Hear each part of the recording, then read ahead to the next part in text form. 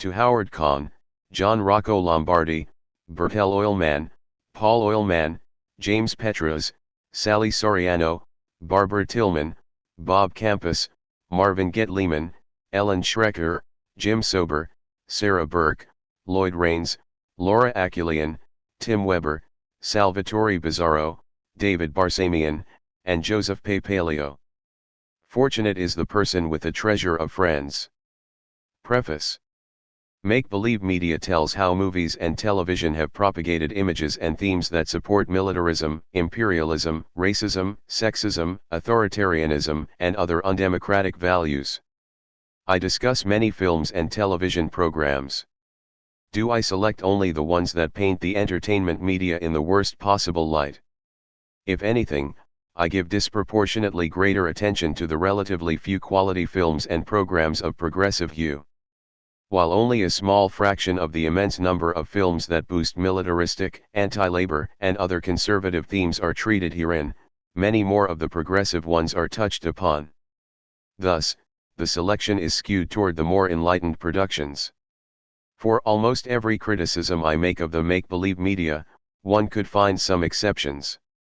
I do not claim that the political biases criticized on the pages ahead are the only ones in the entertainment media, but they are the predominant ones. Some readers will maintain that one or another topic has not been given sufficient treatment. There is no separate chapter on women, for instance. But I do deal with the way women are treated or mistreated by the media within the context of almost every chapter in this book. There is no mention of gays and lesbians or the elderly, and only scant mention of the media's stereotypic treatment of Latinos, Asians, Arabs, Native American Indians, and various other social groups and themes. All I can do is plead for a division of labor. There was no way I could do justice to every important subject and keep this volume to a manageable size. The interested reader should consult the references provided at the end of the book that deal with the areas I have not treated. Even for the subjects I do cover, I make no claim that the treatment is definitive. Many films and programs have gone unmentioned, including no doubt some that the reader loves or loves to hate.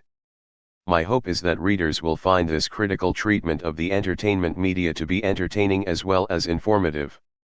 There is nothing wrong with mindless relaxation in front of a screen now and then.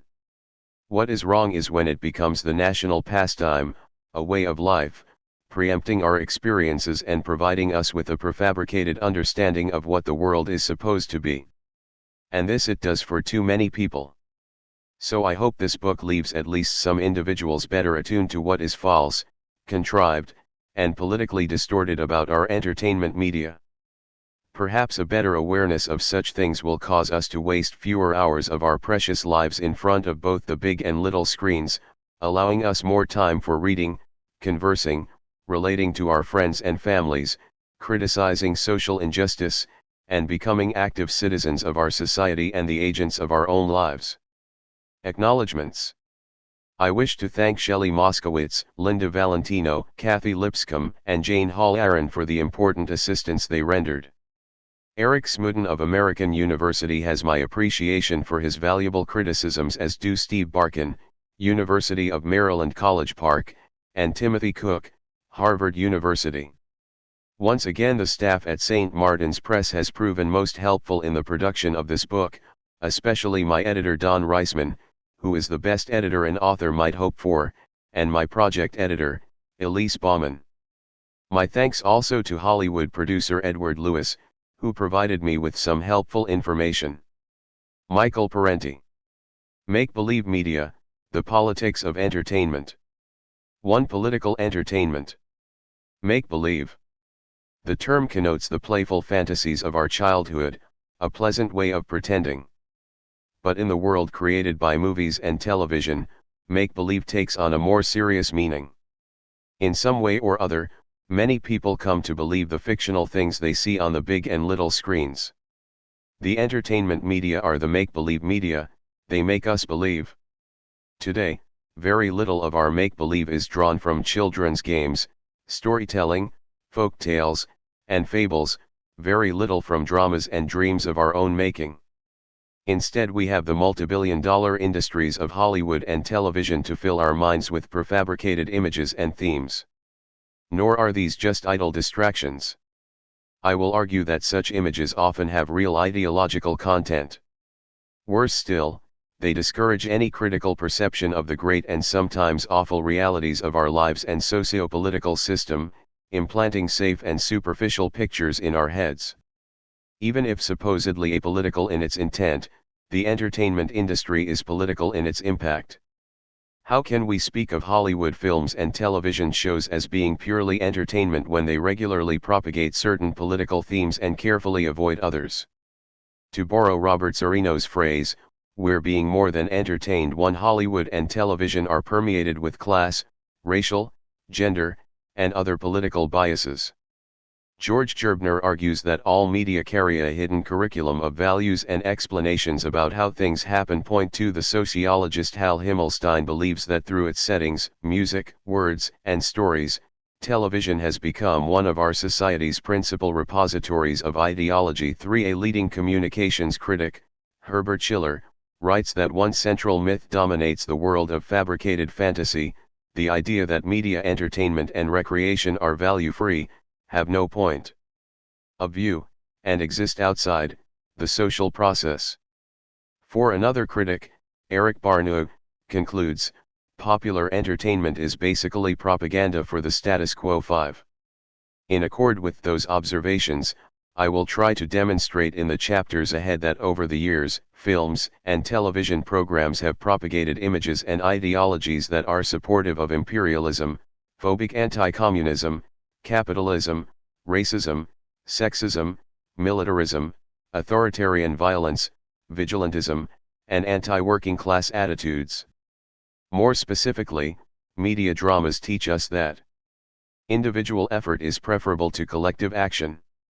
Free enterprise is the best economic system in the world. Private monetary gain is a central and worthy objective of life. Affluent professionals are more interesting than blue-collar or ordinary service workers. All Americans are equal, but some, the underprivileged, must prove themselves worthy of equality. Women and ethnic minorities are not really as capable, effective, or interesting as white males. The police and everyone else should be given a freer hand in combating the large criminal element in the United States, using generous applications of force and violence without too much attention to constitutional rights. The ills of society are caused by individual malefactors and not by anything in the socio-economic system. There are some unworthy persons in our established institutions, but they usually are dealt with and eventually are deprived of their positions of responsibility. U.S. military force is directed only toward laudable goals, although individuals in the military may sometimes abuse their power. Western industrial and military might, especially that of the United States, has been a civilizing force for the benefit of backward peoples throughout the Third World. The United States and the entire West have long been threatened from abroad by foreign aggressors, such as Russians, communist terrorists, and swarthy hordes of savages, and at home by un-American subversives and conspirators. These threats can be eradicated by a vigilant counterintelligence and by sufficient doses of force and violence. The Hollywood director Cecil B. DeMille once said that if you want to send a message, use Western Union. Hollywood is strictly an entertainment business and not a purveyor of social messages or political causes, he maintained. In fact, Hollywood, like television, is very much in the business of sending political messages. Certainly not the kind of reformist or dissident messages that DeMille objected to, but ones like those listed above with which he felt comfortable, so comfortable that he did not think they had political content. What the media actually give us is something that is neither purely entertainment nor purely political. It is a hybrid that might be called political entertainment. The entertainment format makes political propagation all the more insidious. Beliefs are less likely to be preached than assumed. Woven into the storyline and into the characterizations, they are perceived as entertainment rather than as political judgments about the world.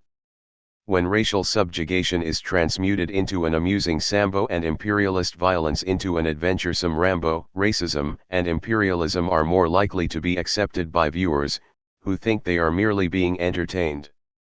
Beliefs, attitudes, and values are more palatable and credible to an audience when they are molded and reinforced by characters and program plots than when they are preached by a newscaster or speaker for a particular cause. 6. To quote Schiller, "For manipulation to be most effective, evidence of its presence should be non-existent.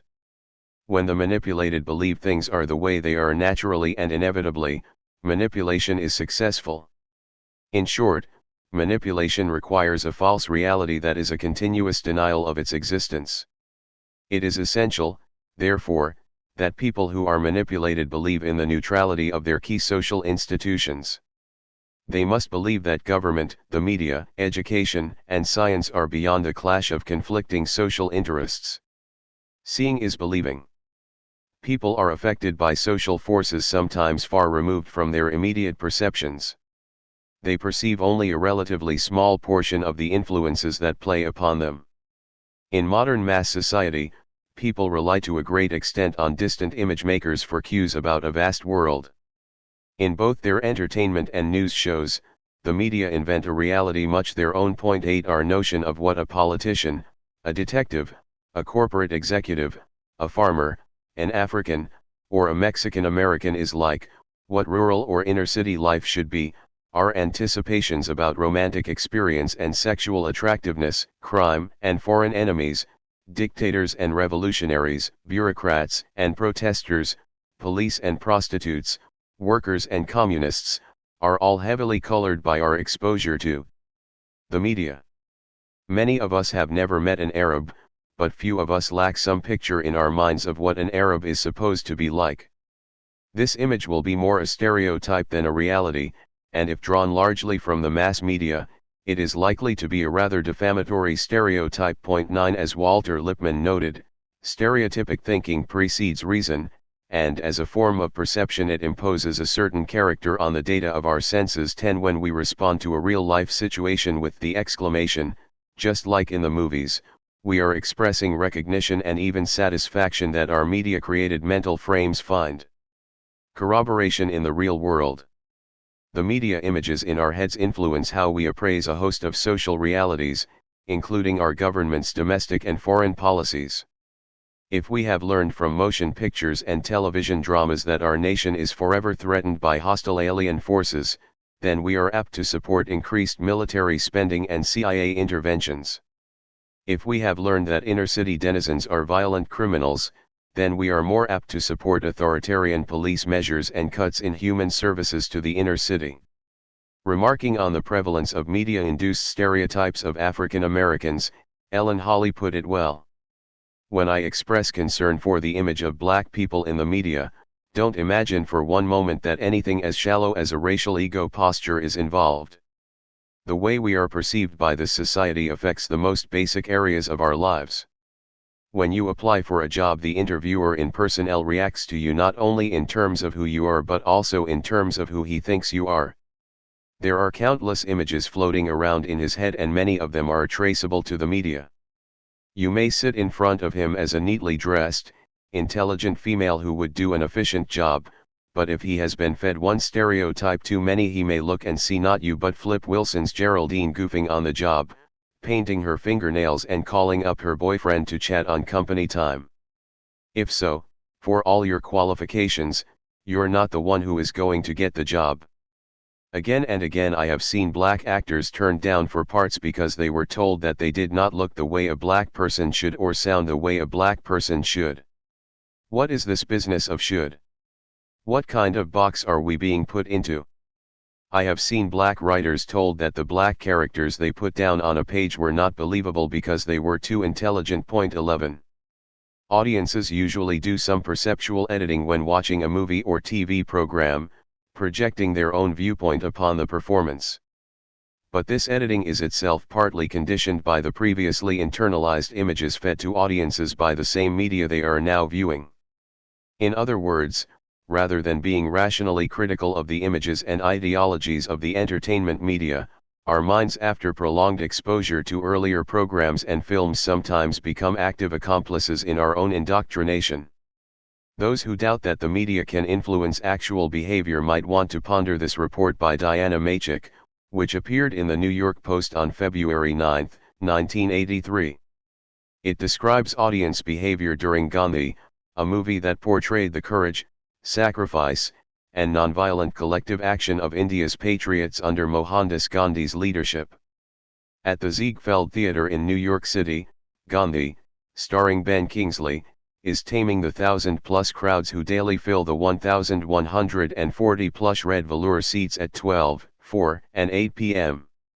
Once the 3-hour epic is half over, the audience remembers the value of courtesy. They come here anxious and impatient about seats.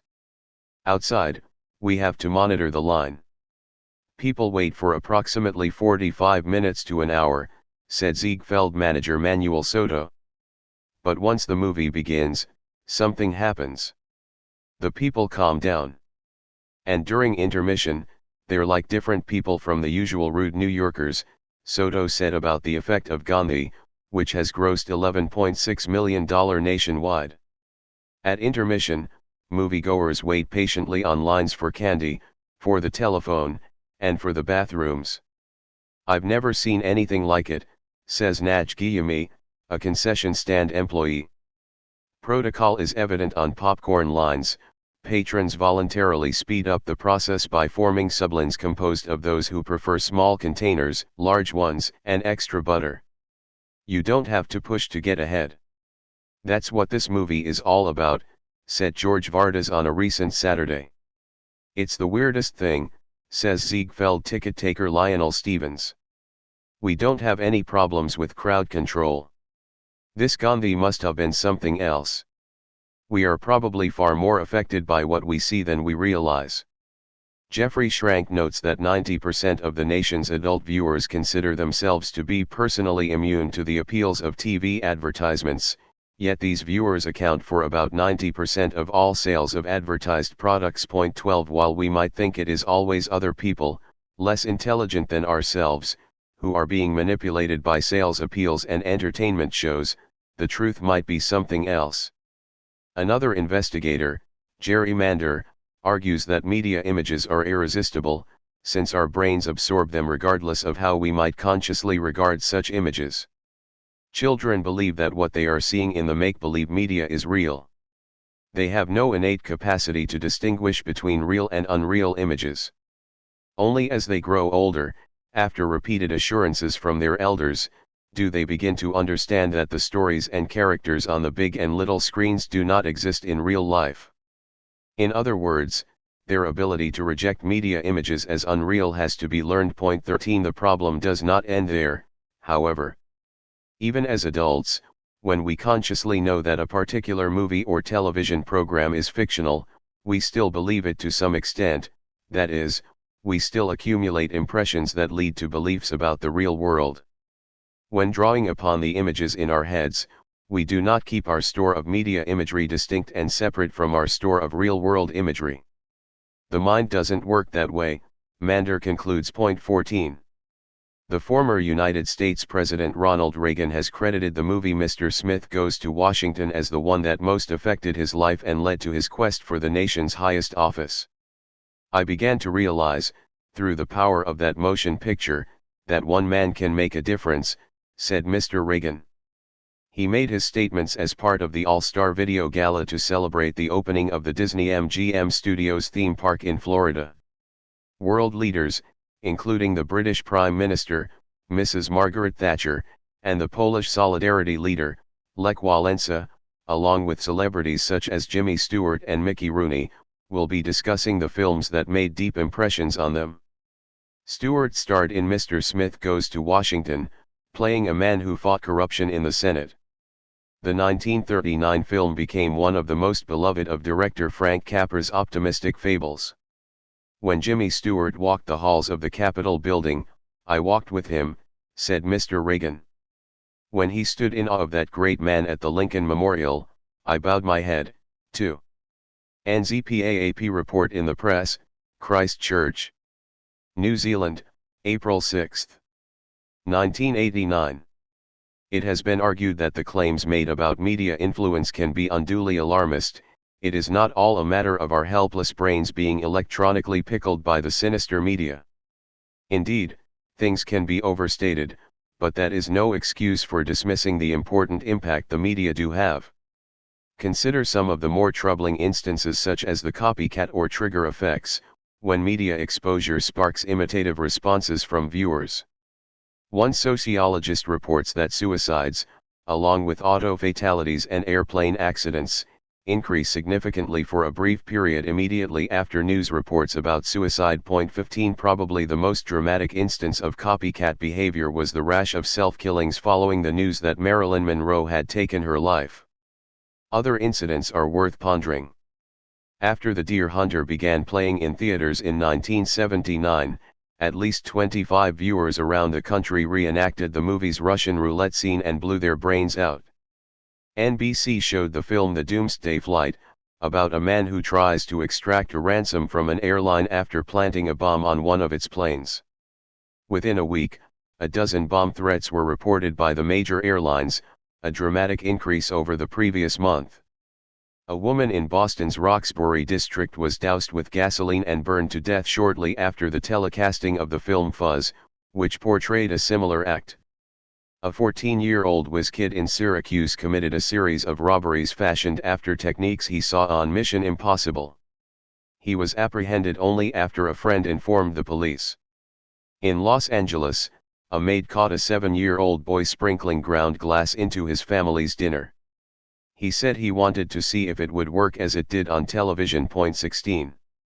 For some viewers, it is less a matter of consciously imitating the media and more an inability to distinguish between the real world and make-believe. Some years ago it was reported that an actor who played a villainous character on Secret Storm was shot by an irate viewer. Eileen Fulton, who played the much-hated Lisa on As the World Turns, was assaulted by an angry viewer who called her a terrible woman. 17. A half-century ago Orson Welles caused panic across the nation with his radio dramatization of an invasion from Mars. Thousands of people mistook the program for an actual newscast. Presumably, audiences have become more media sophisticated since then. Yet such panic reactions are not unknown today. In 1983, for instance, NBC ran a made-for-television film special bulletin about peace activists who take hostages on a boat outside Charleston, South Carolina, and demand the dismantling of nuclear warheads.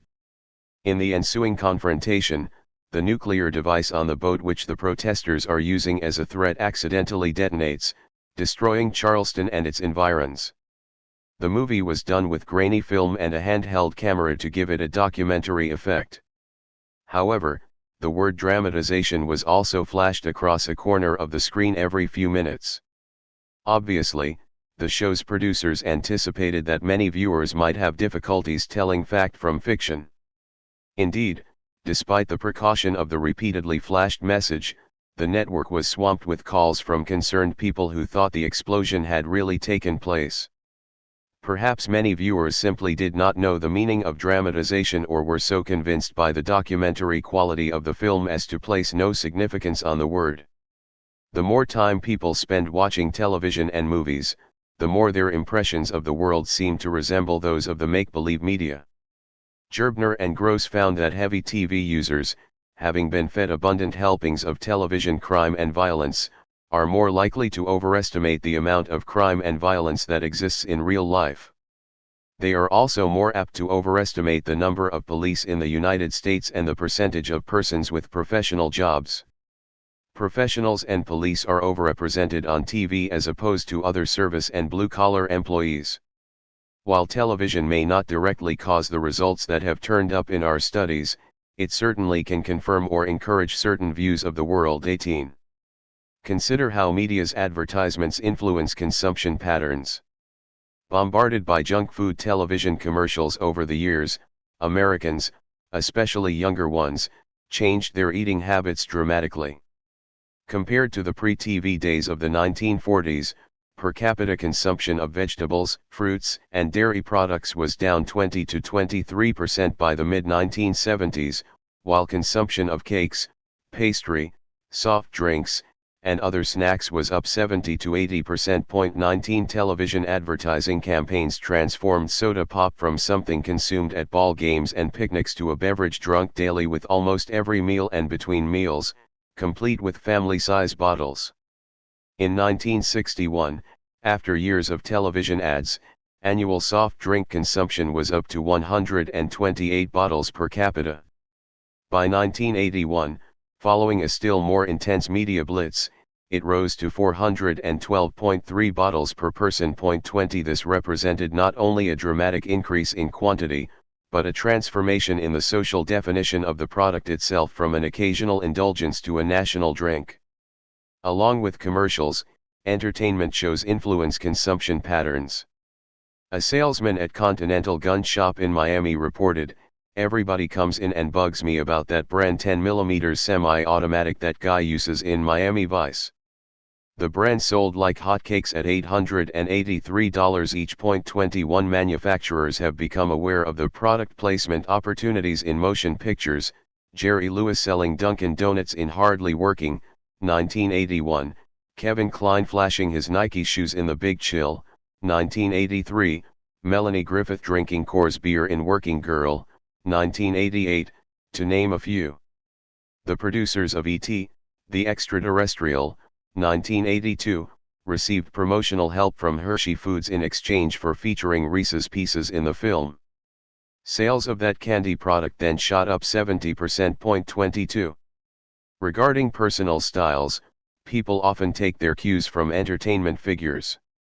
One need only recall the Beatles imitators, the Madonna imitators, and the Miami Vice imitators, a day's growth of beard for that sexy, rugged look. There was the Calvin Klein jeans craze, the Cabbage Patch doll craze, the Michael Jackson craze, and other such hypes that were induced mostly by mass media. A study conducted by the National Institute of Mental Health finds that most adults and children treat television dramas and other fictional shows as valid guides for dealing with actual life situations, including family relations, friendships, and social, cultural, and political issues. 23 In sum, people are influenced by the media in the way they dress, talk, interrelate, spend their money, define social problems, identify with prominent personalities, and in the kinds of ideological images they embrace. Preempting life. The chapters ahead will concentrate on Hollywood films and entertainment television. The distinctions between the two media are breaking down. Successful films become the seminal vehicles for TV series or are themselves eventually rerun on the small screen or made accessible as videocassettes for home viewing. Many Hollywood films are specifically made for TV and never reach a theater. At the same time, television situation comedies, or sitcoms, have had their baneful effect on the scenarios and humor found in Hollywood films. Still, there is a difference in the manner of consumption between the two media. Imagine spending 6 or 7 hours a day at a movie theater when you were a 12-year-old. Your elders would not have permitted it. Yet children half that age spend 6 or more hours a day watching TV. 24 Seeing a movie still requires an admission fee and a special effort to get to the theater. Television, however, is woven into the domestic scene almost like a member of the family. In fact, no member of the family is likely to hold our attention for 3 or 4 hours at a time the way the tube does. Television does more than inform and entertain us. Its ubiquitous presence helps us regulate our lives. The progression of news time, prime time, bedtime, is a pattern which defines the evening for vast numbers of Americans. 25 For many people, especially those who live alone or who are lonely, television is a home companion, used for company and background sounds. Such users turn on their sets almost the moment they come home. Even if not constantly monopolizing their time, the television is rarely idle, becoming something of an electronic hearth. There are more television sets in American homes than bathrooms or telephones. Some 97% of all households have a TV, and more than 30% have 2 or more. On any one evening, 85 million people are in front of the little screen, with as many as 35 million fixed on the same program. In 1969, The average household spent about 41 hours a week viewing television. By the mid-1980s it was about 52 hours a week. In households with 3 or more people, the television is on 61 hours a week. 26. Access to cable and to a greater number of regular channels may have contributed to the increase in viewing. Also, with the growing use of remote control channel changers or zappers, the empowered viewer spends more time in front of the tube. The philosopher Bertrand Russell once pointed out that, as transportation becomes more accessible and rapid, people spend more time traveling, not less. The same might be true about television viewing. Armed with their zappers, viewers have quicker access to the entire range of programs. They can skip effortlessly from channel to channel, fleeing from advertisements, foraging for morsels from 10 or more channels simultaneously, and doing this for hours, experiencing more distraction and using less concentration than when they watched one show at a time. In England too, the TV Pied Piper. In the pre-television era, playgrounds, streets, and greens were alive with children playing a multitude of games and singing rhymes, sometimes unchanged for centuries, carrying out traditional customs and doing all the activities forming our children's culture. Seasonal games like conkers or marbles, top spinning, hoops, skipping to rhymes, local customs such as mischief nights, jingles, hopscotch and countless other activities formed the rich fabric of children's culture. Weeks after Edward VLL's abdication, children all over the country were singing, "Hark the Herald Angels Sing, Mrs. Simpson's pinched our king." This age-old children's culture is semi-underground, and not for the usual adult. Nowadays, although children's culture may still thrive on some school playgrounds in certain areas, one can be in a park or on a street at a time when it would once have been bubbling with children playing. Now there are but few children, and even fewer who play the old games. Where have all the children gone on a Saturday morning, a Sunday afternoon or after school?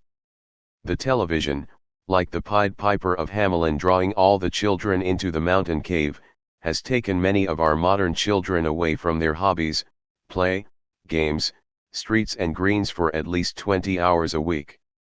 Only the few odd ones out who watch little or no television continue to play. Martin Large, who's bringing them up? Television and Child Department, Gloucester, England, MHC Large, 1980, p. 35.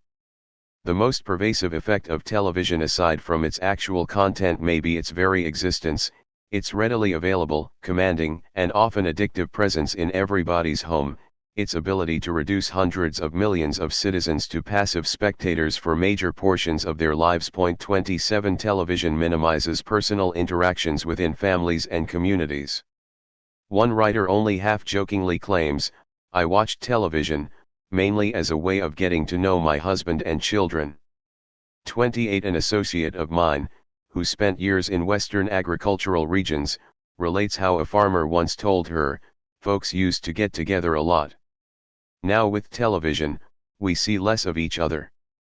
With the advent of Hollywood, even more with the advent of television, a single information source can transmit images and viewpoints directly into millions of minds, making it difficult for people to separate the real from the unreal, pacifying and immobilizing them, fragmenting their perceptions, blunting their imaginations and their critical judgments, shortening their attention spans, and diminishing their taste for intelligent public and private discourse. Americans are not the only targets of this communication universe. One survey found that in Colombia people spend an average of 7 hours a day watching TV and only 6 hours sleeping. 29 In many other countries viewing averages range equally high. The mass media's influence is global, with the lion's share going to U.S. productions. American television programs are watched in just about every country in the world. Likewise, Hollywood films occupy more than half the world's big screen time. The U.S. motion picture industry virtually monopolizes international cinema distribution. 30 Much of what is said in the pages ahead, then, applies not only to the United States but to a large part of the world. Those who produce images for mass consumption exercise enormous power, but they are not omnipotent, for they are not entirely free from public pressure. The viewing audience is something more than just a passive victim. There are times when popular agitation, new developments in democratic consciousness, and changes in public taste have forced the make-believe media to modify or discard images. I will note some of these instances in the pages ahead. But the public is not able to exercise much democratic control over image manipulation unless it is aware of the manipulation. The first step, then, is to develop a critical perspective. When it comes to the media, criticism is a form of self-defense. So let us begin defending ourselves. To swarthy hordes and other aliens. For centuries the land, labor, and resources of peoples in Asia, Africa, and Latin America have been forcibly expropriated by European and North American colonizers. To justify the violence and pillage that have long been a necessary part of these undertakings, defenders of colonialism and neocolonialism have either denied that such crimes ever occurred or have portrayed the victimized populations as the victimizers. Thus, for generations it was taught that darker-skinned peoples were prone to savagery and violence, were incapable of self-governance, and were in need of the white man's uplifting rule. For centuries such images of third world peoples have been propagated in Western society. In North America, racism was embraced by the early Puritan settlers who slaughtered Native American Indians in order to consign their souls to what the Puritans felt was their proper place in hell, thus clearing the land for incorporation by the Puritan leaders and the settlers who followed. Point 1. Colonialist atrocities were going on for many centuries before the invention of cinematography and television. The racist images of third world peoples found in the entertainment media, therefore, cannot be seen as the cause of the atrocities. But in their relatively short history, the media have done their part in making Western imperialism seem like an okay thing. The wagon circle. Over the decades, first the motion picture industry and then television have produced a wide variety of action-adventure films that contain the same basic scenario. The enemies are Indians on the American plains or Africans and Asians in the jungle or alien monsters from outer space or communist terrorists from Russia or ethnic criminals in the inner city. The homeland, the safe place, is American white Anglo-Protestant, or at least white. It is inhabited by people who are sane and care about life. The enemies are maniacal and careless with lives, including their own. In a wonderful article entitled Ambush at Kamikaze Pass, Tom Engelhardt notes the underlying common theme of the cowboy movie, the war movie, and the adventure film. They all portray the non-Caucasian world through the lens of the colonizer, offering us an archetypal scene, a circle of covered wagons or sometimes a fort or camp wherein humanity rests warm and secure. Suddenly, on the periphery emerge the screeching savages to kill the humans for no reason other than to quench their own bloodthirsty propensities. The white men, be they cowboys or cavalry, ready their rifles, knowing what to do, exterminate the attackers. This scenario forces us to flip history on its head. It makes the intruder exchange places in our eyes with the intruded upon. In real life, of course, the Indians faced ruthless invaders who were ready to exterminate them. But in these films, it is the Indians who must invade, intrude, break in upon the circle, a circle which contains all those whom the film has already certified as human. 3. For several decades the script, in different costume, was reenacted in movies dealing with third world peoples. Whether in the Amazon jungle, the North African desert, the Sudan, the Transvaal, the South Pacific, or Indochina, the scene is the same: a group of whites, usually Americans, fight off the swarthy hordes, killing enormous numbers of red, brown, yellow, black devils, while, to the tune of plaintive music, losing but a few of their precious own. The swarthy hordes throw themselves against vastly superior firepower, not out of any desperate concern to defend their homelands and their people, but because they are propelled by a fanatical lust to kill and destroy. As Engelhardt notes, it is not even bravery as we in the West know it, though similar acts by whites are portrayed heroically. 4. Lacking a normal range of human sensibilities, the enemy has no regard for its own lives. This is made clear to us in flicks like The Halls of Montezuma, 1950. A captured Japanese officer is implored by U.S. Marine hero Richard Widmark, "You have a future to rebuild Japan to live for." But the smirky Nipponese, immune to the lures of tomorrow's Toyota market, replies, "Captain, you seem to have forgotten, my people for centuries have thought not of living well but dying well. Have you not studied our judo, our science? We always take the obvious and reverse it. Death is the basis of our strength." And to prove his point he commits harakiri first chance he gets. 5. Meanwhile, back at the reality. We came in sight of the camp of the friendly Indians aforementioned, and we were ordered by Colonel Chivington to attack the same, which was accordingly done.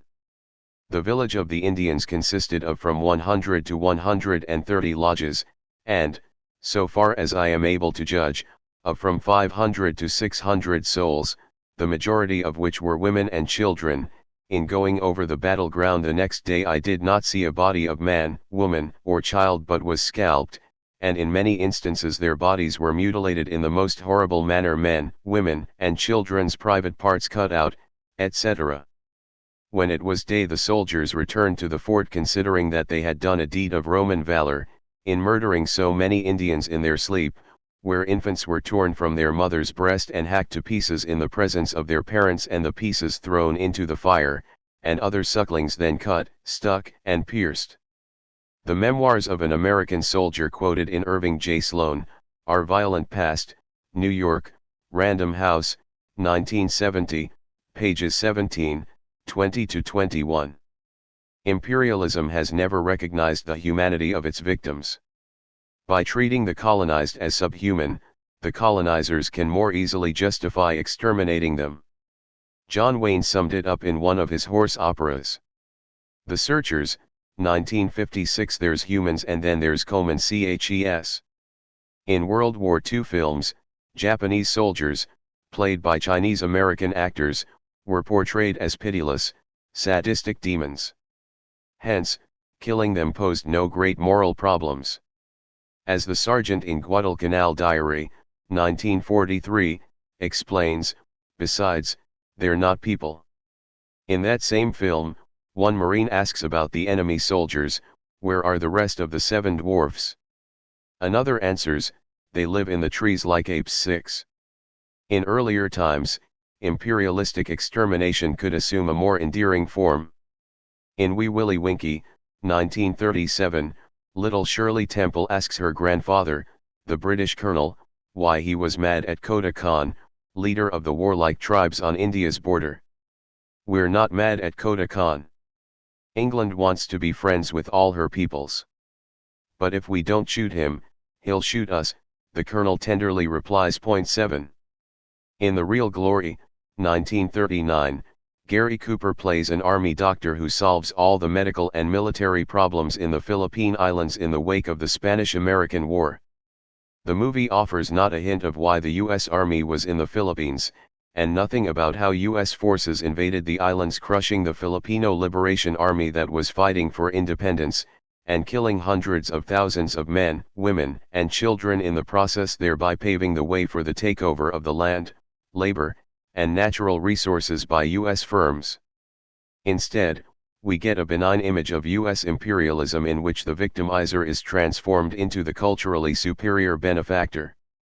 Perhaps only coincidentally, this film enjoyed a heavy television rerun in various cities in October 1990 at a time when President Bush was building up his interventionist forces in the Middle East, and again in January 1991 when the U.S. war against Iraq began. The arrival of television by the early 1950s in almost every American home gave new life to old war films, and even more so to the cowboy movies and matinee serials of the 1930s and 1940s. With their simple action plots and minimal picture frames, these relics were easily and inexpensively recycled for television. In short time, one of these heroes, Hopalong Cassidy, was featured in a new made-for-TV series that also generated a lucrative spin-off market for Hoppy toys, clothes, and other items. Hopalong's success cleared a trail to television for other movie and radio cowboy heroes, including Gene Autry, the Cisco Kid, and the Lone Ranger. 8 These juvenile westerns usually were free of the gore and savagery of the more adult cowboy and Indian slaughter flicks. But they were far from being merely entertainment. They supported such values as nationalism, conventional gender roles, and a particular view of law and order. Some of the commandments in Gene Autry's Cowboy Code, sent to little wranglers who watched him, were: a cowboy is a good worker. A cowboy respects womanhood, his parents, and the laws of his country. A cowboy is a patriot. The statement of standards put out by the production company that gave us The Lone Ranger said in part, "The Lone Ranger is motivated by love of country, a desire to help those who are building the West. Patriotism means service to a community, voting, the development of schools and churches. Patriotism includes also an obligation to maintain a home in which good citizens may be reared. Patriotism means respect for law and order, and the selection of officials who merit such respect. Patriotism consists of the preservation of the things for which our ancestors fought and died." 9. George Trendle, creator of the Lone Ranger program, sees the Masked Rider as a patriotic, clean-living, God-fearing preserver of traditional values. 10. Tonto, Gunga Din, and all that. In his struggle against evil and in his campaign to promote the work ethic and build the West, the Lone Ranger was never without his trusty Indian sidekick, Tonto. Occasionally Tonto displayed a certain native resourcefulness, as when arriving in the nick of time to rescue his boss from a dangerous predicament.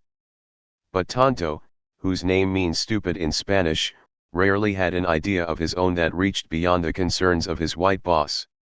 His response usually consisted of a deep-voiced, monosyllabic concurring grunt, NNNNNNNH, not unlike the mooing of a steer.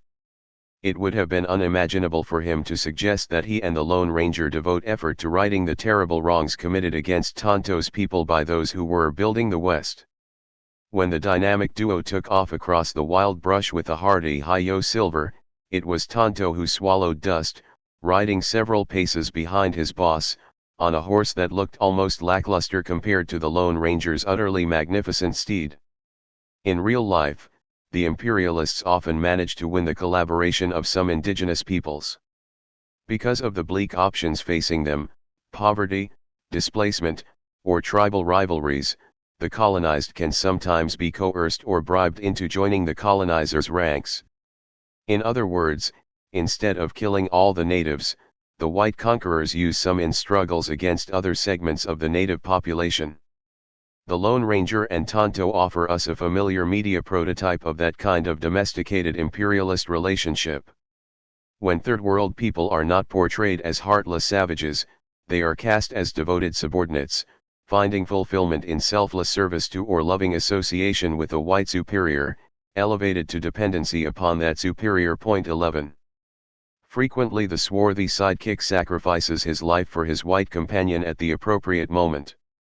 The pathetic little hero of Gunga Din, 1939, is shot to death while blowing his bugle to save the British imperialist troops from an ambush by his own compatriots. The black trainer in Body and Soul, 1947, gives his life to prevent his white boxing champion from throwing the big fight. The Mau Mau member falls on punji sticks to save the child of his white friend in Something of Value, 1957. A black officer in Star Trek II, The Wrath of Khan, 1982, kills himself rather than harm his leader, Captain Kirk. Usually, the darker peoples are used as little more than a background against which the white principals engage in their adventures. The indigenous population served as nameless bearers to lug the imported paraphernalia of civilization along jungle trails, observes Robert Hart. When the story needed to be invigorated by vignettes of incidental action, one or another of the expendable porters would topple off a cliff or be eaten by crocodiles, whereupon the foreign explorers would glance down and commiserate, "Poor devil, what was he carrying?" 12. The numerous Tarzan movies of yore featured a Caucasian who lived like a native rather than a colonizer, albeit with a civilized white wife who had acquired a taste for roughing it. Yet Tarzan was unlike any native. He was a jungle superhero who outdid the savages single-handedly. And he did it all without a dark-skinned sidekick to assist him, at least without a human one. For Tarzan did have Cheetah, the chimpanzee, who was allowed to display a bit more independence and pizzazz than Tonto. On occasion, Cheetah and a whole phalanx of other wild animals, including elephants, would respond to Tarzan's call and join him in a frontal assault upon his adversaries. Why these animals felt so partial toward Tarzan as opposed to other Homo sapiens was never made clear. Perhaps one is to understand that creatures of whatever species are happy to serve white superheroes. In response to the protests of minority and progressive groups and the changing climate of opinion that came with the Vietnam era, the media began to offer a few improved scripts about third world peoples. Films like Little Big Man, 1970, and Soldier Blue, 1970, and an occasional television drama actually showed sympathy for the Native American Indian and stood history back on its feet for a few wobbly moments by portraying the U.S. Army as the exterminating aggressors and the Indians as the victims. In Soldier Blue, the main protagonists are still white. In Little Big Man, a film about the plight of the Cheyenne, the hero is still a white man, Dustin Hoffman. In any case, Native Americans are portrayed as intelligent, human, and humane. Indian films disappeared for the next 20 years, Hollywood having decided that the subject had no further commercial viability. In defiance of that market wisdom, Jim Wilson and Kevin Costner produced the 3-hour epic Dances with Wolves, 1990, about a Union Army cavalry lieutenant who finds himself drawn into a Lakota Sioux tribe and is condemned as a renegade by his army superiors. The script was written by Costner, who plays the white lead character. He is seldom off the screen and becomes tiresome in his omnipresence. Yet the film has some unusual and redeeming features. All the Sioux and Pawnee roles are played by Native American actors, the teepees and clothing are of authentic design, about 1/4 of the dialogue is in Lakota, with English subtitles, and the Sioux are portrayed as sympathetic human beings rather than screeching savages. The Pawnee are the wicked ones in this film. Present-day struggles of Indians to retain control of their tribal life, reservation lands, and fishing rights have been accorded little attention by the make-believe media. The few exceptions would include Loyalties, 1987, a Canadian film, which showed contemporary Native Americans to be imperfect but recognizable humans rather than either bloodthirsty or noble savages. It played well in Canada but could not get distribution in the United States. Similarly, Powwow Highway, 1989, won a standing ovation at the New York Film Festival but no real distribution in the country. More of the same with some exceptions.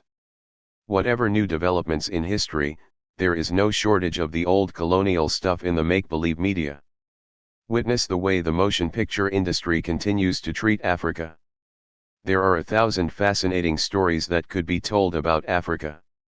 There are African mythologies and legends, Africans who built cities and empires long before the Europeans ever set foot upon their continent, Africans who suffered the loss of loved ones to slavers, experienced the destruction of their tribes and loss of tribal lands, and today face the famine and misery that is part of colonialism's legacy, Africans who have struggled with great courage for independence and revolution, Africans who try to hold their families and cultures together, confront generational and gender conflicts arising from changing social conditions, live in modern African cities and deal with the problems of urbanization, and fall in love and have dreams for themselves and their children, Africans who are underpaid laborers yet organize labor unions, churches, communities, and businesses, fight to get an education, and build mass political organizations under oppressive conditions.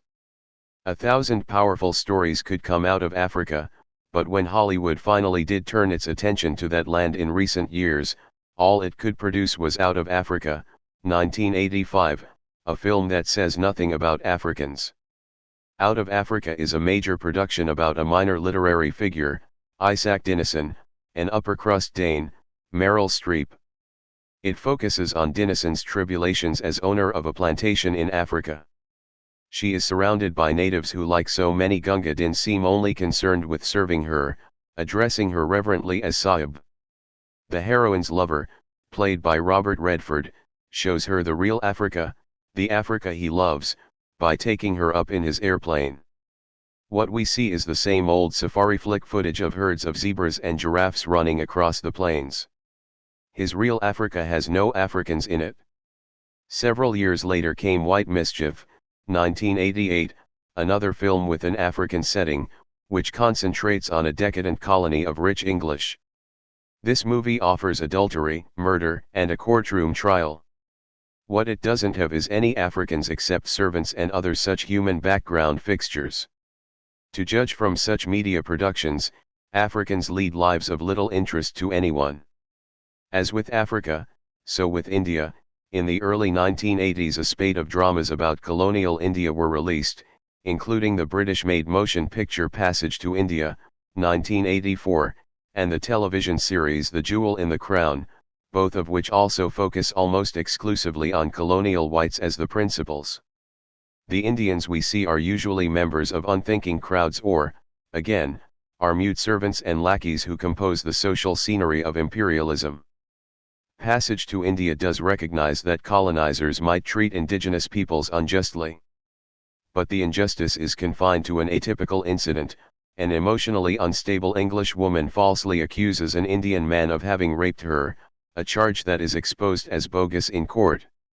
Given the history of British imperialism, with its forced destruction of India's textile and manufacturing industries and forced impoverishment of India's population, its expropriation of India's lands, labor, markets, and capital, and its executions and massacres of India's resistance fighters, one easily could have found a more substantial example of colonial injustice than the old sexist standby of a woman falsely accusing a man of rape. In Gandhi, 1982, directed by Richard Attenborough and distributed by Columbia Pictures, we have a film about India that actually focuses on Indians in particular, a great Indian leader, the struggle he waged against British rule, and his attempts to maintain peace between Muslims and Hindus. Here is a motion picture of quality that is absorbing and at times even inspiring. It does not flinch from showing the brutality of British colonialism, including the unprovoked massacre of hundreds of peaceful demonstrators and, in another sequence, the bloody beatings of scores of nonviolent protesters. But Gandhi fails to explain what the British are doing in India. The film never mentions that the imperialists are pillaging the country for the enrichment of Western investors. It never suggests that the awful poverty of India is linked to the immense wealth being extracted from that country. One is left with the impression that, 1.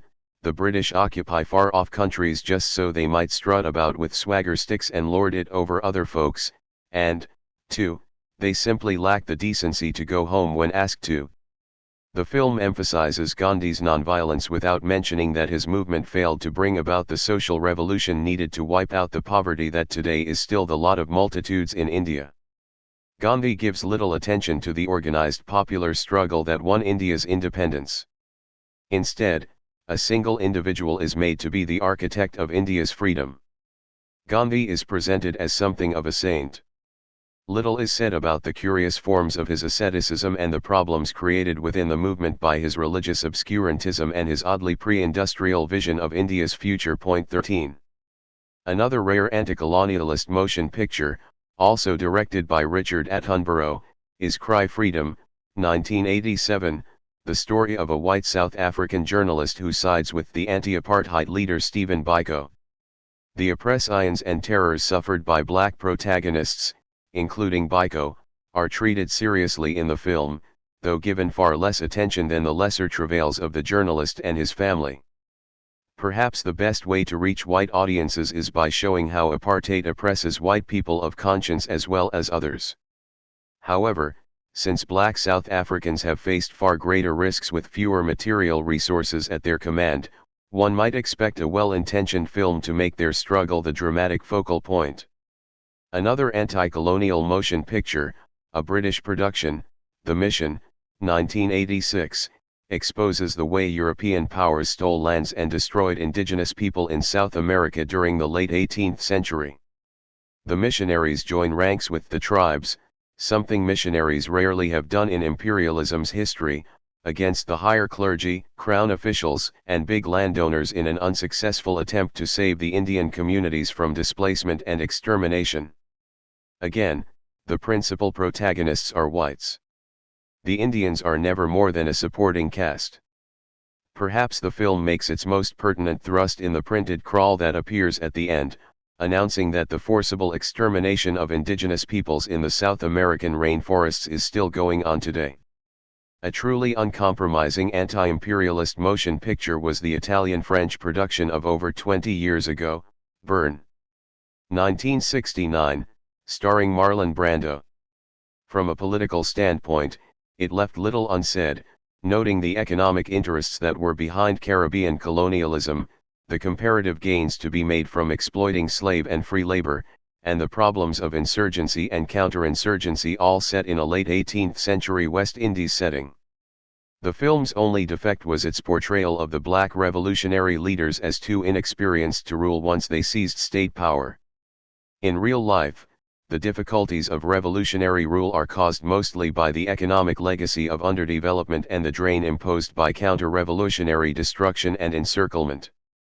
This aside, Bum stands almost alone in its willingness to deal so explicitly and intelligently with imperialism's economic interests.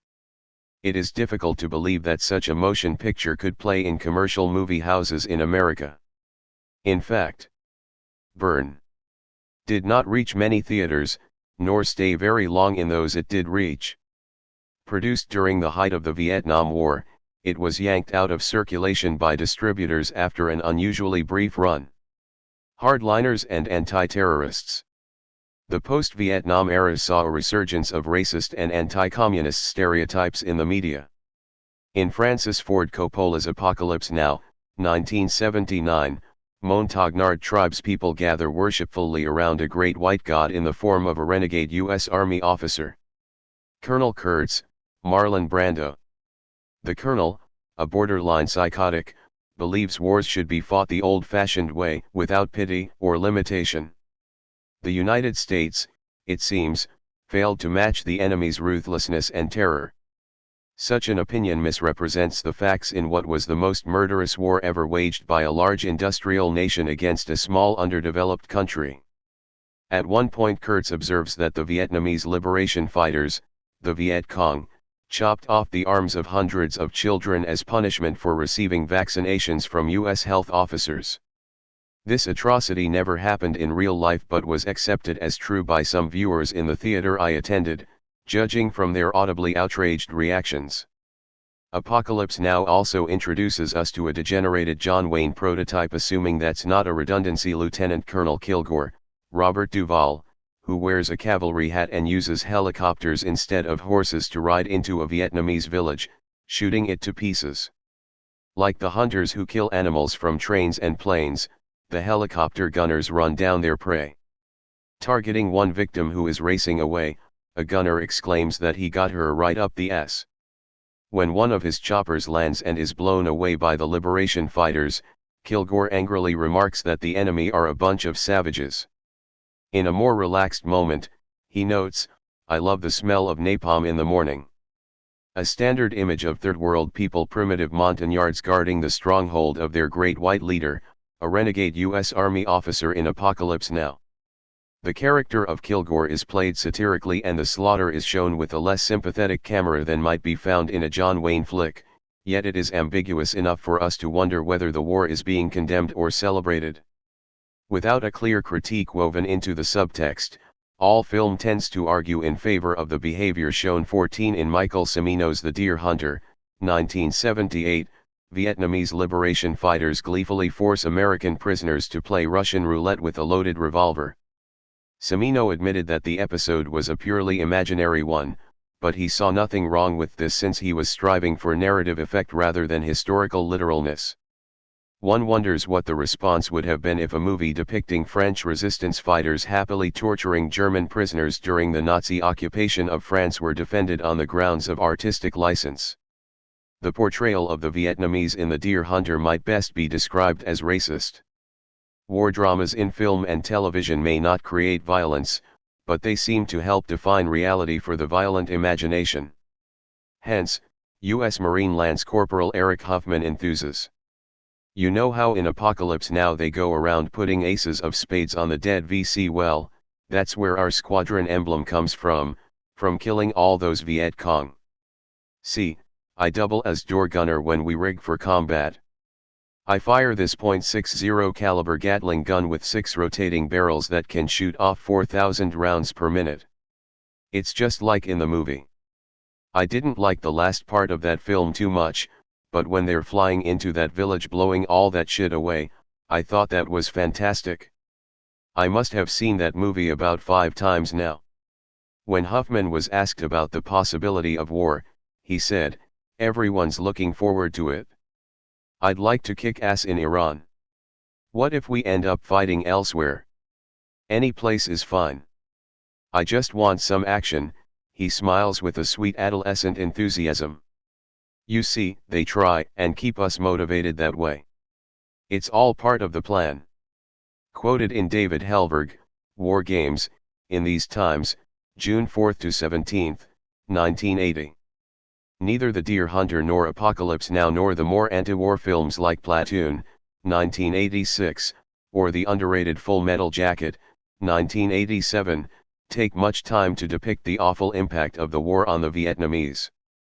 Platoon successfully captures some of the terror of jungle fighting from the GI's perspective.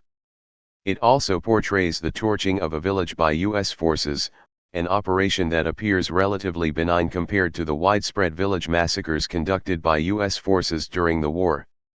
In the film, the Vietnamese children are protectively carried away from the burning huts by U.S. troops rather than being shot dead as they were at My Lai and other places.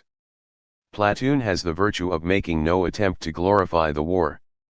It points out that poor boys are the ones who have to do the fighting, and it admits the reality, albeit not the magnitude, of U.S. atrocities. At the same time, it offers unnecessary heroics and a final battle scene in which American soldiers wipe out a whole horde of attacking Viet Cong, as they might Indians in a cowboy movie. Casualties of War, 1989, is unusual in that its central theme is built around a war crime. Some American soldiers abduct and rape a young Vietnamese woman. One of them is as willing and able a killer as the others, but he is not a rapist. Bothered by the act, he informs his superiors, who tell him to forget about it. To silence him, his comrades try to kill him at one point. Eventually a chaplain lends a sympathetic ear to the troubled GI, and the rapists are brought to justice. By focusing on this isolated crime and treating it as a deviant and aberrant act, the film implicitly invites us to overlook the fact that the entire war was a rape, involving indiscriminate mass killings and the systematic destruction of the Vietnamese countryside. If anything, the rape depicted in the film was unusual only in that it was prosecuted.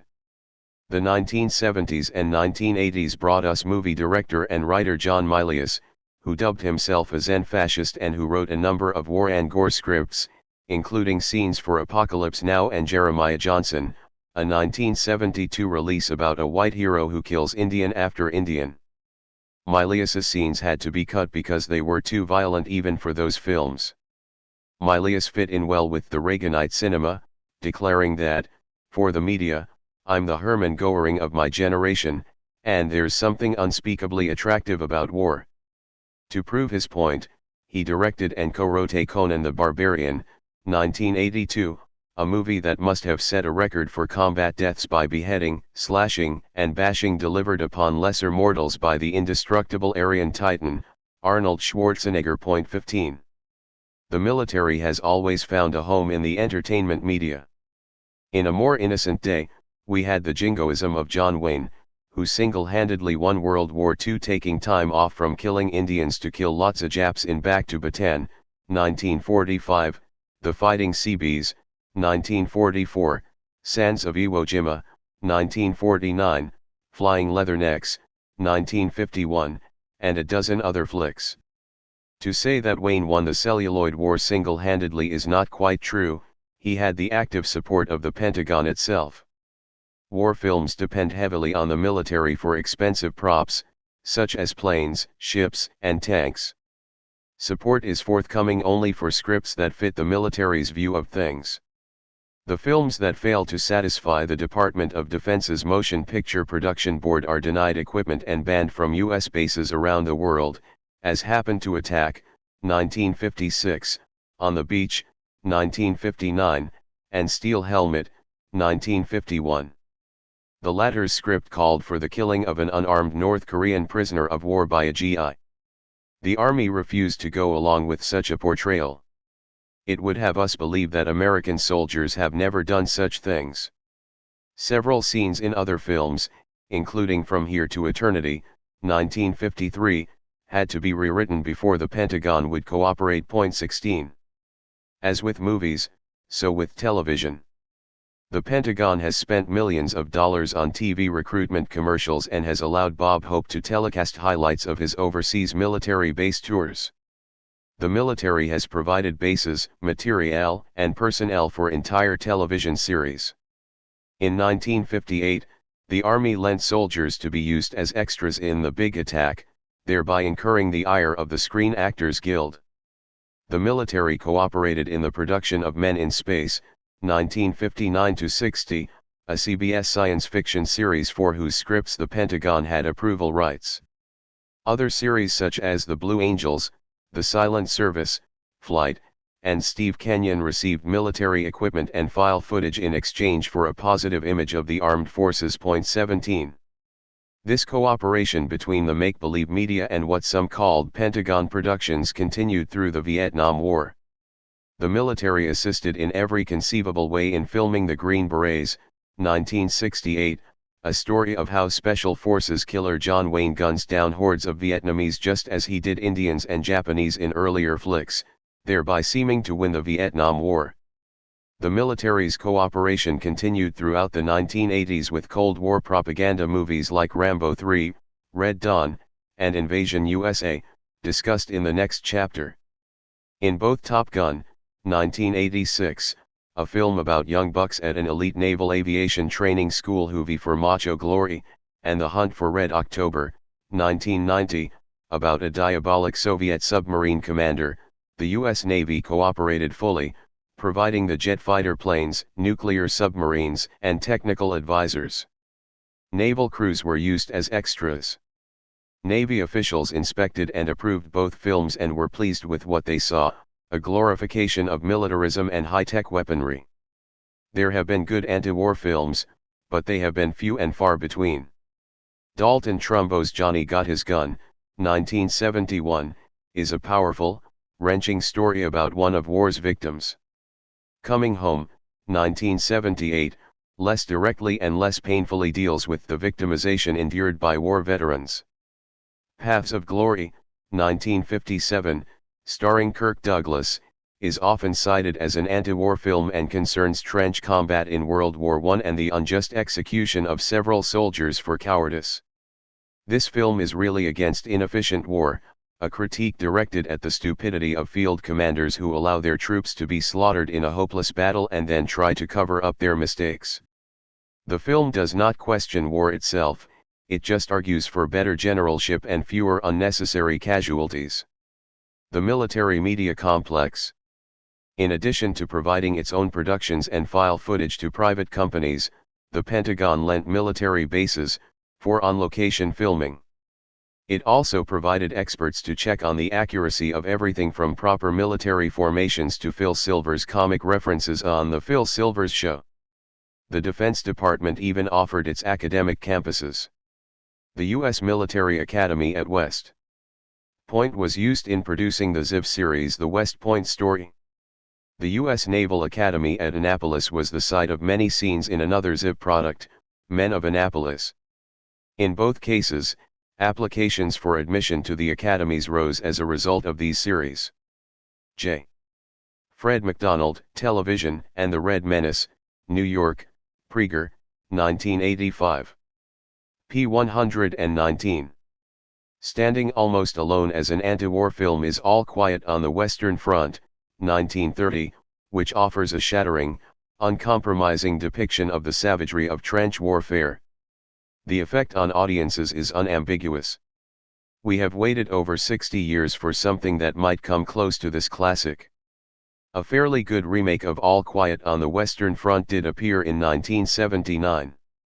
In 1989 came Oliver Stone's Born on the 4th of July, the true and moving story of Ron Kovic, a flag-waving, Middle American youth who joined the Marines and suffered a wound in Vietnam that left him paralyzed from mid-chest down. The film depicts the horrors of the VA hospital, Kovic's torturous struggle to convalesce and adapt to his paraplegic condition, and his transformation from militaristic super-patriot to peace activist. Born on the 4th of July says little about the political issues behind the Vietnam War, but it strongly denounces the way war uses patriotism to victimize people, including the patriots themselves. In the 1980s, the Reagan administration's anti-terrorism hype helped the make-believe media in its endless search for villains. In 1984, while 17,000 Americans were murdered by their own compatriots, not counting the many other thousands wiped out by vehicular manslaughter, only 16 U.S. citizens died in terrorist attacks abroad. In subsequent years, there were even fewer U.S. terrorist victims. Nevertheless, in 1986, many Americans canceled their plans for travel in Europe out of fear of terrorism. 18 During these years, hostage-taking and terrorism became a boom industry for Hollywood and television. Just a few examples should suffice. In Iron Eagle 1986, a teenager purloins a U.S. Air Force F-16 and flies it from Arizona to the Middle East non-stop to kill an entire army of fanatical Arabs who are holding his dad as a hostage. In the course of this mission, the fearless lad takes full advantage of all the latest computer death technology, which makes the killing loads of fun. FI also enlists the efforts of a retired colonel and Vietnam veteran, Louis Gossett, Jr., who is disgruntled about that no-win war but finds the promise of future victories in the killer instincts of a new generation. Iron Eagle makes explicit references to Reaganism. Thus, after his father is taken hostage, the young hero and his friends expect the government to do something. When one of them skeptically notes what happened to the hostages in Iran, another says, "That was different. Mr. Peanut Jimmy Carter was in charge. Now we got a different guy. Why do you suppose they call him Ronnie Reagan?" As it turns out, even Ronnie Reagan's government does not act, so the kid takes things into his own hands. Delta Force, 1986, shows us how really to deal with terrorists. Forget the tense, patient negotiations that freed the passengers of a number of hijacked airliners without loss of life. Send Chuck Norris, Lee Marvin, and other members of a U.S. commando team into Beirut where they can murder hundreds of Arabs and rescue all the hostages, losing only one member of their own team. In Death Before Dishonor, 1987, the Marines are sent in to ease American frustrations about Gaddafi, Arab terrorists, and swarthy hordes in general. In this film, the bad guys wear Viet Cong-like black pajamas and the red checkered keffiyeh headdress usually associated with Palestinian nationalism. The good guys wear the camouflage jungle fatigues of the U.S. Marine Corps. It doesn't take long to figure out which side is going to win the shootout. 19A Marine colonel is taken hostage by Arab terrorists. For sport, they disfigure him with a high-speed drill before he manages to plunge the whirring bit into the heart of his torturer. A beautiful woman, who ostensibly sympathizes with the Arab cutthroats, turns out to be an agent of the Mossad, the Israeli spy organization. She coordinates her efforts with the U.S. Marine Corps Rescue Force led by former Los Angeles Rams player-cum-actor Fred Dreyer, who wastes dozens of villains with his automatic rifle. Indeed, just about every Arab in sight is killed before the last reel. In an interview, Dreyer noted that Death Before Dishonor is sticking to the American theme, which is the Marine Corps. His director, Terry Leonard, added, "I think a lot of America's frustrations will come out in this film. Americans are really fed up with this terrorism business. The hostages in Lebanon drive me nuts." To find relief, Leonard directed a Israeli and Arab featured as cowboy and Indian film that drives us nuts. Yet, in the next breath he professed no intention of conveying a political message, insisting that this is entertainment, just cowboys and Indians in the Middle East. 20A revealing comparison. Israeli and Arab featured as cowboy and Indian. Beginning in the 1950s, a popular new cinema genre developed around the Arab-Israeli conflict. At least 10 films were made on this theme in the 1960s alone. In these war movies, Israelis and their American friends are played by popular actors such as Kirk Douglas, Yul Brynner, John Wayne, Frank Sinatra, Paul Newman, and Sal Mineo. The Arabs, on the other hand, are cruel soldiers, unseen or seen only from a distance. In Exodus 1960, for example, they brutally kill a 15-year-old refugee girl, played by Jill Hayworth, and in Cast a Giant Shadow 1966, the Arabs leer and laugh as they shoot at an Israeli woman trapped in a truck. These movies present the Israeli-Arab conflict in much the same way as cowboys and Indians. The Arabs are always the bad guys, the Israelis, the good guys. Cinema should refrain from gross oversimplifications which distort history and interfere with understanding the Middle East. The stereotyping of Arabs in American cinema has continued into the 1970s and 1980s. Some examples. Network, 1977, has a bitter anti-Arab scene in which a crusading television news commentator warns that the Arabs are taking control of America. He calls the Arabs medieval fanatics, mistakenly referring to the Shah of Iran as an Arab. The film won 4 Academy Awards. Black Sunday, 1977. Concerns an Arab terrorist plot to kill the spectators at the Super Bowl, including the President of the United States, with a horrible device to be detonated in a television blimp over the stadium. An Israeli major is the hero and the Arabs are the villains. In Rollover, 1981, the Arabs destroy the world financial system.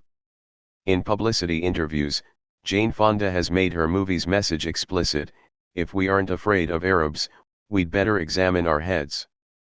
They have strategic power over us. They are unstable, they are fundamentalists, tyrants, anti-woman, anti-free press. Lawrence Michalak, Cruel and Unusual Negative Images of Arabs in American Popular Culture. ADC Issues. January 1984. pp 14-16. New York Times film critic Vincent Canby passes judgment on anti-terrorist action films.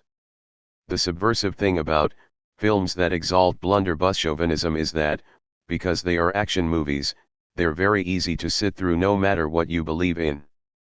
Even as you're laughing at their absurdities and responding with acute dismay to their political subtexts, you stay in your seat to find out what's going to happen next. America, the humiliated giant whose patience is exhausted, is the true subject of these movies. They go well beyond what might be called international justice to glorify a kind of violence that is as mindless and wasteful as it is fanciful.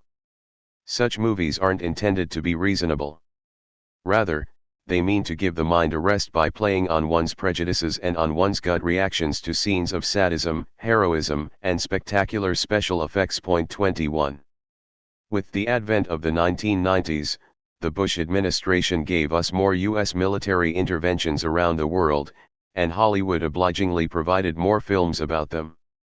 For instance, Firebird, 1990, offers an explicit blend of entertainment and political propaganda, with an opening screen quotation from President Bush announcing his dedication to the war on narcotics. In this movie, a South American drug cartel, abetted by Cuban arms and helicopter teams, faces off against the U.S. military with its new Apache attack helicopters. Much of the movie seems to be a promotional for the new chopper, which was used to kill people, including civilians, in Panama when the United States invaded that country. One officer says, "We'll confront the forces of evil and kill them deader than hell, and your job is to come out of nowhere and blow your enemy to pieces." There is a female helicopter scout pilot who has forsaken a personal relationship with the lead male character. He wanted her to stay home and have babies, but she finds more fulfillment killing Cuban communists in air-to-air combat. In reality, Cuban helicopter teams have not been involved in the narcotics trade, and the United States has not done much against the drug cartels. Most of the American-sponsored war on drugs in Peru and Colombia really has been a counterinsurgency against political dissenters and national liberation forces. Like others of its kind, Firebird is an unrelenting glorification of high-tech military violence and a gross distortion of political reality. The anti-terrorist films, if that's what they really are, have all the ingredients of the swarthy hordes flicks. 1. White humanity is threatened by barbaric forces. 2. The white heroes use superior intelligence, technology, and limitless bravery to rescue their own from alien clutches, and 3. In doing so, they kill large numbers of third-world savages, thus demonstrating that force and violence are the necessary solution. Violence serves as the main vehicle for plot development, such as it is, and plot resolution. Far from being anti-terrorist, these productions are celebrations of state-sponsored terrorism, helping to set the stage for such events as the real-life, high-tech military destruction of Iraq in 1991. Monsters and galactic aliens. Another variation of the swarthy horde scenario can be found in science fiction movies and television series. The basic formula is the same: a peaceable community is besieged by a wicked alien force. The Cold War era of the 1950s, preoccupied with the fear of alien communist threats to the American way of life, offered a veritable plague of big bug alien invaders: the deadly mantis, 1957, tarantula, 1955, the creature from the Black Lagoon, 1954, and the beginning of the end, 1957, the latter about some very unsporting oversized grasshoppers. In them, 1954, gargantuan ants crawl all over Los Angeles and gorge themselves on its inhabitants. The Monster That Challenged the World, 1957, features an elephantine marauding snail, slow but deadly. In From Hell It Came, 1957, the devouring menace is none other than a deranged and remarkably mobile tree stump. And in The Thing, 1951, a homicidal giant carrot with a vampiric appetite feasts on human blood and threatens to overrun the entire Arctic region. 22 other genetic mutations included jumbo roaches, wasps, squids, scorpions, reptiles, and serpents. By the 1970s and 1980s, monsters were in less plentiful supply but still extant. Island Claw, 1980, featured a colossal crab that preyed on the inhabitants of an otherwise idyllic island. Perhaps the ultimate creature was the one without any identifiable form, the Blob, 1958. This huge mud-like ooze sneaked up on people through the plumbing and door sills of their homes, increasing its mass and power with the number of victims it ingested. In 1972 came Son of Blob, also known as Beware the Blob. And for those who think Hollywood is incapable of improvement, Blob Sr. was remade 30 years after the original The Blob, 1988, with updated special effects that made the amorphous menace meaner, faster, and bigger. One could go on. Huge dinosaurs and octopuses emerge intact from the murky depths after centuries of hibernation to consume hapless pedestrians, as in It Came From Beneath the Sea, 1955. The scrofulous Godzilla, King of the Monsters, 1956, reappears in sequels every few years, 1969, 1972, 1976, 1985, to impose his urban renewal program on downtown Tokyo. The lovable King Kong, 1933, 1976, loses his head over a pretty woman and begins to destroy the inhabitants of his native island. Dragooned by his captors into residing within the unsettling confines of New York City, Kong understandably goes on another rampage, finally climbing the highest towers in order to be alone with his true love, only to be done in by the U.S. Air Force.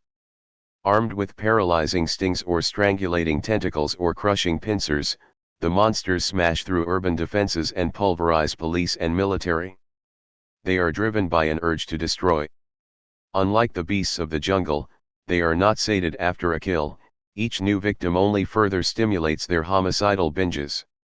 Just when all seems lost, the evil thing is stopped by the right application of technological, chemical, or military counterforce, or by some clever antidote devised by the young hero, who is desperate to rescue his girlfriend from the giant genius mutant ants or the regiments of galactic humanoids. In these films, as in almost all the other dramas produced by Hollywood and television, the mass of the people make no history. They can only look forward to being either victimized by the menace or rescued from it. They are incapable of acting in concert against it. They spend most of their time screaming and fleeing for their lives, especially the women. Driven by panic, they sometimes get in the way of rescue efforts and are as much a problem as the invading creatures. The authorities themselves, police, military, scientists, and other community guardians can also be part of the problem, as when they display an impenetrable skepticism that anything out of the ordinary is happening. Then it's up to the lone hero to vanquish the menace and show officials that he is not crazy. 23. More sinister than the monster marauders with their easily identifiable antisocial behavior is the alien menace whose goal is to take us over from within. The big bug and lizard monsters want to lunch on us, but these diabolic infiltrators are aiming for totalitarian world domination. Not surprisingly, the witch-hunting, Cold War era of the 1950s provides us with some choice examples of this genre. In Invaders from Mars, 1953, Martians lurk amidst us, taking control of distinguished citizens, parents, and even police by planting crystals in their brains and enslaving their wills. In Invasion of the Body Snatchers, 1956, 1978, plant pods from another world take possession of our bodies and convert us into obedient automatons. When the heroes try to sound the alarm, they discover that the authorities themselves have been invaded by the pods. The subversion is everywhere. No one is to be trusted. The survivors exclaim, "They're taking us over, cell by cell, and it's a malignant disease spreading through the whole country." 24. Similarly, in The Aliens Are Coming, 1980, extraterrestrial beings from a dying planet possess the bodies of Earthlings. It is not too difficult to see that the ideological underpinnings for these kinds of productions are drawn straight from the long-standing right-wing fear of how communism will spread among us like a disease, infiltrating our lives, subverting our nation, and turning us into obedient robots, dominating us for the sheer sake of domination. The 1989-90 television season saw improvement in the extraterrestrial department. A new kind of alien made an appearance in the Fox network series Alien Nation. Despite the show's title, these aliens are anything but a nation. Instead of being conquering monsters, they are integrated into earthbound community life, holding jobs, owning homes, attending school, and the like. They speak perfect American English and are quite human in appearance, except for some notable differences like large bald heads, no eyebrows, 2 hearts, and unusual markings on their heads and backs. These features cause them to be the objects of defamatory slurs and ill treatment of a kind that is pointedly reminiscent of ethnic intolerance. Alien Nation might be better titled Alien Minority. In any case, it represents an improvement over the dreary aliens enslave Earthlings fare we are usually fed. If evil extraterrestrial hordes threaten our world, then it is only natural for hero Earthlings, Americans, to venture into outer space in order to rectify matters. The two earliest cowboy heroes in futuristic dress who rode spaceships instead of horses were Flash Gordon and Buck Rogers. Both appeared in movies during the 1930s and early 1940s and in television series in the 1950s. Buck Rogers protected Earth in the 25th century from such threats as the slaves of the mastermind 25. During the 1950s, television gave us Captain Video, the intergalactic do-gooder who saved people and planets from evil characters with un-American names like Vazarian, Marcus Gao, Mook the Moon Man, Hungu Seng, and Kul of Eos. Captain Video was introduced at the beginning of each episode as the champion of justice, truth, and freedom throughout the universe. 26. As MacDonald points out, such clashes between hero and tyrant were not meaningless excursions in entertainment. They were value-laden fairy tales delivered with impact. They were stylized Cold War fantasies in which the champions of democracy triumphed over totalitarianism. Certainly not every show in the series treated dictatorial plots, but the theme of victory over despotism permeated the program's. Point 27.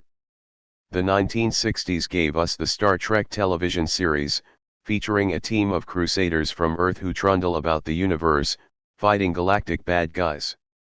The hero's spaceship, significantly dubbed the Enterprise, is piloted by the all-American Captain Kirk, the ultimate cosmic policeman/meddler, who, along with his crew, spread truth, justice, and the American way of life, including a life of high technology and eternal progress. 28. Many movies end up as reruns on television or are made available for home viewing on videocassettes. Some even become the inspiration for TV series. The usual flow is from movies to television, less frequently does it go the other way. Such was the case with the Star Trek TV series, which served as the basis for a movie in 1979, Star Trek, the Motion Picture, with film sequels in 1982, 1984, 1986, and 1989. In another series of motion pictures, Star Wars, 1977, The Empire Strikes Back, 1980, and Return of the Jedi, 1983, the subject is an evil cosmic power that is challenged by individualistic heroes. The heroes are obediently assisted by robots and lower non-human creatures from other planets, high-tech versions of Tonto, Gunga Din, and Cheetah. As usual, right wins through might, with an assist from guile and technology. The evil military officers in The Empire Strikes Back have odd accents and wear Soviet-style uniforms. These touches earned the praise of right-wing commentators, who were pleased to point out the resemblances between the futuristic evil empire in the film and the 1980s evil empire in Moscow. A progressive media critic, Elaine Rapping, has this to say about the high-tech adventure genre. So much for political activity and democratic institutions. All is physical strength and technical trickery. The films are anti-intellectual in their simplistic, often contradictory, and loose-ended plots. They are anti-human in their total disdain for emotional subtlety and personal relationships and problems, as well as their fascination with supernatural, magical, and spiritual explanations for their technically produced effects. And they are anti-democratic, specifically in their fascination with power, warfare, superior beings, and hierarchical class, sex, and race relations. Point 29. In the White House, the State Department, and the Pentagon, on the big screen and the small screen, in real life and make-believe, the cowboy explorer soldier space heroes guard us against alien threats. 3. The media fight the Red Menace. In the make-believe world of the media, swarthy hordes are dangerous, but red hordes have been even worse. For decades, communists were the diabolic enemies made for Hollywood and television. In fact, in all their various embellishments, the communist demon was made largely by Hollywood and television. Witch hunts and stereotypes. From its earliest days, the motion picture industry, like every other corporate enterprise, was hostile toward the Russian Revolution, domestic communism, and labor unions. Putting these together, we get Bolshevik labor organizers in America who commit villainous acts as seen in about a dozen silent films during the 1920s. They plant bombs, disrupt workplaces, and foment strikes. Luckily, they are always foiled by the authorities or by the film's hero. Point 1. The advent of talkies provided additional opportunity to propagate negative stereotypes about Russian communists and the Soviet Union. 2 examples, Ninotchka, 1939, and Comrade X, 1940, offer almost identical plots. A debonair free world male pursues an icy Russian female. In Ninotchka, Greta Garbo plays the humorless, puritanical, slogan-spouting communist, a stock character to be seen in many subsequent hymn and television productions. Unlike most celluloid reds, however, Garbo is eventually softened and humanized by the blandishments of bourgeois love and luxury. During the World War II alliance between the United States and the Soviet Union, Hollywood turned out several openly pro-Soviet films, produced at the encouragement of President Roosevelt, who was reportedly interested in flattering Joe Stalin in order to keep him fighting. Point 2. Among these, The North Star, 1943, gave rare recognition to the courage displayed and sacrifices made by the Soviet people against the Nazi invasion.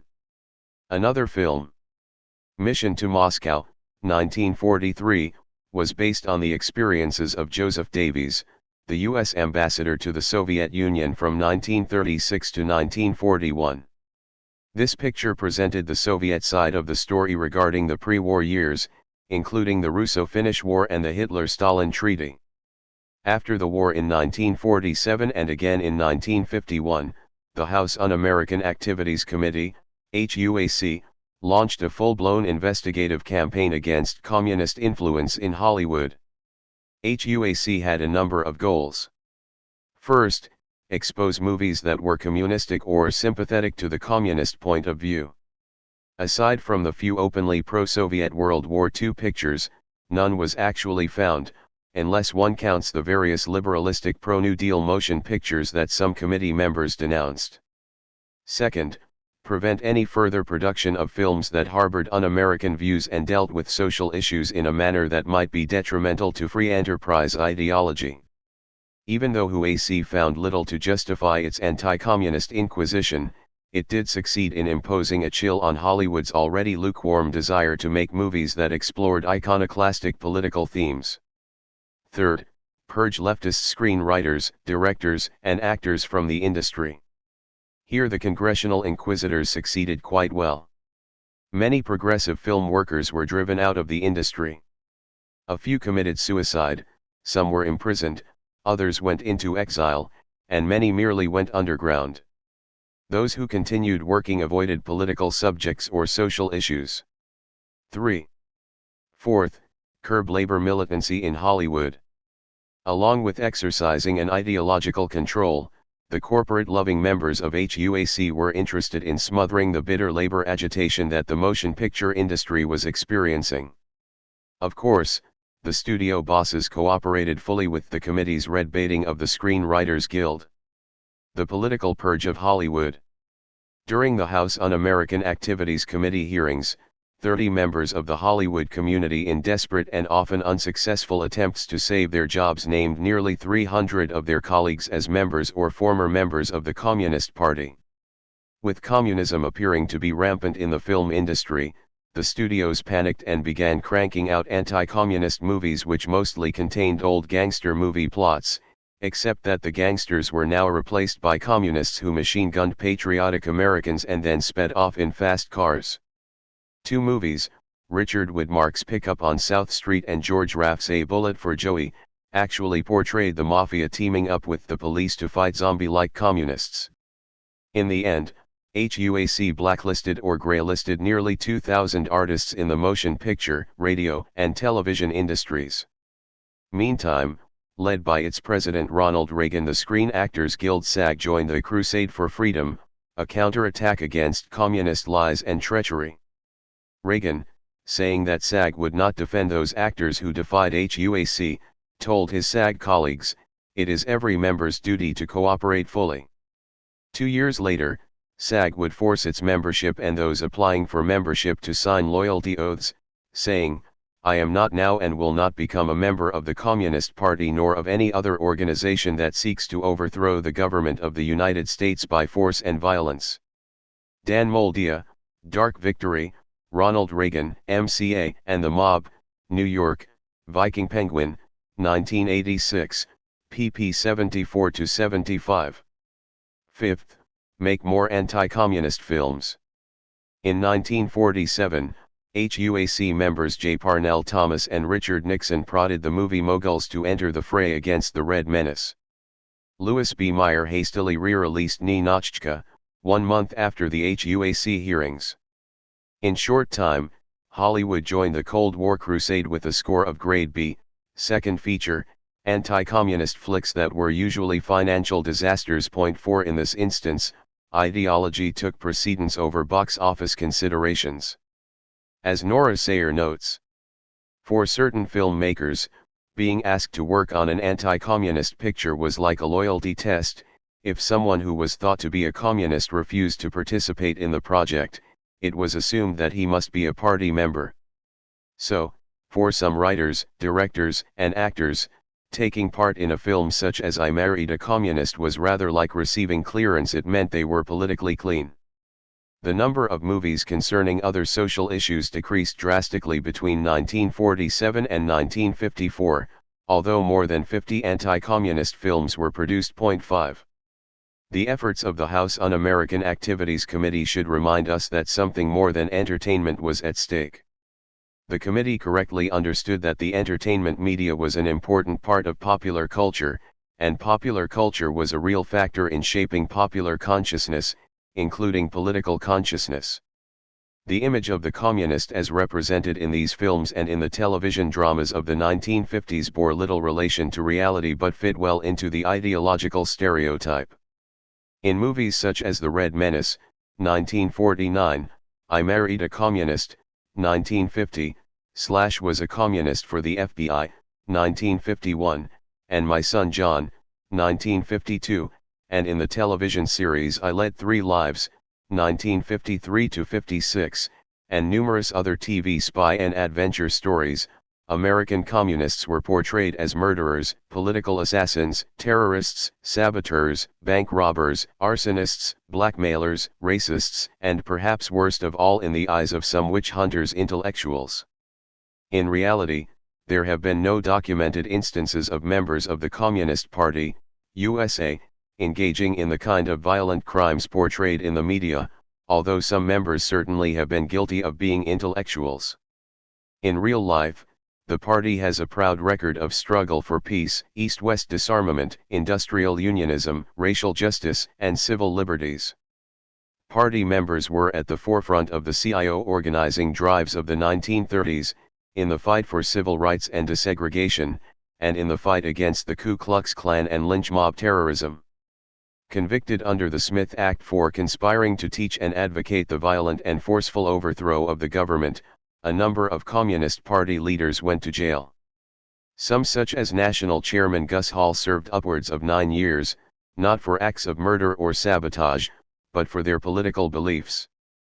The media-made communists of the 1950s are grim, unsmiling martinets who bark commands at lesser comrades and need to have jokes explained to them. They are cruel to animals and to each other. They prey upon impressionable and idealistic youth. They use sex to entice sweet young things, male and female, into the party, but they apparently never use sex for procreation, for they always seem to be childless. They rant and spout ideological slogans and talk, or, rather, snarl, about bringing America to its knees and taking over this country. Their goal, according to Herbert Philbrick in I Led Three Lives, is to control everything and everybody by any means. These Reds are behind just about every labor management conflict in America, instigating the otherwise contented but easily misled workers into such apparently un-American activities as strikes. Often communists can be detected by their manner of cigarette exhalation. They expel smoke very slowly from their nostrils before threatening someone's life, or suggesting that harm will come to his family. 6.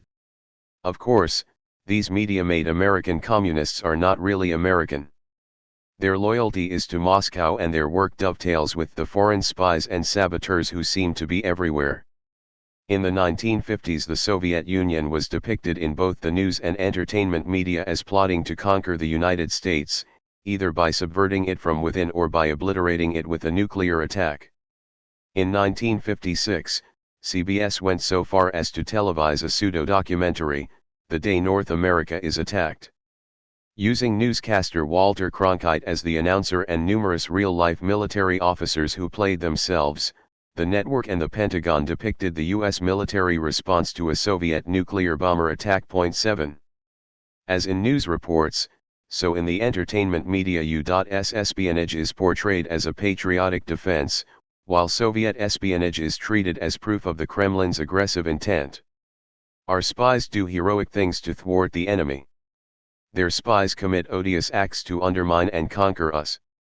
Week after week during the 50s, in television series such as Passport to Danger, David Harding, Counter Spy, I Spy, and The Man Called X, the free world's undercover heroes penetrated the Iron Curtain to rescue freedom-loving people, demolish communist secret bases, and vanquish the Soviet agents.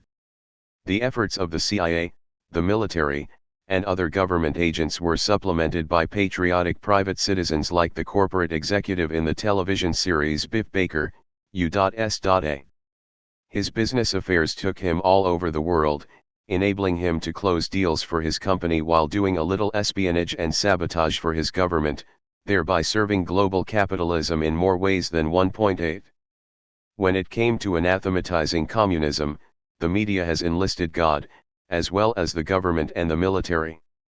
Hollywood producer Cecil B. DeMille, the very same individual who told others to use Western Union if they wanted to send a message, wove anti-communist messages into his own films, drawing upon a celluloid religiosity to do so.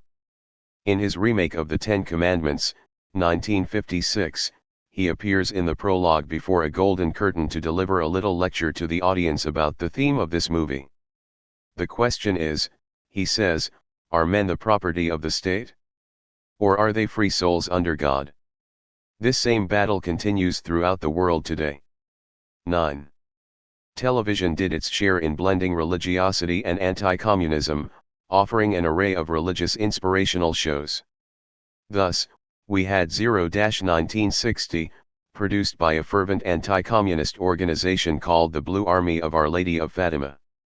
Nationally syndicated from 1957 to 1960, the show was more concerned with the horrors of atheistic communism than with the joys of religion. 10. From the mid-60s to about the mid-70s, a period of détente in U.S.-Soviet relations, the Soviets were less likely to be portrayed as the arch-villains in the news and entertainment sectors of the media. Indeed, they were sometimes made into not such bad guys. Thus, in the television series The Man from U.N.C.L.E. 1964-68, the American and Soviet agents actually team up under the aegis of an international law enforcement agency to fight a sinister crime organization plotting to control the world. Rambo and the Reaganite cinema. Not until the 1980s did the media war against the Red Menace again reach full force in both the news and entertainment sectors, faithfully following in the wake of the anti-Soviet propaganda campaign that was being conducted by the White House. The far right was back in the saddle, declaring the end of the non-interventionist Vietnam syndrome and the return of a mortal Cold War struggle with the Soviets. President Reagan and his associates denounced Moscow as the evil empire, the center of international terrorism, and the source of all the unrest in the world. 11 On cue, Hollywood and the networks went into action. Here is a light sample from the Reaganite cinema produced in that era. The Soldier, 1982.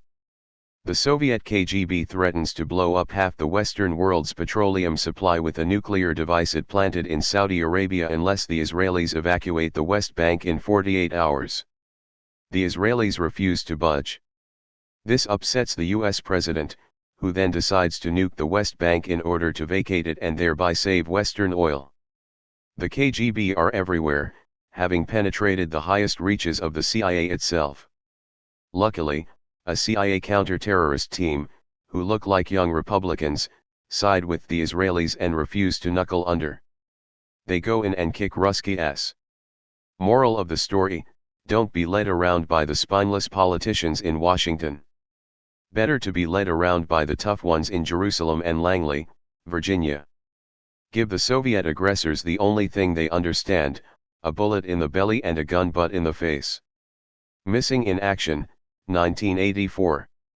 Chuck Norris escapes from a Vietnamese prisoner of war camp years after the war. He then returns to Vietnam with a sidekick to liberate the other Miapows from the clutches of the sadistic Vietnamese, who cackle a lot and simply cannot shoot straight. One wonders how they ever won the war.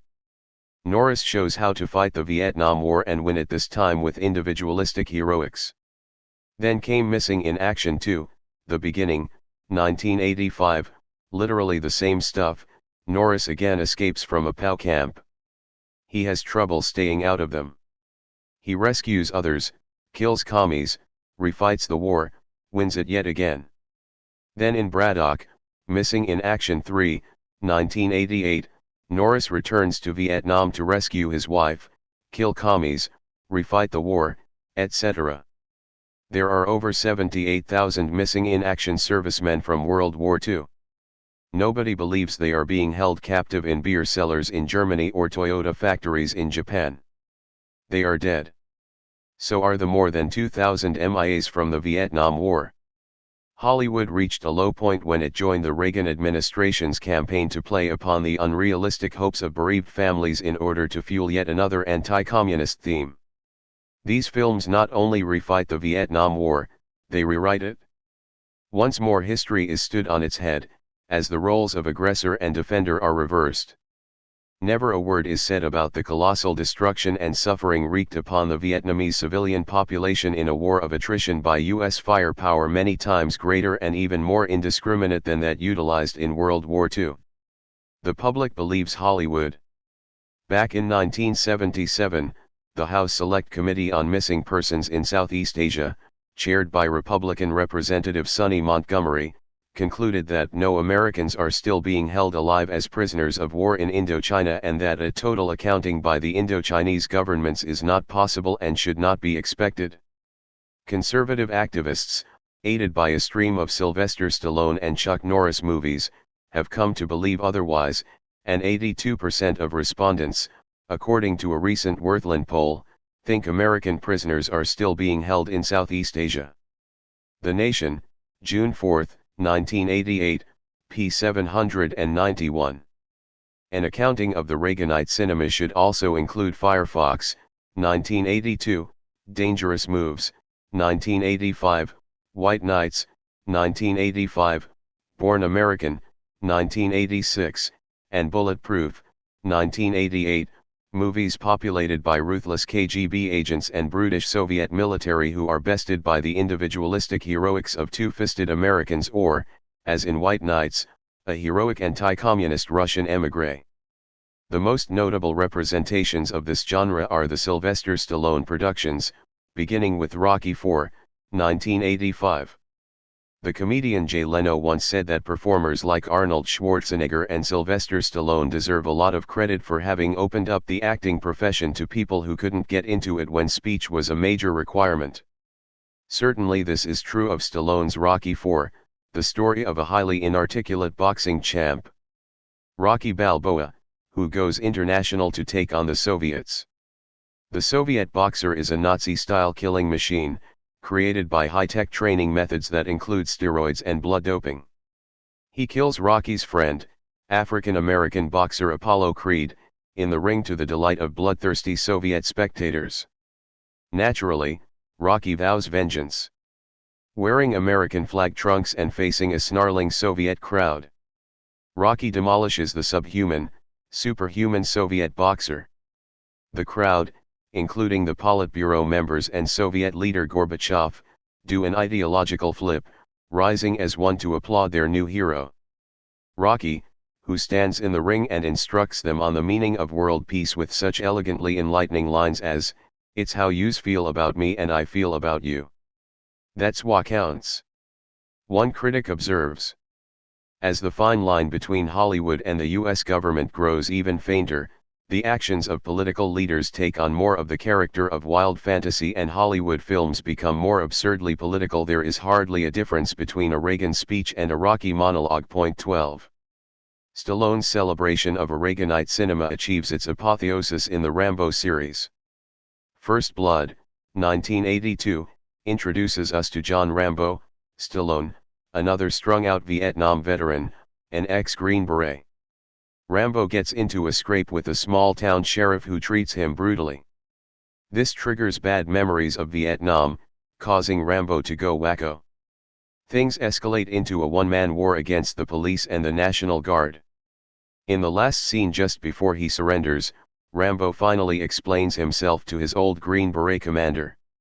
"It wasn't my war. You asked me, I didn't ask you. I did what I had to do to win, but somebody wouldn't let us win. And I come back to the world, and I see all those maggots at the airport protesting me, calling me a baby killer and all kinds of vile crap. Who are they to protest me? Back there I could fly a gunship, I could drive a tank. I was in charge of $1 million equipment. Back here I can't even hold a job." Rambo, First Blood 2, 1985, finds our hero in the slammer because of the things he did in the previous movie. But he's given a deal, a presidential pardon if he goes to Vietnam, photographs his old POW camp, and shows that there are no more MIAs. He goes and finds Americans still being held prisoner. Oddly enough, he does not run into Chuck Norris. The officials back in Washington are embarrassed. They wanted him not to find any Americans missing in action so the issue could be put to rest. They order that Rambo be left to his fate in the jungle. In real life, if Reaganite officials could have come up with a real, live missing in action still being held in Vietnam, they would have joyfully squeezed every bit of propaganda advantage out of it. Betrayed by the Washington bureaucrats and abandoned in this hostile environment, Rambo is captured and tortured by the Soviets.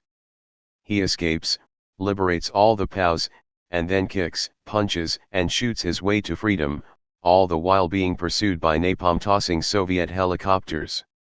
Armed with a bow, and arrows that explode, a serrated knife as big as a machete, and an occasional machine gun, Rambo kills the entire Vietnamese army and a battalion of Russians. He is assisted in this extraordinary feat by the fact that his adversaries all seem to be legally blind. They fire thousands of rounds at him and never so much as fluff his hair. This Rambo rampage has enough distortions to keep any honest critic busy for a week. In reality, 1. The Vietnamese exchanged POWs with the United States after signing the Paris Peace Agreement, which ended the war. Since then, they have cooperated in trying to find the remains of MIAs. 2. U.S. prisoners of war were not tortured by the Soviets as depicted in the film. Torture was a regular practice of the South Vietnamese and U.S. Special Forces in Vietnam. 3. The Soviets did not drop napalm on anyone in Vietnam. It was the U.S. military that dropped large amounts of napalm and Agent Orange, mostly on the civilian population. Rambo 3, 1988, opening in a record 2074 theaters throughout America, finds our hero in Afghanistan, where he single-handedly kills scores of Russians. The film appeared just at the time the Soviets were withdrawing from Afghanistan. Rambo invades a Soviet fortress deep in that country to rescue a friend, pausing only to squeeze an arrow out of his gut and cauterize the wound on an open flame. The Soviets are portrayed as sadists, rapists, and torturers who murder little children with explosive toys, a horror story originally propagated by the CIA. For fun, Rambo sends a Soviet captive plummeting with a noose around his neck to his death in a cave shaft, then for still more fun, Rambo dynamites him.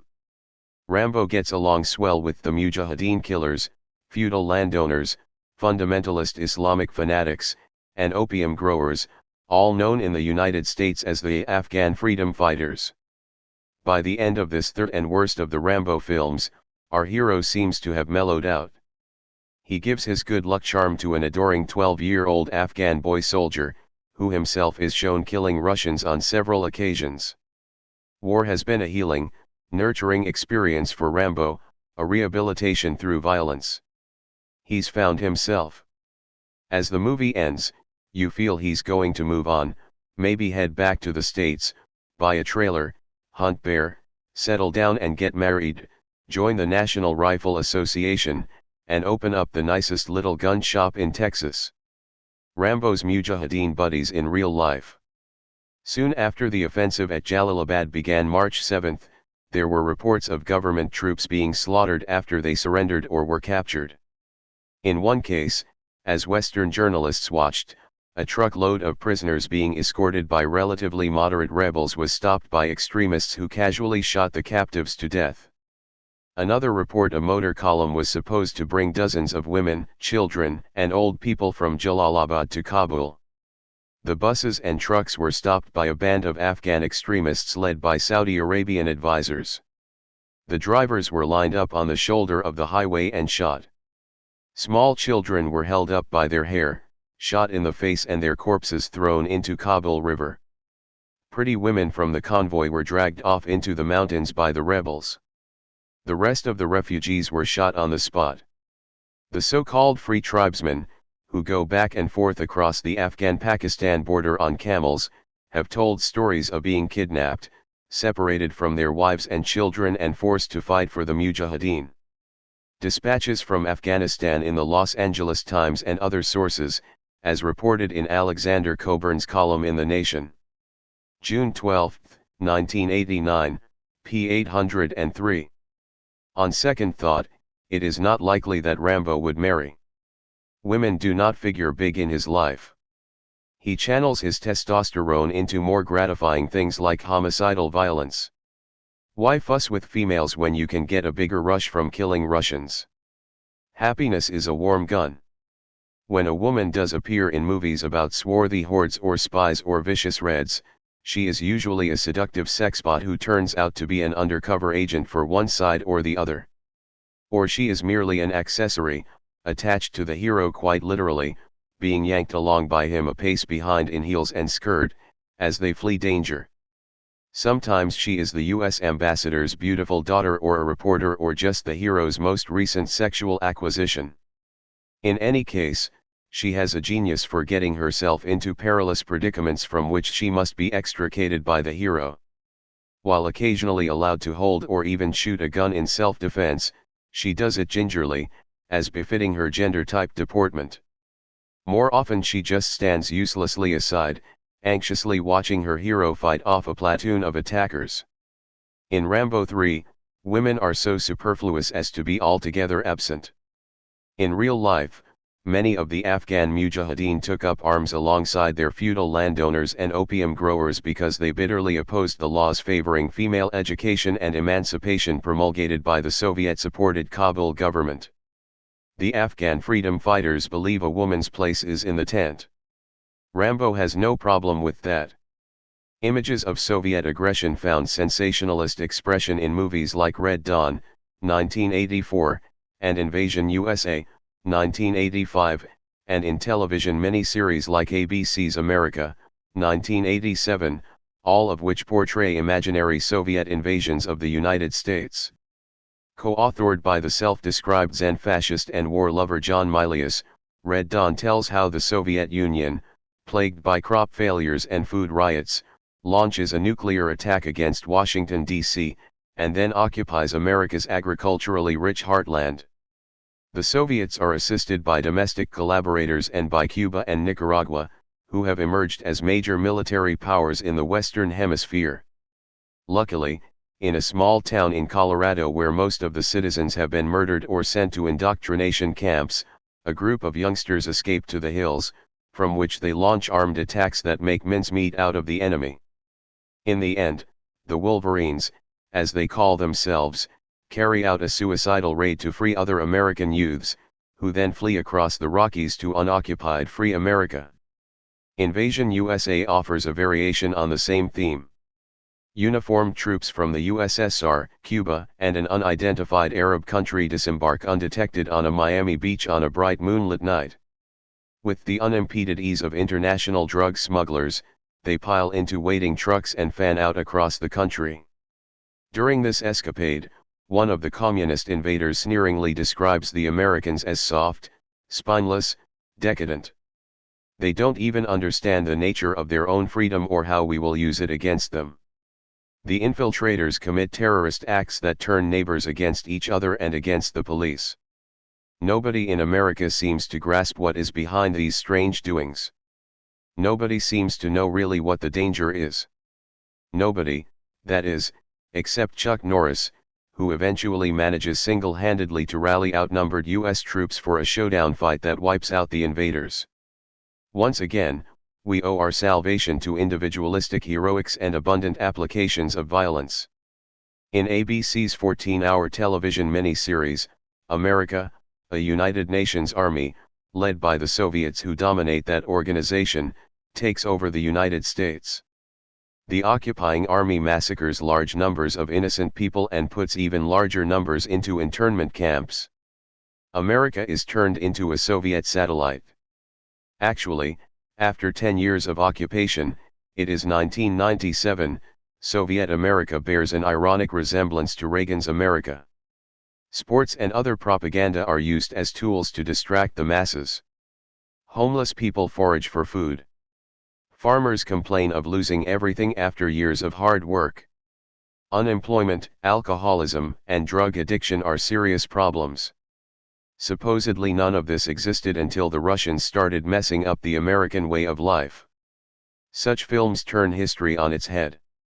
The Soviet Union has never invaded the USA, nor has Cuba or Nicaragua. Rather, it is the other way around. The United States has invaded Cuba and Nicaragua and also Soviet Russia. In 1919 to 1921, the United States joined a 14-nation expeditionary force in an attempt to overthrow the revolutionary government in Russia. The invaders failed in their goal, but not until they had taken a terrible toll in lives and property. Most Americans are astonished to hear of it. This invasion of Soviet Russia remains something of a blank page in our school texts. Nor, to my knowledge, has there ever been so much as a movie or television story based on these events. In order to justify one's own hostility toward others, one portrays them in the most negative way. We want peace but they are aggressors, they want to bury us, goes the old refrain. It is always an embarrassment when the enemy acts like a friend, calling for talks, trade, arms limitations, cultural exchanges, and peaceful relations as the Soviets kept doing through the decades after World War II and most effectively in the 1980s. To maintain public support for U.S. global interventionism and a huge military arsenal, our leaders often dismiss such overtures as just so many subterfuges designed to throw us off our guard. 13 Certainly the make-believe media have done their share in the campaign to nourish anti-communism, militarism, and nation-state chauvinism. In a promotional video for one of his Rambo movies, Sylvester Stallone, unlike most filmmakers who pretend they are not involved in ideological matters, openly described his movie as political. I hope to establish a character that can represent a certain section of the American consciousness. 14 He succeeded all too well. Red bashing on Madison Avenue. TV advertisers, keeping their eyes firmly on the evil empire, have been introducing a new technique, red bashing. Miller Lite beer was first. They're showing an émigré Soviet comedian, surrounded by new capitalist pals at a bar, telling us he loves America and the wonderful things he's found here, including unopened mail. Also, he says, in America you can always find a party. In Russia, party always finds you. Then came MCI, the long-distance telephone service. Its ads are set in a fish market somewhere in frozen Siberia. Its hero, or anti-hero, is a solitary consumer battling an implacable bureaucratic machine. The theme is anything but elusive. These poor folks have no choice in the goods and services they buy, much as Americans presumably had no choice in the bad old days when there was just AT&T. Fish no good, our beleaguered hero complains. No refunds, comes the stern reply. The latest entry is Wendy's, the hamburger chain. Wendy's scenario is a fashion show behind the Iron Curtain in which an enormously fat model parades the same plain cloth dress. The outfit's the same every time Olga comes down the runway. Only the accessories vary. In the beachwear version, she carries a beach ball. For evening wear, she totes a flashlight. Hovering over the scene is a dim portrait of Lenin. Wendy's point is much the same, there's no choice over there. But there is here. A little levity in the East-West dialogue might not be a bad thing. It's nice, too, to be reminded that there's more choice here than in, say, Irkutsk. But are these the products to demonstrate that wonderful truth? Sure, you can have Miller Lite. You can also have several other virtually identical lights. MCI versus A.T&T? Well, it seems A.T&T's prices are coming down while its competitors' prices are going up. And one fast food burger is much like another.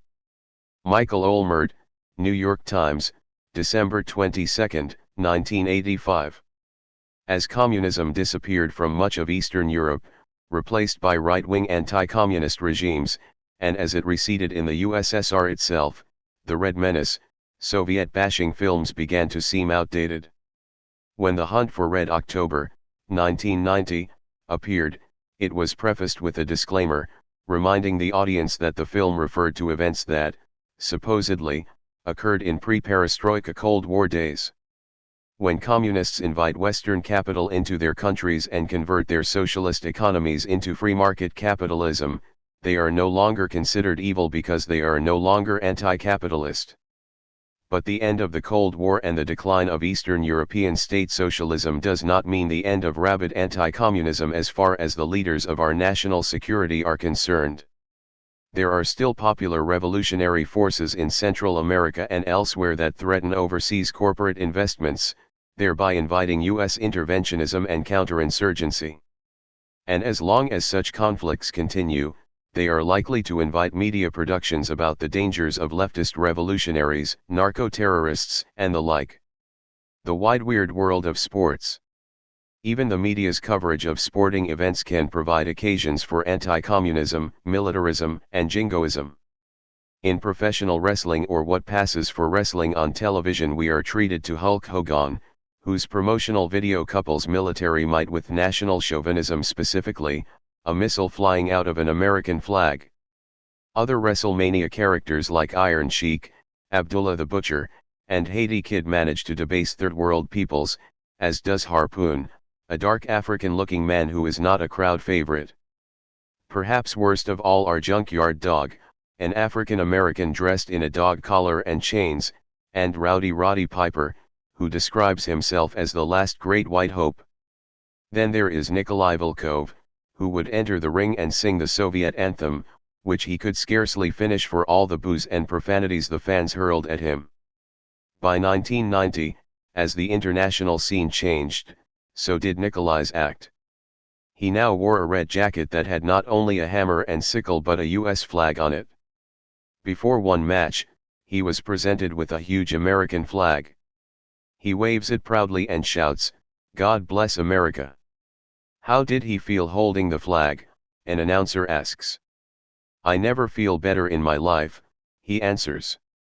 The crowd cheers its approval. Team sport contests between the United States and the USSR have provided ample opportunity for televised flag waving and red bashing. When the U.S. Olympic hockey team defeated a second-string Soviet team at Lake Placid, New York, on December 9, 1983, the ABC Nightline announcer crowed, "The Americans withstood an all-out Soviet assault." In an after-game interview, U.S. coach Lou Vairo said he had told his players they have something the Russians don't have, the American belief we can succeed at anything we do. Had the Soviets claimed such a faith in their own invincibility, it would have been taken as evidence of their implacably aggrandizing intentions. When the Soviet Union beat the USA in basketball in the 1988 Summer Olympics, NBC treated it as the end of civilization as we know it. In post-game commentaries, NBC announcers described an American team seriously handicapped by insufficient practice time and the loss of a key player and thus unable to withstand the Soviet onslaught. The Soviets, it seems, never let up their attack, and were a relentless juggernaut. The impression left was that the American players were facing the Red Army rather than another basketball team. Reporting on the Washington Redskins Super Bowl victory in 1983, a Washington Post sports writer rejoiced that the capital of the free world now had a world champion team. The writer suggested that the Redskin offensive line should be sent to President Reagan because they were of such size, strength, and irresistibility that they could carry the MX missiles around the desert and run the you-know-who's out of Afghanistan. 15. Presidents of the United States make a regular practice of injecting their presence into sporting events. Ronald Reagan relied on a rehearsed script filled with painful quips when doing his public relations stint before 50 million TV sports viewers. In a split-screen telephone call to Los Angeles Raiders coach Tom Flores immediately following the Raiders' 1984 Super Bowl victory, Reagan said that Moscow just called about Marcus Allen, the Raiders' running back. They think he is some new secret weapon and they demand he be dismantled. And as if that weren't hilarious enough, Reagan added, "We could put your Raiders into silos, then we wouldn't need MX missiles." Thus the president associated a Raiders victory with White House militarism. He never thought to suggest that Allen and the Raiders be used as goodwill emissaries between the two superpowers. The conclusion of the 1985 World Series found President Reagan once more milking a warmed-up audience of 50 million by calling the winning team for an after-game chat. Picking up on the ideological subtext, Kansas City manager Dick Hauser told the president, "We think we did it the American way, with good hard work." The media's telecasting of the Olympic Games has been marked by blatant chauvinism. It is one thing for American viewers to favor their own country in international athletic contests, but quite another to be urged to do so by the media. The networks project an image of U.S. athletic superiority, focusing preeminently on American Olympic contestants to the neglect of those from other countries, including many who might give decidedly superior performances. There is also usually lack of coverage of events in which Americans are not favored or not engaged. The Olympics are supposed to promote international goodwill and an enjoyment of the capabilities of athletes from all nations, not a shrill nationalism. ABC's coverage of the 1984 Summer Olympics was so shamelessly lopsided as to evoke an official reprimand from the normally placid International Olympic Committee. Similar complaints were registered by South Korean officials regarding NBC's coverage of the 1988 Summer Olympics in Seoul. In a word, even a sector of the entertainment media such as sports reportage, which has no narrative line, can be permeated with anti-communist, militaristic, and chauvinistic imagery. It should be evident by now that the political distortions of the entertainment media can be measured not only by what is said but by what is left unsaid. Aside from a few exceptional productions, the motion picture and television industries have eschewed any treatment of the exploitations, atrocities, and other injustices perpetrated by the defenders of the free world against peoples of the Third World. As in school textbooks, mainstream academic research, political life, and news media, so in the entertainment media, the United States global military and economic empire is nowhere to be seen. Instead we have America the innocent, the just, an America threatened and even invaded by vicious adversaries. But also an America as embodied by individual macho heroes that gets tough against aggressors when the chips are down, kicks ass, wins the Vietnam War, and stops being soft on communism and terrorism, an America that knows how to defend its way of life with fascistic violence. Thus, are the crimes and oppressions of the empire hidden from the empire's own people, who are themselves among its victims and among the consumers of its mythology. 16. For make-believe history. Americans are among the most ignorant people in the world when it comes to history. Opinion surveys have shown that large percentages of them do not know the difference between World War I and World War II. Many believe that Germany and the Soviet Union were allies in the latter conflict. As already noted, relatively few ever heard of the multinational invasion of Soviet Russia in which the United States was a participant. Many never heard of Hiroshima and have no idea that the United States dropped an atomic bomb on that city. 1 Many could not tell you what issues were involved in the Vietnam War or other armed conflicts in which the United States has participated. Nor could they say much about the history of aggression perpetrated against Native Americans and the slavery inflicted upon Africans in America. The centuries of imperialism imposed on Asia, Africa, and Latin America by the European and North American powers are, for the most part, non-events in the collective American psyche. Not many Americans could put together two intelligent sentences about the histories of Mexico, Canada, Puerto Rico, or Cuba, to name the United States' closest neighbors. Most would not have the foggiest idea about what was at stake in the French Revolution, the Russian Revolution, the Spanish Civil War, or the Chinese Revolution. Americans themselves are not totally to blame for this. They are taught almost nothing of these things in primary and secondary school, nor even at the university level. And what they are taught is usually devoid of the urgent political economic realities that allow both past and present to inform each other, making history meaningful to us. Nor do U.S. political leaders, news pundits, and other opinion makers find much reason to place current developments in an historical context, especially one that might raise troublesome questions about the existing social order. Popular ignorance is not without its functions. Those at the top prefer that people know little about history's potentially troublesome lessons, except those parts of history that have been specially packaged with super-patriotic, system-supporting messages. As noted earlier, when portrayed in movies and television dramas, history is usually stood on its head or reduced to personal heroics. In this regard, the make-believe media reinforce the kind of history taught in the schools, mouthed by political leaders, and recorded by the news media.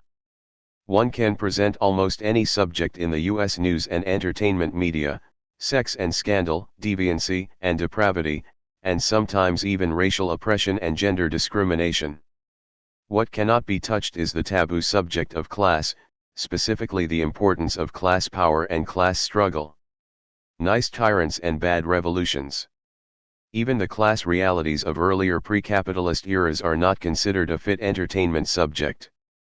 The ancient world, for instance, as represented in the costume epics produced in such abundance by television and Hollywood, is viewed almost exclusively from its upper reaches, a perspective so rarefied as to be devoid of class conflict, in fact, devoid of main characters from any class but the aristocracy and military.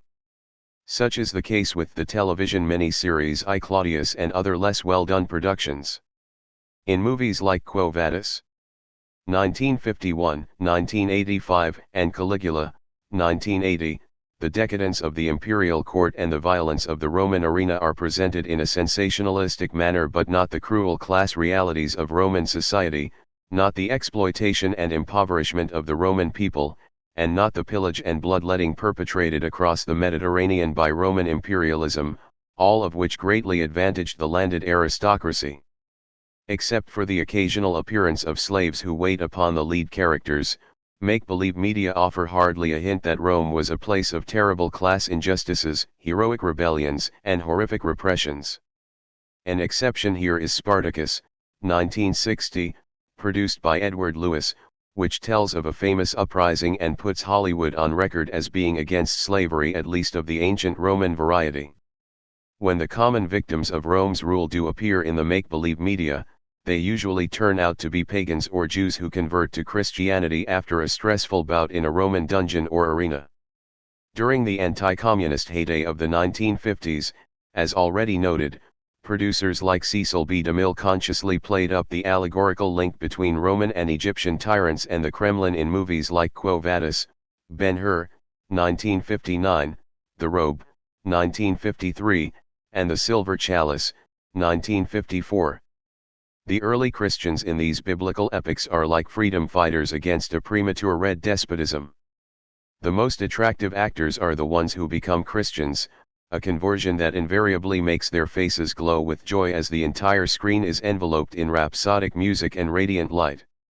Often, God's presence makes itself known in a most direct way, by interjecting a command in an echoed baritone voice, as if God lived and spoke at the bottom of a well. In Ben-Hur, the hero's mother and sister are saved from death and miraculously healed of all their wounds. Needless to say, they become faithful fans of the new Messiah. Jesus' power is able to transform gladiators into Christians and fierce lions into pussycats.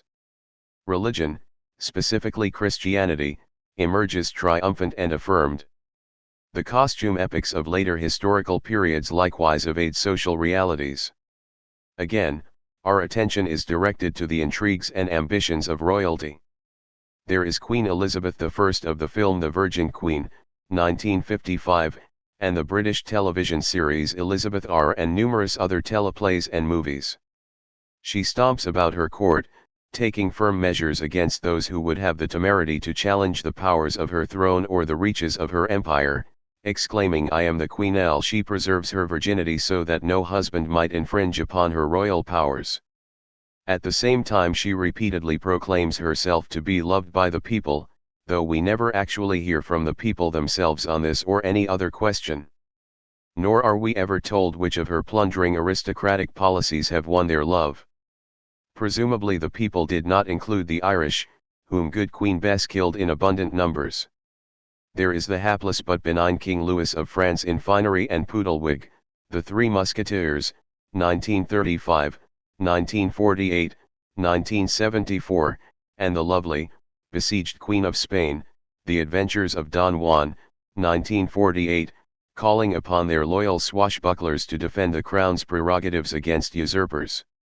There is Peter the Great, as depicted in the 1986 NBC miniseries by that name, whose ambitions and struggles are reduced to a family feud, devoid of class issues and considerations of social inequality. 2 From productions of this sort, one would never surmise that the British, French, Spanish, and Tsarist kingdoms were inhabited largely by impoverished peasants, tradespeople, and artisans, on whose backs lived so splendidly the very monarchs and aristocrats glorified in the narratives. The make-believe media do not question the morality of absolute monarchy. In these epics, the throne is to be protected from predators or won back from usurpers. Loyalty to the crown is the highest virtue, although we are never really told why the incumbent is to be so revered. It is assumed that the country is a better place when ruled by the legitimate monarch. Hierarchy and aristocracy are the ordained order. An occasional passing reference to the people is supposedly enough to establish that the ruler is loved by his or her subjects. However, a wicked monarch will be hated by them, in which case some sword-wielding hero, never the people themselves, overturns the despot and props a nicer-looking, more clean-cut, and therefore more deserving pretender upon the throne. The Adventures of Robin Hood, 1938, an Errol Flynn swashbuckling flick, offers this simplistic scenario of good king versus bad king. Bad King John is the usurper of the English throne, from whose rule good King Richard the Lion-Hearted must rescue the people. For reasons never explained, the common people are said to love Richard. Upon returning from the Crusades, Richard regains his crown thanks in part to the efforts of Robin Hood and his men. In reality, Richard the Lion-Hearted gave his people little cause to love him. His greatest contribution to history was to grab the lands of other nobles and plunder the hard-earned wealth of commoners. He also devoted much effort to pillaging villages and slaughtering people in the western provinces of France and other parts of Europe. When the people do make an appearance as active agents of their own fate, seizing state power in a revolution, it is usually portrayed as a wicked thing.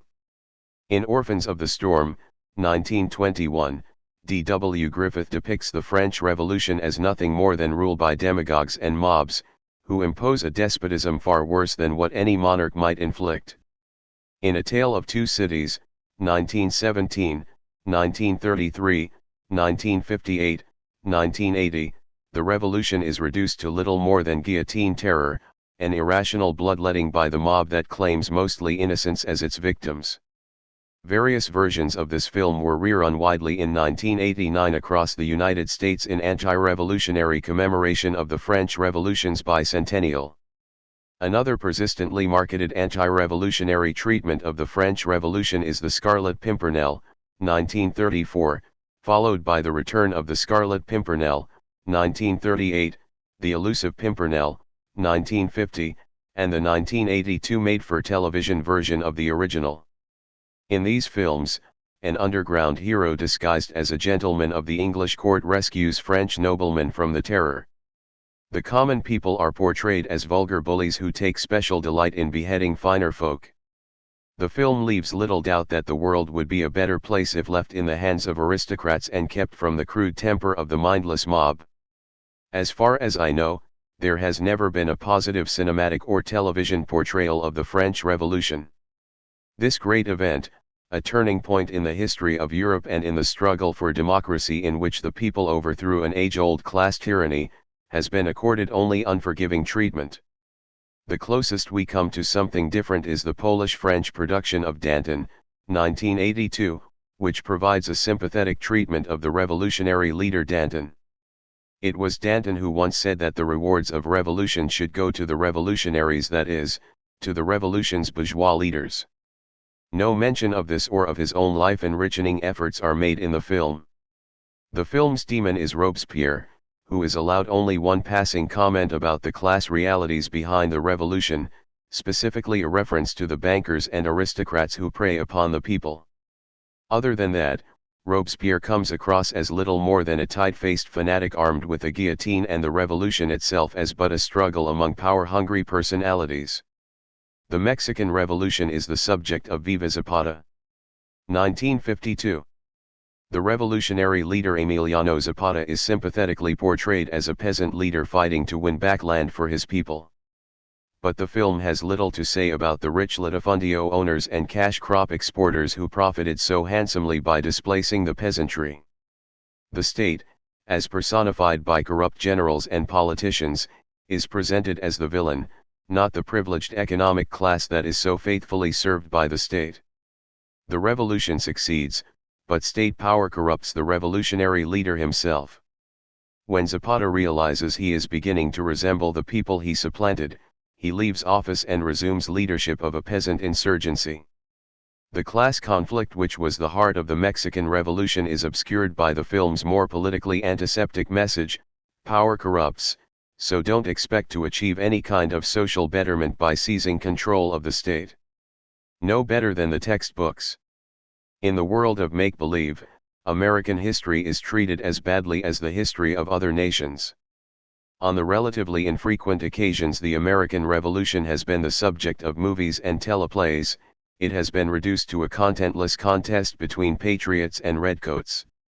In this respect, our movies are no better than our history textbooks. An example is Revolution, 1985, a motion picture burdened by a tedious and improbable script, which teaches us that the rebellion arose because the mean-spirited, sadistic British made a great sport of treating Americans poorly. In the closing scene, the Continental soldiers are cheated out of their severance pay by their own officers, thus leaving us as in Viva Zapata, with the oddly counter-revolutionary message, plus GA change, plus c'est la même chose. You just fought a revolution but don't expect to be treated any better than before, there's just too much corruption and injustice around. Of the 80 years or so between the American Revolution and the Civil War, one hears little from the make-believe media, or certainly little that pertains to reality. One would never know that a working class was emerging during that period, consisting of horridly overworked and underpaid women, children, and men. The Civil War era itself has been the subject of numerous films and television dramas, almost all shallow and sentimentalized, some downright pro-slavery. Still described by some critics as the greatest movie ever made, Gone with the Wind, 1939, looms as the prime example of an unabashed celebration of slavocracy. Life was sweet on the lil' ol' plantation before the no-good Yankees came and ruined it all. The slaveholders are warm, lovable people. The slaves are devotedly childlike and simple-minded. Slave women fan the young white ladies as they take their naps in preparation for evening festivities. Mammies fuss and fret over the same young belles with loving admonitions. Field slaves work contentedly until quit-in time, to a majestic off-screen musical score that makes their toil seem like an uplifting outdoor recreation. The bad times come with the war, when the Yankees burn Atlanta and plunder the plantations. Worse still is the post-war Reconstruction era, when people, especially blacks, no longer know their place. Society is thrown into the squalor and disorder that comes when slavery is abolished. The Southern gentlemen of the former slavocracy are obligated to use vigilante violence to deal with ruffian ex-slaves and low-life whites. Television's little pseudo-history morons. Historical illiteracy starts early in life.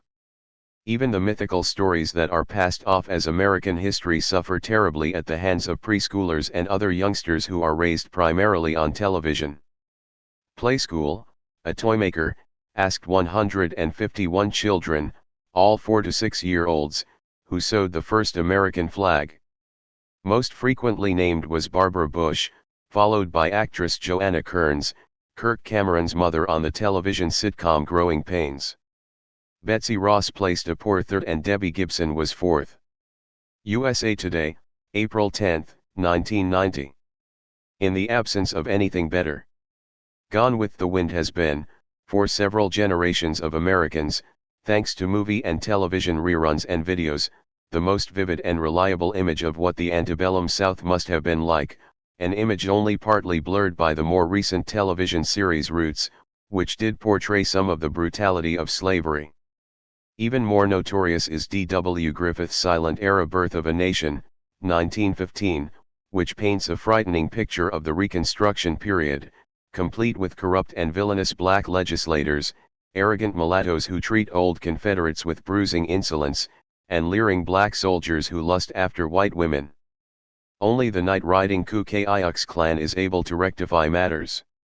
Birth of a Nation helped promote the revival of the Klan outside the South. The movie's message was received so seriously that school children throughout the country were taken to see it in order to learn history.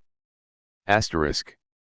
It was re-released in 1921, 1922, and 1930 and continues to be featured in film series as a classic and in university film courses as a landmark production of early cinematography.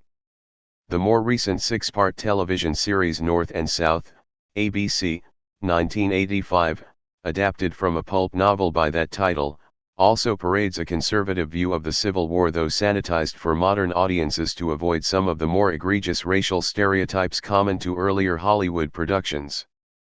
The principal characters are two West Point cadets. One is from a rich Southern slave-owning family, the other is the son of a rich Philadelphia industrialist. Wicked Southern politicians plot secession in order to increase their power. Likewise, fanatical Northern abolitionists do their frothy best to drive the country into a divisive war. North and South tells us that the Civil War was an unnecessary conflict between brothers, instigated by pro- and anti-slavery extremists. Both the slaveholders who uncompromisingly defend their interests with violence and the people who uncompromisingly oppose slavery are treated as moral equivalents. The show's negative image of abolitionists is in keeping with many school texts. The true history of the multiracial and democratic abolitionist movement is a far more compelling story than the blather offered in North and South, yet it is rarely touched by the entertainment media. Point 4. To prove that North and South was not make-believe history at its worst, ABC gave us the even more insufferable North and South, Book 2 in 1988, which carries the narrative through the Civil War itself with scenes that might have come out of Gone with the Wind. There is the Confederate officer who, as he leaves for the war, tells his belle of his dedication to their slavocracy, "We would be without pride and honor if we let the North tell us how to live. There are some things worth fighting for, this land, this home, a way of life." He is helped onto his horse by his faithful slave, a young black man who hands him his sword and reassures him about the white women he is leaving behind. "Don't worry 'bout nothin', master. I'll look after them." A Virginia belle who brings medical supplies to the Confederate troops at the lines has a smiling slave at home named Washington, who, along with his son, faithfully serves her. One would never know that in real life almost all slaves sympathized with the Northern cause. Some killed their overseers and openly rebelled. Many fled to Northern lines, and 180,000 blacks fought in the Union Army. The women in North and South, as in so many costume dramas, have little to do except look pretty and act appreciative in the presence of their men. Both the Confederate and Yankee lead characters are told in separate scenes by their women that they look handsome in their uniforms. The women are there to admire and adore the men as they go off to slaughter each other, voicing their regrets with lines like, "Oh, I just don't want to see you go." Glory, 1989, provides a refreshing exception to the way the Civil War is usually presented. Based on a true account of a black regiment led by white officers, it effectively tells us about a part of the war that is unknown to most Americans. To be sure, the film has its drawbacks. It is told mostly from the white officer's perspective, it takes liberties with actual events, and it implicitly supports the view that blacks must earn their equality and win the approval of whites by performing in heroic ways. Yet Glory also takes time to give us the black soldier's struggles and thoughts. It is a powerful, moving, and tragic drama of African American people fighting for their freedom in a war they helped to win, a representation of real history rather than Hollywood's usual pseudo-history. Skipping the better part of a century to World War II, we find that media presentations of that conflict are almost too numerous to count. As mentioned in an earlier chapter, the films that came out during or soon after the war itself were mostly of the grade B John Wayne shoot 'em up variety. Post-war productions like The Longest Day, 1962, and A Bridge Too Far, 1977, offer a more realistic, less propagandistically heroic impression of combat. Occasionally an exceptional film like The British Made the Bridge on the River Kwai, 1957, attempts a statement about the dehumanizing aspects of war and militarism. Then there is the glorified blood and guts warrior of Patton, 1970, and the supposedly basically good Nazis of movies like The Young Lions, 1958. There are films that present the war from a German, but not pro-Nazi, point of view, such as The Last Blitzkrieg, 1958, and Das Boot, 1981, or The Boat in the dubbed American version. The Hindenburg, 1975, goes a step further and features a Nazi officer as the hero who tries to prevent sabotage of the 1937 airship. None of these films ever get around to saying much about the political issues underlying the war.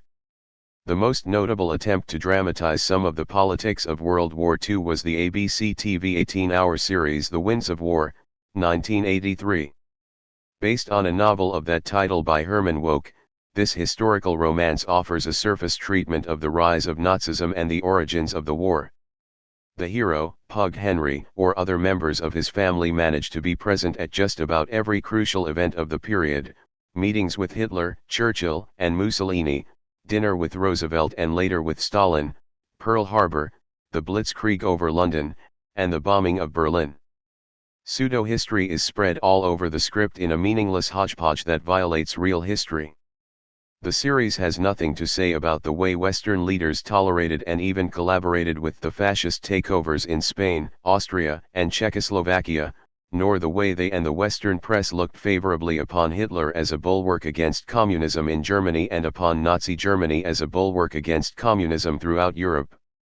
In one scene, President Roosevelt extols Pug Henry for being one of the few people to have foreseen the German-Soviet non-aggression pact, thus playing on the old fiction that Stalin betrayed the West and sided with Hitler, a view that ignores the USSR's strenuous opposition to Munich, its willingness to stand by Czechoslovakia, and the way Moscow was repeatedly rebuffed by Great Britain and France when it tried to form an anti-Nazi alliance with them. Much of the dialogue of Wouk's book is used verbatim in the teleplay, but there are a number of revealing omissions. As N. Rizzo notes, in Wouk's novel, a member of the U.S. Foreign Service remarks after the signing of the German-Soviet Pact, "Lord, how the British have been asking for this. An alliance with Russia was their one chance to stop Germany. They had years in which to do it. All of Stalin's fear of Germany and the Nazis was on their side. And what did they do? Dawdle, fuss, flirt with Hitler, and give away Czechoslovakia. Finally, they sent some minor politicians on a slow boat to see Stalin. When Hitler decided to gamble on this alliance, he shot his foreign minister to Moscow on a special plane with powers to sign a deal. And that's why we're within inches of a World War. 5. This passage never made it into the teleplay. It says too much. Actually, it doesn't say quite enough. The British did more than dawdle and flirt with Hitler. They actively allied themselves with him in the dismantling of Czechoslovakia. They ignored Stalin and strung him along, hoping ultimately to isolate the Soviet Union and set it up for an invasion by Nazi Germany, which indeed happened. Having witnessed how Nazism wiped out the socialist left within Germany, Chamberlain and the other Western collaborators hoped that Hitler might do the same to Russia. Indeed, the plan almost worked. At least 85% of the fighting in the European war took place on the Eastern Front. The Soviets emerged victorious only after suffering horrendous losses. In The Winds of War, there inevitably appear the good Nazis who complain about Hitler's mismanagement of the war but not about his actual war policies and his Nazism. We are supposed to look favorably upon these characters because of the limited criticisms they utter about the Führer. There are Americans, including officials, who wine and dine with Nazis right up to Pearl Harbor with no questions raised in the script about the acceptability of such associations. There is a kinder, gentler Hitler playing sweetly with a little girl. There is the shallow, harebrained female character, Pug's wife, whose only concern is to wear the right clothes and hobnob with the rich and famous. She dashes about Berlin, searching for the perfect outfit for a Nazi reception, squealing, "Hitler likes pink 6." Television miniseries like The Winds of War, War and Remembrance, and Holocaust all touch upon the crimes of Nazism, sometimes quite effectively. But they do not venture a mention of how German industrialists supported and financed Hitler at home and abroad, benefiting from fascism once it seized state power and profiting from the forced labor of concentration camps. 7 In both the make-believe media world and in the mainstream scholarly literature of the last several decades, Nazism is treated simply as a kind of mass insanity most commonly afflicting the baser elements of society. One would never know from these sources that the core of Hitler's support actually came from the more affluent classes and that the majority of the German working class opposed Hitler's accession to power, as did a majority of the Italian proletariat oppose Mussolini.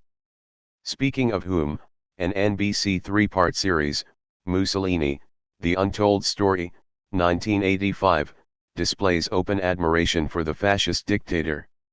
Mussolini is presented to us not as the tyrant who overthrew Italian parliamentary democracy, destroyed labor unions, reintroduced child labor, drastically reduced or in some instances totally eliminated taxes for the rich, sold off public holdings to private interests at bargain prices, subsidized corporations with state funds, slashed wages and human services for the working poor, greatly increased military spending, jailed, tortured, and assassinated political opponents, and waged wars of aggression in Africa and the Balkans. What we get instead is springtime for Benito, Mussolini the loving father, the sexually energetic fellow who has numerous affairs until he falls for his favorite mistress and settles down with her. We are invited to sympathize with Eleven Duce as he mourns the loss of his son while killing thousands of people in Ethiopia. As Norman Markowitz notes, the concluding segment portrays Mussolini as a tragic figure, undone by his alliance with the Nazis, not as the fascist war criminal who blazed the trail that Hitler would follow. Mussolini himself would have had no quarrel with much of this presentation. 8. A spate of television docudramas in the 1970s and 1980s offered more of the same. There was the Cuban Missile Crisis as the story might have been told by the White House. There was Harry Truman firing Douglas MacArthur in a teleplay that divided its sympathies equally between the president who exercised constitutional authority and the general who violated it. There were the travails of Eleanor and Franklin Roosevelt and the repeated dramatizations and documentaries about Edward VIII and Wallace Simpson. Again, the subject matter was either faithfully mainstream in its safely limited political perspective or so trivial in its content as to be not very political at all. One exception is the surprisingly honest 1989 CBS docudrama Day One, which tells the story of the decision to drop the atom bomb on Hiroshima and Nagasaki. The teleplay actually gets into the underlying Cold War politics, revealing that the White House's major concern was not defeating Japan but intimidating the Soviet Union and impressing Congress. The film maintains that Japan was ready to surrender before the bombs were dropped and that many of the scientists originally involved in production of the bomb opposed its use. Day One is a rare example of revealingly accurate history, a media dramatization of major historical events that departs from the usual mainstream apologetics. In the minds of many Americans, movie and television dramas are the final chapter of history, the most lasting impression they have of what the past was like, what little of it they may have been exposed to. For the most part, make-believe history is an insipid costume epic, a personalized affair, the plotting, strutting, and yearnings of court figures and state leaders. Tyrants become humanly likable as the social realities of their tyranny are ignored. The revolutionary populace is represented as tyrannical and irrational, while the sources of their anger and misery remain unexplained. Conflicts and wars just seem to happen, arising out of personal motives and ambitions. In these ways make-believe history reinforces the historical illiteracy fostered in the schools and in political life in general. 5. Blue-collar blues. As we have seen in the last chapter, Hollywood and television either ignore or misrepresent the history of great events. In a similar fashion, they mistreat the history of working-class struggle in the United States and throughout the world. In general, the entertainment world indulges in a class bigotry that remains unchallenged by the media's producers and critics. Workers from nowhere. In the war between labor and capital, there are thousands of untold stories and unsung heroes, men, women, and children, Anglo, African American, Latino, European, and Asian, immigrant and native-born. Workers have struggled against poverty, recession, low wages, unemployment, lockouts, blacklists, take-backs, wage reductions, contract violations, plant closings, union busting, and court injunctions. They have endured the violence of gun thugs, Pinkerton detectives, Klansmen, state militia, police, racketeers, company goons, and spies, and the U.S. Army. In defense of their rights, working people have used strikes, boycotts, industrial sabotage, picket lines, slowdowns, sit-ins, and retaliatory violence. In the late 19th and early 20th centuries, a distinct working-class culture existed with its own songs, poetry, and sagas, celebrating the struggles of working people. Much of this culture has been pushed out of existence by the motion picture and television industries. Just as labor history and labor's present-day struggles are seldom taught in the schools, except for a passing reference to strikes and the industrial violence of earlier times, so are they rarely given fair treatment or much treatment of any kind in the make-believe media. Not surprisingly, working people have no sense of their own history, no idea of the origins of the minimum wage or the 8-hour day. 1. By what process of struggle did workers greatly reduce the use of child labor in the United States? How did they abolish property restrictions on voting? How did they win the right to assemble and exercise free speech in labor organizing campaigns, the right to collective bargaining, and the right to pensions, paid vacations, and retirement and disability benefits? Hollywood and television do not begin to tell us. Nor do the people who produce the make-believe world have a very firm idea about these events. Were they to think about it, they probably would not even consider such subjects to be marketable for teleplays and films. 2.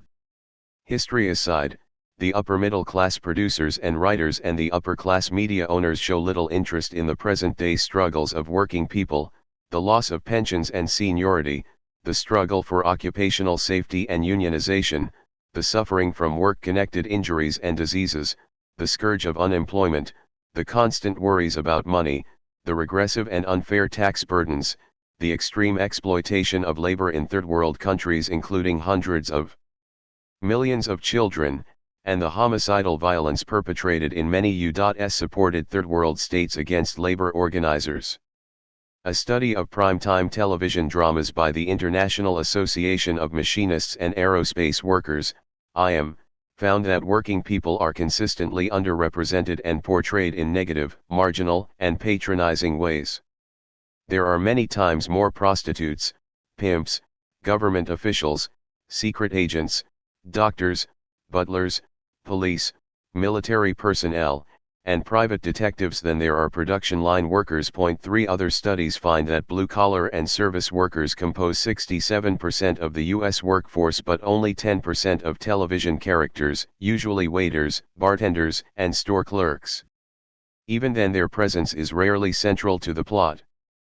The most common primetime shows in recent years have been about law enforcement, national security, and private investigation of crime, in that order. 4.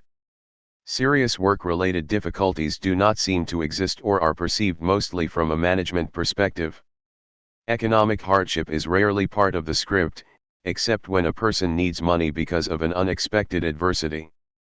In such instances, money problems are usually resolved by individual ingenuity within the show's time frame.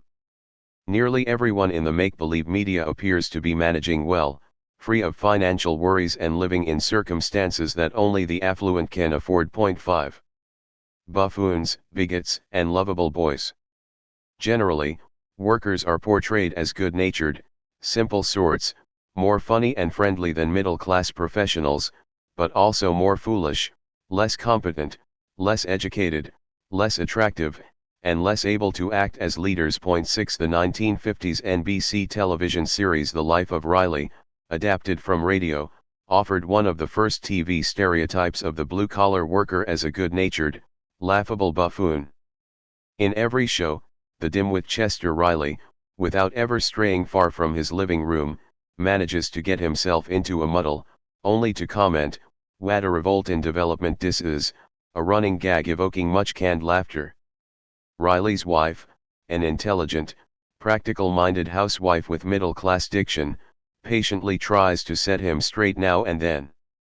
Another notable working-class buffoon spewed up on the small screen was Ralph Cramden, Jackie Gleason, of The Honeymooners, a sitcom that ran in the mid-50s and was inflicted upon us repeatedly as reruns right into the 80s. Cramden is a bus driver and a loud-mouthed, pot-bellied nincompoop. When bested in argument by his more articulate and intelligent wife, he holds his fist up to her and bellows, "One of these days, Alice, pow, right in the kisser." A threat of male spousal violence that is accorded roars of canned laughter. Cramden's neighbor and buddy, Norton, who speaks in a moronic, adenoidal voice, is a maintenance worker in the sewers. Any reference he makes to his line of work is sure to be accompanied by off-screen laughter, as if an occupation of that sort is so undeserving of respect as to be inherently amusing. In 1971, the new situation comedy series All in the Family, a Norman Lear creation, running later as Archie Bunker's Place, touched upon the controversial social and political issues that entertainment television had ignored throughout the 1960s. In this respect, the series represented a breakthrough in socially conscious entertainment. The main character is a blue-collar bigot, Archie Bunker, who fulminates about ethnic minorities, welfare chiselers, liberals, intellectual wimps, feminists, hippies, peaceniks, gays, and the like. Although he is usually bested in argument by his relatively enlightened son-in-law or some other character, studies show that viewers took away whatever attitudes they brought to the show. Racists felt confirmed in their racism, liberals in their broad-mindedness and sense of superiority. Under the guise of presenting a sophisticated camp humor, the show has Archie using ethnically defamatory terms like coon, Polak, Mick, and Sheeny. While such utterances are supposed to reflect poorly upon him, they actually seem to gain respectability, given the playful context in which they are expressed. The violence, fear, and suffering that bigotry has spawned throughout history is hard to imagine when viewing All in the Family. As incarnated in Archie, bigotry becomes nothing more than the expressions of a foolish, almost lovable lout. While All in the Family ostensibly pokes fun at the bigoted Archie Bunker and thereby at bigotry in general, it practices a class prejudice of its own. It repeatedly pokes fun at Archie because he is a pot-bellied, beer-guzzling, working-class ignoramus. Thus, when he mispronounces or misuses a word, this is accompanied by generous offerings of pre-recorded audience laughter, the implication being that a malapropism uttered by a working person who has been deprived of a decent education is cause for great merriment. Like the Riley and Cramden spouses, Archie's wife is a devoted housewife, though seemingly not as intelligent as the aggressively articulate Archie. She speaks in a mincing, almost imbecilic high-pitched voice, while remaining the properly domesticated female, supportive of her spouse, even as she occasionally urges him not to be so combative with others. Some months before All in the Family premiered, the film Joe, 1970, featured a working-class, anti-hero bigot as the central character, a hard-hat hippie hater who is both repelled and fascinated by the counterculture. Like Archie Bunker, he is a visceral, flag-waving super-patriot, lacking in sensibility, schooling, tolerance, and information. Films like Joe and television shows like All in the Family tell us that even if all workers are not bigots, certainly all bigots are workers. In fact, one way to telegraph the bigots' undesirable nature is through their stereotyped lower-class traits, slovenly speech and appearance, crude personal deportment, simple-mindedness, and the like. In real life, we can observe plenty of affluent persons who are as bigoted as any worker might be, even if their prejudices are cloaked in the more circumspect terminology and educated accents of Bronxville, Grosse Pointe, and Shaker Heights. Yet, such persons do not fit the media's own class-related stereotype of a bigot as embodied in the blue-collar worker. A Teamsters Union publication. Focus, complained that Archie Bunker and other characters like him present a distorted image of working people. For some reason, the writers of those shows decided the average worker is a dingbat fat, more than a little dumb, a committed racist, and most of all, very comical. No wonder that most of the folks who design the policies, in high government circles, no matter what party is in power, have no idea of what a working person is like and what he needs. 9. Likewise for most of the folks who produce entertainment shows. Nor do media people seem to have any interest in the workplace travails that people must confront. Chester Riley is never shown sweating away on the production line. Ralph Cramden is never seen putting in a long day on the bus route. Archie Bunker is not to be found in his cab or on the loading dock, when he worked as a foreman. The two Milwaukee brewery workers of the Laverne and Shirley show are rarely at work, and when they are, production work seems more like simple-minded fun, for they spend more time in slapstick sexual antics than in actual toil. 10. Even if, as some might argue, workplace struggle is not an apt subject for situation comedies, the workplace certainly is a suitable mise-en-scene for more serious treatment. Yet, even in dramas about working people, the action rarely involves actual work problems, with the few notable exceptions to be discussed later in this chapter. One of the better television series situated in the workplace was Taxi, which ran for 5 years. But most of this show's interaction occurred while drivers were waiting to go out on their shifts and usually involved personal problems rather than work-related ones. In the made-for-television movie Hard Hat and Legs, 1980, a construction worker is the central character, but he is never seen actually working nor even reflecting upon the problems and dangers of his work. Hard Hat and Legs does offer the familiar theme of the rough-hewn worker who courts a well-educated middle-class woman, Sharon Gless, a beauty who in this instance happens to teach, yes, sex education. Being a blue-collar macho man, he has a lot to teach her about that subject beyond the book-learning stuff. First, however, he must overcome her defenses, created in part by his own stampeding approach and, more importantly, by the class differences that exist between them. This latter point is never explicitly made. After all, this is an American film, not a British one. The script just assumes that a college-educated, cultivated lady in her right mind would not have any reason to seriously entertain the overtures of a lovesick, unschooled construction worker, at least not at first. In other words, rather than examining class prejudice, the movie implicitly practices an unacknowledged class prejudice of its own, as is so commonly done in the make-believe media.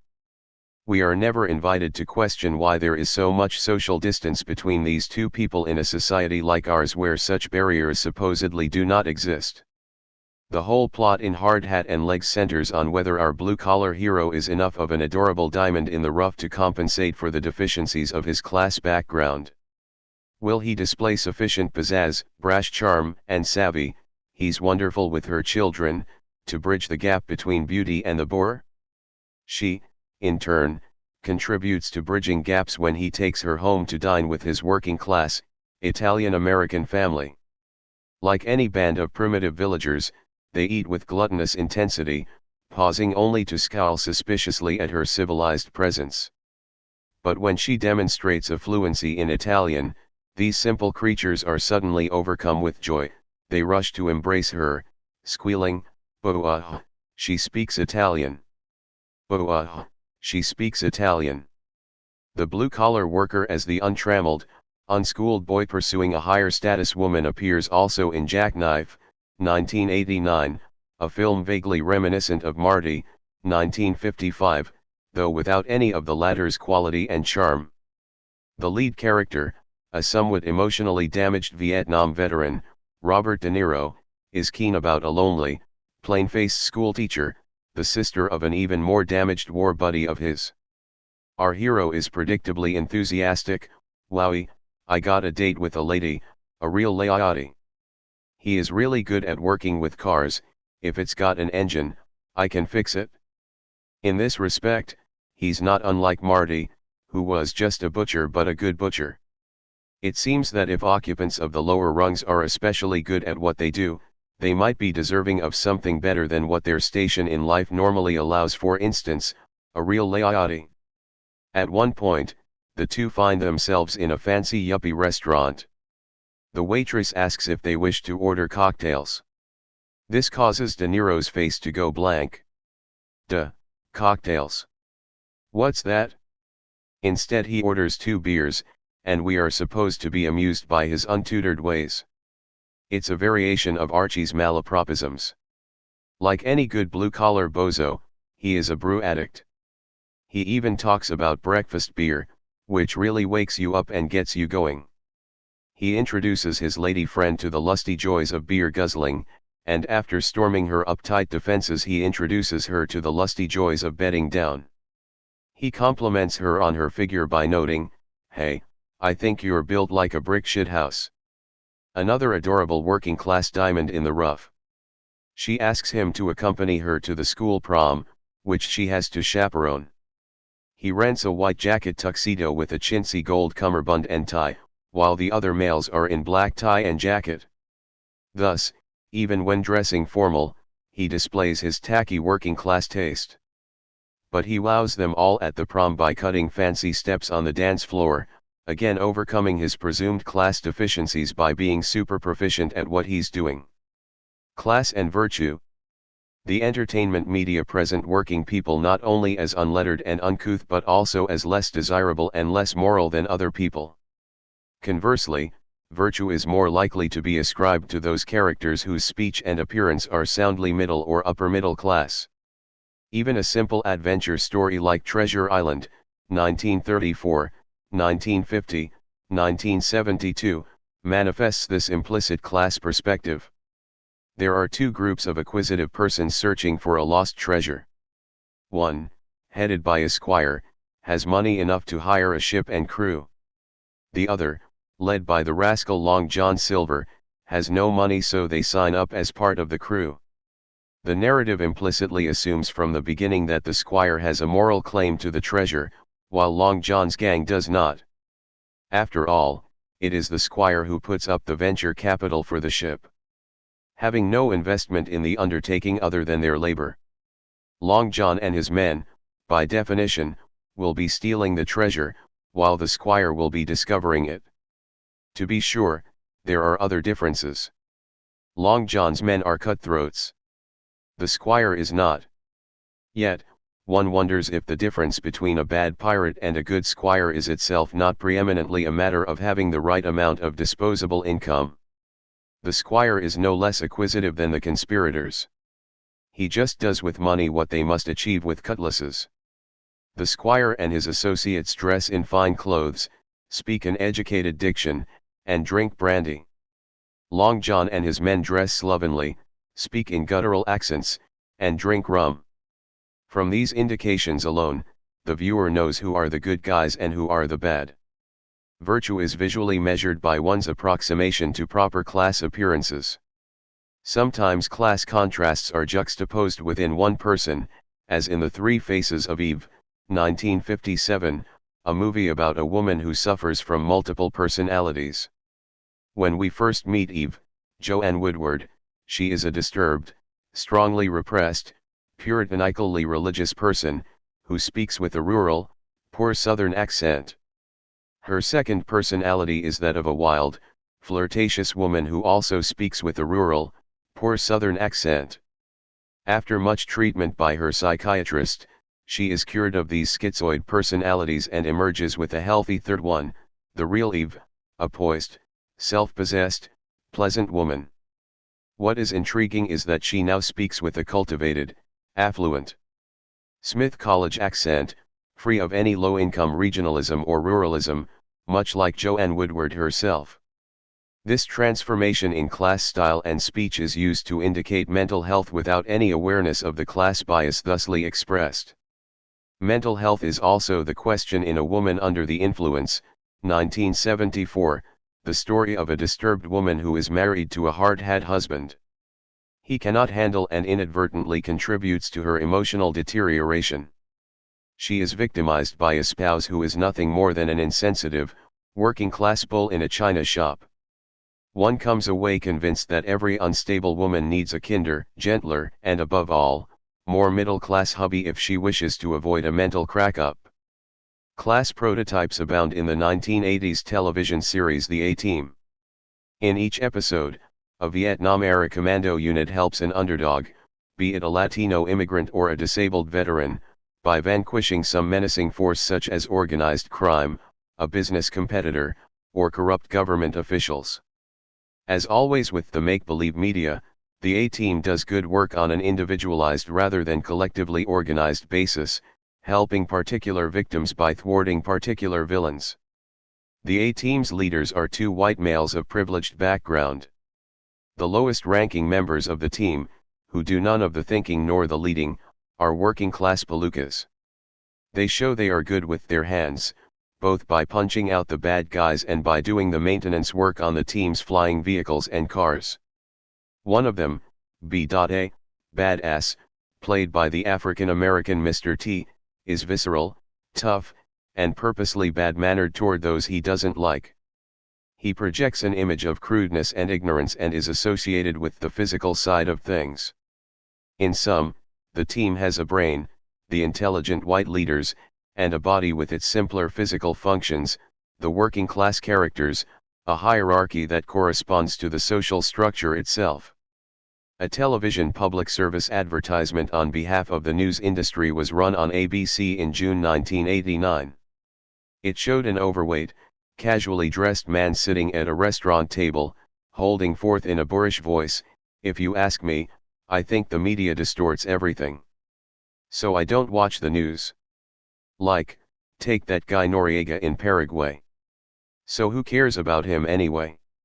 While saying this, he reaches over and grabs fried potatoes from his companion's plate and slurps them into his mouth.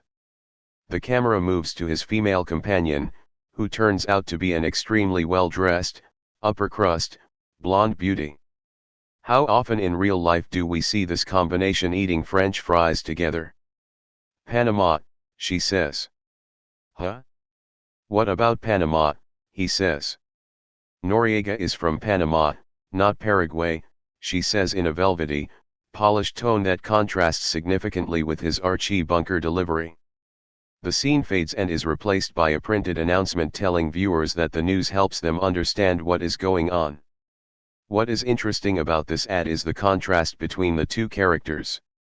The unfavorable individual who does not trust the news media is represented as a loud-mouthed working-class ignoramus.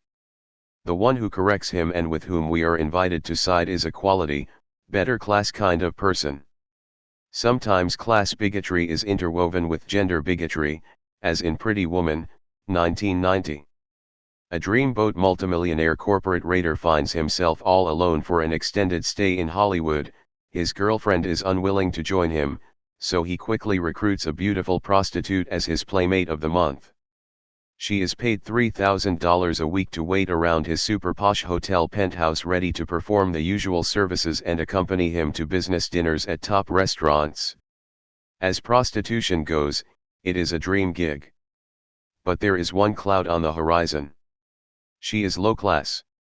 She doesn't know which fork to use at those CEO power feasts, and she's bothersomely fidgety, wears tacky clothes, chews gum, and, doesn't talk so good. But with some tips from the hotel manager, she proves to be a veritable Eliza Doolittle in her class metamorphosis. She dresses in proper attire, sticks the gum away forever, and starts picking the right utensils at dinner. She also figures out how to speak a little more like Joanne Woodward without the benefit of a multiple personality syndrome, and she develops the capacity to sit in a poised, wordless, empty-headed fashion, every inch the expensive female ornament. She is still a prostitute but a classy one. It is enough of a distinction for the handsome young corporate raider. Having liked her because she was charmingly cheap, he now loves her all the more because she has real Polish and is a more suitable companion. So suitable that he decides to do the right thing by her, set her up in an apartment so he can make regular visits at regular prices. But now she wants the better things in life, like marriage, a nice house, and, above all, a different occupation, one that would allow her to use less of herself. She is furious at him for treating her like, well, a prostitute. She decides to give up her profession and get a high school diploma so that she might make a better life for herself, perhaps as a filing clerk or receptionist or some other of the entry-level jobs awaiting young women with high school diplomas. Point 12. After the usual girl breaks off with boy scenes, the millionaire prince returns. It seems he can't concentrate on making money without her. He even abandons his cutthroat schemes and enters into a less lucrative but supposedly more productive, caring business venture with a struggling old-time entrepreneur. The bad capitalist is transformed into a good capitalist. He then carries off his ex-prostitute for a lifetime of bliss. The moral is a familiar one, updated for post-Reagan yuppie. A woman can escape from economic and gender exploitation by winning the love and career advantages offered by a rich male. Sexual allure goes only so far unless it develops a material base and becomes a class act. Point 13. No good unions.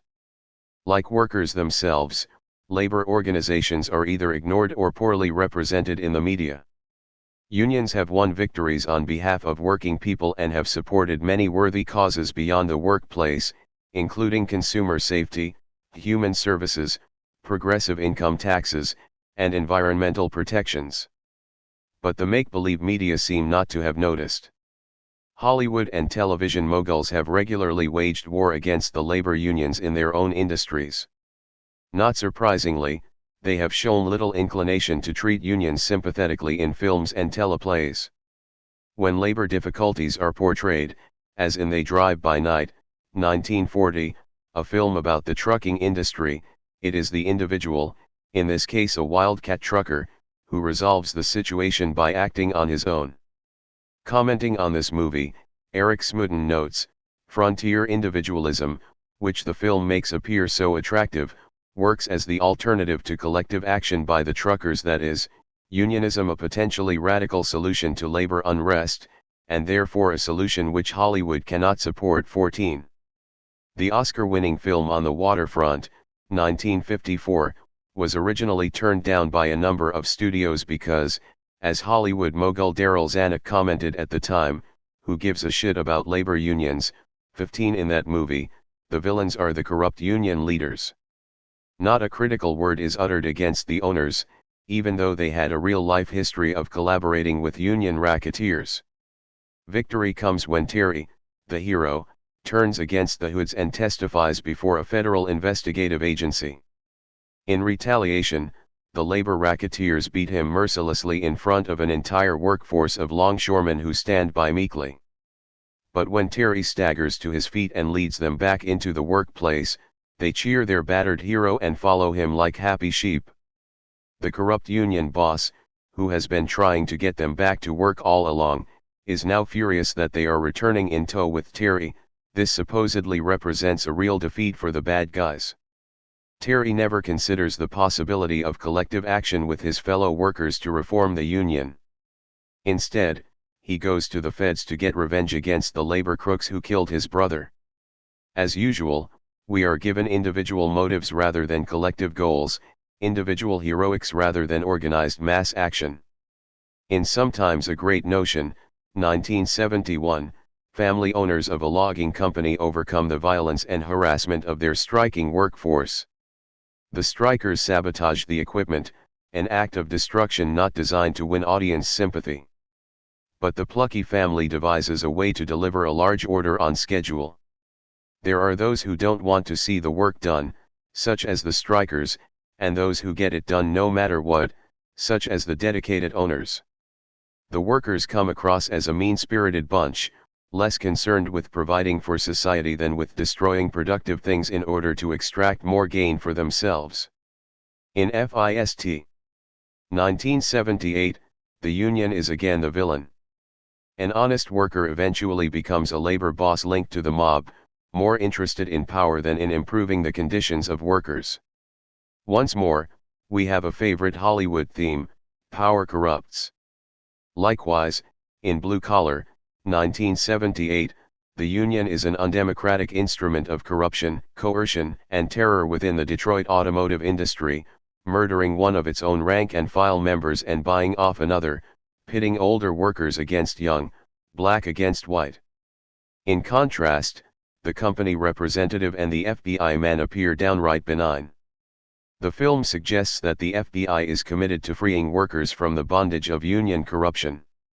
In real life, the FBI participated in the McCarthyite purges of progressive leaders from unions, thus leaving them open to infiltration by mobsters. 16. There is nothing inherently wrong with portraying union corruption, for there are corrupt unions. But corruption is concentrated in less than 1% of all locals. 17. In comparison, 11% of the biggest corporations have been caught in unlawful acts, many of them repeat offenders. It is wrong, however, to concentrate on union corruption to the exclusion of other realities regarding labor organizations. In this respect, the entertainment media are very much like the news media. 18. In the case of blue collar, the misrepresentation is particularly egregious since the United Auto Workers is one of the most honest and democratic unions, with a record of fighting racism within its own ranks and with hundreds of rank-and-file organizations and caucuses that elect delegates to union conventions. 19. Detroit Auto Workers have a long and remarkable history of insurgency and struggle against the exploitation of corporate bosses, but the make-believe media seem not to know it. Instead, in movies like Blue Collar, reality is again stood on its head. The unions are portrayed as enemies of workers, with nothing said about who the workers' real enemies might be. Even when unions are not the main villains, they still usually do not come off well. In Silkwood, 1983, the local union is of no help to the courageous Karen Silkwood, who discovers that the company she works for, Kerr-McGee, is guilty of serious radiation safety violations. The national union is staffed by officials who seem to have little time for her until they find they might be able to use her for purposes of their own. In real life, union leaders did not exploit Silkwood and took some risks on behalf of her cause. 20. The other workers seem ambivalent about supporting Silkwood's struggle. The film never makes clear how culpable Kerr-McGee is. It fails to note that in real life Silkwood's own mysterious contamination was traced to a batch of plutonium available only to Kerr-McGee management personnel. Still, this motion picture gives us some sense of workplace struggle and the venality of a corporate power that puts profits before people. It has the added virtue of portraying a real-life female protagonist, a woman who is not passively attached to some man but who actively struggles for causes of her own. Upper middle class fantasies. Studies have concluded that behavior modeled on television does invade the fantasy life of the viewer.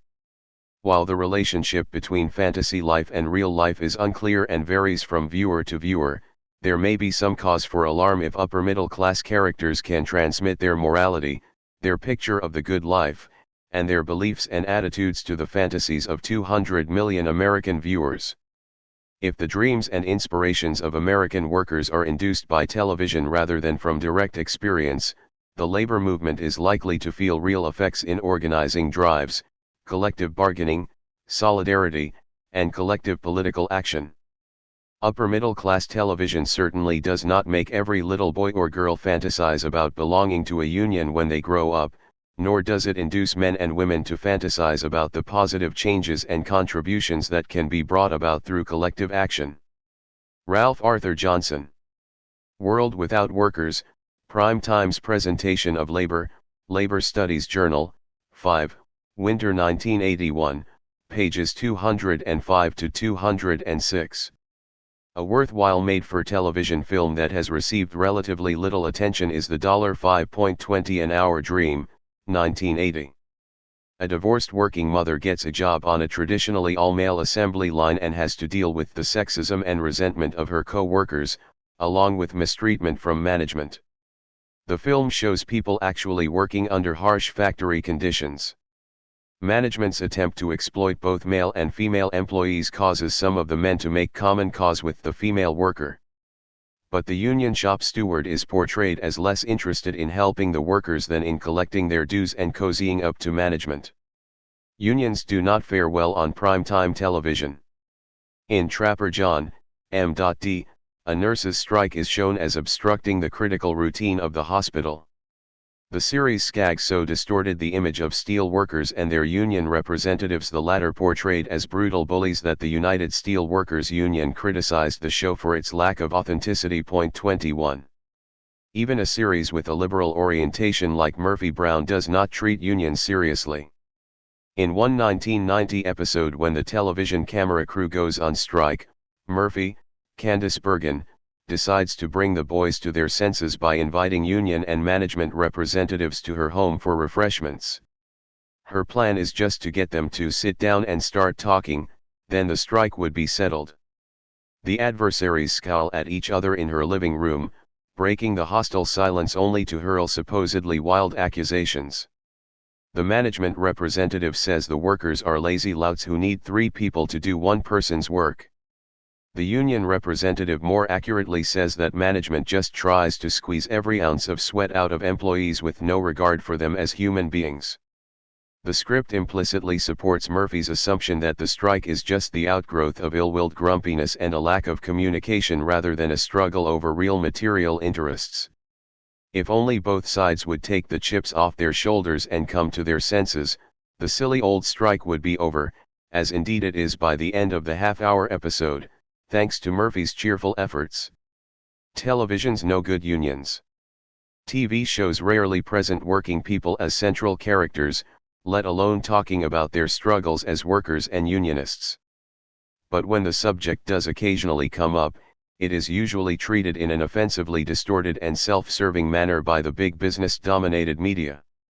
Such was the case with the CBS crime fighter series Wise Guy, a 5-part story, which centered mainly on attempts by a clothing manufacturer to resist mob infiltration. The story digressed for a time to focus on a Chinatown sweatshop plagued by substandard and inhuman working conditions. A militant young woman, played by Joan Chen, leads the angry workers on a strike for a minimum wage and safe working conditions. Chen fights eloquently and passionately for the strikers, denouncing manufacturers who want to keep you oppressed and silent, and enforce the system which dehumanizes labor for money, even as they build big houses and send their children to fancy colleges, while you live in squalor. The program, which starts out as seemingly one of the most daring and outspoken pro-worker TV dramas ever, takes a sharp right turn midway through. Chen turns out to be personally inflexible and unreasonable toward the manufacturer, who is willing to change and compromise. The union is revealed to be in bed with the mob, and none other than the notoriously union-busting FBI turns up as labor mediator, replacing the indifferent union and correcting the system on behalf of the strikers. Shows like Wise Guy make a shameless, calculated, and dishonest display of sympathy for working people, redirecting worker anger away from big business and toward the mob, while defaming the union movement. Prairie Miller, Teleprobe, People's Daily World, January 26, 1989. People, including workers themselves, supposedly want to escape rather than confront the realities of the workplace. In violation of that notion, I would argue that it is the lack of reality that makes the make-believe media unconvincing and boring. As Dan Cohen puts it, some people suggest that the reason for the dearth of working-class shows on TV is that people who work all day don't want to come home and watch TV shows about work. That's probably true given the kind of shows the networks produce. But imagine a show based in a factory or an office that was, well written and political. Imagine a series that showed all the absurdity and meanness that workers have to deal with every day. Imagine seeing them prevail, sometimes, by collective action. Imagine a show with consistent anti-capitalist politics. Find me the worker who wouldn't stay home to watch that. 1.22. A television situation comedy beginning in the 1989-90 season, Roseanne, featuring an obese, working-class woman as the lead, offers an occasional glimpse of how the make-believe media can be entertaining because it deals with class reality, though falling far short of what Dan Cohen asks for in the above quotation. In one episode, Roseanne protests her boss's order to speed up production on the assembly line. The employees are already overworked, she argues. The boss and she enter into a secret pact, he will retract the order if she will stop criticizing him at the plant. When he weasels out of the deal, she leads a wildcat strike. The situation remains unresolved by the end of the episode. Of course, this being a primetime sitcom, we can expect just so much. Hence, no union is in sight. Whatever the show's limitations, there is no evidence that episodes like the one just mentioned cause the show's ratings to drop. People do not call in to complain that they are bored with a story about job-related realities. Work is still the experience that occupies the major portion of most people's waking hours. Sympathetic treatments of that experience would be watched with interest by large audiences that otherwise have been known occasionally to tire of the usual silly, shallow sitcom fare. Doing it better. Among the handful of films and teleplays that give labor organizations a fair shake is Non-RA, 1979, based on a true story about a young woman fighting to unionize a southern textile mill. Rather than indulging in the usual individualized heroics, she rallies her fellow workers for collective action and coordinates her efforts with a union organizer from New York. The union is actually portrayed as committed to the workers' interests. Even here, however, the union representative must stave off his superiors who urge abandonment of the organizing effort because results are slow in coming. As with Silkwood, this film has the added virtue of presenting a woman as a rank-and-file leader. It also shows black and white workers overcoming racial barriers and working together. A made-for-television movie, A Matter of Sex, 1984, even more explicitly combines the themes of workplace struggle and women's rights. It is based on a true story about 8 female bank employees in a small town who walk a picket line for many months seeking equality in pay and promotion. The union plays a positive, if not very effective role, attempting to drum up support for the women strikers in a community that reacts unsympathetically through most of the struggle. An excellent film about the West Virginia coal mining wars of the 1920s is Mattuon, 1987, written and directed by John Sayles. Despite Sayles' past successes, his script was rejected by every major studio. He eventually produced the film independently, taking years to scrape together sufficient private funding. In Mattuon, the coal miners organize against oppressive conditions and a heartless management. Joined together in the face of much hardship, they overcome the ethnic divisions between native whites, African Americans, and Italian immigrants. The latter two groups were originally recruited as scabs. The union organizer is actually depicted as courageously dedicated to the workers' cause. With equal accuracy, the coal company is portrayed as determined to starve the workers into submission and break the strike with scabs, company spies, gun thugs, and every other strong-arm method. Small wonder Hollywood would not touch this script. The film played in New York and other major urban locales, but in many sections of the country it failed to get distributed. An above-average made-for-television movie. Heart of Steel, 1983, portrays the sufferings of workers facing unemployment after the steel mill closes. In one scene, they accuse management of milking the plant for profits. "You've been stealing from us," exclaims the lead character. The United Steel Workers representative in the movie is portrayed as quite comfortable with management, but even he is forced to note, the American worker and his family are now taking a beating for mismanagement by this company and this government since World War II. No matter what happens, remember your union never quit on you. We're still here, still fighting. With time, however, the hero becomes disillusioned with the union.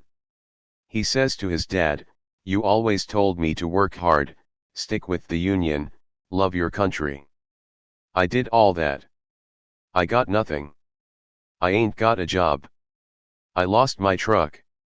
I'll go on welfare, and when that runs out, I'll feed my kids out of garbage cans." An otherwise devoted husband and father, he becomes increasingly abusive toward his family. Other families break up, one worker commits suicide. Unfortunately, the movie ends on an ideologically predictable and almost silly note. The workers break into the abandoned mill and spend a day making a record amount of steel. No syndicalist worker takeover here, they just do it for one day as a gesture designed to bolster their self-respect, the hero says. Everyone in town comes to cheer the workers as they depart from their symbolic day at the mill, including the hero's previously alienated family. In the end, the hero reverts to good old American individualism. I can't count on the union or the government. We got to rely on ourselves. With much upbeat fanfare, he hits the road to find a job, leaving most of his co-workers and community behind him. He'll come back for his family when he finds work. Suddenly, unemployment is merely an individual problem in need of an individual solution. John Sayles' excellent 8 Men Out, 1988, deals with the notorious true story of how the Chicago White Sox baseball team agreed to take gambling bribes in return for throwing the 1919 World Series. Of special interest is the film's treatment of the exploitative and corrupting nature of management-player relations. The players' resentment at being cheated and underpaid by their boss drives them to accept bribes. If the team owner cannot be honest with them, they eventually see no reason to be honest about the game. Unable to get a decent wage from an owner who grows increasingly rich off their labor, they succumb to temptation when the opportunity presents itself. The players then discover that the same law that is too feeble to secure them collective bargaining rights is strong enough to come down hard on them when the gambling fix is exposed. How corporate America has been taking over the land, water, and mineral resources of the country is a subject not given much close attention by Hollywood and television. One had to wait until 1940 for The Grapes of Wrath, directed by John Ford, to see a film that portrayed the victimization of small farmers by bankers and big growers, with much of the blame also put on such innocently impersonal forces as hard times. Now considered a classic, this film suffers from a deficient political subtext. As Christensen notes, survival, not change, is the theme. Nowhere is the system as a whole challenged, never is faith in the American way shaken. The film reassures. 23. The Milagro Beanfield War, 1988, produced by the Chicano activist filmmaker Moctezuma Esparza and directed by Robert Redford, tells of a resistance by small farmers against big land developers and collusive government officials in New Mexico. Finding their water supplies cut off and facing ruinous taxes that are intended to subsidize these same developers, the Mexican-American farmers take united action against a common enemy. The same story in Great Britain. My second documentary was Conversations with a Working Man. This was the story of a dye-house worker whose job was monotonous, filthy, and injurious to his health, yet he derived a pride from doing it well. He is a gentle man with tolerant, principled views, and a loyal member of his, now defunct, union, the dyers and bleachers. In other words, he is not unlike millions of Britons. Conversations with a Working Man was to be a documentary given over to the views of an articulate trade unionist without intrusion by those who often claimed to speak for him. One executive worried a great deal about what the International Broadcasting Authority will think. What was made very clear was that the commentary would have to undergo numerous changes to be acceptable to the authority. 2 of the changes are unforgettable. The authority, I was told, would not tolerate the term working class because it had political implications. It would have to be changed to working heritage. Then there was the problem of the term the people, which was a Marxist expression and therefore anathema to the authority. I had not read much Marx, so I did not know. But surely the people had existed before Marx. Behind this nonsense was, of course, serious purpose. 12 years later the film director Ken Loach, whose films about trade unionists were to be the object of censorship, wrote, "Working people are allowed on television so long as they fit the stereotype that producers have of them. Workers can appear pathetic in their ignorance and poverty, apathetic to parliamentary politics, or aggressive on the picket line. But let them make a serious political analysis based on their own experiences and in their own language, then keep them off the air. That's the job of professional pundits, MPs, members of parliament and general secretaries. They understand the rules of the game." John Pilger. Heroes, London Pen Books, 1986, pp 478-79.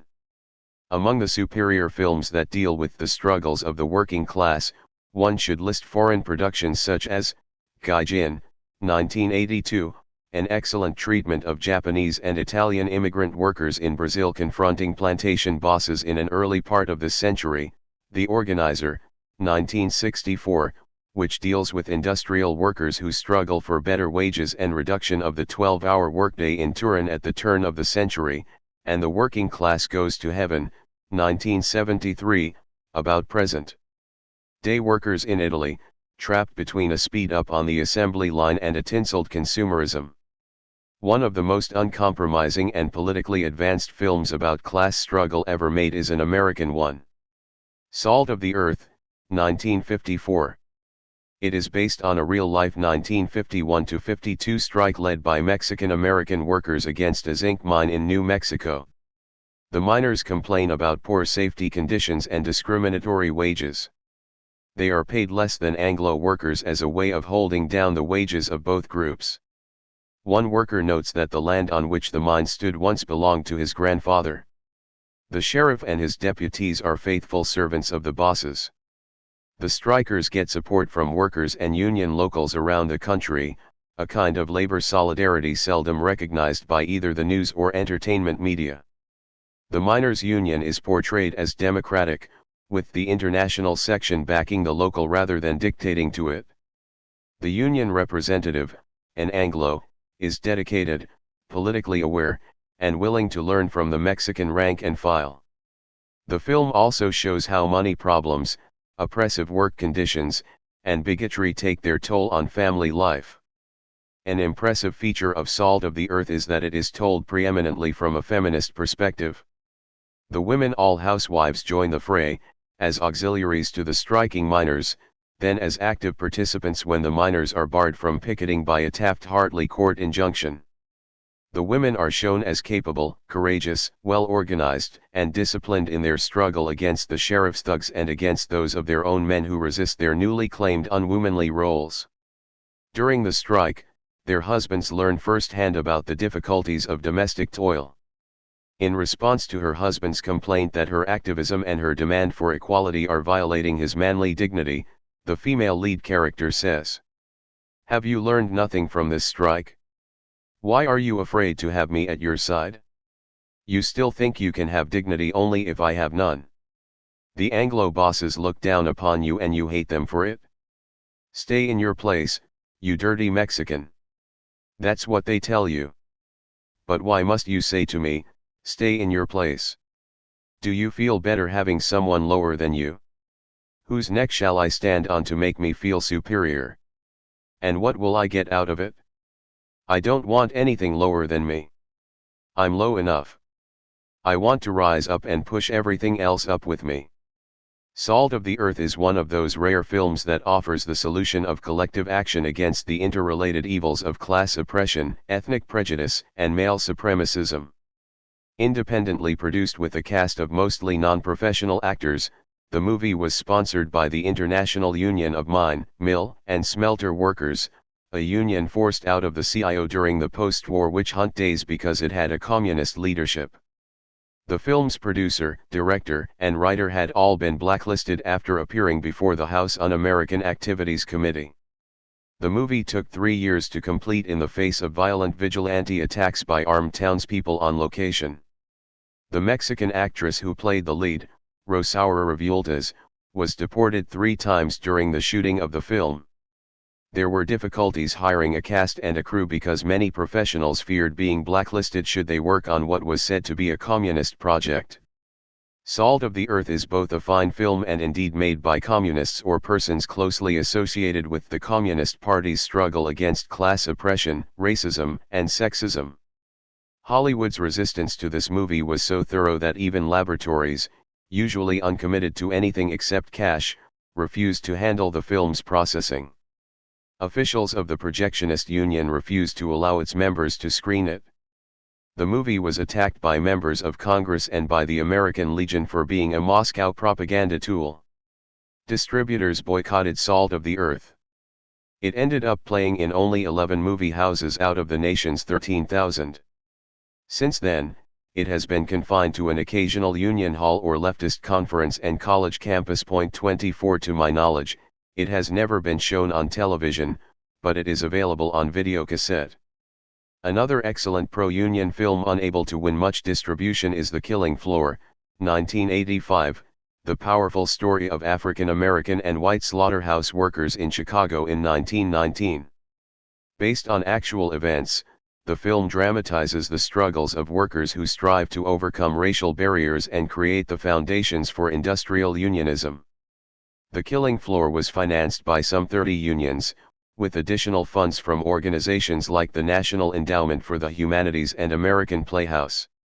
Made available on videocassette in 1989, it is still unknown to almost all viewers, having been accorded very limited distribution. Better Treated was Roger and Me, 1989, a full-length documentary that gives an acerbic yet humorous account of the industrial demise of Flint, Michigan, and the role played by General Motors. Made on a shoestring budget by rookie filmmaker Michael Moore, the film briefly and hastily notes that GM makes bigger, quicker profits by closing plants, reneging on pension funds, and moving to cheaper labor markets abroad. Roger and Me spends most of its time on satire, poking fun at a variety of people, with its prime target being GM chief Roger Smith. Almost no footage is devoted to an analysis of the political economy that enables GM to do what it does to people and communities. Nevertheless, the film's pro-worker, anti-corporate sympathies are clear. Surprisingly, it was picked up by Time Warner Incorporated for mass distribution, probably the only documentary of its kind to enjoy that privilege. It soon proved to be a box office success. Despite the movie's originality and popularity, the Motion Picture Academy failed even to mention it for an Oscar nomination in the documentary category. The handful of worthwhile films that deal with the actual realities of working-class struggle have some things in common. With few exceptions, they are either independently produced or foreign-made, they do not come out of Hollywood or from the networks. They usually are accorded a decidedly limited distribution, reaching much smaller audiences than the shopping mall cinema productions that saturate America. They rarely have money for the kind of pre-release publicity that might help create a broader market appeal. They are far less likely to become reruns on primetime television. If televised, they are apt to be shown at obscure hours. Along with its mistreatment of working people and their unions, the entertainment industry propagates a more diffuse kind of class prejudice. This is evident in its treatment of the affluent strata, as will be seen in the next chapter. 6. Affluent class and corporate brass. Despite the widely publicized notion that just about everyone in the United States, except for a few millionaires and beggars, is middle class, there are marked differences among us in income, status, education, and lifestyle. But class is not just a matter of these demographic differences. More important is the way class acts as a force of power and wealth. Thus, there are the rich and powerful, those who own and exercise a preponderant control over the command positions within corporations, banks, industries, communications systems, and media. Class power permeates our economic, political, military, educational, and cultural institutions. The realities of class are omnipresent in our society, ingrained in our everyday experience, helping to shape the quality of our lives. Yet people are taught not to think in class terms. And references to class power are often dismissed as conspiracy theory or Marxist ideological mouthing. Increasingly, attention is given in our media and public life to just about every subject one might imagine. Even racism and sexism, while insufficiently confronted, are at least recognized as bigotries, certainly more so today than in earlier generations. But, as noted in previous chapters, class bigotry continues to be an unchallenged and unperceived form of prejudice. The realities of class power and class oppression remain largely a forbidden topic. The expressions of class bigotry in our literature and textbooks, in our institutions and daily lives, and in our films and television shows go unexamined. Class is the colossal reality right before our eyes that we Americans are trained not to see. Escaping class. If the make-believe media are escapist, it is in large part because they have long downplayed or avoided altogether the harsh realities of racial, gender, and class oppression. For many decades, through the magic of the entertainment industry, racial oppression was transmogrified into a happy-go-lucky tap dance routine. Women's oppression was reduced to love problems or the difficulties that arose when women strayed from traditional roles and ventured into a man's world. The economic injustices of capitalism were dismissed as just a matter of hard times. Instead of dramatizing the class dimensions of political power, the media gave us morality plays about the personal venalities of individual politicians.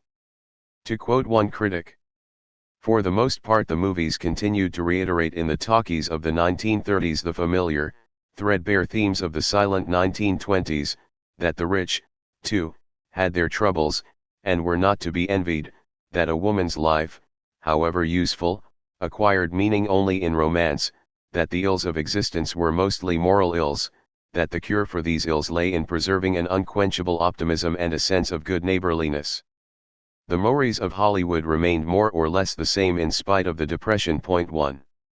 In the Frank Capra films of the 30s and 40s, America is a nation of small towns and modest but comfortable homes, inhabited by ordinary but sometimes heroic folks who try to set aright any greedy or snobbish individual. Capra's It's a Wonderful Life, 1946, frequently replayed on television at Christmas time, gives us the character of George Bailey, who spends most of his life lending a helping hand to folks in his town. George makes a populist speech before the financial tycoons of the town. "Think about the little people," he says, "who built this community with their hard work. They don't have big sums of dough to shell out. The building and loan institution gives them a chance to own a home. It's the only alternative to living in one of the slums that the evil banker, Mr. Potter, owns. Potter, the cruelest, richest man in town, knows it all too well and he wants to close the building and loan. But the other moneybags on the board are touched by George's plea and they vote Potter down, if you can believe it. In violation of all market imperatives, they decide to float the building and loan even though it's in the red, for having been too soft with people who were down on their luck. They then appoint George as its executive officer. But the building and loan falls on hard times. Potter tightens the screws and denies George financial aid, telling him to get help from the riffraff you love so much. George wishes he was dead and for a short while, with the aid of his guardian angel, he gets his wish and sees what the community he loves would have been like if he hadn't been there, a tacky, tawdry, heartless run-down town with honky-tonks and strip joints, dominated completely by Potter. George realizes that one person can make a big difference. In the final scene, the hometown folks come through for George. The same crowd that previously had been besieging the building and loan to get their money out now congregate spontaneously in George's living room to sing Christmas carols and empty their pockets of thousands of dollars. Where did they get all that money, in order to bail out George and save the building and loan? So grateful are they for all he has done. It's a Wonderful Life tells us that there are bad greedy business people like Potter, the monopolist banker, who operate on the imperative of accumulate, accumulate, accumulate, and good business people like George Bailey who are the purveyors of good works and faith and want what is best for ordinary folks. It is vintage Capra, a fairy tale. In Capra's Mr. Smith Goes to Washington, 1939, the decent, honest senator refuses to play ball with cynical, corrupt malefactors. Good meets evil, but evil is still personal and never systemic. The evil of Capra's corrupt characters never rubbed off on the institutions they controlled or the social and economic system that shaped their behavior and allowed them to succeed. Probably the most influential director of his time, Capra created the kind of mythical, celluloid America that Ronald Reagan was still selling us in the 1980s. To gladden the troubled spirits of people gripped in the Great Depression, Hollywood in the 30s also created Shirley Temple, the adorable song and dance imp. In Bright Eyes, Curly Top, Dimples, and Poor Little Rich Girl, Shirley plays the lovable little child who heals other people's lives.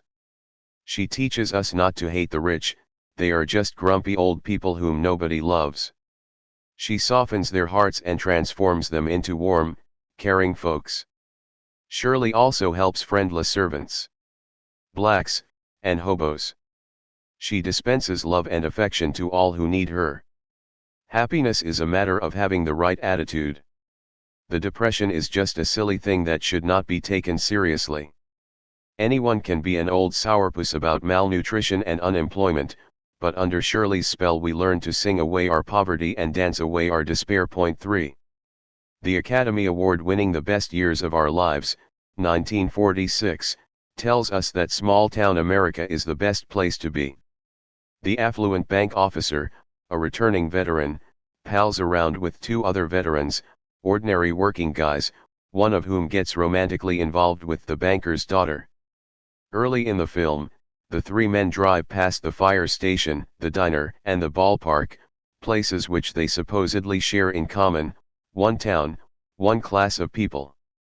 The women are maternal and caring, except for one wife with loose morals, who refuses to be domesticated and is not worthy of audience sympathy, as the film makes clear. Point 4. Films about small-town America depict a society taken straight from a Norman Rockwell painting. Class is not a factor of life because everyone is middle class.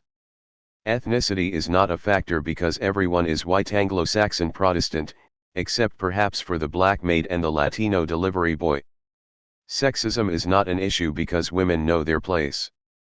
40 years after The Best Years of Our Lives, not all that much had changed. Down and Out in Beverly Hills, 1986, gives us a class view that fits the Reaganite mythology.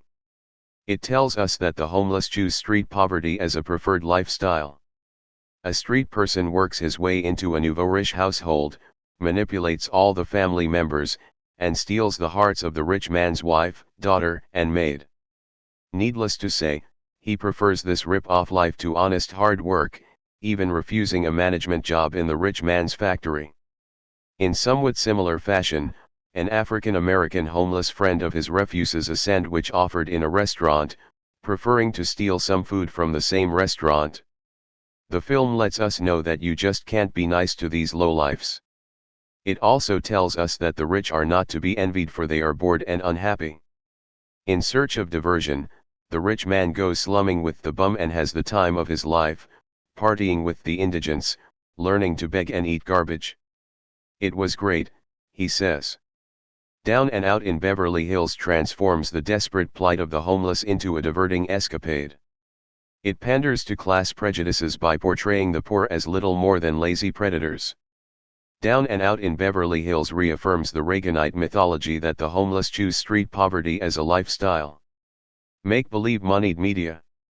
The revolution in the standard of living on TV during the Reagan years has been the most extraordinary jump since man has been on the planet, far surpassing anything that real-life economists could even conceive. There are no longer any Americans on TV who are not well-to-do, except for cops and servicemen, and they get to have nice clothes anyway. Just about every other newcomer is out and out stinking rich, or at least lives as if he were. You can grab the shows by the handful and hear the sound of money, glitter, about two well-to-do reporters for a People mag clone, surrounded by nothing but rich people, paper dolls, in which fashion plates, teeny bopper models, lecherous older men and aging vamps let their fingernails grow, but keep their coupons well clipped, or Hunter, in which a man and woman chase criminals from behind the raw silk curtain. In situation comedy land, the days when Harriet Nelson or Mrs. Cleaver slaved over an ironing board are even more obsolete. Today's sitcom world has about 12 shows with middle-class, white, two-parent families with children. All but one of them has full-time domestic help.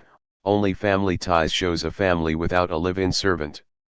There are, relatively speaking, about 110 times as many servants on TV as in real life.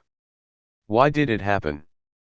As usual in Hollywood, the product is caused by a little input from the outside world and a lot of input from the Hollywood pros. To some extent, Hollywood's TV apparatus is reflecting an increased, and alarming, Fixation on wealth in American life generally. Today's heroes are the money makers, not the spearheads of the proletariat. The message coming out of the TV screen is now exactly the same as the message coming out of all the means of mass communication in America. Enriquez-vous. Benjamin J. Stein, in prime time. Everybody's Rich, Washington Post. October 17, 1984. Trauma in Soapville. Soon after conquering America, television gave us the soap opera, a dramatic form carried over from daytime radio. Relatively inexpensive to produce, yet commanding large audiences and high advertising revenues, the afternoon soaps provide the networks with more profits than does prime-time television. Here is a make-believe society devoid of politico-economic oppression, inhabited mostly by white, economically well-off, professionals, lawyers, doctors, architects, and business executives and their families, who spend their waking hours wrestling with a never-ending succession of personal crises. Relatively few Latinos, African Americans, and Asians, and even fewer blue-collar workers appear as principals. 5 Soap characters have little to say about the struggles of working people, the injustice of the tax system, the price gouging of consumers, the destruction of neighborhoods, the impossible cost of housing and rents due to realty speculation and landlord greed, the undemocratic powers of corporations, and the fast buck desecration of our environment. Dramatic issues that affect us directly and personally.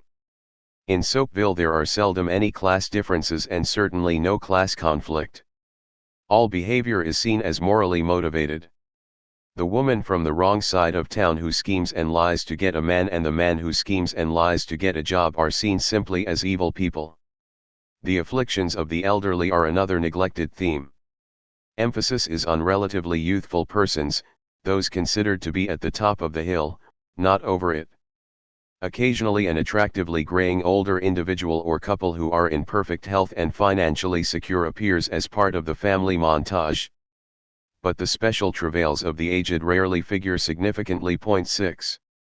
Motherhood is lauded, yet children are in scarce supply in Soapville. Pregnancies are numerous but so are miscarriages and stillbirths. However, abortions are unheard of. The little ones who survive childbirth often do so with their paternity in question. They are kidnapped and fought over in custody battles. But once the controversy is resolved, they usually are conveniently killed in accidents, die of rare diseases, or just drop out of sight. In this way, the adult characters are less limited in the number of times they might marry, divorce, switch partners, have mental breakdowns, disappear, engage in money schemes, and plot murder. The fortunate few kids who escape all dangers grow up at a supernatural rate, are shipped off to school, and are only occasionally referred to in adult conversation. In no time, they suddenly reappear almost full-grown to become a source of family conflict and to start romances of their own. 7. The good and the bad of soap opera sex. Promiscuous sex is a vital ingredient. But while everyone does it, the good guys and the bad boys have different motivations. Good guys have affairs when a. They are married to a very bad person who treats them terribly and they fall in love with someone else, b. They are caught in a moment of weakness and despair, or c. They are trapped in a cave in a snowstorm and think they are going to die. Of course, to keep the soaps interesting, these are fairly common occurrences. The other factor that separates the good from the bad is guilt. The good guys always feel guilty. The bad guys are not tethered by such feelings. They have affairs when a. They want a rich lover to marry, b. They want to keep someone away from his or her true love, or c. They are feeling lusty. Rose Rubin Rivera. The World of Afternoon Soap Operas. World Magazine. February 17, 1983. p. 13. The few social problems that make their way into soap scripts, such as alcoholism, drug addiction, unemployment, and crime, are reduced to purely personal phenomena. People are victimized by aberrant mishaps or by other ill-willed people and never by socio-economic and political injustices. In time, virtuous individuals rectify the situation and sometimes even reform evildoers. Reality gives us millions of isolated, lonely people living in congested, automobile-dominated, crime-ridden urban sprawls.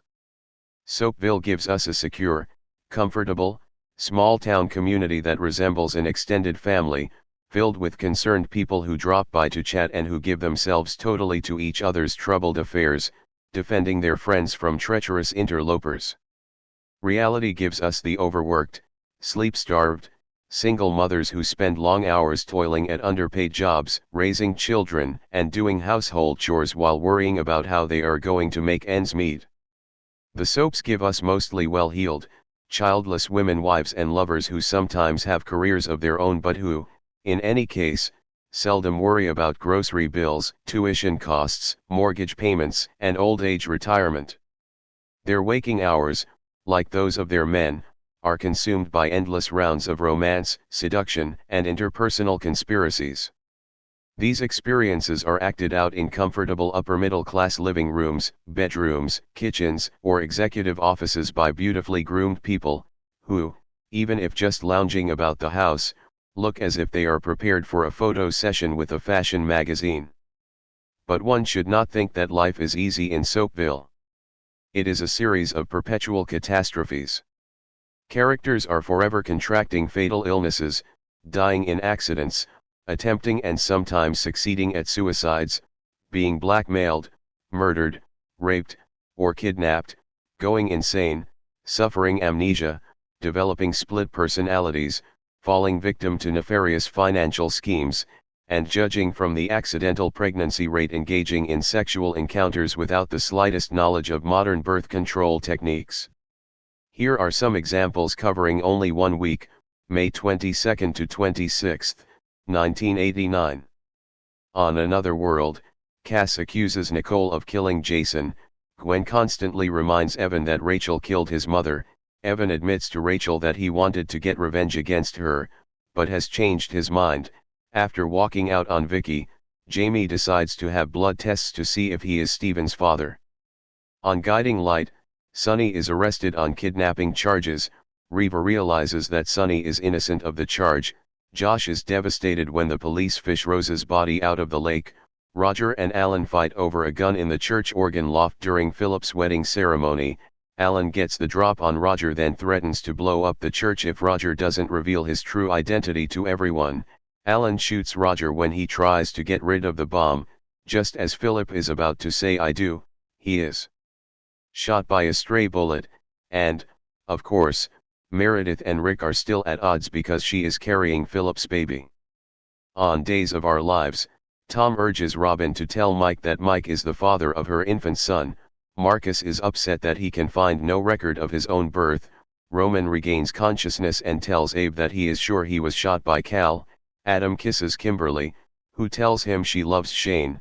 Alfred kidnaps Shane and admits sending threatening letters to Kimberly to get her and Shane to leave town. 8. Just ordinary moments in the lives of ordinary people. The soaps teach us that individuals cannot join together to work toward a harmonious, collective solution of difficulties. Indeed, the message is that interpersonal contact causes rather than solves difficulties. The picture is of a bourgeois society composed of clashing, throbbing egos, devoid of common social and political goals, caught up in an interminable succession of treacheries, seductions, crimes, and monumental mishaps. On the rare occasions when explicitly political material is worked into the script, it is not likely to be very edifying. Thus in 1983, during the Reagan era, one storyline on General Hospital involved a scientist, Dr. Putnam, whose education was financed by the party, a secret sinister political organization. He is under the dictatorial control of a party agent who herself is under the command of Comrade Grigory. This comrade, it turns out, is part of a mysterious international spy ring in the service of a foreign power. Facing repeated commands from party agents such as, "The party demands you do this," Dr. Putnam has no choice but to obey. He engages in acts of espionage and murder on behalf of his superiors, in a script that is little more than an anti-communist caricature. 9. While issues regarding class power remain untouched, the 1980s did see the incorporation of various contemporary cultural themes into soap scripts in that superficial co-optive way designed to contain rather than activate an issue. Thus, without ever actually challenging existing social arrangements, the soaps can come away seeming very relevant by touching upon subjects such as gender roles, rape, incest, spouse abuse, homosexuality, and AIDS. But, again, these things are usually presented as personal problems to be tackled by personal means. Sometimes these cultural issues are accorded broader treatment. In 1988, All My Children was the first soap opera to feature a lesbian as a major character and the first to have the show's characters grapple as a community with prejudice against homosexuals. This same soap also portrayed a community effort to educate people about AIDS and to protect an AIDS victim, in this case a working-class single mother, from vigilante harassment. 10. These exceptions aside, the political text of the soaps has not changed much in 40 years. The nuclear family, motherhood, heterosexual monogamy, and capitalism are permanent, unquestioned norms. Abortion is still forbidden. Characters are either good or bad from birth, and their moral condition has no relation to their class or work. 11. The rise of the oil operas. During the early 1980s, a novel variation of the soap opera emerged, geared to prime-time evening viewers instead of the afternoon audience, appearing weekly instead of daily. Shows like Dallas, Dynasty, Falcon Crest, and Flamingo Road are set in the South or West and focus on the big business and domestic struggles of corporate patriarchal families. The leading characters are business moguls, usually oil barons, who manifest a single-minded dedication to lust, wealth, and power. Whether pursuing money or women, they are ruthlessly self-serving, betraying little need for companionship and affection. They plot and scheme in their palatial homes, private planes, executive suites, and swank resorts, tended to by small armies of disciplined and devoted servants. There are few if any virtuous lead characters. One usually must choose between bad guys and worse guys. Occasionally, a somewhat less venal character might agonize for a moment, as when Bobby Ewing of Dallas gets drunk and groans, "There must be a way to run Ewing Oil without lying and cheating." He is quickly proven wrong by his older brother, the notorious J.R. 12. The oil operas pretty much do away with questions of social conscience. There are no moral values as such, only instrumental values which either work or don't work in advancing one to still greater heights of wealth and corporate power. Bribery, blackmail, fraud, corruption. No tactic is too reprehensible if it works. Occasionally, a female power monger like Alexis in Dynasty might fight her way into this man's world of high finance, thus letting us know that, given the chance, a woman can be as determinately rotten as any man. More often, however, women are just one of the properties that the moguls fight over and acquire. Although set in places like Dallas and Denver, the oil operas have few Latinos, blacks, or working-class whites. When such characters do appear, they have no interests apart from the rich employers to whom they are bound. The oil operas are not intended to incite resentment against the rich. If anything, they invite the audience to enter vicariously into a lavish world. In the absence of any specific statements to the contrary, these soaps promote implicit acceptance and even enjoyment of the wild and wicked doings of the rich and powerful, those who reduce sex, family, land, career, and most other things to property acquisitions. None of these tycoons do any productive work, they are too busy skimming the cream.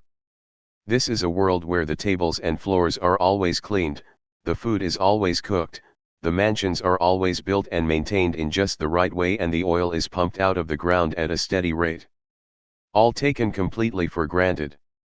13. Missing from the picture are the working people who do the work that enables the oil barons to live the way they do. As the ruthless Alexis, Joan Collins does her bit in the ABC TV series Dynasty to promote acceptance of the wild and wicked doings of the rich and powerful. Benign bosses and bad bosses. For decades, the make-believe media have represented the socio-economic power of our society as being in good hands. With some exceptions, the establishment figures who preside over the businesses and other institutions come across as dedicated, fair-minded, and deserving of our trust, rarely racist or sexist, and not apt to pursue policies that hurt the poor and the powerless while favoring the rich and powerful. Of course, bad apples come along occasionally, those who play ruthlessly and violate the established rules. In the case of the oil operas, as just noted, such venal tycoons are elevated to a kind of amoral hero status. In most instances these undesirables are set straight by more scrupulous individuals or are likely to meet a deservedly unfortunate end. Whatever the outcome, their evil is seen as being personal to them rather than representative of the business system and other institutions from which they draw their power. Then there are the good business people, who sometimes are indifferent to other people's troubles only because they are so preoccupied with their own business affairs. Once they are properly apprised of the problem, they are capable of legendary generosity and humanity. 14 A rare species in real life, these selfless types have been around for quite a while in the make-believe media. In The Devil and Miss Jones, 1941, for instance, a crusty mogul poses as a clerk in his own department store in order to ferret out union organizers. However, he is soon won over to his employees' cause and becomes a caring, sharing kind of boss. Equally unlikely is Frank Capra's Mr. Deeds Goes to Town, 1936. Longfellow Deeds inherits $20 million and decides to give it all away to needy people. He comes across as an admirable, humane person, one of the lovable, nurturing rich. In $1 Million Baby, 1941, a wealthy lady takes a fancy to a young working woman and gives her $1 million. The sudden acquisition of so much money causes strains between the young heroine and her penniless but proud boyfriend, Ronald Reagan. In the final scene, she solves everything by dashing about town, tossing away her entire fortune to passers-by, who happily grab at the fluttering dollars. The message, wealth is best left to the wealthy. Not only does money fail to guarantee happiness, it seems to cause unhappiness when placed in the hands of ordinary folks. No use resenting the rich, the best things in life are free. Money is given away more sedately and systematically in The Millionaire, a television series that ran through much of the 1950s, updated and redone in 1978 as a made-for-TV movie. Through a trusted assistant, a never-seen millionaire hands out $1 million cashier's checks to people of modest means. The acquisition of such funds changes the lives of the characters, sometimes in ironic ways, since they often don't know how to make the best of their bounty. A wealthy elderly lady in Christmas Eve, 1986, hands out money to the poor with the assistance of her chauffeur. As proof of her eccentricity, she gives cash and does not even bother to get receipts for tax deductions. At one point she is arrested for interfering with a police roundup of street people. When her embarrassed son, it's in all the newspapers, comes to bail her out, she won't go unless all her poor friends go, so he has to bail out all of them. She also refuses to go along with her high-powered son who wants to swing a lucrative business deal involving a new housing complex. No, she says, we won't build a new complex until we have a place for the poor people living there now. That's the way your father did it, which makes one wonder how father managed to get so rich investing in real estate. Stories about generous millionaires almost never focus on the less than generous ways they or their families accumulated and sustained their fortunes. The best thing for workers is to cooperate fully with a benign management so that together they might ward off foreign competitors. Such is the message in Gung Ho, 1986, an otherwise lightweight movie about a Japanese company that reopens a shuttered auto plant in the United States. The conflict between labor and management turns out to be only a cultural one. The workers don't take their morning exercises seriously the way Japanese workers do. Worse still, they goof around on the assembly line. Finally, when it becomes a matter of produce or perish, they learn to work hard as a compliant team under management's guidance, performing their tasks and even their exercises with a rigorous martial arts dedication. The plant stays open, no unions are in sight, no mention is made of the profits that go to the owners, workers and bosses hug each other, everyone is happy. The inventive, independent entrepreneur who tilts against corporate giants is the theme of Tucker, The Man and His Dream, 1988, directed by Francis Ford Coppola. Far superior to the usual Hollywood fare, this film draws from the real-life story of the Michigan small businessman who dreamed of building the car of the future in the 1940s with safety and performance features that were reluctantly adopted decades later by the same giant automakers who originally resisted him. Seeing Tucker as a threat to their market, the automotive cartel and its political allies destroy him. His steel supplies are cut off, he is placed under surveillance by the FBI, attacked by a Michigan senator and by an unsympathetic business-owned press, and hit with trumped-up charges by the Securities and Exchange Commission. During the course of events, Tucker gets in a few telling lines, as when he notes that the big guys don't give a damn about people, all they care about is profits. They're guilty of criminal negligence. But like other promising films, Tucker goes only so far. Thus, Tucker's enemies Ford, General Motors, and Chrysler are never mentioned by name, being evasively referred to only as the Big Three or Detroit 15. Presumably, the Big Three are identifiable to most people, though one young viewer with whom I attended this movie wondered if Toyota was included among them. Nor do the corporate conspirators arrayed against Tucker ever appear on the screen to tell us exactly why their oligopolistic interests require that he be crushed. In a final courtroom speech, Tucker irrelevantly blames his troubles on a red tape society created by bureaucrats. Today Benjamin Franklin would need a permit to fly his kite, he quips. In fact, the government bureaucrats who do appear in the film helpfully provide Tucker with a large surplus war plant for his auto building at no cost and with a minimum of red tape. Tucker also irrelevantly blames his troubles on the fact that we have a self-inflated view of ourselves as a nation because we invented the atomic bomb and are now resting on our laurels. He says not a word about the business oligopoly that is actually destroying him. Instead, we get a preachment on the need to return to the purer private enterprise system of the small entrepreneur, free of irksome government regulations. No right-wing libertarian could ask for more. Special attention should be given to Oliver Stone's Wall Street, 1987. Though a good film, it illustrates better than most anti-business movies the limits of a liberal critique. The main character, inside trader and cutthroat corporate raider Gordon Gekko, Michael Douglas, represents bad Wall Street. In Gekko's world, no room exists for fair play or friendship, as he tells young Bud, a would-be protege. In Wall Street, corporate raider Gordon Gekko tells young Bud that greed is good and that the free market prevails over democracy. Luckily, the good capitalists eventually prevail over the bad ones like Gekko. If you want a friend, buy a dog. Leading a takeover fight at a stockholders' meeting, he declares, greed is good. Greed is right. Greed works. Turning to Bud, Gekko delivers one of the rarest commentaries one is likely to hear on the big screen. Capitalism at its finest. The richest 1% of this country owns half our country's wealth, $5 trillion. 1/3 of that comes from hard work, 2/3 from inheritance, interest on interest accumulating and from what I do, stock and real estate speculation. It's bullshit, you got 90% of the American public out there with little or no net worth. I create nothing. I own. We make the rules, pal. The news, war, peace, famine, upheaval, the price of a paper clip, we picked that rabbit out of the hat while everybody sits out there wondering how the hell we did it. You're not naive enough to think we're living in a democracy, are you, buddy? It's the free market and you're part of it. But closer scrutiny reveals that this is not a Marxist film.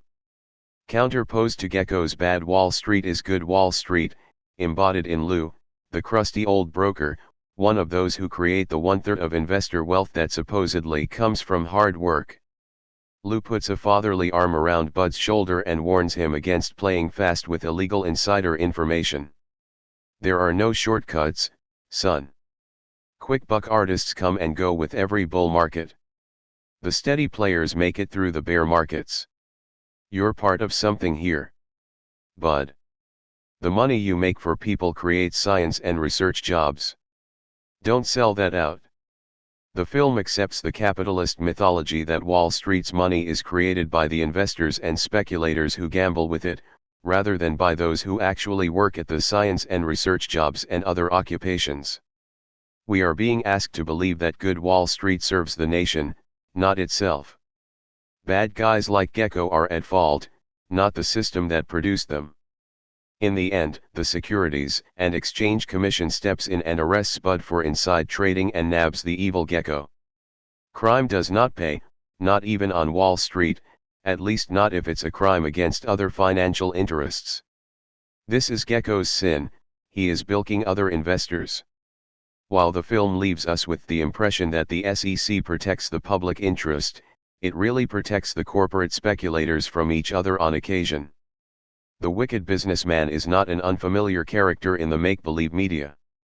George Gerbner, dean of the Annenberg School of Communications at the University of Pennsylvania, reports that good business characters in primetime television outnumber the bad ones by 2 to 1. In contrast, the ratio for doctors was 16 to 1 and for police 12 to 1.16. So while the image of business people is more positive than negative, it is less positive than other establishment professions. Perhaps this is a concession to popular sentiment, specifically the resentment felt toward the tycoons who treat the productive forces of society as just so many gaming pieces in the contest for self-enrichment. To the extent it exists, the media critique of the business world goes only so far. Consider the classic Citizen Kane, 1941, which was based on the life of press mogul William Randolph Hearst. The film's 26-year-old star, director, and co-author Orson Welles produced a movie that was exceptional more for its dramatic composition, narrative structure, and camera techniques than for its politics. In fact, the film's political theme was the usual Hollywood fare: power corrupts and money does not bring happiness. 17. At its best, the mainstream entertainment industry tiptoes up toward the truth but never quite embraces it. From Citizen Kane to Wall Street, the focus is on the ruthlessness of individual moneybags. Their wrongful ways are not born of the system in which they operate but are personal to them. If television is unkind to businessmen, notes Gitlin, who could also be describing Hollywood, it is scarcely unkind to the values of a business civilization. Capitalism and the consumer society come out largely uncontested. 18. While the media teach us that money does not bring happiness and often makes us miserable, we should remind ourselves that in real life the rich live quite well. Very few of them voluntarily give up their fortunes so that they might pursue the deeper satisfactions of putting in a 10-hour day driving a taxi or plucking chickens in a poultry plant. One need only recall the candid remark made in 1984 by Barbara Bush, wife of then Vice President George Bush, that she and her husband were not ashamed of being rich, they enjoyed their wealth. At the very least, even if money does not guarantee happiness, it certainly makes life much easier. It makes it easier to deal with adversities or to escape altogether the many kinds of unhappinesses caused by not having enough money for one's needs. Money creates the best possible life chances in a capitalist society, providing privileged opportunities for professional success and for comfortable living in spacious homes, the best schooling, diverse and advantageous social contacts, superior access to political careers, power and favored treatment by government and the law, greater opportunities for travel, leisure and recreation, the finest health and therapeutic care, quality retirement conditions, and a host of other services that are not readily accessible to those of lesser means and not available at all to the poorest among us. Money can raise persons of limited talent and inferior intelligence to remarkable heights. As the career of Vice President Dan Quayle demonstrates, money can magically transform the mediocre into the meteoric. When portraying the luxurious world of the rich, the make-believe media say little about all this. Instead, we are fed images of generous millionaires, amorous playboys, embattled tycoons, and bored heiresses. 7 Superdocs and shoot MUPS. Of the professionals overrepresented in the make-believe media, police and doctors have been among the most prominent. Were we to believe the portrayals fed to us, Law officers and physicians want nothing more for themselves than the satisfaction of a job well done in the service of others. As usual, the media ignore the social and economic realities in which these professionals operate. The Magic Medicine Show. In movies of the 1940s and 1950s and television series of the 1960s and 1970s, but no longer around by the 1980s, doctors like Kildare and Welby displayed qualities of wisdom and devotion regularly found only among deity. They tirelessly went beyond their normal duties to save and redirect their patients' lives. They possessed almost preternatural powers of counseling and a never-faltering fair-mindedness and forbearance. All Marcus Welby has to do is give his "stop feeling sorry for yourself" speech and the character undergoes a drastic personality change. Their ability to diagnose the most exotic ailments bordered on the clairvoyant. They were always right and always rather modest about it. Such physicians were free of professional jealousies and rivalries, single-mindedly dedicated to service, and oddly indifferent to monetary rewards. Point 2. Some of them, like Marcus Welby, even made house calls. These shows gave no hint that large numbers of people lacked the financial means to command the medical care their television sets seemed to promise. During its first 5 years, Marcus Welby, M.D. received some 250,000 letters, mostly from individuals seeking medical advice. Point 3. This audience response was symptomatic of 1. Many viewers' inability to separate fact from fiction and 2. The pathetic and unattended needs of many who could not afford doctors or who, no longer having any faith in real ones, sought the free and apparently omniscient care extended by television superdocs. No mention was ever made on these shows of how the costs of getting an MD degree closed that profession to many capable persons, leaving us to draw our medical personnel not necessarily from the most competent population but from the more affluent. Nor was there ever a hint that a good portion of medical school costs in this country were federally subsidized, so that ironically many lower-income people could not afford the very services they helped support with their taxes. The medical series Ben Casey, running from 1961 to 1966, represented a partial departure from the perfectly idealized superdoc in the nice spotless hospital. Casey worked in an urban hospital which bore some resemblance to a real one. He also occasionally confronted a hidebound medical establishment that was not always considerate of patients' rights. In his spare time, the young handsome doctor pursued his amorous interests. As with the more standard superdocs, Casey's seemingly superhuman technical exploits always vindicated the moral and medical worth of his profession. Point 4. The early 1980s saw a more sophisticated version of the superdoc with Trapper John, M.D., a Korean War veteran. In fact, the show was a spin-off from MAS*H with fewer jokes. As to be expected, Trapper John was wise, calm, and selfless, and like all his other television medical colleagues, he manifested no concern for higher fees, tax shelters, stock investments, realty speculations, summer houses, and yachts. In contrast to the superdoc shows, the 1970s TV series Medic was willing to deal with the more realistic subjects hitherto avoided on television, such as childhood leukemia, mastectomy, postpartum psychosis, and medical malpractice. The hospital personnel in Medic served on what Hal Himmelstein calls the urban frontier, a place where a few courageous whites did battle amidst if not necessarily against the swarthy hordes, not as cowboys and soldiers but as doctors, police, lawyers, and social workers, administering to troubled and troublesome inner-city denizens. Unlike the superdocs who did everything superbly, the urban frontier doctors were portrayed as weary, imperfect humans, attempting with mixed success to carry on. Paddy Chayefsky's film The Hospital, 1971, is a perfect example of this genre. White doctors try valiantly to hold together an urban hospital in a poor multiracial neighborhood. George C. Scott is the valiantly dedicated doctor in the hospital who battles against the skullduggery, incompetence, and chaos caused by lesser people. They treat patients in crowded messy wards, train younger personnel, and deal with mysterious fatal mishaps. Little is said in the film about the wider realities of political economy that leave municipal hospitals underfinanced and overburdened. The hospital itself is depicted as victimized not by the warped economics of the private medical industry but by some unfathomable human folly, perpetrated we are invited to surmise by the minorities who crowd into the wards and the senseless foul ups committed by lower-level staff. The white physicians in the hospital, like the white missionaries of earlier films, try to preserve some semblance of civilization while surrounded by inept or hostile natives. At one point in the film, two veteran doctors think of quitting the struggle, but they quickly discard that notion, magnanimously choosing to stay at their posts in what one of them calls this cockamamie hospital in this cockamamie world. Such is the liberals' plight. Since there are no rational explanations for what is wrong, there are no rational solutions.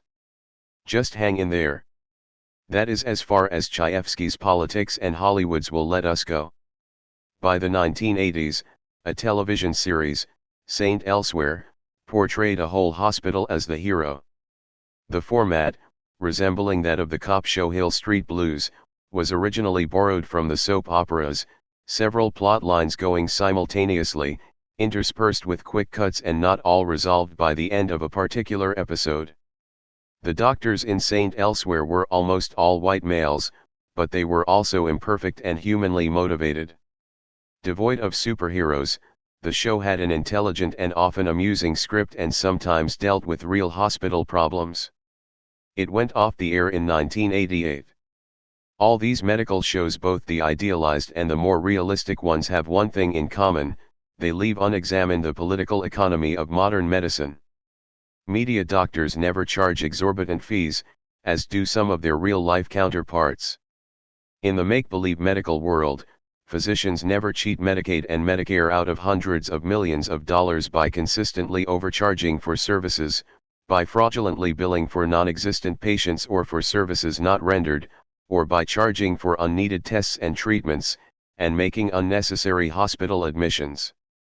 Media doctors seem to know nothing about the estimated 2 million unnecessary operations that are knowingly performed annually by real-life doctors, costing about $4 billion and leading to the death of some 10,000 patients and an undetermined number of disabilities each year. 6. Media doctors are not likely to involve themselves with reaping enormous profits by running methadone clinics. Nor are they ever shown running hospitals that break strikes and underpay their service staff or deny treatment to people who cannot show proof of ability to pay, or eject patients in the midst of an illness because their insurance coverage has run out. Unlike their real-life counterparts, media doctors never mobilize their political muscle to get state legislatures to impose monopolistic bans on alternative health treatments. Nor do they incorporate themselves to avoid taxes while doubling their fees and investing their money in the very pharmaceutical and medical supply industries whose prices have helped jack up hospital bills 5 times faster than the overall cost of living. Nor would media doctors be seen as self-enriching directors of private hospitals that are interested exclusively in the highly profitable market of insured paying customers, while remaining inaccessible to the poor and the uninsured. Private hospitals are rarely, if ever, depicted in the media for what many of them are: lucrative ventures for rich private investors. 7. In a word, media doctors, even those stationed on the urban frontier like just about everyone else in the make-believe media, are divorced from underlying material realities. They might conflict with privileged people but not with the privileged class system. They might deal with some of the effects of poverty but not with its causes. As with other media drama, medical shows are seldom able to recognize the existence of real social problems that require something more than individualized attention. When such problems are acknowledged, it is assumed they are beyond solution. Bang. Bang. You're dead. Media doctors, like media Western gunfighters, were nearing extinction by the early 1990s. Not so with media law officers. The cop and crime shows remain the leading staple. While many specimens of this genre flop in less than a season, fresh replacements pour forth, along with various action, adventure and crime and violence shows in which the police do not figure as a significant factor. In these latter productions, a layperson, being either the would-be victim, a friend, or a vigilante, eventually dispatches the villain. It is not enough to denounce media crime and violence, we also need to explain why it is so prevalent. Studies find that over 60% of primetime shows portray at least one crime. Murder and assault rank respectively as the two top criminal acts on television, and probably in the public imagination.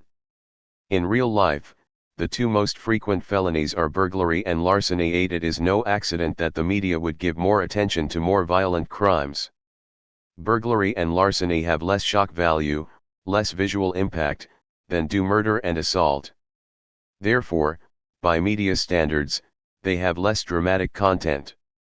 Actually, like almost any other human activity, any crime can be endowed with dramatic content.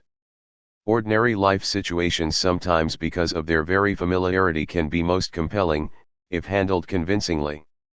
The make-believe media, however, are more interested in presenting contrived and sensationalist shortcuts than in developing stories of depth and subtlety. Violent crime offers just the kind of ready-made, jiffy quick action drama that Hollywood and television feel they must produce in superabundance.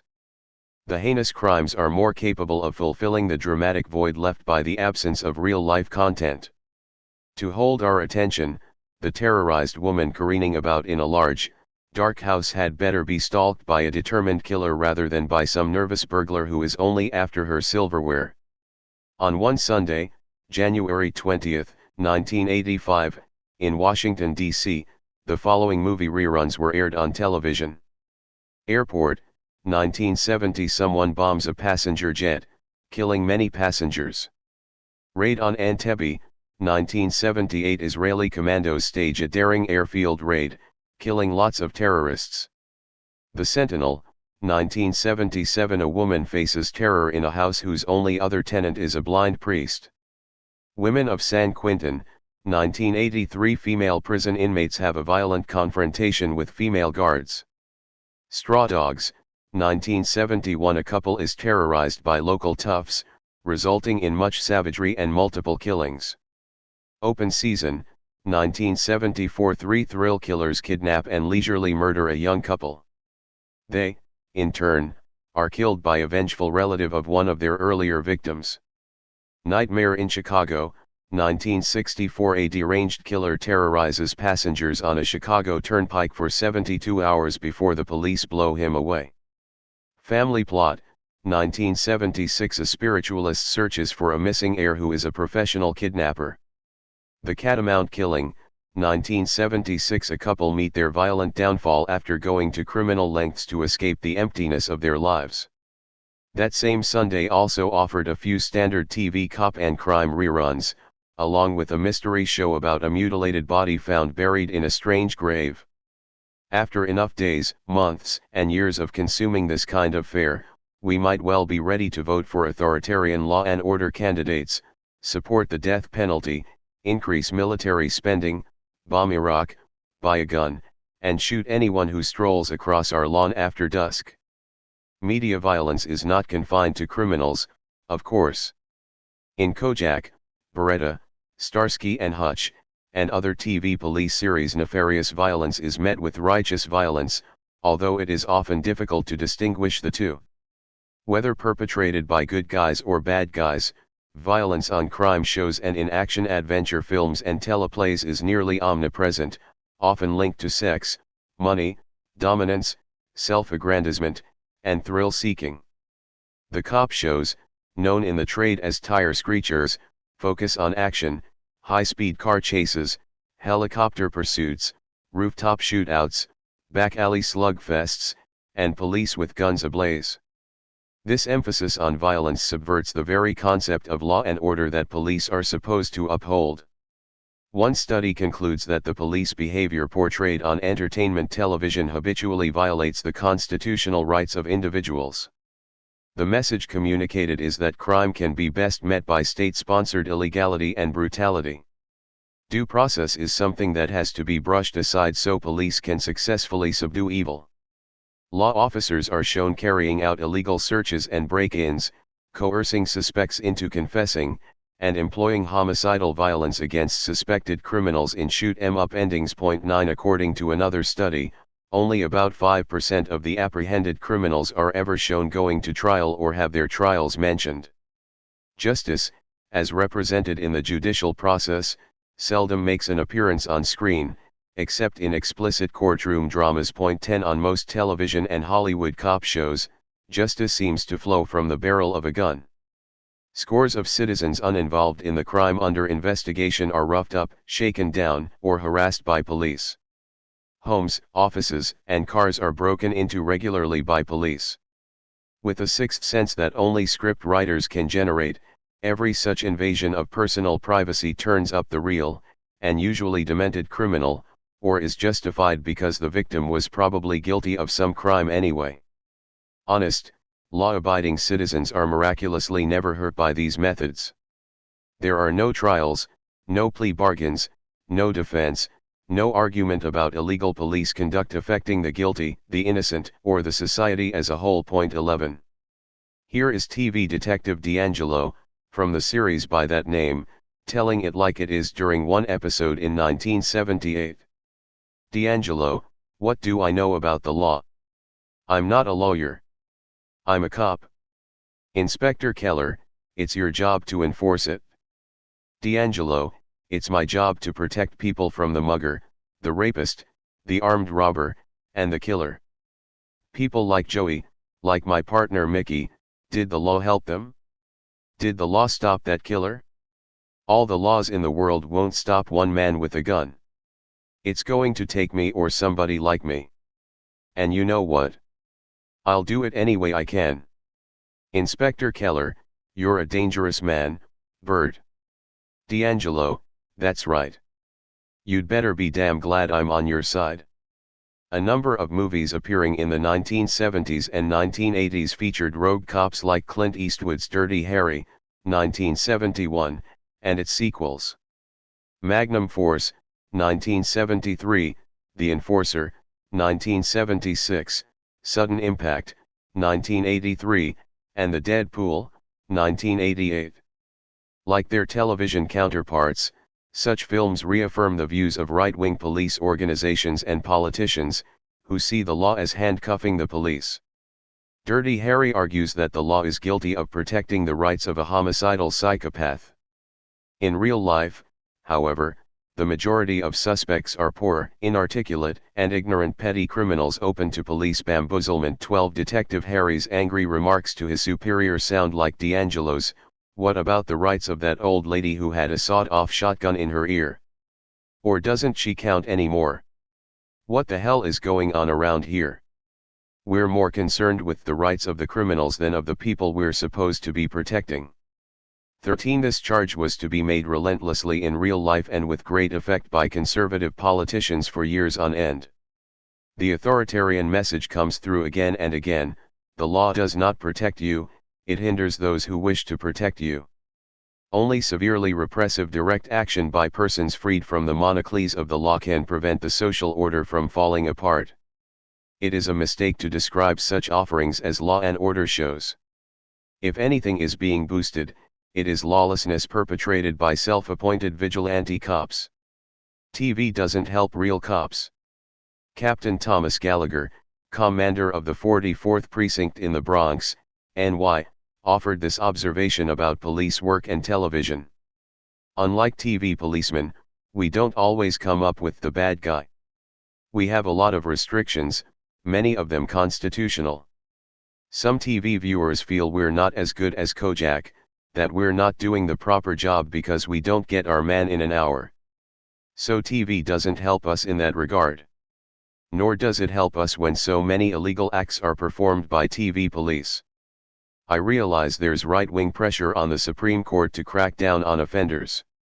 The public seems to feel there's too much crime and that we have to wipe the criminals off the street, regardless of their constitutional rights. Television picks up on this. Interview in Saturday Review, March 19, 1977. This vigilantism is not new. It is as old as the earliest cowboy flicks, in which angry members of the posse would exclaim, "A trial is too good for that coyote. Let's string him up now." In the 1930s, vigilantism was enthusiastically endorsed in crime films involving the Federal Bureau of Investigation. The G-Men, as FBI agents were then known, violated all due process when hunting their quarry. Their vigilantism was encapsulated in films with titles such as, Let 'em have it, Muss 'em up, Don't turn 'em loose, Show them no mercy.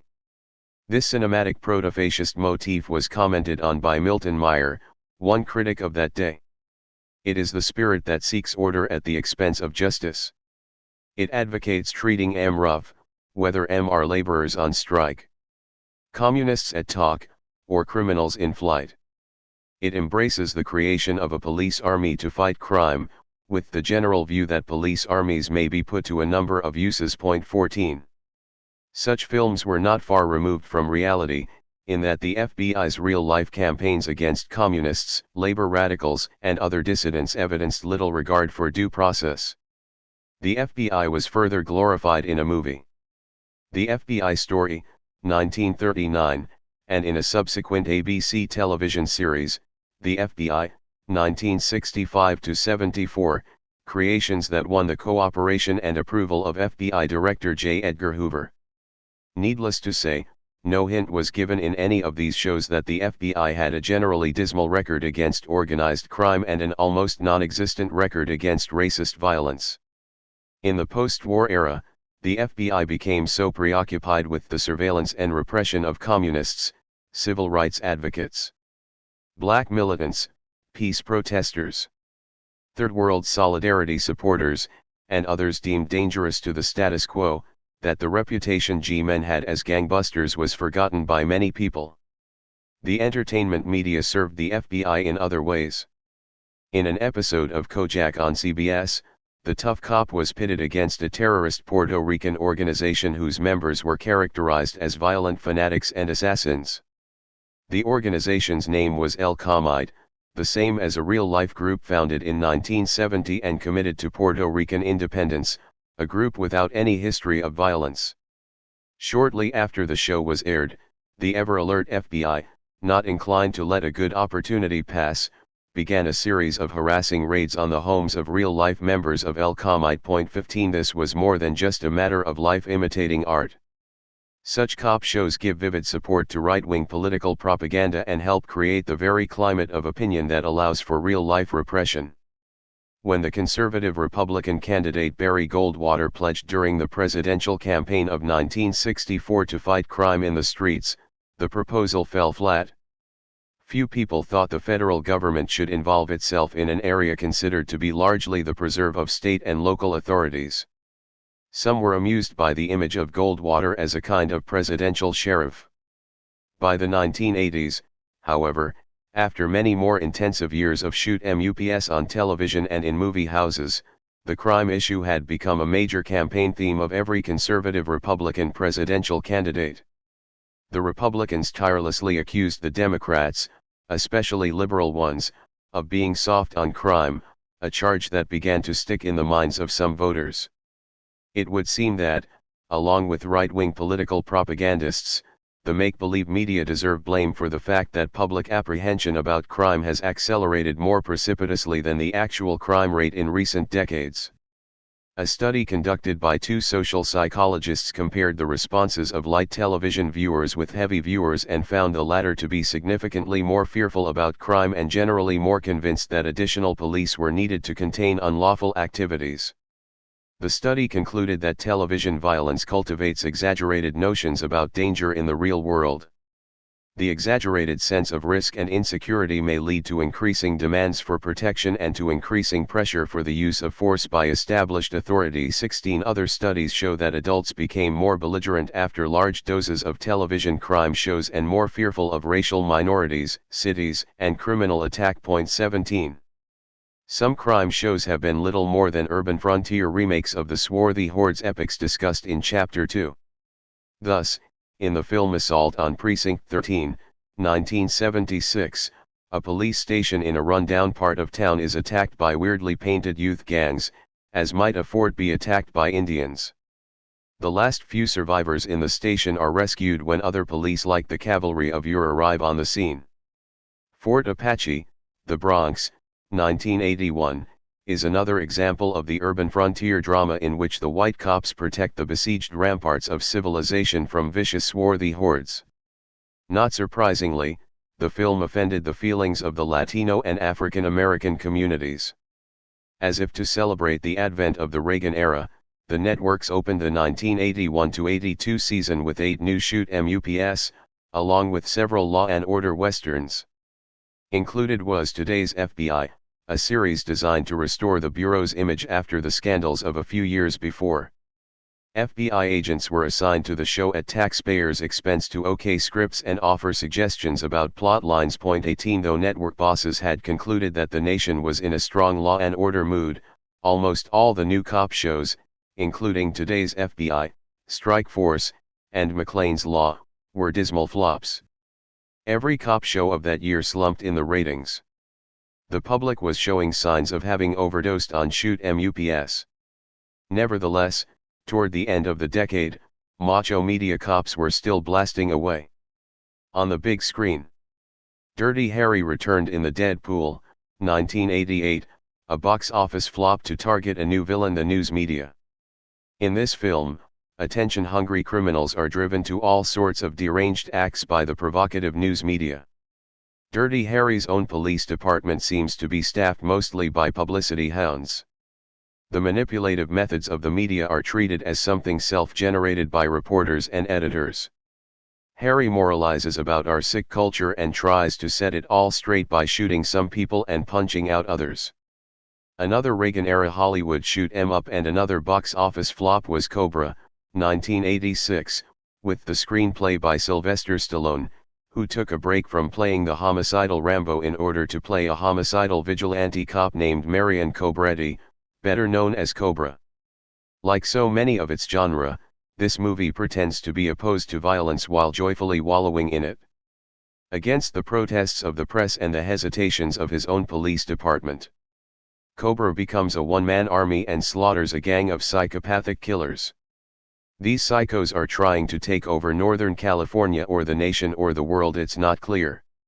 In one scene, Cobra is in an abandoned steel mill which, for some odd reason, is fully operative. He impales a villain on a giant hook and watches him twist in agony as he is carried off into a flaming furnace. Cobra pours gasoline over another foe and sets him on fire, sneering, "You have the right to remain silent." As busy as he is killing punks, Cobra finds time to punch out the bookish liberal wimp who has been speaking out against excessive violence. Cobra does not bother with sissy things like arrest, incarceration, and trial. "This is where the law stops and I begin," he announces as he annihilates another enemy. For those in the audience who might miss the political point of this movie, the office Cobra occupies at police headquarters sports a Big Brother-size portrait of President Reagan. With cops like these, who needs criminals? Indeed, in the lawless urban jungle, who needs cops? Eventually private individuals take lawlessness into their own hands. In Taxi Driver, 1976, and more pointedly in Death Wish, 1974, and its numerous sequels, 1982, 1985, 1987, and imitations, self-appointed citizen vigilantes set about to rid the streets of criminals the old-fashioned way by direct annihilation. As the publicity poster for the spy movie Lassiter, 1984, starring Tom Selleck, exclaimed, "When the law has a job they can't handle, they need a man outside the law," making it look realistic. Beginning in the late 1960s, a whole genre of relevant television dramas emerged such as The Young Lawyers, The Interns, Storefront Lawyers, East Side, West Side, and Mod Squad, which supposedly dealt with every social problem from inner-city drug rings to political protests. While ostensibly fashioned from the raw side of life, these shows tended to caricature the reality they were supposed to faithfully portray. As Leigh Brown describes it, ideological types, as they were depicted in TV shows, had little resemblance beyond the external trappings to their objective counterparts in the real world. The psychopath looked like a hippie but was not in any philosophical sense a hippie. Yet the message was, beware the hippie, within lives a psychopath. In other shows, political militants were not angry revolutionaries but paranoics or agents of hostile countries, draft evaders not really opponents of the war but neurotics rejecting their fathers in return for having been rejected by them, bigots not true haters but merely persons who lived too long in isolation from other races, drug users not the disenchanted but victims of ghoulish weirdos and organized crime. Television faced the gut issues with false characters, and instead of shedding light on the ailments of the social system and the divisions within it, the playlets distorted the questions and fudged the answers. 19.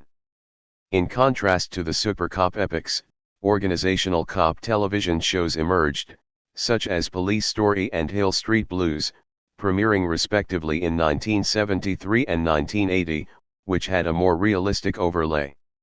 Shifting scenes, unresolved conflicts, interspersed plots, handheld cinema verite camera work and busy, cluttered backgrounds gave Hill Street Blues a messy slice of life flavor. The individual hero cop was replaced by the police organization caught up in its grubby everyday struggles. Police officers resembled real people. Here were cops who had drinking problems, marriage problems, or problems with co-workers, cops who fouled up their assignments and took out their frustrations by using brutality, cops who harbored racist and sexist attitudes, even a cop who took bribes and perjured himself. And on occasion, a glimmer of larger social problems peeked through, as when in one episode an inner-city man is driven to domestic violence by unemployment and economic desperation. Hill Street Blues was a critical success, receiving an amazing 21 Emmy nominations after its first year, more than those received by any other primetime comedy or dramatic series. In time, its ratings also climbed and it became a favorite, even among real police officers. These more realistic shows, however, went just so far. Hill Street Blues dared not say much about the problems created by class oppression and the role of police in keeping the lid on that oppression.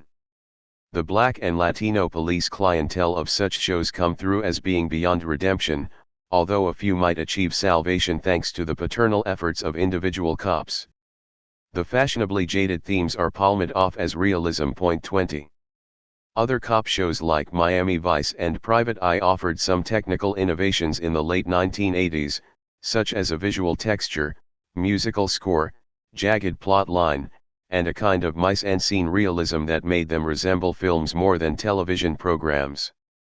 They also contained plenty of the old formula, car chases, gratuitous violence, tough talk, ethnic villains, and an absence of depth in plot or character. And, of course, facing the venality of vice kings and drug lords, they, too, let us know there were no solutions. In the absence of solutions, the only thing left to do is kill lots of bad guys. In 18 episodes of Miami Vice during 1988, Super Cops Crockett and Tubbs killed 43 people, 5 times as many as the entire Miami police force killed during that whole year. To get a further perspective on real-life police work, on average, a Chicago police officer fires his or her gun in the line of duty once every 27 years. 21. Like the medical shows, the cop shows can be faulted not only for what they offer but for what they leave untouched. It is no crime to be against crime. Even those of us who would not make common cause with right-wing crime scare campaigns might wonder why the police don't do a better job of fighting crime. Is it really because their hands are tied by the law? I would suggest other reasons. In regard to crimes caused by widespread poverty, racism, underemployment, wage exploitation, poor housing, and other forms of economic oppression, the police are not equipped to deal with the immense realities they face. The best they can do is keep a lid on things, which is their class function. As for dealing with crimes caused by individual pathologies and personal venality, of which there are a good many in our society, the police can sometimes be grossly unresponsive or not very competent. In the case of crimes perpetrated in high places by influential persons, the police are limited by the class biases of the law and the law enforcement system. As has been said, the poor have little reason to respect the law and the rich and influential have little reason to fear it. When it comes to organized crime, the police are sometimes complicit with the criminals, as are some judges and officials. In 18 episodes of the NBC TV series Miami Vice, Super Cops Crockett and Tubbs killed 43 people, 5 times as many as the entire Miami police force killed during that whole year. These various realities are seldom, if ever, dealt with in cop shows. Just as the conservative politicians run on law and order platforms and accept campaign endorsements from police associations while saying nothing intelligent about the real crime problem, so, too, the make-believe media, for all their preoccupation with shoot 'em ups, have little to say about the real causes of crime and the chronic failures of real-life police performance. They seldom, if ever, portray the outrageously sloppy, lazy, incompetent police work that allows thrill killers, serial rapists, and serial killers to get away with multiple victimization for years. 22 The media do not show the police as they really are, a patchwork quilt of poorly trained local organizations that regularly ignore missing persons reports, that frequently botch forensic investigations, and that often fail to share information with each other and check reports on killers. One would never guess from cop shows that a major function of the police is to serve as strike breakers, protecting owners from workers and landlords from tenants. One would never imagine from the shoot 'em ups that some police departments have devoted more time and energy to harassing low-income residents and intimidating political dissenters than to fighting organized crime. In fact, Illinois Police Superintendent James McGuire announced in 1971 that there were more police throughout the country on political intelligence assignments than are engaged in fighting organized crime. 23. One would never surmise that not only are there a few bad apples on the force who take bribes, but that entire police units have been on the take, systematically protecting organized rackets and drug cartels, railroading black community leaders into jail when they attempt to resist the drug trade in their communities. Relying on the entertainment media, one gets hardly an inkling of the widespread collaboration between police and drug lords in this country. The Knapp Commission, for instance, found that the biggest drug pushers in New York City were the New York City Police. 24. Crime itself is defined in most shoot 'em ups as something that happens in the streets and not in the suites. Relatively little attention is given to white-collar corporate criminals, the kind who in real life are seldom caught, or if caught, seldom punished, or if punished, seldom severely. By resorting to unfair and often illegal market practices and by violating occupational, environmental, and product safety standards, corporate crime causes more deaths and injuries and greater money losses to the American public than does street crime. 25 But you would never know it if you got most of your information about crime from the entertainment media, as, indeed, millions of Americans do. On rare occasions, police corruption is portrayed as involving something more than a few bad cops. In The Big Easy, 1987, for instance, just about the entire police force is on the take, pocketing small amounts from strip club owners and the like. When challenged about this by the female assistant DA, the hero cop brushes it off as just the way things are done in New Orleans. But when he discovers that some of his fellow cops are bringing in boatloads of heroin, that is just too evil for him, so he shoots it out with them and brings the whole thing to a halt. There are two glowing exceptions to this otherwise dreary inventory, Serpico, 1973, and Prince of the City, 1981, both films by Sidney Lumet. What makes them superb is that they are free of the conventional cop crime scenario. They are true stories that deal with real-life individual members of the New York City Police who try to come to grips with the widespread corruption within the department and beyond. Serpico, the better of the two, gives a compelling account of how public investigations turn out to be cover ups, much to the frustration of the honest officer who tries to cooperate with the investigators. The theme of this film is that the existing law enforcement system does not have much room for scrupulous people who cannot look the other way and who are inclined to point the finger at those in high places. Also worthy of mention is the television detective series Cagney and Lacey, 1982-88. The show had some exceptional features. First was its empowerment of women as effective and believable law enforcers. The two lead characters were female detectives, a refreshing contrast to the pandering presentation of sexbot crime fighters in shows like Charlie's Angels.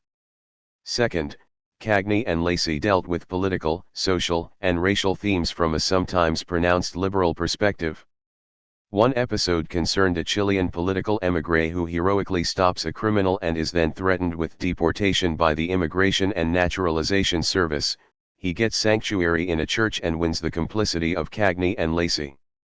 There is an episode about a woman who engages in civil disobedience against a business firm that is dumping toxic waste.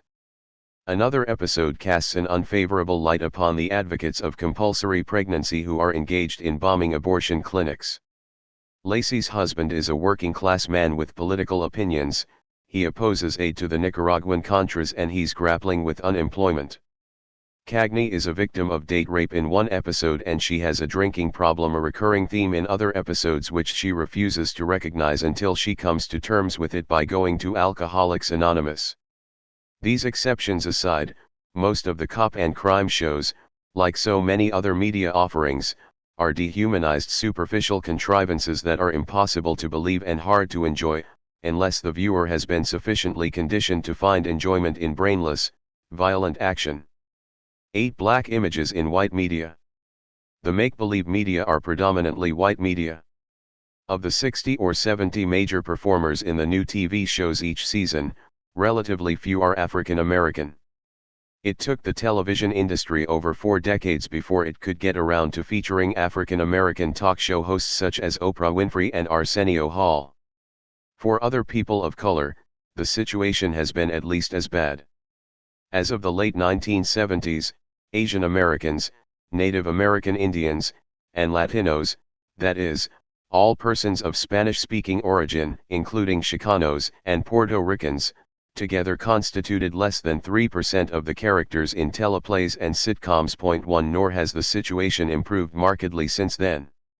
In 1982, when it sought to give an award to an African American for excellence in the cinema, the National Association for the Advancement of Colored People, NAACP, discovered that Cicely Tyson's performance in Bustin' Loose, 1981, an artless, lightweight comedy, was the only lead role by a black woman in more than 2 years. 2. On the production side, not more than 3% of the people working behind the cameras are African American. As of 1989, there were no major black executives or agents in the movie and television industries. In 1988, Hollywood's 2 highest-ranking African American executives lost their jobs. The same underrepresentation prevails in the news sector. A 1985 survey by the American Society of Newspaper Editors found that people of color composed less than 6% of the journalists employed, a good number of whom worked for black publications. 3. Smilin' and Servin'. In the early years of the movie industry, the images of African Americans were unrestrainedly racist as reflected in such silent films as The Wooing and Wedding of a Coon, 1904, For Massa's Sake, 1911, Coontown Suffragettes, 1914, and The Nigger, 1915. Whether he was called Sambo or Rastus, whether played by blacks or black-faced whites, the cinematic African American male was usually a simple-minded buffoon, quick to laugh, irresponsible, lazy, fearful, and rhythmic. His female counterpart was good-natured, motherly yet sometimes sassy, able to work but complaining about it, and employed as a cook, seamstress, or servant. For one black actor, Lincoln Perry, so encapsulated the shuffling, childish slouch that the character he played, Stepin Fetchit, actually became his Hollywood stage name. From the 1920s through World War II, grotesque black-faced caricatures with huge red lips and bulging eyes appeared as cannibals and dancing darkies in animated cartoons. They adorned pancake mix packages and tobacco advertisements. Of 100 motion pictures made during this period that had black themes or characters of more than passing significance, the great majority were classified as anti-black, according to one study. 5. Some enterprising African Americans started their own film companies, most of which were small and underfinanced.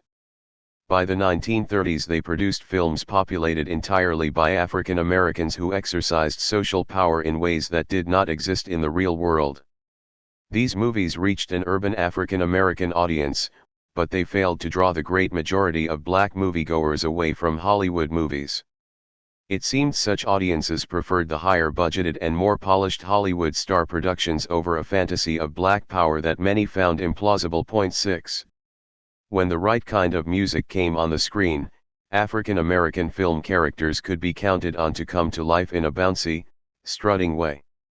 Who can forget, even those of us who want to, the Who Dat musical sequence in A Day at the Races, 1937, with Harpo Marx leading an entourage of shack-dwelling, poor but happy darkies in an ensemble number that had everything in it but the watermelon.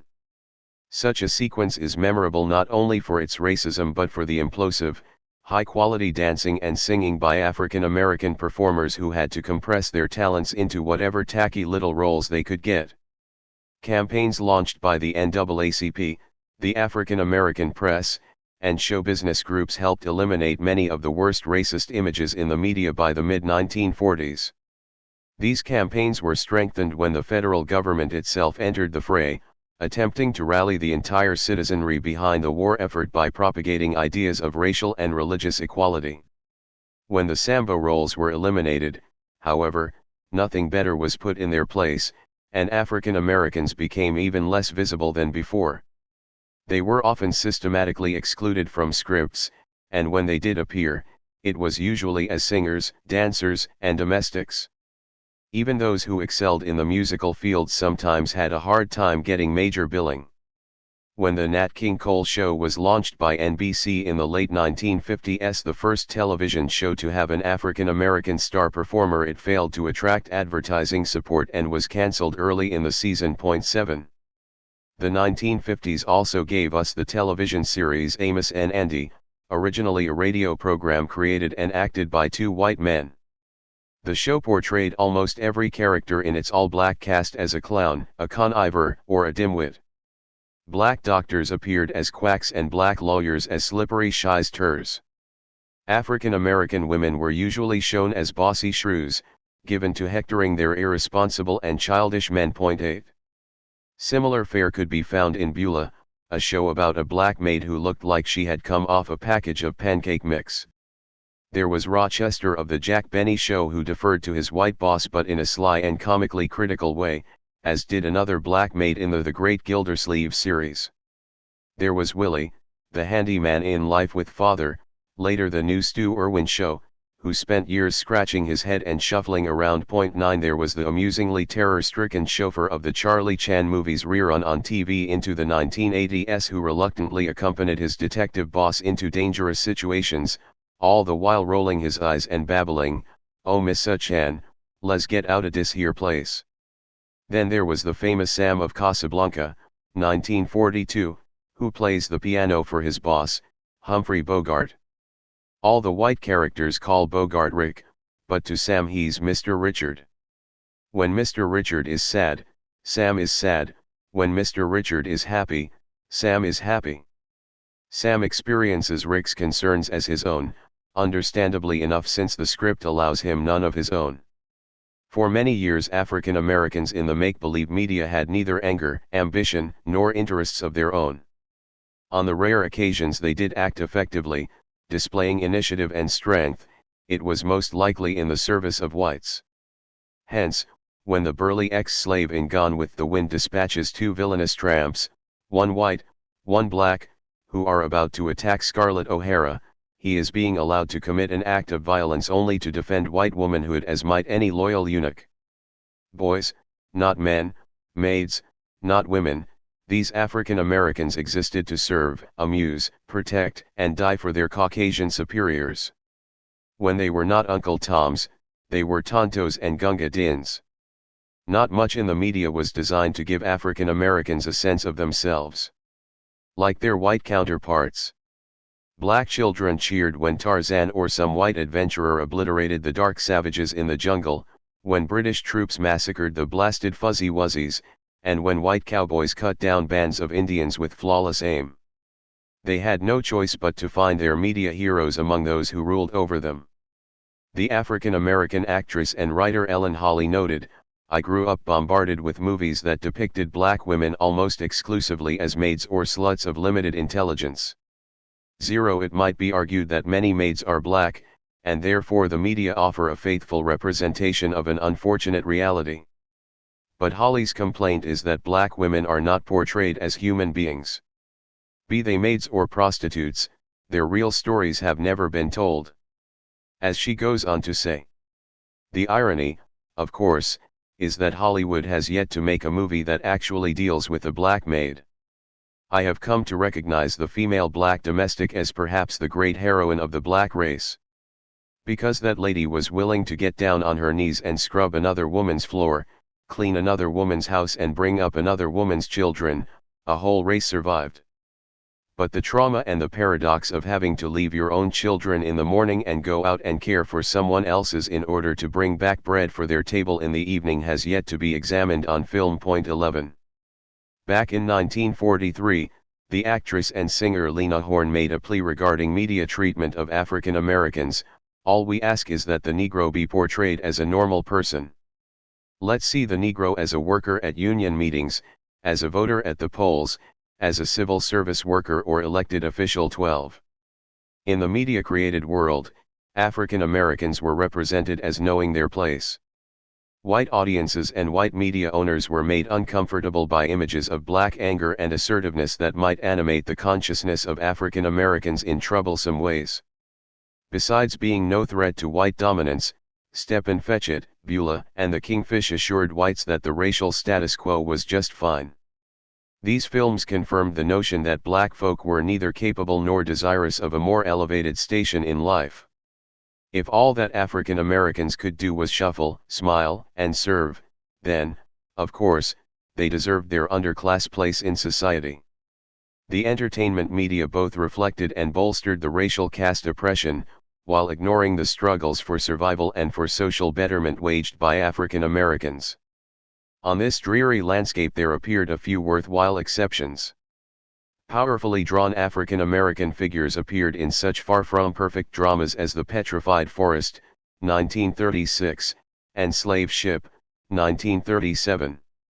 Movies like Flauwlejat, 1929, and The Green Pastures, 1936, despite their stock characters and stereotyped dialect, presented musical interludes that found favor with some black critics. As might be expected, these films avoided the subject of racial integration. 13. Clean-cut and saintly. After World War II, African Americans migrated in larger numbers from the rural South to northern cities and gained a greater measure of political influence. At last, Hollywood tackled the problem of racism, however imperfectly, in Pinky, 1949, and Lost Boundaries, 1949. Both dealt with the atypical problems faced by those who pass for white but who are then discovered to be black. The anti-racist position taken in such movies seemed so mild and limited as to be almost itself racist. In so many words, if some people are so Caucasian-looking as to pass for white, then let's not split hairs and cause unnecessary grief, let's be tolerant and accept them as white. Of more importance were movies like Intruder in the Dust, 1949, and Floam of the Brave, 1949. Adapted from the Faulkner novel. Intruder is about a black man falsely accused of murder who faces a lynch mob. Events are seen through the eyes of a Caucasian boy who discovers the racial hatred that infects his rural Southern community. Home of the Brave deals with the prejudice confronted by a technically skilled African American soldier who has volunteered to go on a dangerous mission with a white unit in the racially segregated U.S. Army of World War II. The soldier quickly becomes the object of racist jibes from other members of the unit. He quietly endures these insults. It is his white buddy, a former schoolmate, who angrily tells the others to lay off. When this same buddy is killed in combat, the black soldier succumbs to a psychogenic paralysis caused, we are asked to believe, by the guilt reaction he suffers at feeling relieved that it was his buddy and not he who was shot. He is cured by an army psychiatrist who moves him to anger by shouting, "Get up and walk, nigger." He staggers from his hospital bed in a rage, about to strike the doctor with clenched fist, only to crumble in the shrink's arms, tearfully realizing he can walk again. In those days, Hollywood endowed the psychiatric profession with miraculously curative powers. as with the few other films that dealt with the subject. Home of the Brave treated racism solely as a problem of individual prejudice devoid of institutional and class dimensions. The film offers not a word about the racial segregation that was the official policy of the U.S. Army until well into the first year of the Korean War. However, there were moments when the movie seemed to be saying more than it intended. Its climactic scene in the psychiatric ward, for instance, seemed to contain an allegoric message. Only when blacks openly confronted racism with their own anger would they become free of the paralysis imposed upon them. By the 1950s and 1960s, African Americans were doing just that, militantly mobilizing against oppressive conditions first in the South, then in the North, demonstrating in the streets, organizing sit-ins and boycotts, and pleading their cases in court and before the general public under the leadership of organizations like the NAACP. The cause of desegregation and civil rights was advanced. The right to vote was made a reality for larger numbers of blacks. New leaders of the stature of Dr. Martin Luther King, Jr., emerged. It was a period of heroic struggle and sacrifice on the part of civil rights advocates, as well as violence and murder on the part of racists. Millions of people were affected and 1,000 dramas were played out in real life, along with scores of tragedies. At the time, however, Hollywood and television managed to overlook it all. A proud and dramatic page of history was deemed as being of no dramatic merit. In 1975 there finally appeared a TV movie. Attack on Terror, a dramatization of the murder of 3 freedom riders in Mississippi.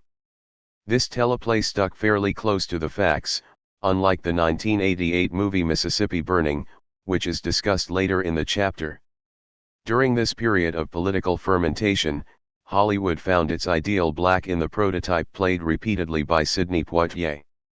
Whether befriended by nuns in Lilies of the Field, 1963, or cooperating with a racist Southern sheriff to catch a criminal in the heat of the night, 1967, or winning the respect of a classroom of adolescent bigots into Sir, with Love, 1967, or being invited to meet his prospective white in-laws in Guess Who's Coming to Dinner, 1967, Poitier was ever on his best behavior. Blessed with limitless supplies of patience, integrity, and self-control, he asserted himself only within limited parameters, never resorting to the harsh tactics of his bigoted adversaries. Here was the kind of African American male that whites would find acceptable, a nice, clean-cut, middle-class saint, who would not threaten white audiences with expressions of black anger, incapable of doing to them what they were doing to him, never lowering himself to the level of his adversaries. Guess Who's Coming to Dinner was one of a number of movies in which Sidney Poitier played a clean-cut, saintly, middle-class African American who never angered and showed only patience and goodwill toward racists. At the same time, African Americans began to make occasional appearances on television in minor dramatic parts, rather than just as comics, singers, and tap dancers. In the late 1960s, a weekly adventure series, I Spy, starring Robert Culp and Bill Cosby, had an African American actor play a lead character, one who was not involved in a racial situation as such. Lena Horne's plea that blacks be portrayed as just ordinary normal people had finally come true, except that normal for TV meant a gun-toting, fist-swinging, globe-trotting secret agent. Posing as tennis bums, these 2 U.S. spies traveled from country to country on different assignments. It was Culp, a white man, who got into one romance after another while Cosby remained seemingly free of sexual interests of his own. Cosby also was the more responsible one, coming to Culp's rescue whenever a dangerous predicament arose, as Tonto had often done for the Lone Ranger. Here was a Sidney Poitier with guns and fists, but still safely asexual so as not to evoke white anxieties. Enter superhero. Once blacks qualified for the hero roles previously reserved for white males, they ended up as little more than replicas of a white macho idiocy. In Sweet Sweetback's Badass Song, 1971, Shaft, 1971, Shaft's Big Score, 1972, and Superfly, 1972, black males now could be aggressive, violent, ruthless, powerful and able to outsmart, outtalk, outfight, and outfornicate white males. Sidney Poitier would no longer have to play the likable eunuch to a squeamish liberalism still haunted by images of the black man's threatening masculinity, a central fantasy in the racist mythology. 14 Indeed, in Sweet Sweetback and Superfly the black superhero is a glorified thug with a harem of beauties, both black and white, but with few mental skills except what is needed to thrive on the streets. Such was the image of hope and betterment that American capitalist culture offered to African American youth. Loyal Hairston describes it. The supernigger surfaced as folk hero. Emblazoned in full complement of silk jumpsuit, fur coat, slack-brimmed hat, alligator boots, a marijuana cool, and a custom-built Cadillac, supernigger glorified the profitable brutalities of the pimp, the drug pusher, the thug, every scavenger who hustles the black ghetto. 15. In films like Superfly, a glorification of the successful pimp, hustler, and street gangster, African American males could now be aggressive, violent, and macho. And as Francis Ward observed, only the super hip, super slick, super strong, super sexed, super hyped up and inflated black male could whip and kick around the white boys. A normal black man with the ordinary mix of strengths and weaknesses would be too real and human and presumably too difficult for Hollywood to handle. 16. The black superhero offered African Americans the escapist illusion of power and wealth. Self-worth was to be measured in terms of money, flashy consumer items, and dominance over others. In addition to keeping whites in control of the images blacks had of themselves, these films made enormous profits for their white producers, as African Americans crowded the inner-city movie houses to view sex-filled, action-packed black-over-white victories. 17. The black superhero made it to television by 1973 but in a sanitized version. Television did not offer the same audience selectivity as neighborhood theaters, and the white public was less likely to respond to macho blacks winning out over whites.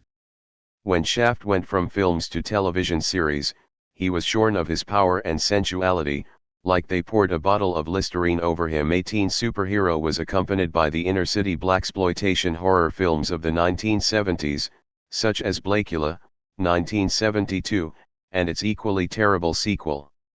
Scream, Blacula, Scream, 1973. Meanwhile, the few serious, high-quality, and deeply engaging films produced during this period, such as Gordon Parks' autobiographical The Learning Tree, 1969, Ozzie Davis's Black Girl, 1972, Sounder, 1972, Sounder, Part 2, 1976, and Claudine, 1974, were largely left in limbo, given none of the mass promotional hype that bombarded the inner-city neighborhoods on behalf of the trashy superhero and super-horror flicks. Instead, the distribution of quality films was limited to a smaller number of independent theaters and, in subsequent years, to a few college campuses. One of these quality films, Sounder, is an utterly superb drama about a poor, rural African American family trying to survive and stay human under adverse conditions. For once, the characters are not caricatures but real persons, with attachments, loves, and fears that seem not only credible but deeply moving. The father's victimization by poverty and white authority, the mother's determination to hold the family together, the boy's devotion to both parents and his youthful courage and vulnerability, the story and the characterizations all make for a great movie that not enough people, of whatever ethnic background, have seen. One measure of the film's quality might be the way its actors feel about it. Cicely Tyson, who like other African American performers had complained of the dearth of suitable roles, felt that her part in Sounder was the one for which she had prepared all her life. A well-done and entertaining film is Claudine, a sympathetic treatment of a welfare mother's struggle to bring up her 6 kids while carrying on a courtship with the most likable Gabrigaman. He, in turn, experiences the difficulties of trying to be a breadwinning father while not earning enough money. Claudine offers a perspective on the inner-city welfare family that has been accorded almost no currency among middle-class white Americans. Matriarch, poor and underemployed. In a panel discussion, Susan Batson, Cynthia Belgrave, Ruby Dee, Bea Richards, and Cicely Tyson made it clear that the new wave of black superhero action movies has little room for actresses like themselves. The impression that these women gave about their careers was of arduous struggle for minimal reward and recognition, at least from the film industry. Cynthia Belgrave was particularly incensed by the debasement of black women in theater and film, which can occur even in scripts written by blacks. She pointed out that being a black female places one in an infuriating bind. If you're strong and stoical, you're a matriarch, and if you're weak and sensual, you're a whore. The primary reason that the extremely talented women on the panel and others like them are not being offered parts, or are being offered parts incompatible with their own sense of self, is that American film is essentially a medium for the promotion of fantasy.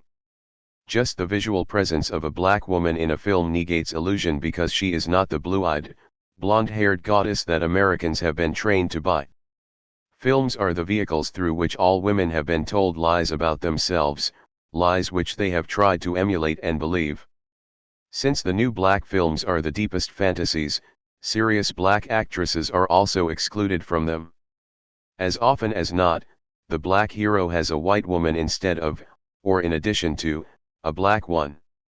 These women, black and white, are dolls, beautiful and unchallenging to anybody's establishment ideas of what a good, passive, woman should be. Barbara Smith, Black Women in Film Symposium, Freedom Ways, 3rd quarter, 1974, pages 266 to 268. 2 steps forward, 1.5 steps back. The 50s and 60s were decades of struggle for African American rights. Such struggles created changes in the climate of opinion that were not entirely without effect on the white media. For one thing, the taboo subject of interracial romance was broached. As early as 1957, the beautiful Dorothy Dandridge was cast in one of the first interracial romance roles in Island in the Sun. But she was not allowed to kiss her white male leads. Dandridge was also paired romantically with the white actor Kurt Jurgens in Tamango, 1957, though the relationship was hardly between equals, since she was a native woman and he, an empowered white male determined to put down a slave mutiny. In the early 1970s, Diana Sands had white lovers in Georgia, 1972, and The Landlord, 1970. Sidney Poitier was matched with a white female lead in A Patch of Blue, 1965, but she was blind. The Lost Man, 1969, and Guess Who's Coming to Dinner, 1967. In each of these films, the interracial love affair was a key element in the plot. In One Potato, Two Potato, 1966, a serious effort is made to depict the institutional racism that existed under civil law. A divorced white father wins a court decision to take his daughter away from her white mother because the mother had taken an African American as her second husband. By the late 70s and into the 80s, interracial coupling became less frequent. One exception was Some Kind of Hero, 1982, in which a Vietnam veteran, Richard Pryor, abandoned by his African American wife and buffeted by hard circumstances, becomes friend and lover to a high-priced white prostitute, Margot Kidder. A black man gets a white woman, but she's a prostitute, that is, a white woman of ill repute rather than the all-American sweetheart from next door. The film is unusual because despite the interracial coupling, race and racism do not figure prominently in the plot. The couple are just taken as a couple, which itself is something of an achievement. Conflict between the two lovers stems not from their racial backgrounds but from what she does for a living. Likewise, in the Miss Firecracker Contest, 1989, a worthwhile film, women resist the oppressive sexist expectations of some narrow, ill-spirited locals in a southern community. The girlfriend of the romantic lead, a part originally written for a white woman, is played by African-American actress Alfre Woodard. Race does not come up as a factor. Woodard merely plays a woman who has a love relation with a man who happens to be Caucasian. By the early 1970s, blacks began to appear on television programs as local news announcers, quiz show participants, and characters in cop shows and situation comedies. But of all the lead roles and major supporting roles in 21 new shows in the 1978-79 season, only 2 were black and 1 was Puerto Rican. People of color were more likely than whites to appear on primetime shows as crooks, pimps, informers, or persons needing assistance from white professionals. The 9 blacks portrayed in 1 year of episodes of Hawaii Five-0, a detective adventure show, consisted of 5 pimps, 2 prostitutes, and 2 students. The 11 Hawaiians and Polynesians on the show that year included 2 pimps, 2 assassins, and 3 mobsters. 19. During this period, there were also a few outstanding television specials such as Roots and Roots, The Next Generation, and made-for-television movies like The Autobiography of Miss Jane Pittman, 1974, and A Woman Called Moses, 1978, the latter about Harriet Tubman, the fugitive slave who helped others make their way north to freedom in the mid-19th century. The popularity of these offerings among whites and blacks alike seemed to refute the claim that the public was not interested in quality productions, especially ones about African Americans. The African American experience consists of many compelling real-life stories about confrontations with poverty and police, the struggle for housing, jobs, family, and community, and for a place in the arts, professions, unions, politics, and sports, stories that remained mostly untouched by the entertainment media. Instead, during the 1970s, African Americans appeared as lead characters mostly in situation comedies like Sanford and Son and The Jeffersons. Glib put-downs, insulting jibes, naivete, ignorance, and silliness served as the source of humor, as blacks taunted, derided, and jostled each other in weekly sitcom episodes. When important and relevant issues were touched upon, it was usually in facile, irrelevant ways. No wonder that 23 years after the NAACP's criticism of the Amos and Andy show, the National Black Feminist Organization issued an almost identical indictment of the way African Americans were portrayed on television, noting that black shows are slanted toward the ridiculous with no redeeming counter-images. When blacks are cast as professional people, the characters they portray generally lack professionalism and give the impression that black people are incapable and inferior in such positions. When older persons are featured, black people are usually cast as shiftless derelicts or non-productive individuals. Few black women in TV programs are cast as professionals, paraprofessionals, or even working people. 20. African Americans were appearing in new scripts that still telegraphed some of the old racism. The black writer Cecil Brown tells how the white producer Steve Krantz thought to work a few jokes into a screenplay Brown was working on. For instance, "Kid, if I eat Wheaties, Uncle Leroy, will I grow up big and strong?" Leroy, "Yeah, and a baseball player and white?" Brown failed to see the humor in a racist exchange that teaches a black child that being white is the desired thing. Another joke inserted by Krantz: "Thelma, Leroy, don't you get involved with none of this union mess, you hear? Scabbing was good enough for your grandpa." She motions to a picture on the wall. Leroy looks at the picture. Leroy, "Mama, that isn't grandpa. That picture was on the wall when we moved in." The false message is that, 1. Blacks are happy as scabs and have no history in the struggle for unionization, and, 2. They have no stable family relations and cannot even remember who their parents are. In short, Brown comments, what Krantz had done was write coon humor into the script. Brown remembers something James Baldwin once said: "A black writer cannot write black stereotypes the way a white writer can, because he cannot think of himself that way. A black man cannot see himself as a stereotype. He does not exist the way whites see him. That's why it's hard for black writers to write the things whites want to see." 21. By the 1980s, African Americans were appearing regularly in crime shows. When portrayed as criminals, they often had lead roles. When portrayed as cops, they were more often in subsidiary roles. For a while, it seemed that no African American male could survive to the end of a film.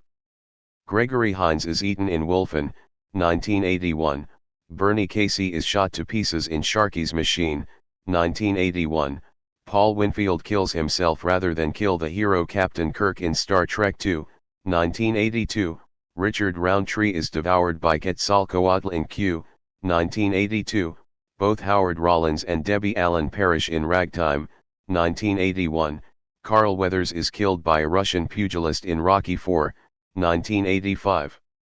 In the world of make-believe media, the gap between black and white life expectancy seemed even higher than in real life. 22. Still missing was any depiction of African Americans acting with concerted political effort around struggles of real social and class content. By the 1980s, one was lucky to find mainstream productions that even hinted at such themes. One popular film of the early 80s, Ragtime, manifests the limited ways that African American struggle is represented, or misrepresented. The choice this film offers is, 1. The individualized black man defends himself by isolated terroristic action, picking up a gun and suicidally shooting it out with white authorities, or, 2. Booker T. Washington takes a subservient, accommodationist role toward racist authority, winning patronizing praise from the same white official who murders the black insurrectionist. Left out of the picture is reality itself. In fact, during the early 20th century period depicted in this film, African Americans were organizing the NAACP, anti-lynching campaigns, the Niagara Movement, and other forms of resistance that laid the foundation for the mass democratic protests of subsequent eras. In keeping with the Reaganite cinema of the 1980s, blacks began appearing as macho, super-patriotic militarists, best encapsulated in Lou Gossett Jr.'s performances in films like Iron Eagle, 1986, and An Officer and a Gentleman, 1982. In the latter, Gossett won an Academy Award for playing an abusive, fascistic drill instructor whose passion in life is to transform candy-assed recruits into unthinking killing machines forever committed to certain military and class principles, officers and gentlemen, the kind of men who will be addressed as sir both in and out of uniform. One remembers in Gunga Din how the devoted Indian water boy would snap to attention and announce to British officers, "I want to be a soldier."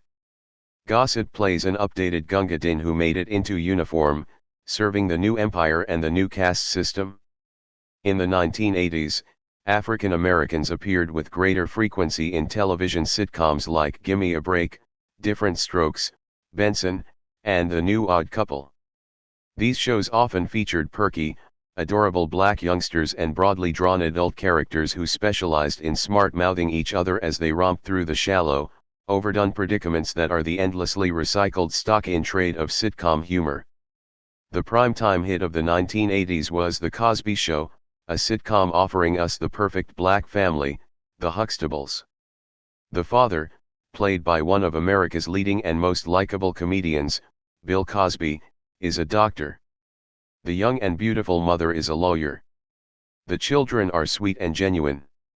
If The Cosby Show does not give us a positive image of African Americans, then nothing does. But it is a superficial image. Here is that better class of Negroes we used to hear about in the 1950s, upper-middle class professionals whom whites might feel comfortable having as neighbors. The Cosby Show falsely implies that this small economic minority within a larger ethnic minority points the way to ending discrimination. The sitcom world is inhabited mostly by silly little people with silly little problems. The Cosby Show is a refreshing exception, at least in part. The characters are not silly. Everyone is more or less intelligent, no one is a ridiculous clown. To the show's credit, the confrontations are good-natured and the humor is gentle, devoid of the crude put-downs and aggression that pass for humor on shows like The Jeffersons. Here are nice people playing idealized roles under ideal social conditions. The Huxtables never worry about money and never seem to need to shop, clean, or even work much at their professions. Unlike most doctors, Cosby spends most of his waking hours hanging around the house. The Huxtables are happy, even when they might get ruffled by the little crises that are resolved within the show's half-hour time frame. Take the episode in which the parents find marijuana in their son's room. It turns out the son is just holding it for a friend. Never in his life has he taken a toke. Never. His parents believe him, proving that the show is indeed a comedy. On rare occasions, an episode will edge toward some serious content, as when the Huxtable family reminisces about Martin Luther King, Jr., or when at Cosby's insistence and over the protests of the show's producers an End Apartheid banner adorned the set. Overall, The Cosby Show is a positive representation of African Americans, but it is still only a sitcom. It represents a giant step up from Step and Fetch It, but it still has black people playing for laughs. Getting serious. The 1980s did offer a few quality films and teleplays about African Americans. Notable among these was the made-for-television movie Sister, 1982, a finely cast, moving drama about the relationships of three sisters in a middle-class black family in North Carolina. The script has a rich Southern black flavor and was done by the African-American poet-dramatist Maya Angelou.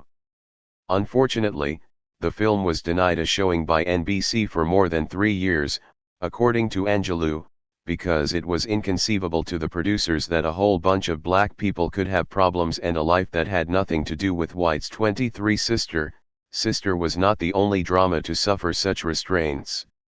For years, studio and network bosses had shown no interest in serious scripts about African Americans, preferring action films or comedy shows. They assumed there was no interested public.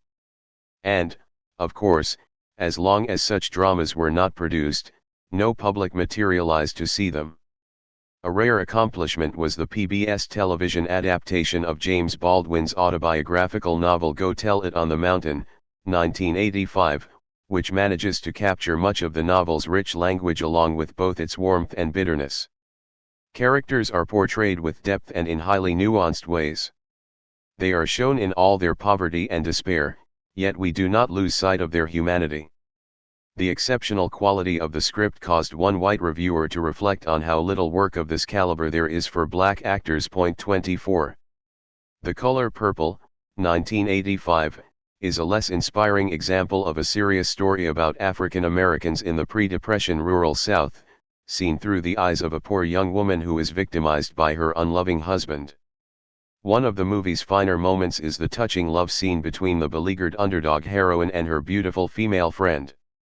The film caused some controversy among African American critics because black males come off as unadulterated and often brutish villains, or minor role, innocuous, nice guys, while the females are vessels of fortitude, love, and decency.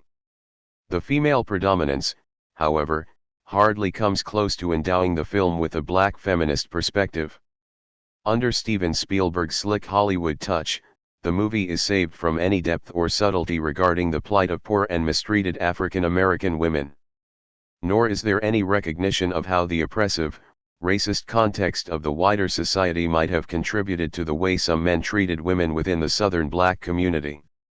John Sayles is the brother from another planet, 1984, made on a shoestring budget, is a serious science fiction attempt to deal with racism.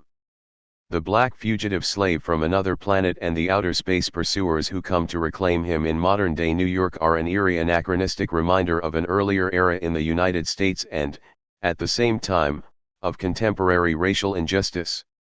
A film that successfully portrays some of the homicidal horror of lynch mob racist violence is Mississippi Burning, 1988.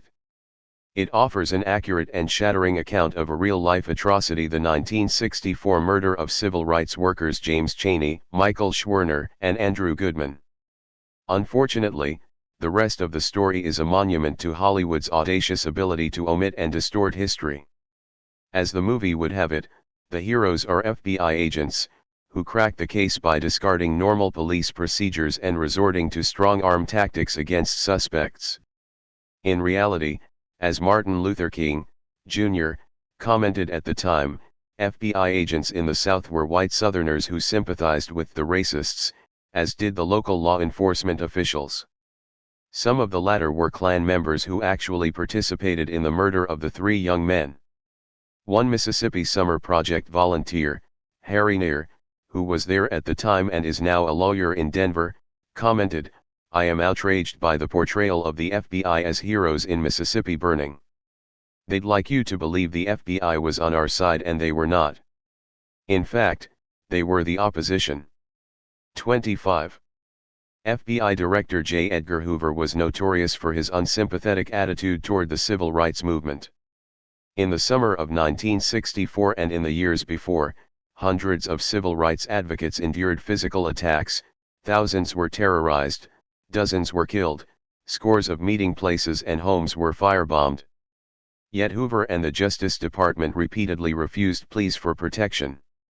Only after petitions, vigils, sit-ins, mass rallies, and other vigorous actions did the national media focus on the murder of the 3 volunteers, and even then it did so principally because 2 of the victims were white.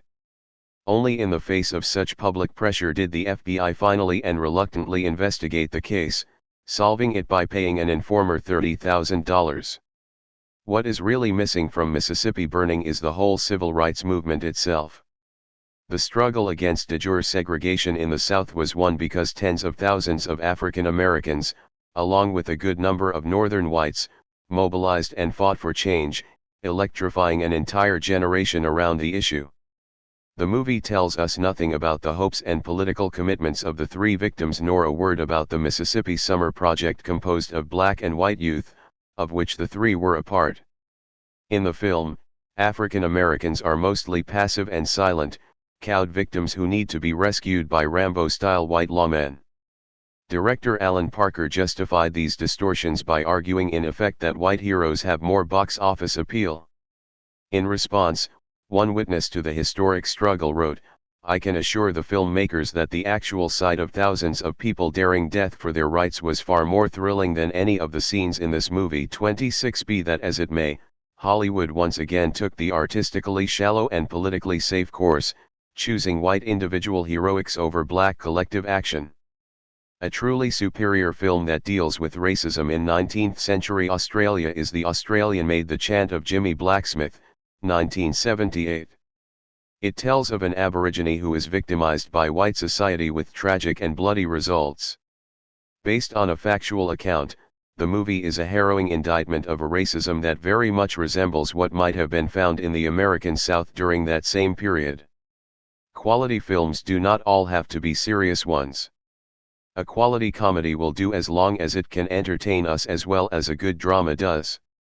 Robert Townsend's Hollywood Shuffle, 1987, is a comedy that entertains while directing satirical salvos against the racism that exists in the motion picture industry itself.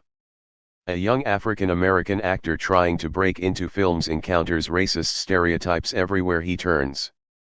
During one rehearsal, a director tells him to be more black by shuffling around and sticking his ass out when he delivers his lines. The actor chooses his integrity over his career and walks off the set. Finally, we have Spike Lee's Do the Right Thing, 1989, an angry film with a superficial message. An Italian-American, Sal, and his 2 sons run a pizzeria in a poor African-American neighborhood in Brooklyn.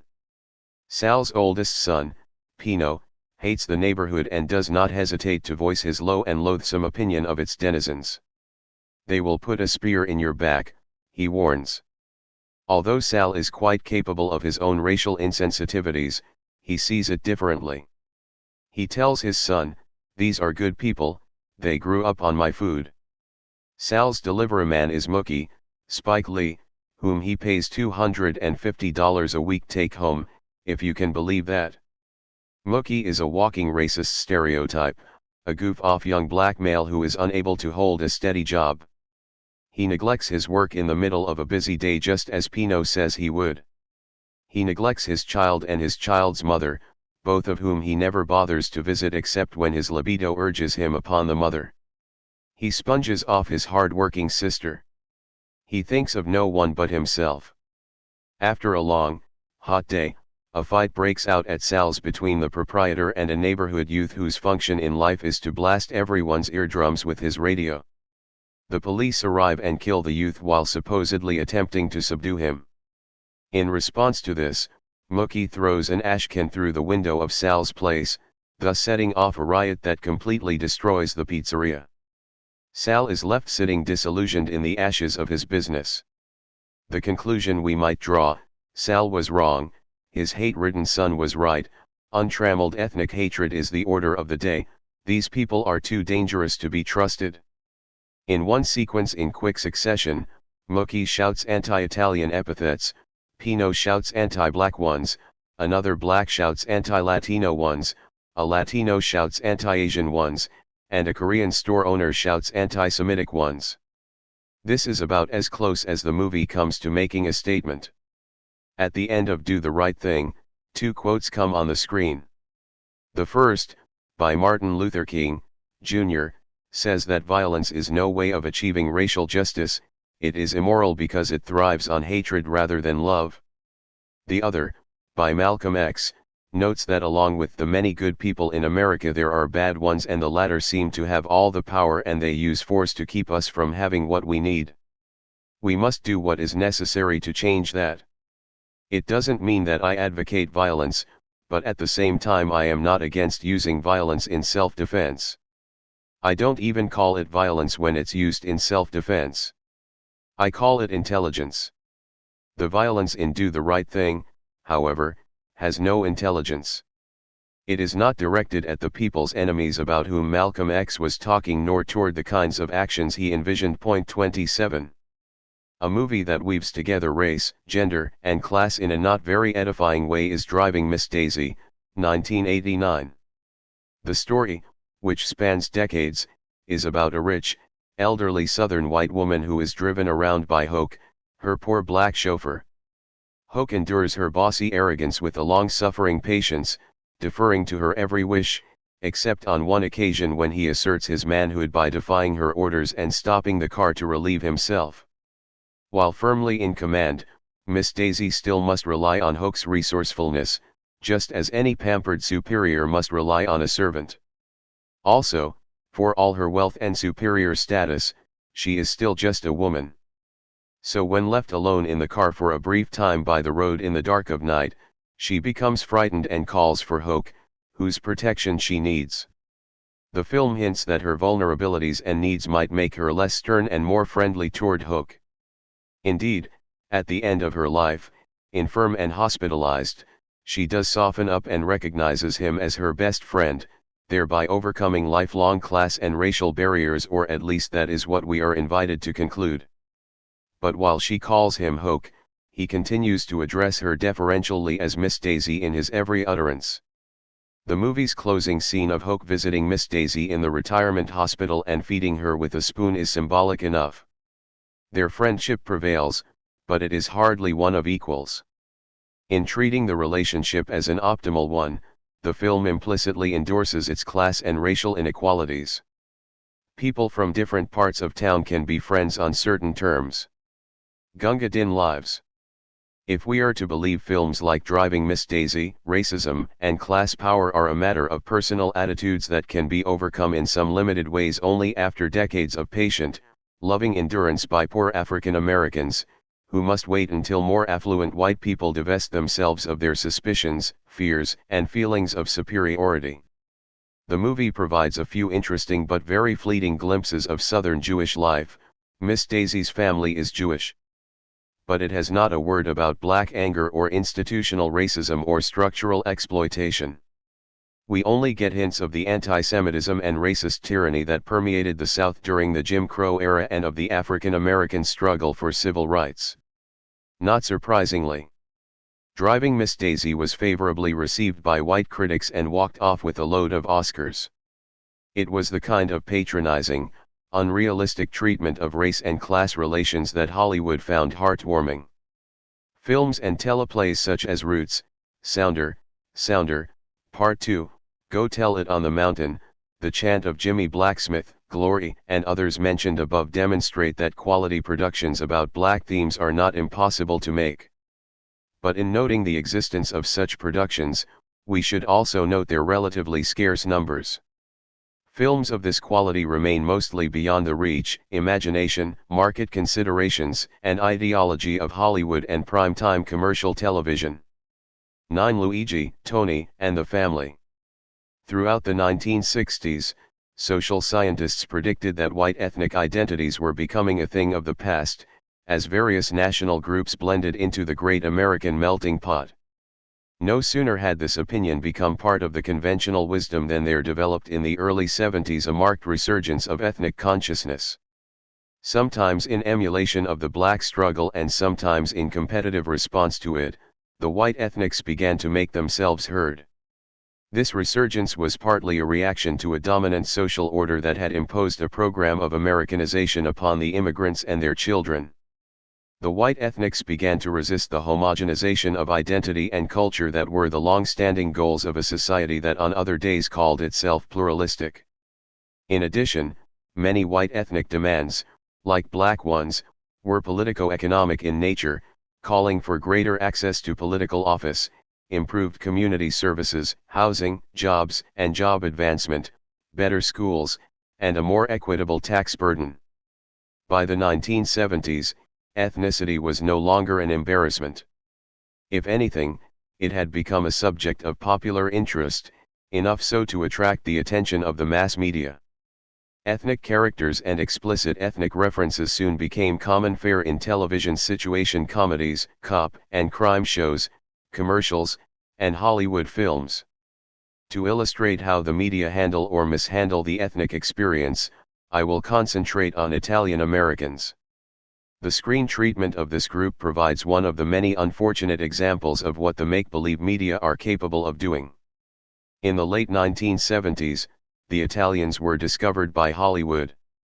With stars like A1 Pacino, Robert De Niro, Sylvester Stallone, and John Travolta shouting, shooting, punching, or dancing their way across the screen, the Italians had become one of Hollywood's favorite ethnic groups.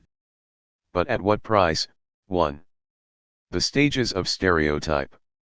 How have Italian Americans been represented in the media? In ways not unlike other ethnic groups. The Invisible Man.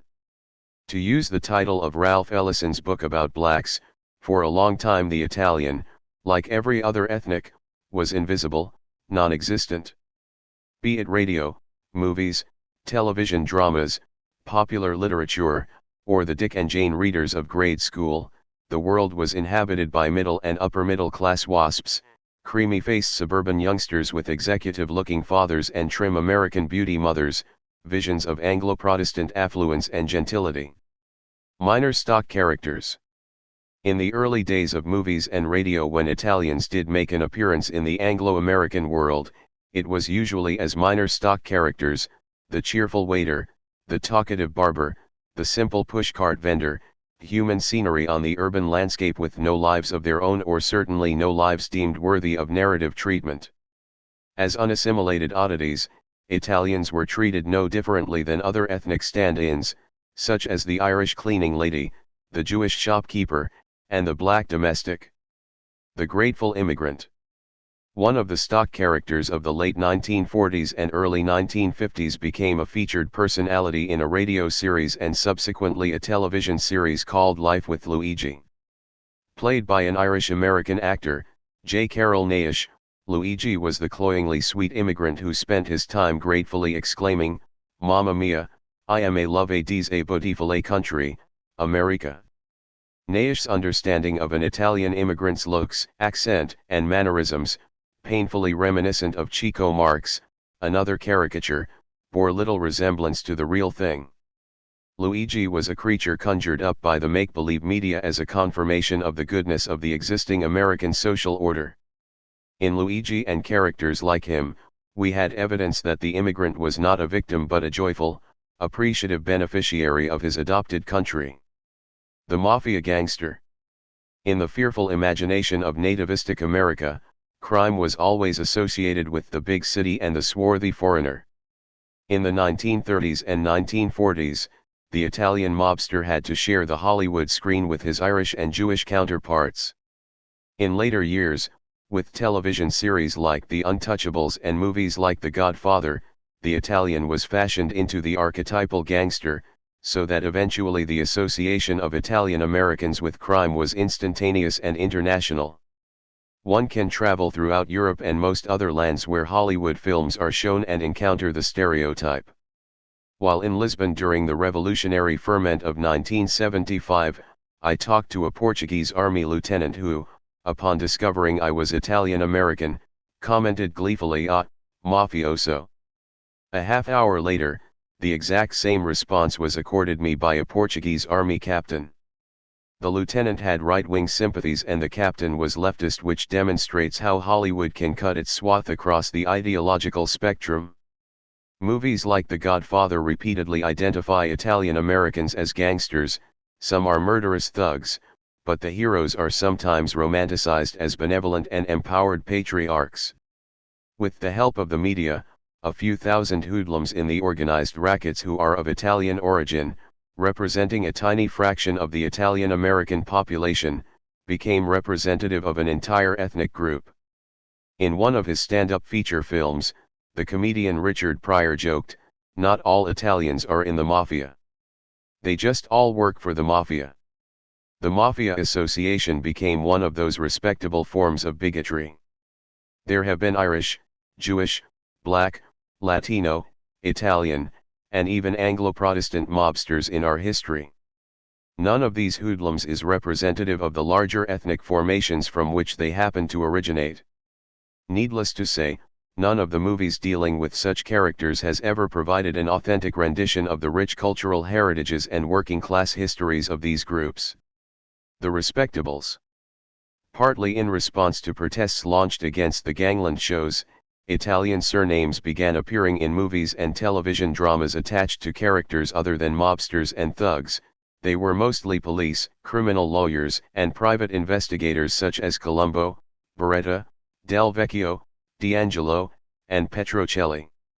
The Italian crime buster, of course, was still closely associated with crime and violence, and like all media lawmen, his operational methods were sometimes difficult to distinguish from those of the criminals against whom he was pitted. The Jive proletarian.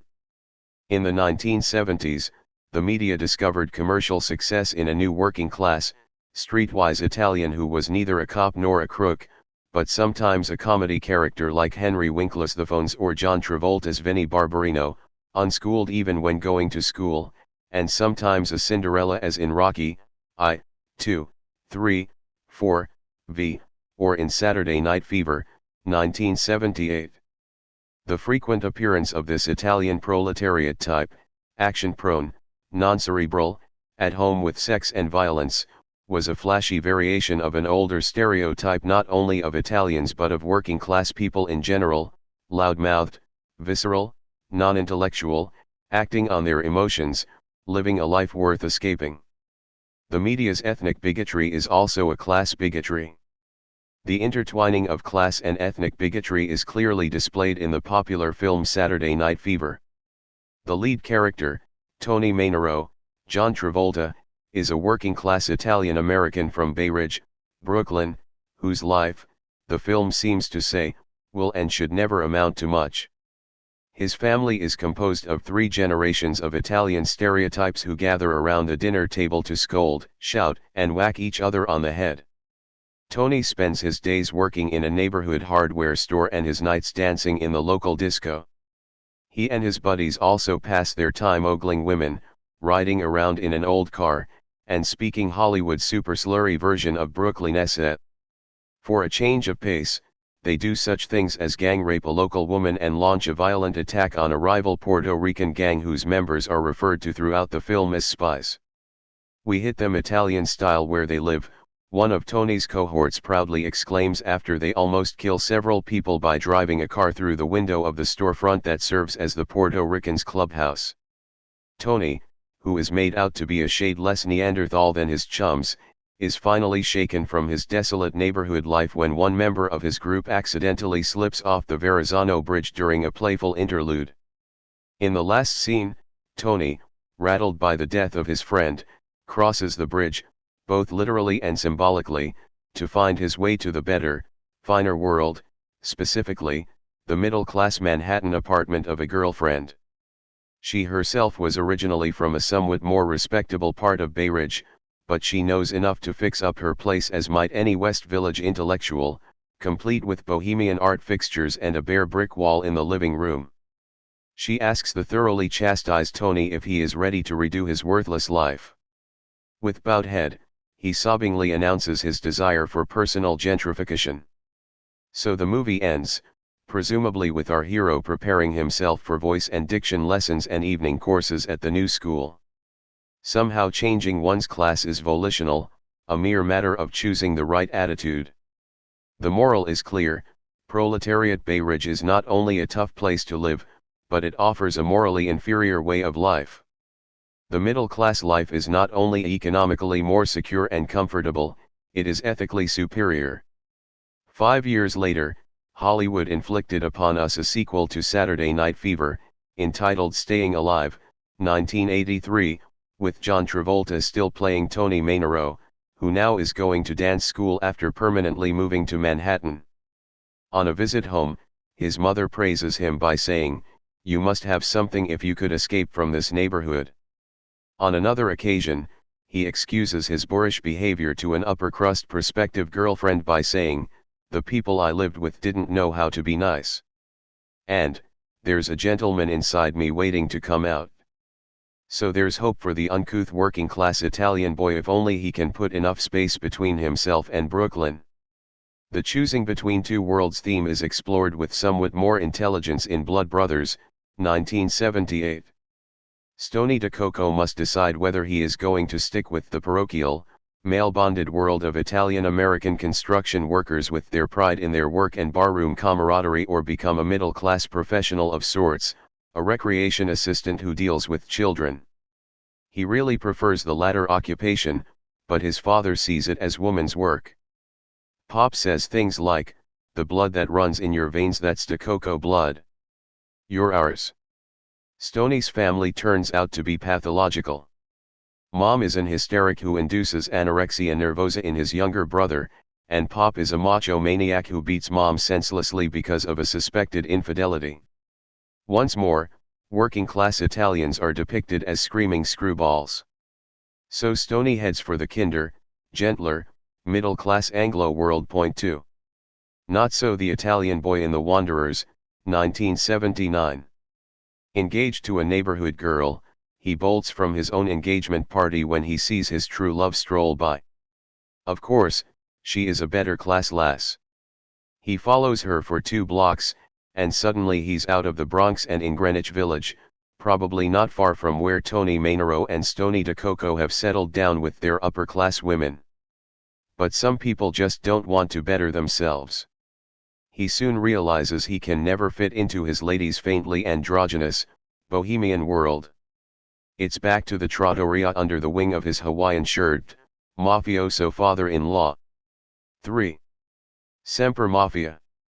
Of the various Italian stereotypes in the media, the mafia image is the most enduring. By 1985, Prizzi's Honor offered us a new twist in gangster depravity, a romance between a mafioso and a lovely lady who herself turns out to be a gangland hit woman. At one point she refers to her Polish antecedents as Polak, thereby demonstrating Hollywood's inability to recognize the existence of one of America's most defamed ethnic groups in anything but defamatory terms. Prizzi and his Polish-American woman get along swimmingly at first. After a whirlwind romance, they marry. Eventually, however, their relationship comes into conflict with the interests of the family. It's all resolved when Prizzi beats his wife to the draw, putting a knife through her neck as she is about to blow him away with one of her favorite work tools. The movie actually ends happily after Prizzi stuffs her body in the trunk of a car and returns to an earlier mafia sweetheart who has all along been plotting to get him back. Done by one of Hollywood's leading directors, John Huston, this comic book flick was treated as a serious cinematic effort by critics. Almost 40 years after television first featured the Italian mobster in The Untouchables, mafia characters continued in abundant supply in films and TV series. As if to demonstrate that nothing changes, in 1990 alone Hollywood gave us The Freshman, My Blue Heaven, King of New York, Miller's Crossing, Godfather 3, and Goodfellas. The first 2 are comedies. In all of them, Italian mobsters either are the central characters or play important supporting roles. King of New York manages to offend women, African Americans, Chinese, Latinos, and Irish as well as Italians.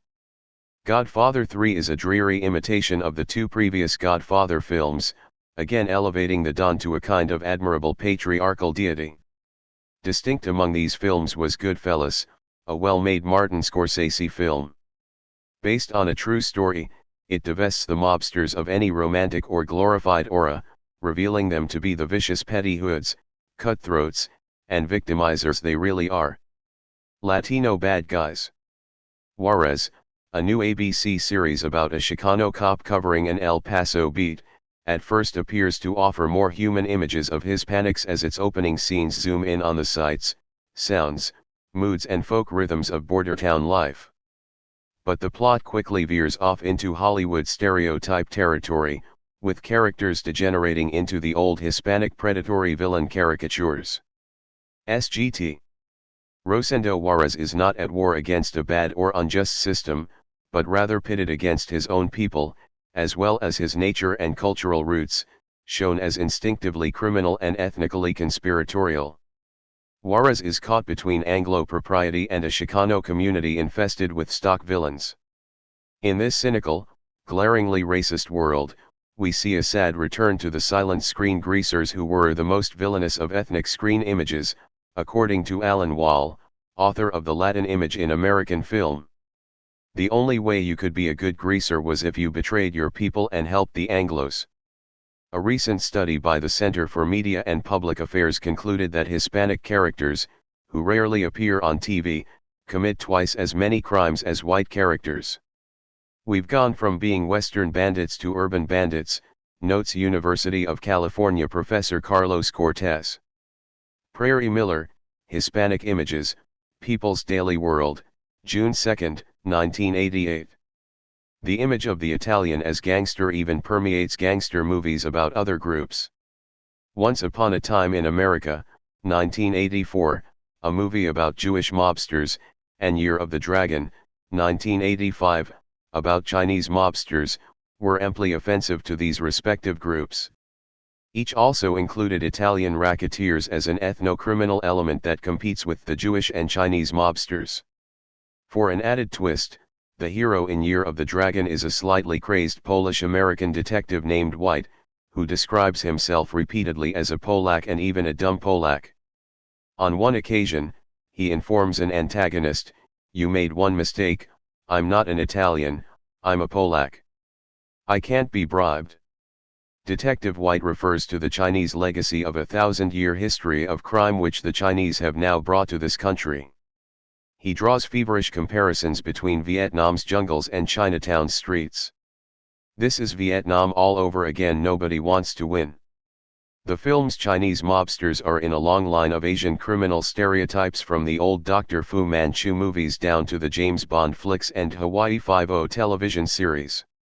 The only Asian female of note in this movie is the Chinese-American newscaster who, of course, becomes a compliant appendage to Supercop White once the action moves from the streets to the bed. Year of the Dragon offers some intriguing glimpses into life in New York's Chinatown, leaving one to wonder what interesting movies could be made about the Chinese-American experience were the make-believe media ever to pay attention to Chinese who don't shoot people in the face. In comedy films, too, Italians have often appeared as mobsters, as in The Ritz, 1976, in which a mafia-related son-in-law goes to a gay bathhouse to avoid extermination by his family. Similarly, in Some Like It Hot, 1959, Broadway Danny Rose, 1984, and The Freshman, 1990, the protagonists have scary and humorous encounters with Italian mobsters. Italian-American women are almost non-existent as central characters in the entertainment media, portrayed mostly as homebound acolytes. A typical representation was offered on Wise Guy, a CBS weekly serial running in the late 1980s, featuring a federal agent named Vinnie Coronova along with assorted mob figures, some of whom happened to be his relatives. In the final episode of the 1988-89 season, Vinnie's mother, who talks with what is supposed to be an Italian accent, rushes from her vacation in Italy because she senses correctly that her Vinnie has a girl. Oh, he looks awful. I shouldn't left him alone, the protective mama says when she reunites with him. Sounding like Luigi in drag, she asks anxiously if Vinny's new girlfriend, Amber, is Italian. No, well is a she Catholici. Thank goodness, yes. A third of a loaf is better than none. But Vinny's mom is offended when she pops over to Vinny's apartment unannounced and finds him in bed with Amber. And they ain't no yet married. Later she comes around and kisses Amber when their engagement is announced. You are engaged and I am happy. Mama herself married a reformed mafia don who had renounced his life of crime. The Chinese who appear in Year of the Dragon are mostly killers and mobsters, and the hero is a white detective who describes himself as a dumb Polak. The film manages to be offensive to more than one ethnic group. A seemingly refreshing departure from this kind of Mamma Mia stereotype was the 1986 NBC autobiographical film about Antoinette Giancana, a young woman who loves her father but rebels against his domination and seeks to be herself in a male-ruled household. Here is one of those rare instances where the struggles of an Italian-American woman are given respectful treatment. There is one catch, however. Papa Giancana is a notorious mafia don and the title of the film is Mafia Princess. To the extent that the media can explore new and worthwhile themes, it seems they must still be packaged in an old casement. After being fed enough of this fare, we need to remind ourselves that not all Italians are gangsters and not all gangsters are Italian. As with other ethnic groups, in the last several decades Italians have moved in noticeable numbers into government service, political life, the professions, and the arts. It can be argued that these people usually do less sensationally horrifying things than mobsters and are therefore less likely to win the attention of an image industry that specializes in violence and other forms of sensationalism. Still, non-criminal characters do appear in films and television shows. It would not be unrealistic to portray ethnics more frequently engaged in normal social activities and in positions of responsibility and empowerment.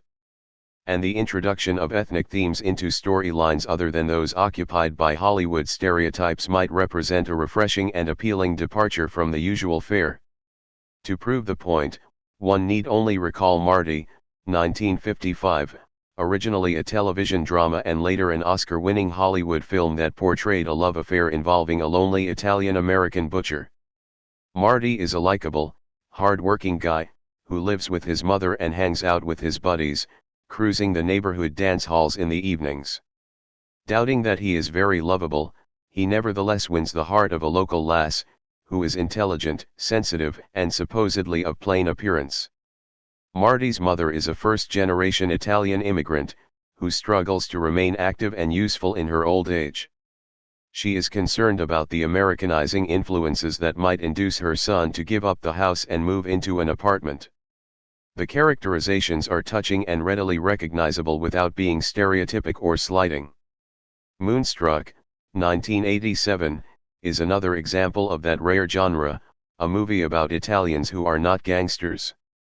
The humor is sometimes overly slick in that silly, heavy-handed TV sitcom way. The characters are broadly drawn, occasionally overdrawn. For instance, the grandfather played by an actor with an odd Eastern European accent is predictably quaint as he herds his dogs into the park so that they might bay at the moon. The mother oozes familial integrity. The daughter and heroine of the story falls in love with the brooding brother of her fiancé, a love consummated to the wonderful music of La Bohème.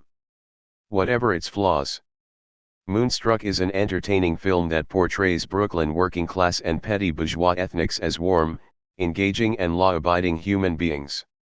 A film done with more intelligence and realism is Dominic and Eugene, 1988, which tells the story of fraternal twins who plan on sharing a house together. One brother is being helped through medical school by the other, who is a sanitation worker.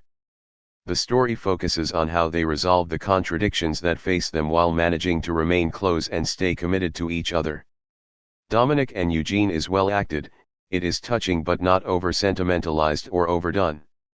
The Italian-American identities of the brothers and some neighbors are established early and easily and do not figure in the plot in any prominent way, except to leave us with an impression that Italian working-class people are human and decent, capable of living lives that are worthy of narrative treatment without the assistance of a single mafioso thug. Free of mafia thugs but not of other threadbare ethnic stereotypes is The Finelli Boys, an NBC 1990 television situation comedy series about four working-class, Italian-American brothers who are trying to get their lives into shape. Lucky for them, their mama decides not to move to Florida. Instead, she stays in Brooklyn to help them through their difficulties. The show's sitcom humor is abrasive and overdone, and the Italian working-class characters are loud and harsh. Having discovered an ethnic group, NBC demonstrates it has nothing better to offer us than the same old hackneyed standbys. Spaghetti vendors for Madison Avenue. Once ethnicity became an acceptable media topic, it was not long before ethnic types were worked into television ads. The TV commercial is the quintessential propaganda message, single-minded, brief, simple, slick, and repetitive. Ethnic stereotypes offer their own instant image recognition. Parsimonious Scots offer us wise counsel regarding bargain-priced gasoline. Elegant and snobbish French recommend the best wines, perfumes, and mustards. Sweaty, robust Irishmen endorse the right deodorant soap. Rotund Germans offer up the best beer, while Japanese prove their love for the extra light beer in the way they supposedly know best, by smashing a barroom table in half with a karate blow. Italian Madison Avenue style. The setting is a rather attractive middle-class kitchen somewhere in America. It is Sunday. We know this because there is some commotion over whether or not the dinner guest, a skeptic in all things, is going to like the sauce. It is an Italian home. We know this because the people really care whether or not the skeptic is going to like the sauce. The object of everyone's attention, the sauce, is bubbling thick and red in a large, overworked pot. The skeptic stands over the sauce uneasily. The cook, we know she's the cook because her hair is up, she's fat, and she's wearing an apron, looks at him pleadingly. His face tells everyone around him that he thinks the idea of a good tomato sauce coming out of a jar is absurd. He reaches for the wooden spoon by the side of the stove. Dipping it into the hot red liquid, he brings it up to his lips. As he tastes the sauce, his eyes explode with pleasure. "That's Italian," he exclaims. "Now, that's Italian. No, that's Madison Avenue hype." Marco Scioli, Exploiting the Italian Image, Attenzione, September 1979. The Italian has appeared in a variety of advertising roles. There is the Latin lover who wins his lady, less with his amorous overtures than with his right choice of beverage, the mafia don ready to start a gangland massacre if the lasagna isn't magnifico, the nearly inarticulate disco dimwit who can barely say trident as he twirls his partners around the dance floor. 5 The ethnic characters in commercials are literally caricatures of caricatures. In the world of commercials, Italians tend to be simple-minded oral creatures. They taste, sip, eat, chew, and offer exclamations such as "Mamma mia! That's a spicy meatball." The stereotypic linking of Italians with food so predominates as to preclude this ethnic group's association with other realms, except crime, of course. Thus, a 1986 PBS documentary miniseries on the English language, narrated by Robert McNeil, noted how various foreign languages have enriched the English language. However, Italian was something of an exception, McNeil said, since the Italian words that have passed into English all relate to food. Overlooked were such inedibles as conoscenti, literati, illuminati, ghetto, crescendo, aggiornamento, gambetto, innamorata, vendetta, virtuoso, paparazzi, impresario, rotunda, chiaroscuro, buffo, brio, bravo, bravado, divertimento, and imbroglio, along with musical terms like contralto, soprano, fortissimo, basso, pizzicato, piano, and viola. Their days taken up with runs to and from the kitchen, Italians, no doubt, would be a poor choice when it comes to chairing a board meeting, offering medical advice, or conducting a scientific experiment, notes Marco Scioli. Certainly, No commercial has ever shown an Italian American involved in any professional activity. 6. A leader of the National Italian American Foundation complained that commercials are outdated and subconsciously give a negative image to people who have never had any personal contacts with Italians. 7. One advertising executive concedes the point: what the hell do I know about Italians? I mean, outside the fact that they like to eat spaghetti, drink wine, and the men chase after women. What more am I supposed to know? 8. To say that the media merely reflect reality, after all, there are Italian gangsters and Italians do drink wine and eat spaghetti, is to overlook the distorted dimension of the reality presented. The media's tactic, finding its highest, or lowest, articulation in television ads, is to move with the cheap, facile notions about one group or another, rather than against them. If there are misconceptions that can easily be made plausible, amusing, or sensational, then the media will use them. Madison Avenue's goal is to manipulate rather than educate, to reach as many people as quickly as possible with readily evocative images. So the media merchandisers pander to the crudest impressions of ethnics held by the public, encouraging each group to embrace the prefabricated images of other groups and even of its own. Internalizing the false image. The make-believe media's treatment of Italian Americans provides dramatic illustration of how commercially produced stereotypes become accepted by the entire society, including many members of the ethnic group itself. The ethnic becomes part of the world that is stigmatizing his very self, notes the writer Joseph Papaleo. 9. More than once, on strolls through Italian neighborhoods in New York, I have spotted cars with bumper stickers that read, "Mafia staff car, keep you hands off." While in Philadelphia, my attention was directed to a musical rock group of Italian-American youths who billed themselves as the Godfathers. In 1981 at the Feast of St. Anthony of Padua in New York, the neighborhood band played as its opening number the theme from The Godfather. As of the early 1990s, there even existed a Godfather's chain of pizzerias. While many Italians find the association with crime offensive, some are finding a kind of group recognition in it, especially when the movies in question tell us nothing about the mob's role in union busting, extortion, and shakedowns, and nothing about its victimization of workers, consumers, women, as wives or prostitutes, and small business owners, including many Italians. Instead, hoodlums are transformed into folk heroes, lovable patriarchs who want nothing more than a decent life for their families and a steady income from their often unspecified business ventures. Just as many African Americans avidly watched Amos and Andy, so mafia movies play to audiences just as large in the theaters of Italian American neighborhoods as they do elsewhere. 10. Like other ethnic groups, Italians have been starved for acknowledgement from the dominant culture, from that prosperous, powerful other world. The feeling of being shut out, a stranger in one's own land, is part of what makes many ethnics so responsive to any kind of media representation, even a derogatory one. The ethnics are always looking for signs that they count for something, that they exist in a society that usually ignores their existence. A starving person will eat junk food. Better to be represented as a buffoon or even a murderous thug than not to exist at all.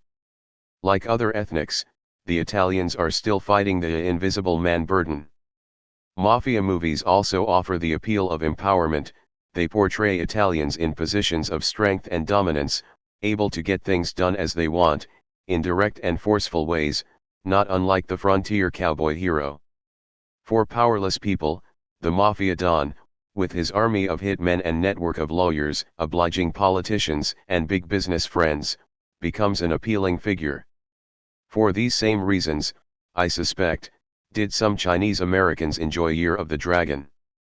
That Chinese were being portrayed as thugs, extortionists, narcotic smugglers, and murderers weighed less than that they were finally being portrayed at all.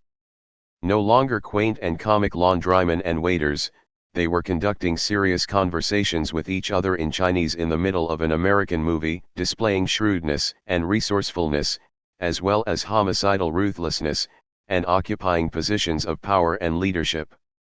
The above observations might also help explain the popularity of ethnic mobster films to the public in general. Here are a breed of people who live outside the law with a powerful law of their own, who kowtow to no one, who are powerful and effective, who show cruelty to competitors and kindness to family and friends except when family and friends become competitors.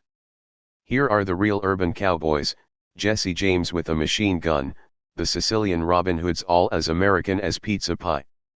The mafia has achieved a kind of folklore status, rooted in a foreignness that makes it so much more mysteriously titillating than the same activities of organized crime by old-line American thugs might be. 11. Sometimes our stereotypes are all we have. The Goldbergs was a family sitcom that had begun as a radio serial in 1929 and played on television in the late 40s and 50s. The Goldbergs and their friends and neighbors served as an extended family to their fans, made up to a great extent of Jewish immigrants and children of immigrants. It never occurred to me in those days or even later to be embarrassed by Molly's exaggerated accent and gestures or uncomfortable with Uncle David's self-effacing shrug and timid manner. Never, that is, until recently, when I watched a Jewish audience view some clips of early Goldberg TV shows during a discussion about the image of Jews on television. Some viewers squirmed with discomfort, others expressed outrage at what they considered blatant stereotyping. Molly, the inevitable Jewish mother, butting into everybody's business, her Jewish neighbors speaking in loud Bronx-accented voices, her Irish friends all with rolling brogues. "It's so demeaning," one young woman said. "How could you have tolerated such stereotyping?" How indeed? The popularity of the Goldbergs rested on its magnification of specifically Jewish characteristics. In all of Molly's encounters with the non-Jewish establishment, Wasps appear as soft-spoken and perfectly mannered, and she appears ill at ease and out of place. Jewish audiences cherished the Goldberg clan precisely because it did mirror our unease in American society. We can't, I imagine, expect to see reruns of the Goldbergs in seasons to come any more than we would hear replays of the Amos and Andy radio show. Such programs have slipped into history. But at a time when Jews like Uncle David saw themselves as alsos in America, the Goldbergs helped make us feel like somebodies. Francine Clagsbrunn, The Goldberg Stereotypes Loved by Americans, New York Times, August 8, 1988. Finally, it must be noted that the media deny the seriousness of the ethnic experience and thereby evade the larger, more taboo question of class struggle. The ethnic's attention is directed toward irrelevant caricatures of themselves that serve as objects of either emulation or insult or both.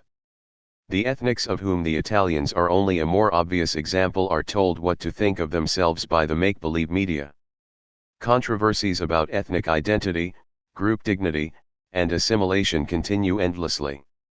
Ignored by the make-believe media are the pressing problems of working-class ethnics, the demoralizing hardships of underemployment, layoffs, low wages, high taxes, job-connected disabilities, and staggering living costs. Having their identities suppressed or falsified is but one manifestation of a larger violation that ethnics are made to suffer. What has been stolen from many of them is their labor, their health, their communities, and their ability to live with a sufficient measure of ease and security. So the ethnics are distracted from their own struggle and their own experience by the daily psychological muggings of Hollywood and television, by fabricated images of the world and of themselves. The medium is the message, and the media are the mafia. 10. Child abuse. By the time a child graduates from high school, she or he will have spent some 20,000 hours watching television.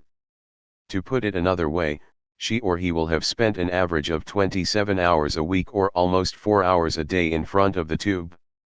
In contrast, the average middle school child in the United States spends 4 minutes a day reading for pleasure. During those years of televiewing, the high school graduate will have witnessed about 13,000 killings and many times that number of beatings, muggings, fistfights, robberies, shootouts, knifings, rapes and attempted rapes, and verbal threats.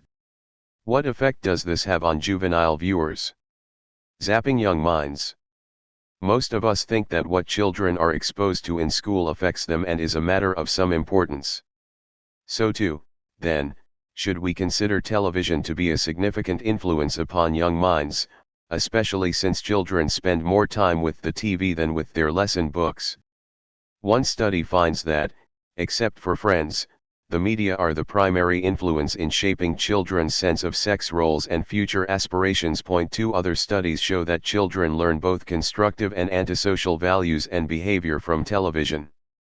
A report prepared under the direction of the National Institute of Mental Health surveys a decade of research and finds overwhelming evidence that excessive violence on TV causes aggressiveness in the children who watch it. 3 In addition, it has been found that the level of generalized fear among children increases with heavy television viewing. Children select their heroes and emulation roles more frequently from television programs than from family, school, government, or church. Thus, while relatively few preschoolers might be able to identify their national leaders, 90% of all American 3-year-olds recognize Fred Flintstone, a television cartoon character. 4. Children, especially toddlers who watch the same programs as older kids, sometimes have trouble distinguishing between televised fantasy and reality. Unable to grasp the motives behind the violence, they see everyone involved in a generalized brutality. Among children, heavy TV viewers are generally more conventional in their views of life than light viewers. They adhere more to the cultural and social stereotypes fostered by television, or at least find more reinforcement for such stereotypes. 5. Films and cartoons containing violent acts can instigate aggressive and violent behavior in children during subsequent playtimes. 6. Furthermore, children, as well as adult criminals, have utilized ideas and techniques from television shows when performing actual crimes. Regarding that last point, television violence may not be able to transform an emotionally healthy child into a serial killer, but it can have a copycat or trigger effect on more troubled youngsters. Disturbing examples are occasionally reported in the press. A 12-year-old boy in Arkansas stabbed his playmate to death. When questioned by police, he told them about a movie he had recently seen, Friday the 13th, which contained graphic scenes of slashings and slayings. 7 A 9-year-old girl was sexually assaulted with a beer bottle by 4 other children on a beach in San Francisco. This happened a few days after NBC televised a show depicting a teenage girl in a detention center being gang-raped with a broom handle by other inmates. The youngsters involved in the real-life assault said they had watched the episode. 8. Additional evidence suggests that televiewing hurts academic performance, lowers reading levels, erodes linguistic powers, diminishes ability to handle abstract symbols, and shortens the attention span of the young. 9 The average shot on a network show lasts about 3 seconds, and on a commercial about 2.5 seconds, thereby conditioning the mind to an endless flicker of changing pictures rather than developing its ability to give protracted attention to one thing. Television is not the medium for conveying sophisticated ideas or developing the cognitive habits and intellectual discipline that print medium is potentially capable of promoting. Rather, it encourages passivity in the viewer and a kind of unthinking receptivity to quick images. Today, the child who enters grade school ostensibly to begin reading and learning has already been subjected to 4 or 5 years of the tube's own mind-pulverizing curriculum. Captain Kangaroo tells it like it is. When you are spending time in front of the television, you are not doing other things. The young child of 3 or 4 years old is in the stage of the greatest emotional development that human beings undergo. And we only develop when we experience things, real-life things, a conversation with mother, touching father, going places, doing things, relating to others. This kind of experience is critical to a young child, and when the child spends 35 hours per week in front of the TV set, it is impossible to have the full range of real-life experience that a young child must have. Even if we had an overabundance of good television programs, it wouldn't solve the problem. Robert Keeshan, the actor who played Captain Kangaroo, quoted in Gerrymander, 4 Arguments for the Elimination of Television, New York Quill, 1978. p. 265. In response to protests regarding the quality of children's programs, the public broadcasting system and, to a lesser extent, the networks, began offering age-graded and somewhat better quality shows in the 1960s and 1970s. For instance, PBS introduced Sesame Street for younger children and Electric Company for older ones. Interesting and informative programs about science, nature, and animal life appeared during children's prime time, specifically, Saturday mornings and weekday afternoons. Some of the informational shows were a mixed blessing, subject to the usual ideological distortions of corporate American culture. Thus, segments of NBC's In the News, sandwiched between the Saturday morning kid shows, informed its young viewers that Colombian peasants were getting rich from the rise in coffee prices and that U.S. corporations moved to Puerto Rico to encourage the island's economic development. The advent of the Reagan administration in 1981 brought a decline in the already dubious quality of children's television. The networks got the nod from the Federal Communications Commission, FCC, to let market forces decide programming. Commercial television is a matter of selling audiences to advertisers. The thinking of profit-conscious network executives went something like this: children will watch anything on Saturday morning and weekday afternoons, so why bother spending millions of dollars putting out an original and creative program for them when some inexpensive cartoons will do?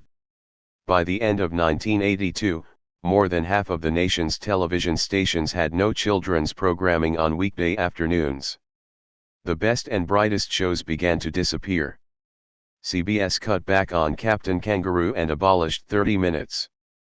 The latter was the only national current affairs program for young audiences. NBC's Special Treat and ABC's Animals Animals Animals, two long-running, award-winning children's series, were taken off the air. Advertisements targeting a younger audience, however, continued unabated and even increased substantially on the remaining children's shows. The FCC's admonition in 1974 that broadcasters have a special obligation to serve children was replaced with a new rule: let profits prevail. 10. The children's programs that did survive in the early 1980s often had little to recommend them. Some were scaled-down replicas of adult quiz shows, encouraging young contestants to compete like shrieking, greedy little maniacs for flashy prizes. New additions included such gems as ABC's Goldie Gold and Action Jack, a cartoon about the world's richest girl and the reporter who worked for her newspaper, the Gold Street Journal. Their adventures included the usual mysterious haunts and mad scientists. Throughout these escapades, Goldie's limitless wealth was flaunted before the eyes of young viewers.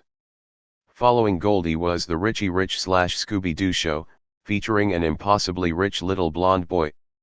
He had a dog named Dollar, a Dalmatian, whose coat was spotted with dollar signs. A screen full of dollar signs was also used to mark transitions between scenes. The Goldie Richie message was clear enough: kids, there's nothing wrong and a lot right with wallowing in wealth and being filthy rich. According to one psychologist, the lesson of most TV series is that the rich, the powerful, and the conniving are the most successful. 11. In a sense, such a lesson is accurate. Rich, powerful, and conniving individuals are usually the more successful ones in a society like ours. What is left out is any vision of alternative modes of behavior and alternative dimensions of social reality. Children's programs most often cast white male figures in dominant roles. People of third world origin, African, Latino, Asian, Native American, compose about 25% of the U.S. population, but only 7.5% of 1,145 television characters surveyed in one study of children's shows. African Americans were more often sympathetic characters than villainous ones, but this positive point was partially offset by the infrequency of their appearances and the relatively minor quality of their roles. Characters with foreign accents and odd appearances tended to be portrayed negatively. Native American Indians were represented solely by Tonto in the Lone Ranger cartoons. 12. One study found that only 16% of all major dramatic television characters were female. They were generally portrayed as younger than males, more likely to be married, less active, and with lower self-esteem. The family usually had a competent housewife mother, who was obligated to manipulate a dominant but often bungling father. 13. In both children's and adults' television, Female characters usually are supportive of male heroes and fit the feminine stereotype of beauty and behavior that seems required to qualify them as acolytes to the good guys. Point 14. A study of 200 episodes of network TV programs found that teenage girls are represented as obsessed with shopping, grooming, and dating. Looks count more than brains, and bright girls are social misfits. Week after week, the adolescent girls display no visible skills, no real interest in school subjects, and no vocational plans. Point 15. By the mid-1980s, in response to public pressure, the networks cut back a little on the violence and began putting more people of color into their children's shows. This did not mean they were making any attempt to explore ethnic themes or teach tolerance and brotherhood. The most popular show of this period was Mr. T, an animated spin-off from the popular primetime series The A-Team. It was also the most violent show on children's television. Perhaps through repeated and early exposure, children develop a taste for viewing violence. In any case, the networks do not offer the kind of imaginative, creative, violence-free programming that would engage the attention of youngsters the way Smash 'em Up shows do. In the 1980s, interested groups, such as Action for Children's Television, ACT, were angered by the cancellation of quality shows, the increase in commercialism, and the persistence of violent themes. Public pressure induced Congress to pass the Children's Television Act of 1988 by a 328-78 bipartisan majority in the House and unanimous voice vote in the Senate. In its final compromised version, the bill even gained the lukewarm support of the National Association of Broadcasters. A Reagan-dominated FCC had abolished all limitations on the number of commercials. The bill restored them, restricting advertising in children's programs to 10.5 minutes per hour on weekends and 12 minutes on weekdays. The stations were given a full year to comply. The bill also required stations to provide some educational and informational programs for children, with the FCC evaluating those efforts when stations sought to renew their licenses. But President Reagan pocket vetoed the legislation, claiming it was an unconstitutional infringement on the freedom of expression. He was referring to the freedom of broadcasters to offer whatever they wanted on the airwaves, without having their commercial interests and money-making abilities limited even in the mildest way by government regulations. The Saturday Morning Massacre. Whatever changes have come to children's programming over the years, one genre has endured as a staple: the animal chase cartoon. It continues to impose its idiocy on kids today as on the earlier generations of youngsters who patronized Saturday matinee movies in the days before television. On weekday mornings and afternoons, usually on local television stations, and on Saturday mornings, one can encounter the hyperkinetic creatures of the Bugs Bunny and Woody Woodpecker set. These cartoons rely on a simple formula: the taunting, audacious rabbit or defiant mouse incites an adversary. The larger creature plans strategies of entrapment in order to hunt down, flatten, swallow, or pulverize the troublesome smaller one. However, the latter usually outsmarts or outsteps his infuriated foe, causing the hunter to be victimized by his own hunt amidst an abundance of playful violence. Along with the animal chase, children's television offers more sophisticated cartoon shows.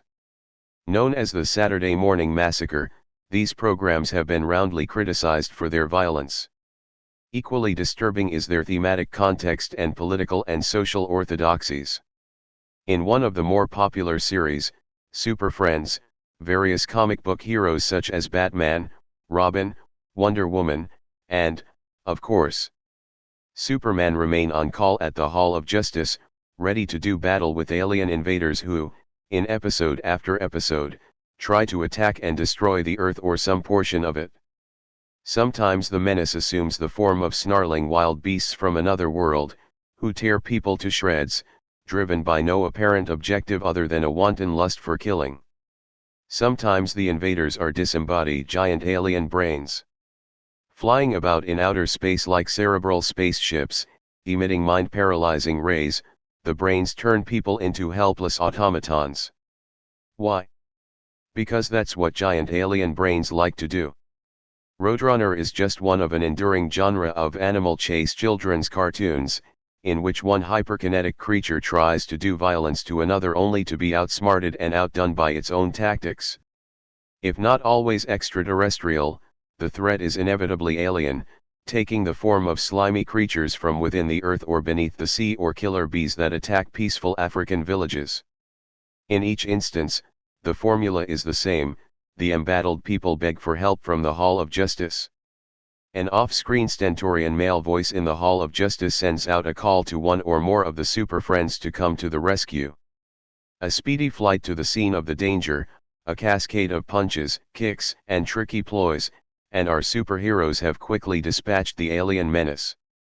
Through it all, the ordinary folk in these episodes remain incapable of defending themselves against the alien intruders. They depend upon the force and violence of the fearless paladins. Other shows offer much the same. Thundar the Barbarian uses his sun sword to battle forces of evil 20 centuries in the future. By the 1980s, Star Wars high-tech, with its lasers, blasters, and dissolving rays, had become a major mode of cartoon violence.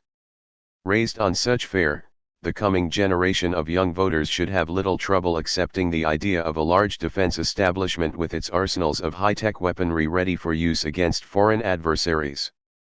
Creating credence law/ashed by the cathode ray glow, the Saturday morning children of the 80s watch TV in their Star Wars pajamas with catatonic eyes. They are the children of budget-cut schools without school lunch programs, the children likely to be abused because of rising unemployment and poverty. They are getting what the market forces give them to watch: rich boys on megabuck capers, brutal barbarians, scantily clad she-heroes, muscular he-heroes, and incessant canned laughter. What are the kids learning? Captain Kangaroo likes to tell the story of a musician who came up to him once and said, "I'm a concert pianist today because of your program." That may be a bit of an overstatement about what a little exposure to classical music will do. Yet after a few droning hours of video comics, you can imagine these children walking up to producers and saying, "I'm a sadist today because of your show." Or, "I'm a moron today." With role models like Thundar the Barbarian and his grisly band of wonder thugs, or Pac-Man, and Ms. Pac-Man and Pac-Baby, cavorting through Pac-Land protecting power pellets for the Pac-Landers, what can we expect? Saturday television not only feeds sexism and violence, it is the Skinner box of paranoia. Evil is everywhere. From nasty sheiks trying to take over oil fields, that's right, to sinister aliens, that's right, trying to capture magic pyramids, the plots are reduced to a simplistic good guys, bad guys context. Scripts call for the star of the show to kill, wound, vaporize, jail, scare away, or otherwise remove the evil. Paul Choites, reruns, and cheap shots. In these times, October 27 to November 2, 1982. A 1989 study of the images of the enemy and the ideological messages in the most watched children's cartoon shows: He-Man, She-Ra, Rambo, G.I. Joe, Transformers, GoBots, Voltron, and Defenders of the Earth, reveals a pattern.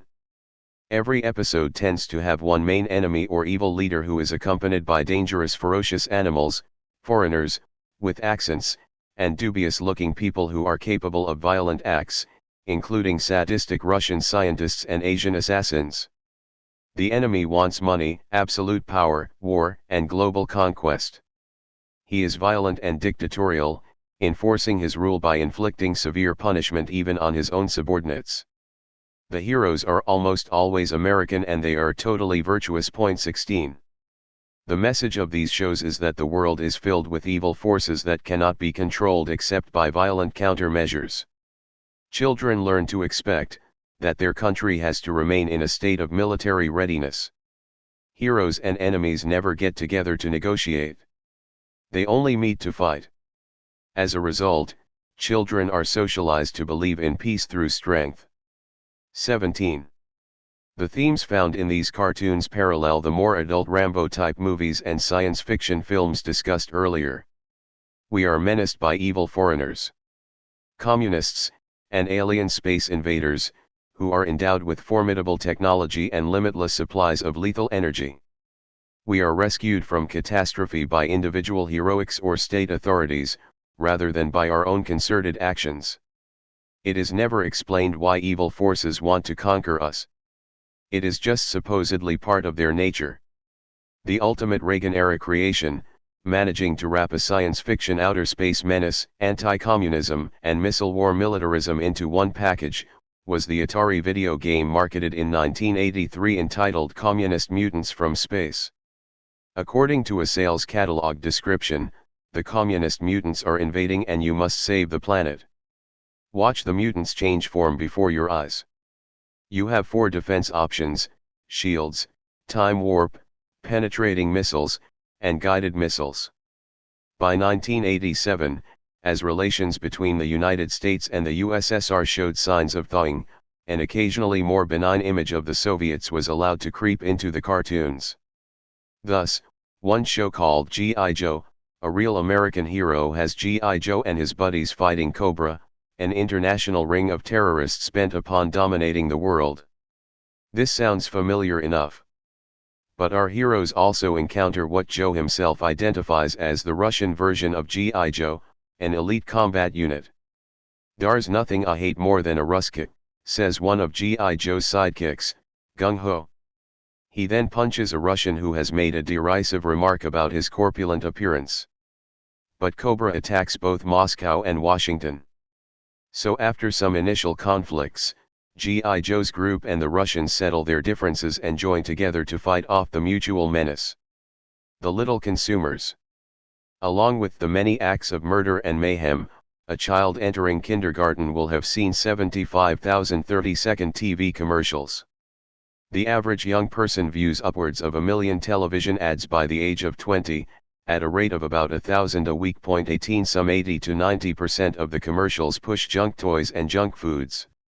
Not surprisingly, boys appear in ads for cars, guns, planes, and other mechanical devices, whereas girls are shown with traditional female products such as dolls. 19 The efficacy of television commercials is known to any parent who has ever been pulled down an aisle in a supermarket or toy store by a pleading child in hot pursuit of the sugary snacks or expensive toys hawked on kiddie shows.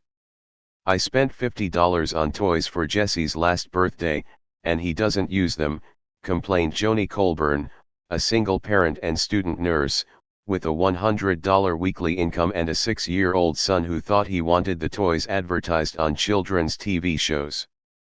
"Toys are a kid's world," she added, "and the ads manipulate that world and my relationship with my children." 20. A former Federal Trade Commission chairman, Michael Pertchik, observed, "To the small child it is as if a trusted friend is urging the consumption of a particular product. Advertisers seize on the child's trust and exploit it as a weakness for their own gain." 21 Laboratories devoted to child research regularly conduct experiments to develop commercials calculated to make children desire the advertised brands. The television industry has kept a tight lid on these experiments, fearing that they will be criticized for manipulating children's behavior. "Child research is so important because if you get them young, you keep them," confided one researcher. 22. Along with selling particular products, many of them worthless, some harmful, all overpriced, these advertisements help implant the consumeristic mentality at an early age, not only teaching children to get their parents to spend more but preparing them for the day they themselves will have income of their own to buy the right car, designer jeans, or seductive aftershave lotion. Television is also a source of nutritional information for youngsters. A barrage of ads invite the child to dietary and dental disaster, pushing color and sweetness over real food value, with an endless succession of sugar-ridden candies, cereals, pies, cakes, ice creams, soft drinks, and fast foods.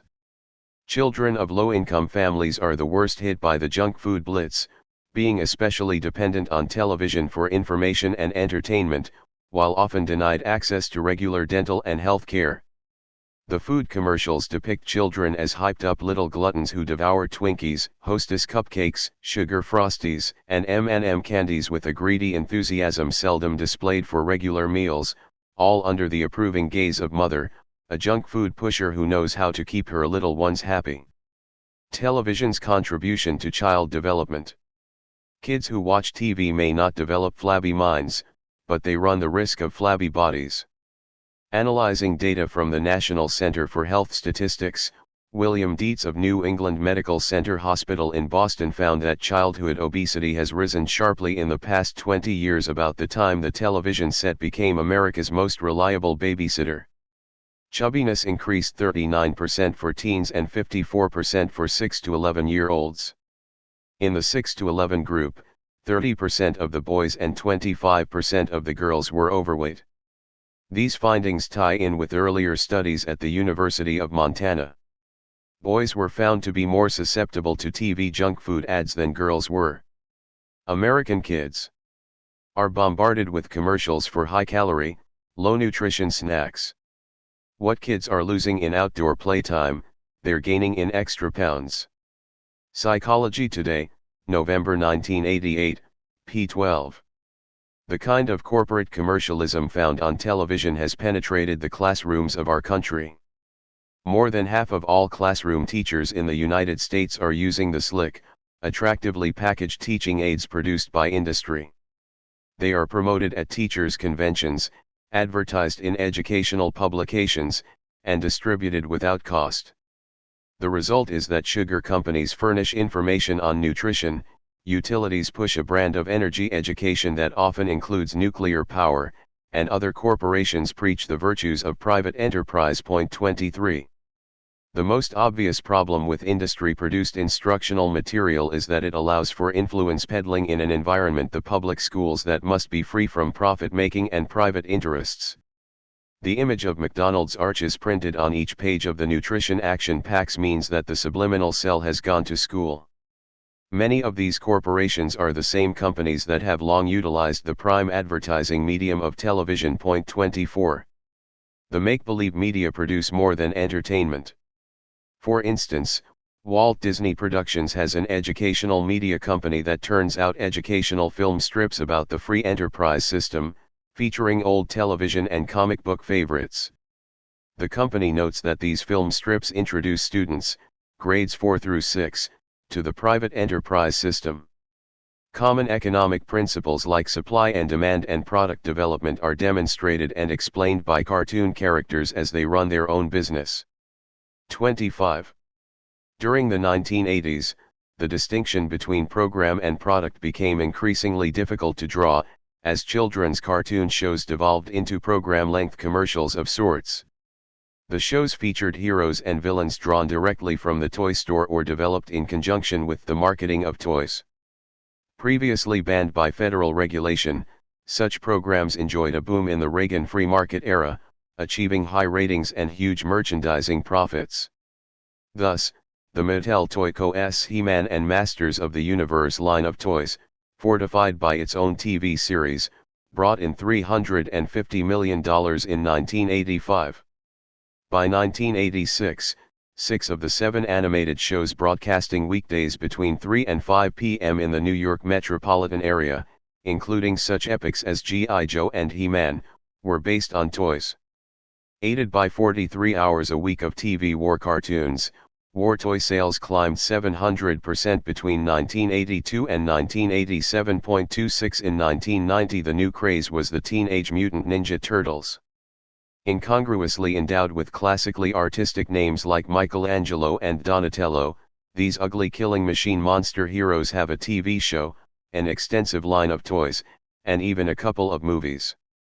A toy featured in its own show gains not only publicity, but also a valuable sales gimmick, a storyline that can enhance the toy's appeal. 27.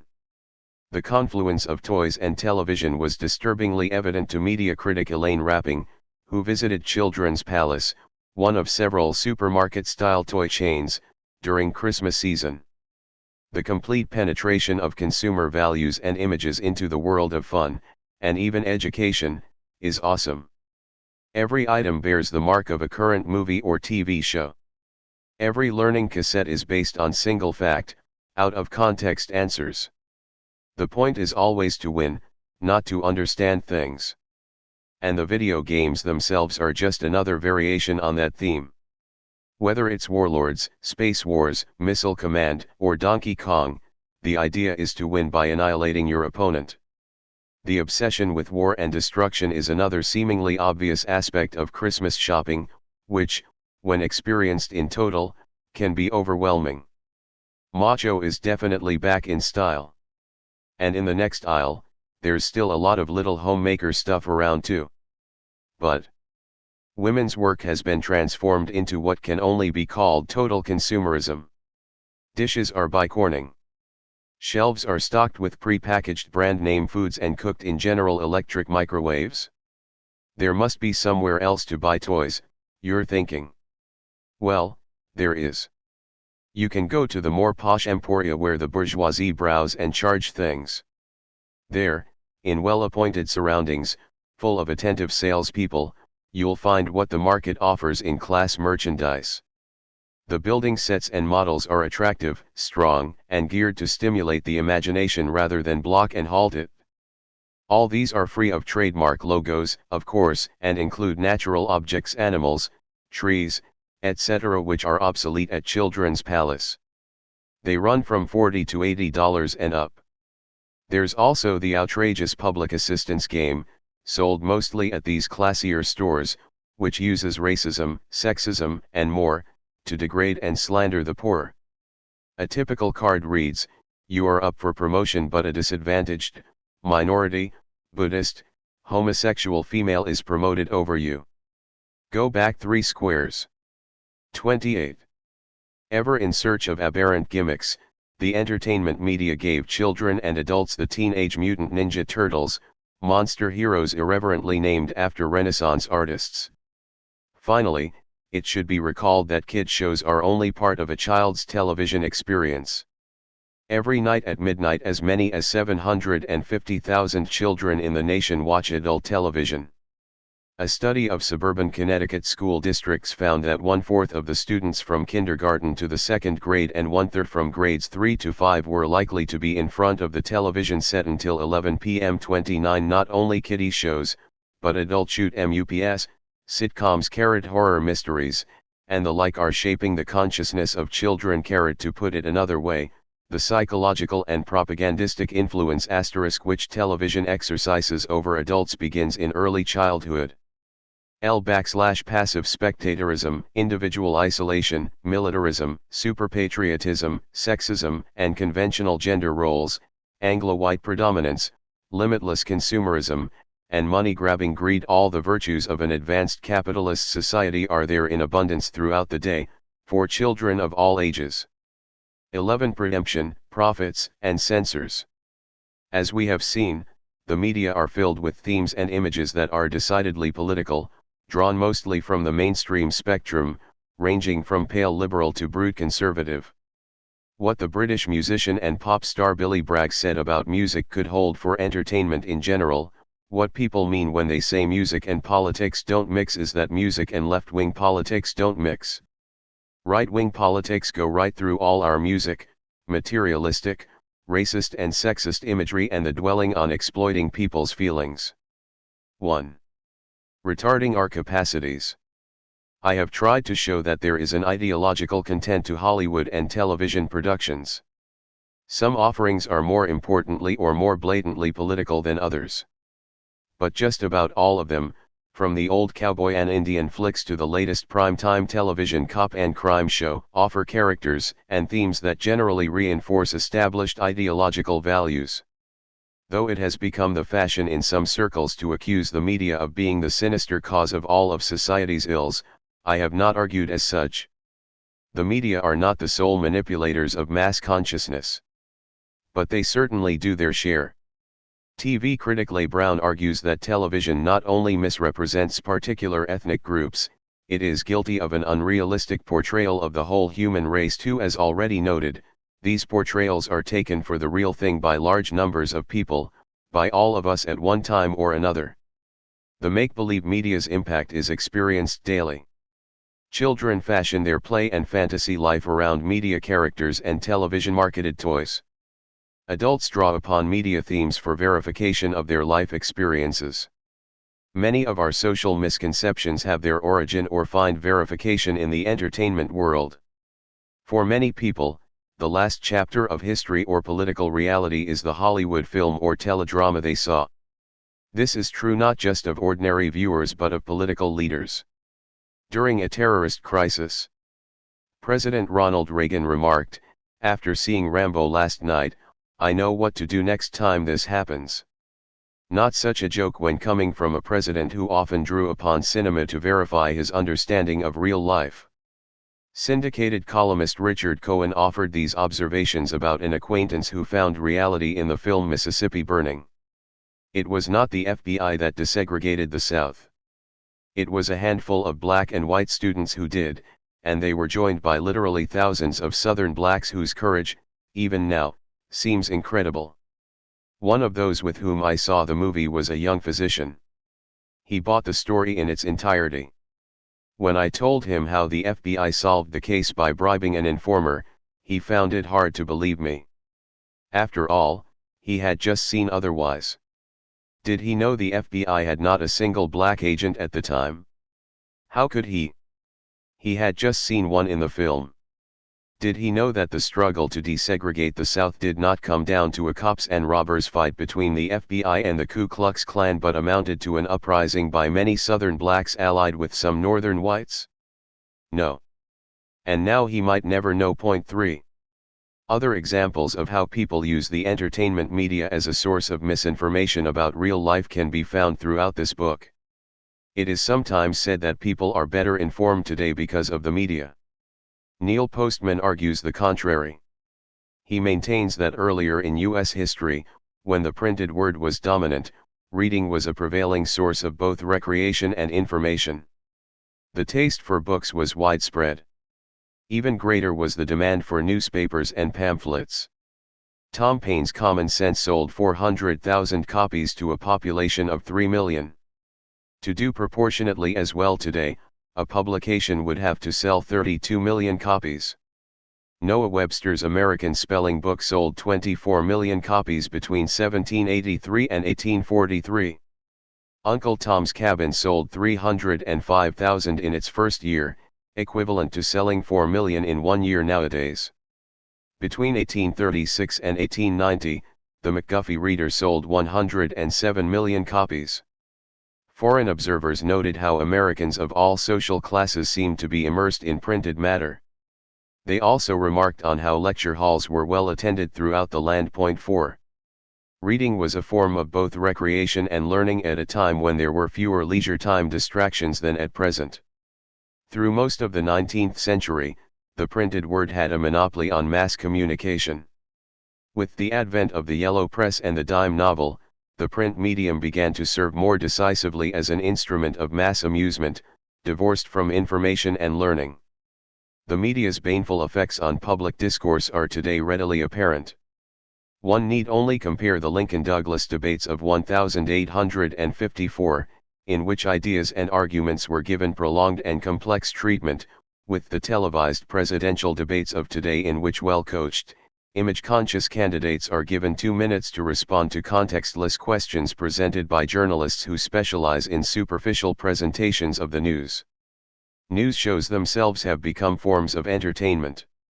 Reports are given little or no background or context and are kept brief and upbeat. With the advent of modern electronic media, Postman suggests, Americans have probably become the best entertained and the least informed people in the Western world. Point 5. In recent times, other peoples have undergone the same sort of cultural maldevelopment. American movies and prime-time television shows are almost as widely distributed in Europe, Asia, and Latin America as in the United States. Actually, the recitations, readings, debates, and storytelling of an earlier pre-electronic era seem to have been far more engrossing than today's average television show. We are not really better entertained, only more entertained, and in a less imaginative but more sensationalistic way, with more glitter but less content, more distraction but less engagement, more sugar and spice but less nourishment, more goofiness but less wit, and even more information of a sort but less meaning. By eating up our leisure time, fragmenting our attention, and keeping us from reading, The entertainment media retard our capacity and willingness to handle complicated ideas and engage in serious discourse. What passes for political discussion today often consists of shows featuring panel guests and sometimes audience participants who often must out each other in order to finish a sentence. It has been argued that the printed word has not been displaced. Americans buy more books and magazines today than ever. Yet most of those publications are devoted to lifestyle activities, consumerism, recreation, romance, tabloid sensationalism, and the like. A large number of books and magazines focus on entertainment media figures. In any given week, the bestseller list will contain several titles that feature the lives and loves of Hollywood and television personalities, along with adventure and Cold War potboilers that read like the movie scripts they are destined to become. The printed word is increasingly at the service of the electronic image.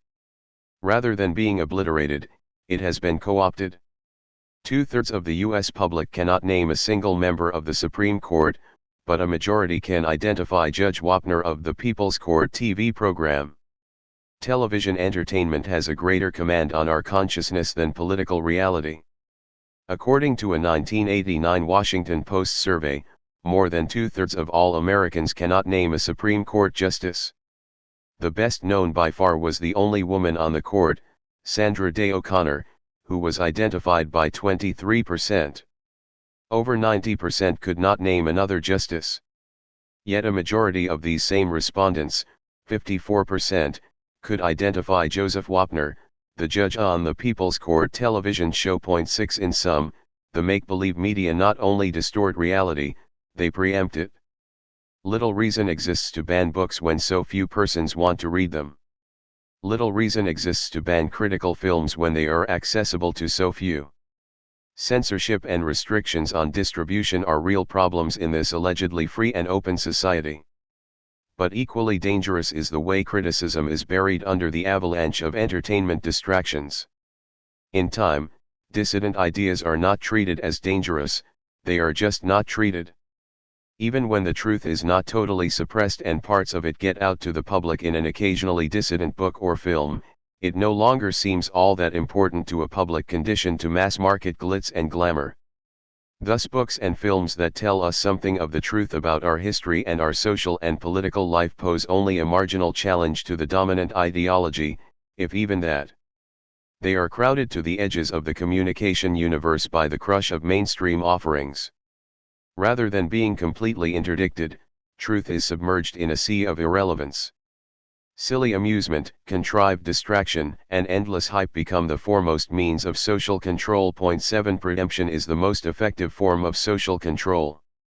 Rather than being politically repressed, people are made apolitical. The money media.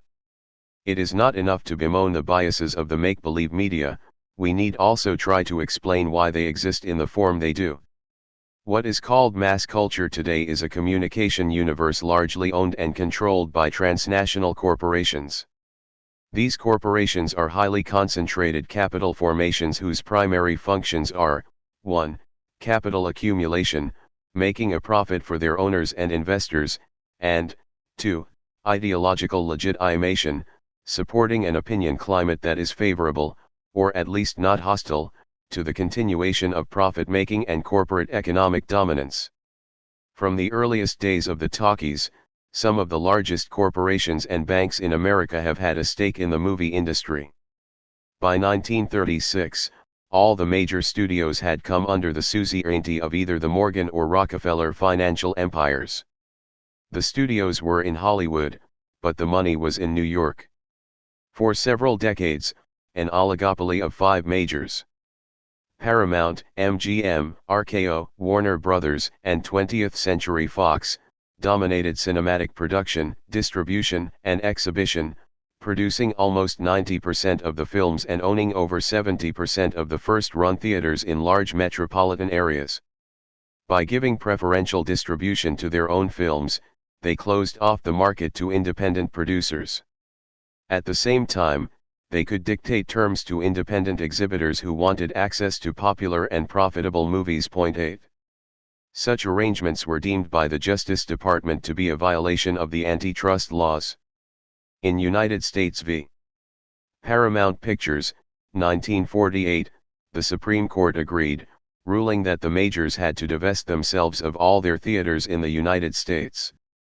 About that same time, television began taking a serious toll on movie attendance. By 1960, weekly patronage had declined by half, the number of movie houses also diminished.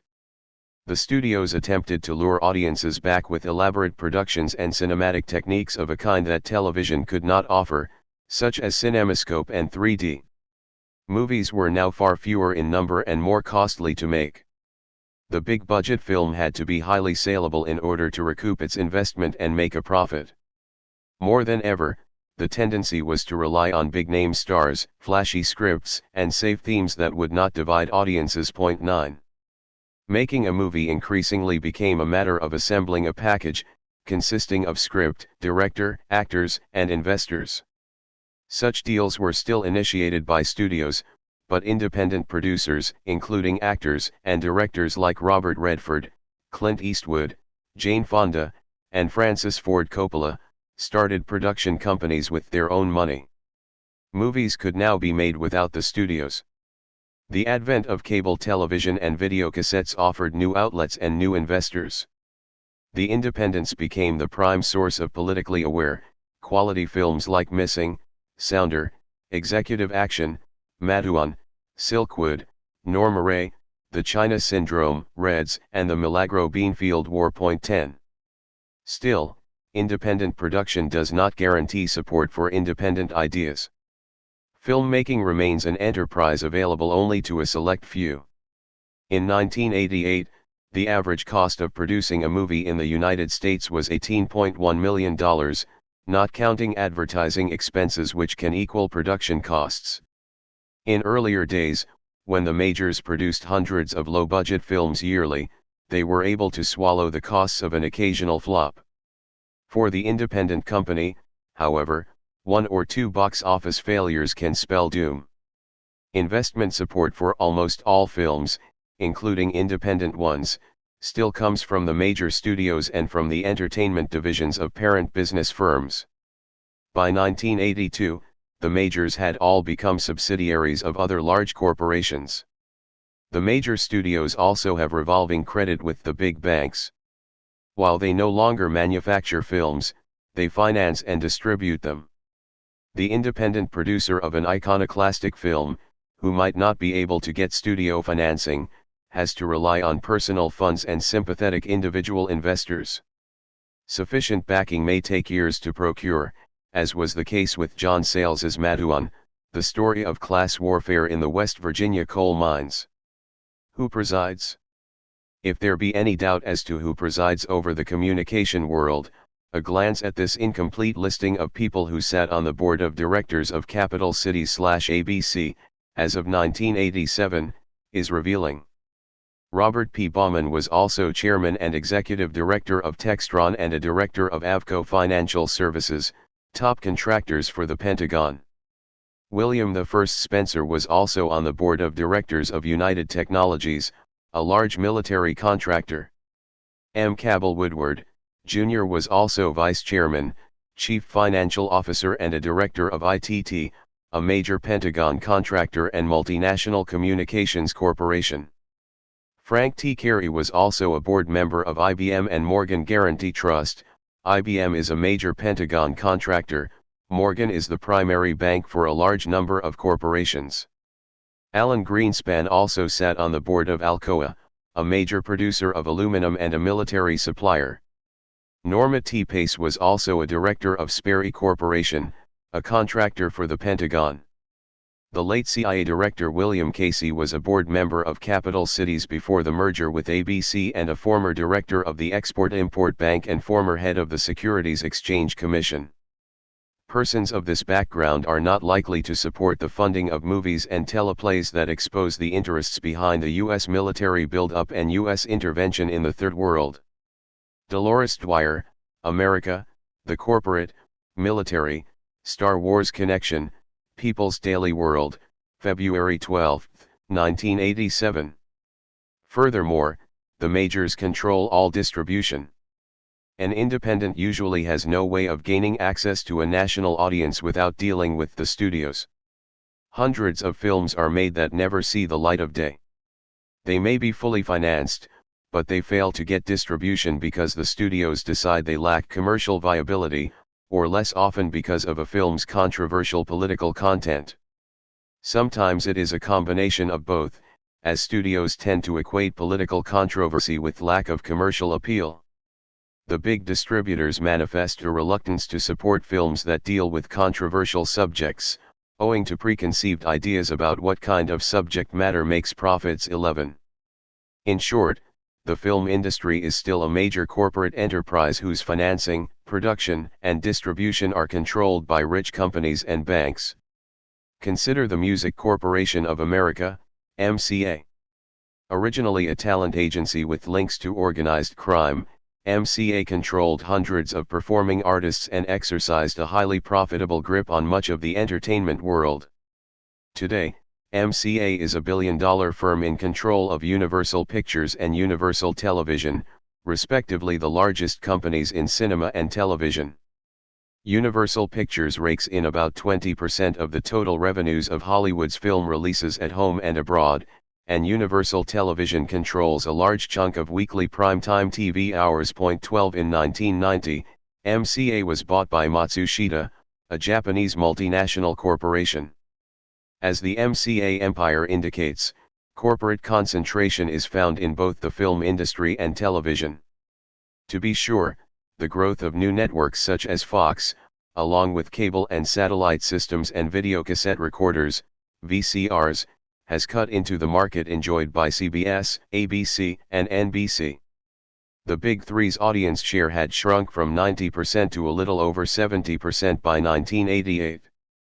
Still, the three networks enjoy a dominant position, selling over 86% of all TV advertising intended for a national audience, with total annual sales of up to $9 billion in recent years.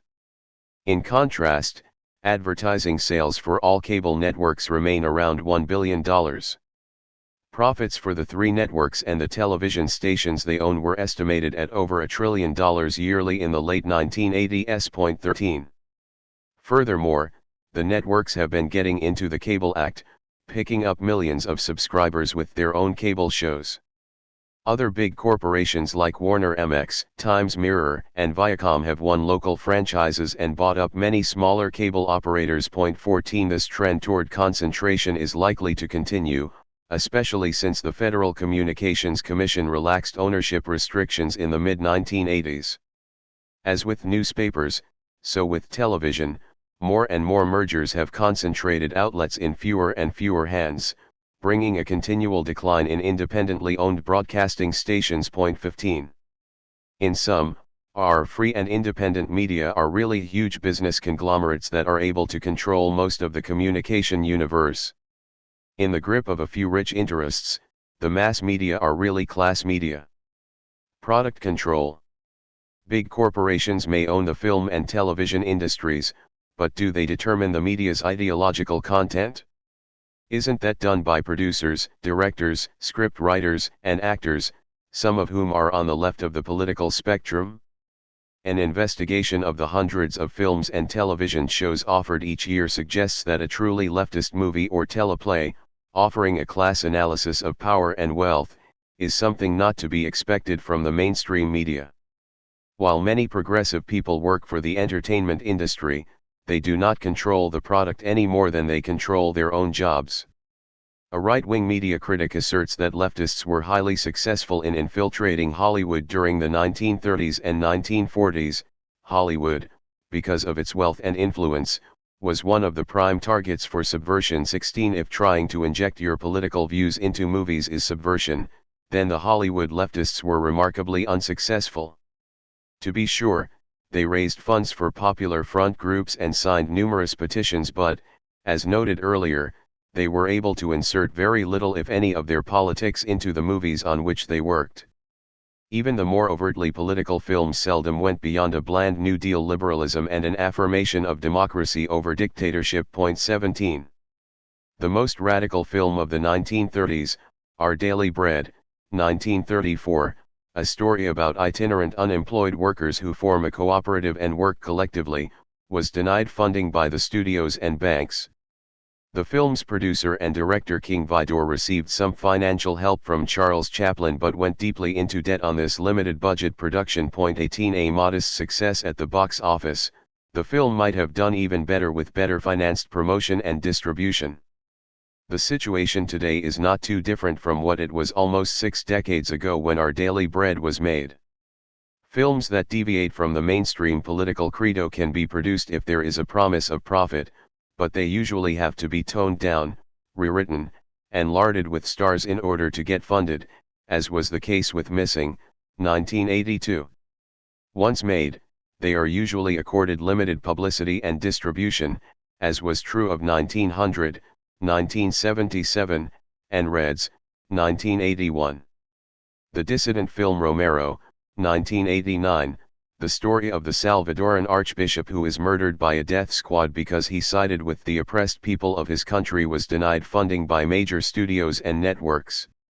It saw the light of day only because funds were forthcoming from sympathetic Catholic agencies. Such films can afford only limited publicity and distribution, depending on reviews and word of mouth for audiences. Sometimes the distribution works in a mysterious way.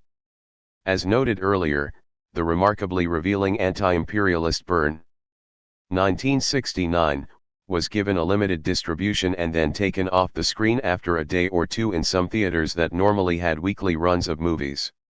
In other places Burn was cancelled without a showing. More recently, there was Rude Awakening, 1989, about two 60s radicals who returned to the United States from exile in Central America to alert people to a CIA plot. They confront former comrades who are now the self-involved, materialistic yuppies of the 1980s, and they are pursued by a crazed FBI agent because they're much worse than terrorists, they're idealists. In Washington, D.C., this film was shown for merely 4 days, Monday through Thursday, only at 5 p.m. in one theater and only at 11 p.m. in another, making it too early or too late for most patrons. Television shows undergo product control, usually by network bosses and advertisers. Scripts that deal with the role played by U.S. government and multinational corporations in fostering class oppression at home and abroad seldom see the light of day. Far milder but still sensitive subjects experience difficulty. For years, TV's biggest advertiser, Procter & Gamble, imposed an editorial policy on its shows that read in part, "There will be no material that may give offense either directly or by inference to any commercial organization of any sort. There will be no material on any of our programs which could in any way further the concept of business as cold, ruthless, and lacking all sentimental or spiritual motivation. Members of the armed forces must not be cast as villains. If there is any attack on American customs, it must be rebutted completely on the same show." 19. Specific instances of censorship might be noted. Westinghouse and its ad agency, McCann Erickson, demanded a rewrite of a teleplay that did not portray the Army in the best possible light. Westinghouse has a lot of contracts with the Defense Department. 20. One ad agency denied sponsorship to the teleplay Street Scene because of its lower-class social level.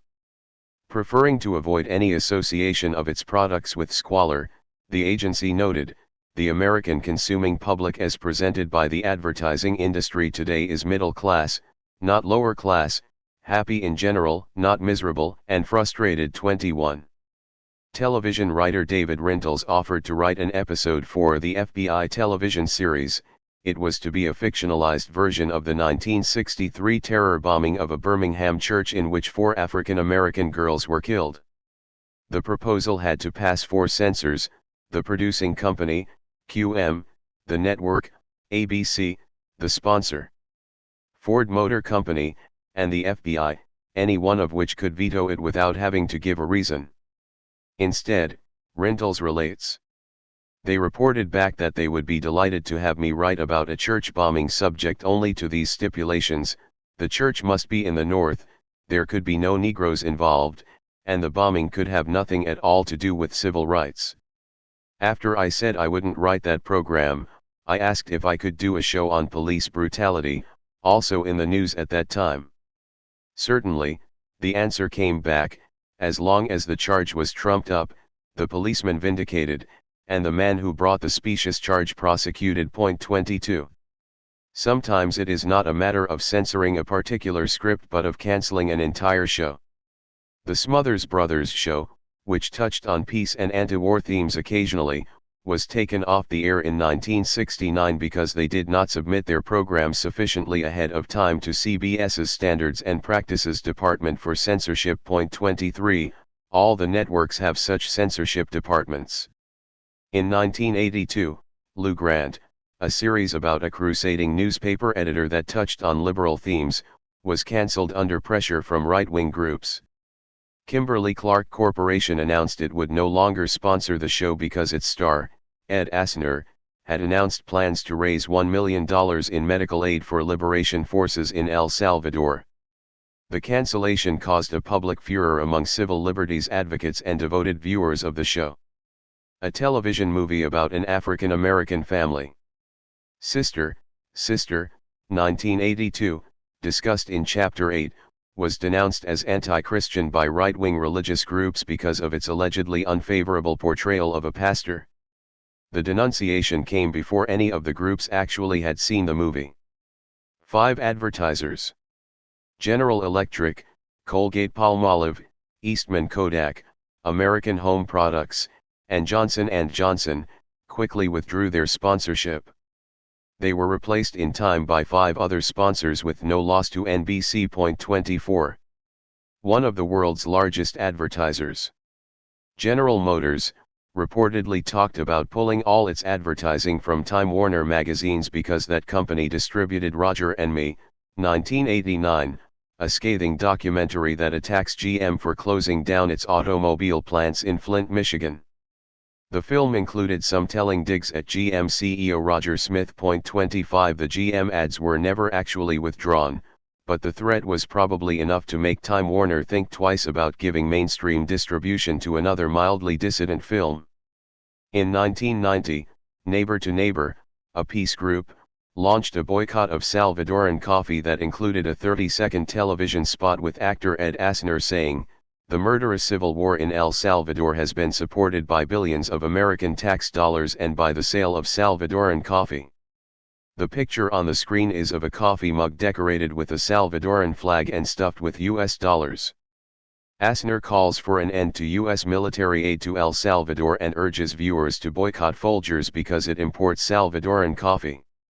What Folgers brews is misery and death. The last shot is of the cup overturned with blood pouring out from it. Folgers is a subsidiary of Procter & Gamble, which responded furiously, announcing it would no longer advertise any of its many products on WHDH, a CBS affiliate in Boston. One of only 2 stations out of 30 that was willing to run the political ad, WHDH thereby suffered $1 million in revenue losses. The other station carried no Procter & Gamble spots. Procter & Gamble, the largest packaged goods advertiser in the United States, warned its ad agencies that it would pull its commercials from any station that aired the controversial advertisement. Point 26. The CBS television series Lou Grant was cancelled after coming under fire from right-wing groups and conservative corporate sponsors, who disapproved of its liberal themes and the progressive political activities of its star, Ed Asner. Television shows are often pre-screened by advertisers. Eastman Kodak noted, "In programs we sponsor on a regular basis, we do preview all scripts before the airing of the program. If we find a script is offensive, we will withdraw our commercials from the program." 27. A growing number of corporations along with their ad agencies have issued hit lists of shows they refuse to sponsor, because they contained unacceptable materials. Among the programs were those that did not meet family viewing standards, as well as Saturday Night Live with its occasionally liberally oriented political satire and 20/20 with its investigative journalism. Point 28. A 1988 television movie about the Korean air passenger plane that was shot down over the Soviet Union was subjected to politically motivated cuts and rewrites by NBC censors. The movie, Shoot Down, based on R.W. Johnson's superb book by that title, argued that KAL-007 did not stray or drift into Soviet airspace but had been intentionally sent that way to test Soviet defense responses and spy on Soviet installations. 29 According to the show's producer Leonard Hill, NBC censors played the role of Grand Inquisitor. It was quite a relentless interrogation and it turned into a war of attrition. 30 Dialogue criticizing the U.S. government for using the incident for its own political purposes was deleted. Specific criticisms of the Reagan administration were blunted. A lot of damning information was left out.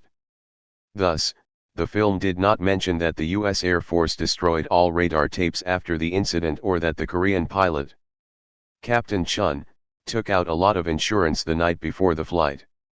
The network also insisted that Seymour Hersh's view be inserted. Hersh had written a book that simply assumed without evidence or argument that the plane had drifted innocently into Soviet airspace, a nearly impossible feat in an air corridor so heavily monitored by U.S. radar stations and U.S. planes. Referring to the struggle over this film, the New York Times noted that although network censorship departments have cut back drastically in their policing of sexual and other cultural taboos, the network censors continue to be vigilant when it comes to overseeing the political content of television films. 31. Vigilant is also what they are in regard to another taboo subject, abortion. As media critic Elaine Rapping noted in 1989, with the exception of the sitcom character Maude, nobody on primetime or daytime television ever had an abortion. One Cagney and Lacey episode planned to have Cagney get an abortion, but the network scotched the story. A breakthrough came when NBC aired Roe v. Wade, 1989, a well-done film about the struggle for safe, legal abortions. The script was subjected to 17 rewrites because network censors did not want the final product appearing too pro-choice. 32 Script writer Alison Cross said she was forced to tone down the character of the pro-choice lawyer and make a stronger case for the advocates of compulsory pregnancy. A scene that showed some of the blood and filth of an illegal abortion mill was cut by NBC as being too unpleasant a curious concern, considering the blood and gore that drenches primetime TV. Even before Roe v. Wade was shown, compulsory pregnancy advocates pressured at least 10 sponsors to ask NBC to keep their ads off the show. To NBC's credit, network officials announced their determination to air the watered-down Roe regardless of how many sponsors they got. One would hope for something better from public broadcasting. But censorial control and class bias are evident in what the public broadcasting system, PBS, offers. Nature films, concerts, and drawing room dramas are the standard fare. News interviews on PBS focus predominantly on representatives from government or establishment think tanks. What is missing from public television is the public, the wage and salary employees who compose 80% of the workforce. Made in USA Productions, an independent film organization, has struggled for some 15 years to get a dramatic series about American labor on PBS. PBS officials turned down the series because part of the project's financing came from labor unions. They argued that interested parties could not be allowed to underwrite programs intended for public television. Others pointed out that a series on the history of labor hardly promotes the specific financial interests of labor unions. Furthermore, these same PBS officials allow corporations like General Motors, General Mills, PepsiCo, Mobil, Dow Chemical, LTV Corporation, Conoco, and Merrill Lynch to finance pro-business shows like Wall Street Week, American Enterprise, Adam Smith's Money World, Milton Friedman's Free to Choose, and Nightly Business Report, along with right-wing, pro-business commentators like William Buckley and James McLaughlin. It was not until 1984 that a pilot script, The Killing Floor, the superb drama about the struggle to organize the meatpackers in Chicago in 1919, was aired by PBS's American Playhouse, after much pressure and controversy. Labor unions provided only about 30% of the funding and were not allowed a peek at the script. But PBS ran The Killing Floor only once and did not again touch a labor history production. In 1990, PBS's American Playhouse refused to back a made-in-USA screenplay entitled Lost Eden, which portrayed the struggles of female mill workers in Lowell, Massachusetts, in the 1840s. This decision came after American Playhouse initially had committed itself to the production. 53. In 1990, a study by the City University of New York Committee for Cultural Studies found that PBS devoted nearly twice as many prime-time hours to business and social elites as to all other social strata combined. Programs about workers make up less than half of 1% of PBS prime time, and most of that is about British rather than American workers. Programming about unions is practically non-existent. 34 Along with PBS's underrepresentation of women and people of color, is its almost total exclusion of workers and labor. Censorship is far more widespread than the publicized incidents suggest. According to a poll conducted by the Writers Guild of America, 86% of the writers who responded found from personal experience that censorship exists in television. Many claim that every script they have written, no matter how mild, has been censored. And 81% believe that television is presenting a distorted picture of what is happening in this country today politically, economically, and racially. 35. Even more common is what might be called precensorship, a control over the image agenda that precludes the need for actual censorship. In the early 1980s, the word was out in Hollywood that politically controversial film and television scripts were not welcome. 36 Corporate advertisers, Hollywood studio bosses, and TV network presidents are almost all politically conservative, as are their boards of directors and financial backers. Film and television creators develop a finely tuned sense of what is and is not acceptable to the people who own and control the industry. If they are not censored more often, it is because they censor themselves. 37 By defining beforehand what are the saleable subjects, the media bosses predetermine the kind of scripts they will get. If you know which ideas have very little chance of passing the initial network screening procedure, which is predetermined, you will bury those story ideas, often subconsciously, before they ever find their way onto a piece of paper. 38. Other conservative censors are at work. As noted in Chapter 2, the military exercises an influence over many cinematic and television scripts, as do the FBI and the White House. Congressional inquisitions of the kind that the House Un-American Activities Committee made infamous, see Chapter 3, have effected an ideological control over what appears and who is allowed to write, direct, or act for the media. Additional censorial pressure has come from right-wing ideological pressure groups and self-appointed watchdog censors, such as the Moral Majority and the Coalition for Better Television, groups that have often exercised an influence far out of proportion to their numbers because they have greater support from leading advertisers than from the general population. 39. For years, Hollywood policed itself, setting up the Hays Office and a production code that not only imposed limits on such things as sex and nudity, but also issued instructions cautioning against criticisms of capitalism or glorification of the collective or the common man. 40.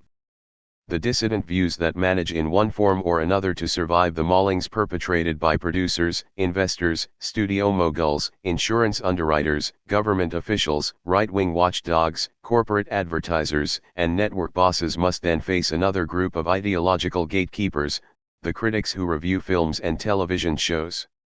If they treat progressive storylines too favorably, their employers may charge them with diverging from their roles as balanced, detached cultural evaluators. Generally, little need exists to call them on these things since they already have been pre-selected and are not likely to take positions much beyond acceptable ideological molds. The mainstream critic's definition of a political film is itself political. The dissident political film is readily and disparagingly identified as ideological, agitprop, propagandistic, leftist, or preachy. In contrast, films and teleplays laden with political values and images that are within acceptable parameters are less likely to be perceived as ideologically inspired. Reviewers like New York Times TV critic John Corey openly assault politically dissident programs. Throughout the 1980s, Corey searched out shows that were insufficiently militant in their anti-communism or seemed favorably disposed toward nuclear disarmament. Third World Liberation Struggles, Cuba, Nicaragua, or peaceful cooperation with the Soviet Union. He would then write as a review what amounted to a polemical tract on the subject. Right-wing themes, however, would win his undiluted praise.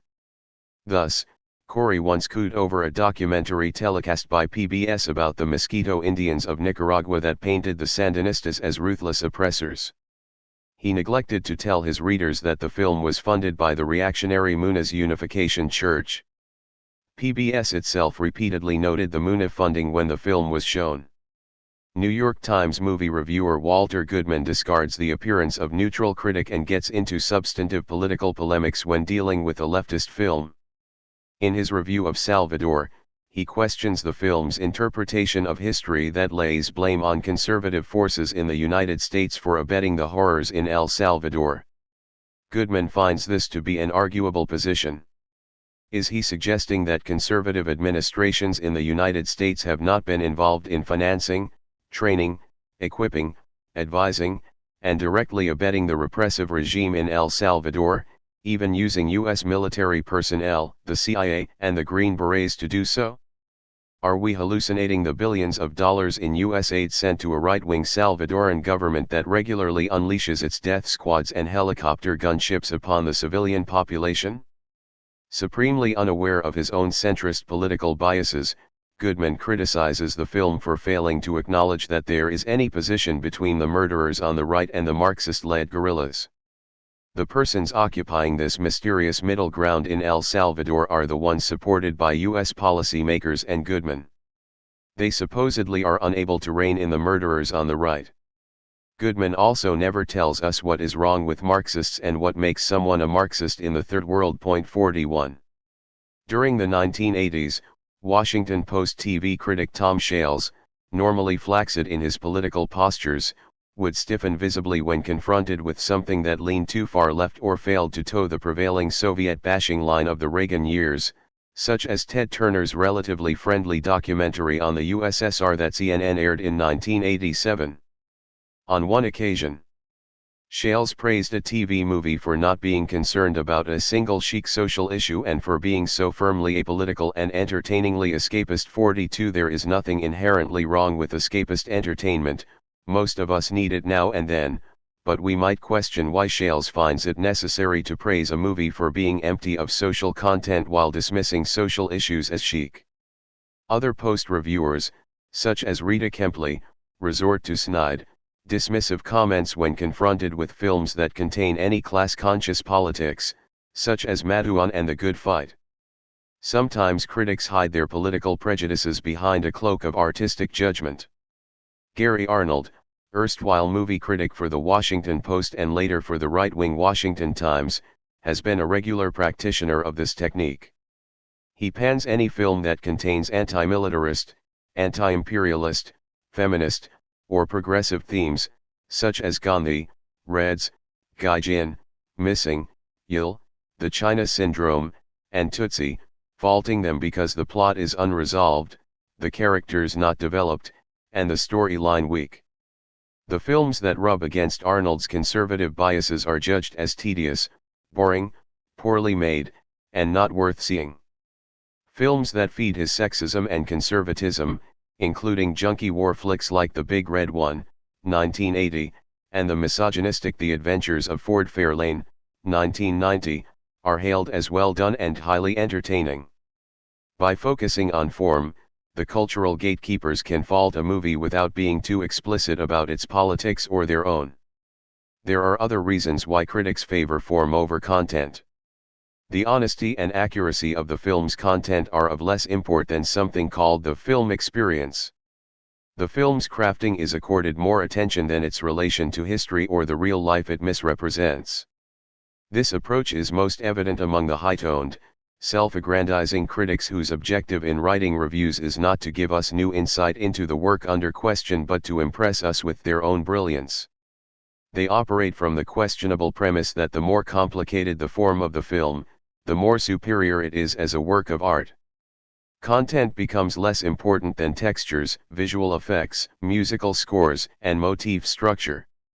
Above all, technique preoccupies the highbrow and even middlebrow critics who are capable of writing sentences such as the following: gleaned from 4 different movie reviews that appeared in an alternative newspaper distributed in one metropolitan area. 43.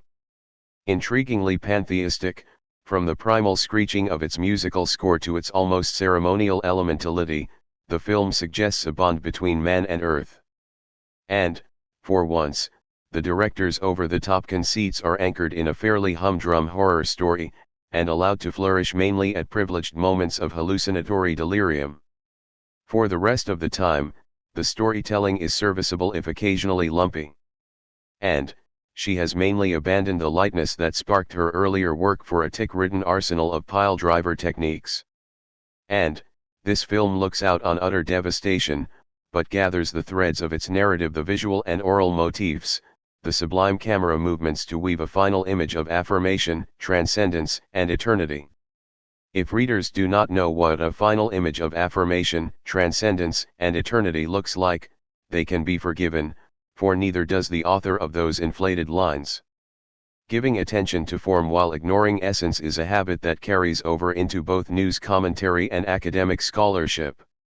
In their treatment of political affairs, news commentators and political scientists downplay content and tend to concentrate respectively on the image management and process of politics, what the media pundits call spin analysis. By focusing on style, strategy, and process and ignoring the substance of actual issues, news pundits and academics alike manage to avoid controversial substance and thereby maintain the appearance of neutral but very knowing observers. In fact, instead of neutralizing themselves as observers, they only succeed in neutralizing their subject matter. In their elaborate but essentially vapid offerings and in their primary dedication to displaying their own smarts, they come to resemble the culture critics. Instead of advancing our political understanding, they do their part to retard it. Bourgeois media critics generally treat personalized experience as a deeper, more meaningful subject than experience or events derived from larger social issues. In Europe in 1931, unemployment was taking a heavy toll, fascism was gathering strength, Hitler was coming close to gaining power in Germany, and, in Paris, a leading artistic figure, Jean Cocteau, brought forth Sang d'un Poète, a film that gave serious albeit not very edifying attention to the subject of masturbation. It goes without saying that Sang d'un Poète was widely acclaimed by critics in the bourgeois press and art world and discussed at length by persons of culture. There is probably nothing inherently wrong with making a film about masturbation, even in troubled political times. What is wrong is when the make-believe media as a whole seem like one perpetual masturbation session, seizing upon any fanciful stimulant to keep us distracted from the social realities of our world. 12. The myth of cultural democracy. Some people defend rather than deplore the censorship exercised within the entertainment industry. They maintain that media owners, investors, and advertisers have a right to do what they want with the product they market since it is they who put up the money. This contention at least avoids the usual cant about how the media are devoted to serving the public interest. It claims that those who pay the piper have every right to call the tune. In response, the following arguments might be raised. First, the media are not just like any other business. As a cultural industry, they produce images and ideas. Their commodities are not just ordinary consumer items. The media exercise an influence upon public consciousness. In that respect they are more akin to education than to industry, and their offerings should be as much a matter of public concern as the quality of our education. Second, even the goods and services of ordinary industry are not supposed to be marketed without regard to their effect upon consumers, although they often are. There supposedly exist safety and quality standards to protect consumers when they buy automobiles, toys, soaps, foods, and medicines. In short, producers have no absolute right over their product. They are not free from obligations toward the public. Third, if it is true that those who pay the piper should call the tune, then the public itself ought to have a greater say, since the money they put up for their movie tickets is what keeps the whole industry going. Even with the free entertainment of television, consumers pay twice over. Billions of dollars in TV advertising costs annually are passed on to the public in the form of higher prices for goods and services. In addition, these billions are written off by sponsors as business expenses, allowing them to pay less taxes and thereby shifting still more of the tax burden onto the rest of us. Fourth, in the case of television, the airwaves do not belong to the networks or to any station owner. The airwaves are the property of the people of the United States, part of the public domain. Rich owners and sponsors therefore have no right to use them in ways that limit our access to ideological diversity. Giving the people what they want. It is also argued that the public already decides what is going to be shown. Supposedly the entertainment industry is in the business of making money for its owners, advertisers, and investors. To do that, it must reach the largest possible markets. Popular culture, therefore, is a product of popular demand. If the entertainment media produce trashy films and television programs, they do so because that's what the people want. People prefer to be entertained and distracted rather than informed and uplifted. If some reform-minded intellectuals do not like what is produced, too bad for them.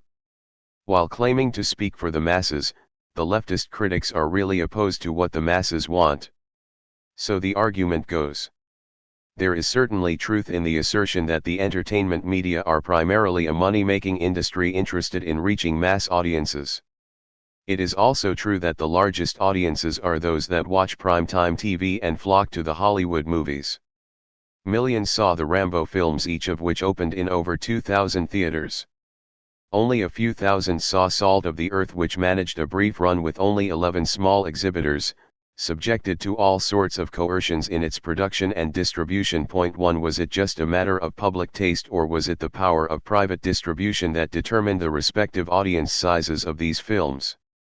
Another example is Salvador, 1986, a searing drama about the U.S. supported, counter-revolutionary, terrorist repression in El Salvador. This film was rejected by every major Hollywood studio and described by one of them as a hateful piece of work. Such a vehement rejection has less to do with market considerations than with political convictions.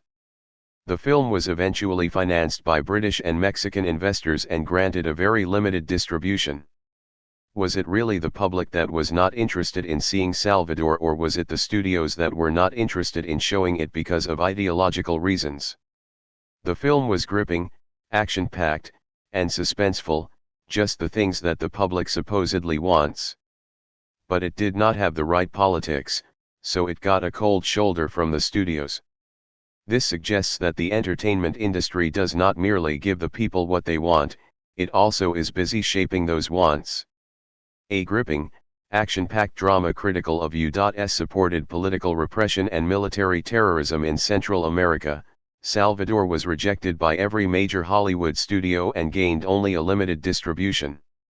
It is misleading to say that dissident films fail to reach a mass audience when in fact they are kept from mass audiences by the minimal distribution and limited publicity they receive. They have to rely on word of mouth and on reviews which are often politically hostile. This is in sharp contrast to the multimillion-dollar publicity campaigns that help create the mass markets for the supposedly inherently mass-market films. If a Rambo film has a natural mass market, why is it necessary to spend $20 million on a publicity hype that is intended to create a mass audience? In sum, it is not simply a matter of demand creating supply. Often it is the other way around, supply creates demand. The first necessary condition for all consumption is accessibility to the product. Be it movies, television shows, or soft drinks, consumption will depend in large part on how well distributed the product is. Primetime TV shows, along with movies that open in every shopping mall in America, win large audiences not because there is a spontaneous wave of popular demand carrying them to the top, but because there is a lot of conscious pulling/RCW. The top 3. Television audience size is to some degree predetermined by how available a show is to viewers, that is, by its viewing time. Change the time slot from 8 p.m. to 10 a.m. or midnight, and you will have changed the size and composition of the audience, even if the show itself remains exactly the same. This is why we can speak of a prime time that provides accessibility to the largest possible audience, regardless of the content of particular shows. This argument should not be overstated. The public is not infinitely malleable. Supply does not always create demand. Some media offerings flop despite vigorous publicity and wide distribution. But even these instances in their own way illustrate how the cultural democracy of giving people what they want is too simple an explanation of what the media do. The media industry foists upon us what it thinks we want, often promoting films and television shows that we never asked for and do not particularly like. With enough publicity and distribution, even these flops are destined to reach more people than the financially starved dissident films. Films and teleplays that are ideologically conservative will sometimes get vigorous support no matter what their box office draw. We already noted that in the wake of the House Un-American Activities Committee investigations of Hollywood from 1947 to 1954, the film industry made more than 50 anti-communist movies that the public never asked for. These pictures were box office flops, but Hollywood kept making them, for the industry was out to please the right-wing red bashers in Congress, not the viewing public. It was not financial gain and popular demand that motivated production but considerations of ideological orthodoxy. The Pentagon John Wayne production of The Green Berets, a movie filled with militaristic violence and super-patriotic hype designed to boost the U.S. war effort in Vietnam, appeared at the height of the anti-war protests when the Vietnam War was more unpopular than ever. There was no great public demand for this kind of motion picture. It flopped. Yet the Green Berets maintained massive distribution, playing to sparsely attended theaters in just about every mainstream movie chain in America. The most expensive anti-communist movie ever made, Inchon, 1982, cost $48 million plus another $10 million to $20 million for publicity and $1 million audience sweepstakes to boost attendance. This Korean War epic, produced by the right-wing Reverend Sun Myung-moon, had everything the public supposedly craves: a star-studded cast, a spectacular production, a love angle, blood-filled battle scenes, militaristic super-patriotism, a simplistic rewrite of political history, and an empty-headed plot about communist aggressors who murder innocent civilians and are themselves then wiped out by a right-wing war hero. Yet it was a box office disaster. The film was mercilessly panned even by normally anti-communist critics, one of whom described it as the worst movie ever made. But this did not prevent it from opening in 1,250 theaters across the United States. The fact that people did not want Inchon did not keep the multimillionaire Moon from trying to make them want it. Americans are not terribly excited about the U.S. space program, nor are they particularly happy about seeing billions of their tax dollars appropriated for it. Yet great effort and money were spent in producing and promoting The Right Stuff, 1983, a film that glorified America's space ventures. It, too, was a box office flop. Likewise, the television mini-series America, about an imaginary Soviet invasion of the United States, attracted a good deal of attention because of public protests against its inflammatory, Cold War mongering. It got a big audience the first night, then dropped drastically in ratings for the rest of the week despite its publicity, its sensationalistic anti-communism, and a $44 million production tab. Films such as Cobra, 1986, Rambo 3, 1988, and The Deadpool, 1988, were box office disappointments. Given their multimillion-dollar publicity campaigns, these motion pictures all had fairly strong opening weekends, but they then flopped. This may indicate either that people's tastes are changing or they are getting jaded and need a different stimulation. Even people who have been conditioned to respond to junk begin to tire of consuming the same old junk. It might be noted again, if these films are just what the public wants, one wonders why it is necessary to spend $10 million to $20 million on each of them in massive publicity campaigns in order to convince the public to go see them. Those who claim to give us what we like presume to know what we like. Then they do everything they can to make us like what they serve up. What does the public want? Despite all the claims about giving the public what it wants, audience preferences can be difficult to divine. In the early 1980s, the network brass thought the public was in a conservative mood and moving to the right. Having so decided, they produced a number of law and order television series like Walking Tall, Today's FBI, and Strike Force, all of which suffered dismal ratings and died early deaths. 4. The media production process involves a lot more than just satisfying the public. In fact, the public is not the first audience a producer has in mind.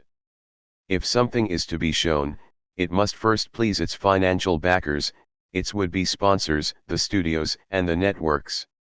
It is with these interests that the producer has the most direct interaction. Audience influence is indirect. All films and most television series are completed before they are shown to the public, hence they cannot be altered to reflect audience feedback. Public reactions that come in the form of individual letters are usually not given much weight, being considered unrepresentative of a large heterogeneous audience. Market research and rating services are also not that helpful, since they seldom tell anything about reactions to specific content. The only direct feedback is from network representatives who preside over the productive process and from the producer's family and friends, who are usually no more representative of the public than the media bosses themselves. 5. Sometimes what the public likes is really what the producers like. Leigh Brown observes that golf has a very limited audience, yet, in defiance of the usual market criteria, it receives more television exposure than other more popular sports. He speculates that this is due to its being a favorite recreation of media executives, agency men, and corporate sponsors. Since golf matters to them and to nearly everyone with whom they associate, the game is regularly televised. This recalls the possibly apocryphal story of the sponsor who, in the early days of television, berated his advertising agency for buying Sunday afternoon programs. "No one watches television on Sundays," he argued. "They're all at the polo matches."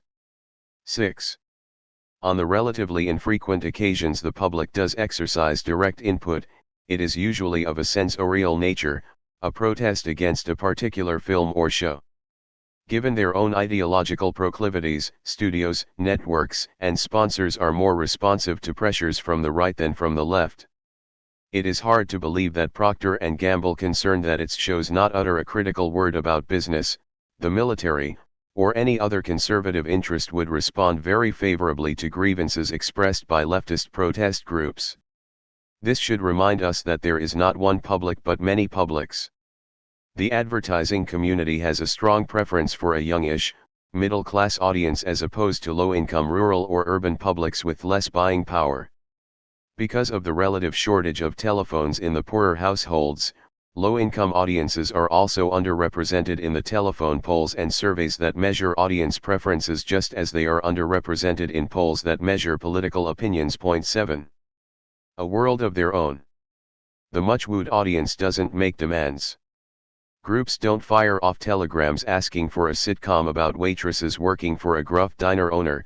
People don't tell pollsters they're pining for intelligent comedy about irreverent army doctors in Korea. Public opinion, such as it is, speaks with a vast silence, or with a background yammer that is incessant, indecipherable, contradictory. What kind of guidance is this for cultural suppliers? The yammer guarantees, though, that executives, producers, and writers are going to turn their antennae to the murmurs of public concern that come home to them, to the preoccupations that seep into their private worlds. They do not often go looking for issues, it would be more true to say that issues go looking for them. If an issue makes headlines in the New York Times for months and years, if it makes the cover of Time or Newsweek, if one starts hearing about it at the tennis courts, if the neighbor's kids are into it, if one's wife hears about it at the hairdressers in Beverly Hills, if one's daughter comes home from Berkeley for Thanksgiving and is talking about it, then no mystery about it, the issue is going to seep into the common lore, fairly begging to be concocted into the stuff of entertainment. And so it happens that the networks are often developing shows on similar themes, even with similar approaches. During his incarnation as a top supplier, Grant Tinker said, "There are always these coincidences. I mean, You just try to do a show about something and you are stunned to read in the trades that somebody else is doing that. I never understand how it happens, but it happens a lot. It happens routinely in a small, dense world. The themes come out of the same cultural air. Todd Gitlin, Inside Primetime, New York, Pantheon, 1983, p. 226. When media bosses make the effort to ascertain what the public really wants, the outcome can be surprising. In April 1983, Variety published the results of a confidential National Association of Broadcasters, NAB, study of audience attitudes toward television, based on 500 in-depth interviews and 1,000 telephone interviews. The survey findings were overwhelmingly negative. Respondents complained that television was less entertaining than ever. About half of them said they were watching less TV than in earlier years. More than half wanted more relevant programs that gave audiences the chance to participate in discussion or ask questions of political figures. 8. Not surprisingly, the NAB refused to release the study. 5 years later, in October 1988, when I asked a NAB representative if non-release was due to the fact that the report's findings were so unfavorable, she refused to comment. Nor would she give out any further information about the survey. An earlier 1970s Roper poll revealed that though people watched a lot of television, they rated it poorly. Like other addictions such as drugs or cigarettes, TV programs have a built-in failure to satisfy that provides only enough pleasure to bring viewers back for more. 9. Rating services like the Nielsen Company have documented a steady erosion of primetime network audiences since 1980.10. A 1985 Roper poll reported that only 8% of viewers rated themselves as very satisfied with television entertainment shows, and 43% only moderately satisfied. Nearly half registered some degree of dissatisfaction. 11. A survey in Great Britain yielded similar results. Coverage of the doings of the royal family and other such royal events thought to be close to the hearts of most British viewers held an attraction for only 22%. Over 55% of the British public wanted serious news and documentaries, and only 35% preferred game shows. 12. Shows or films that are commercially viable and win an interested audience may nevertheless be cancelled because of ideological concerns.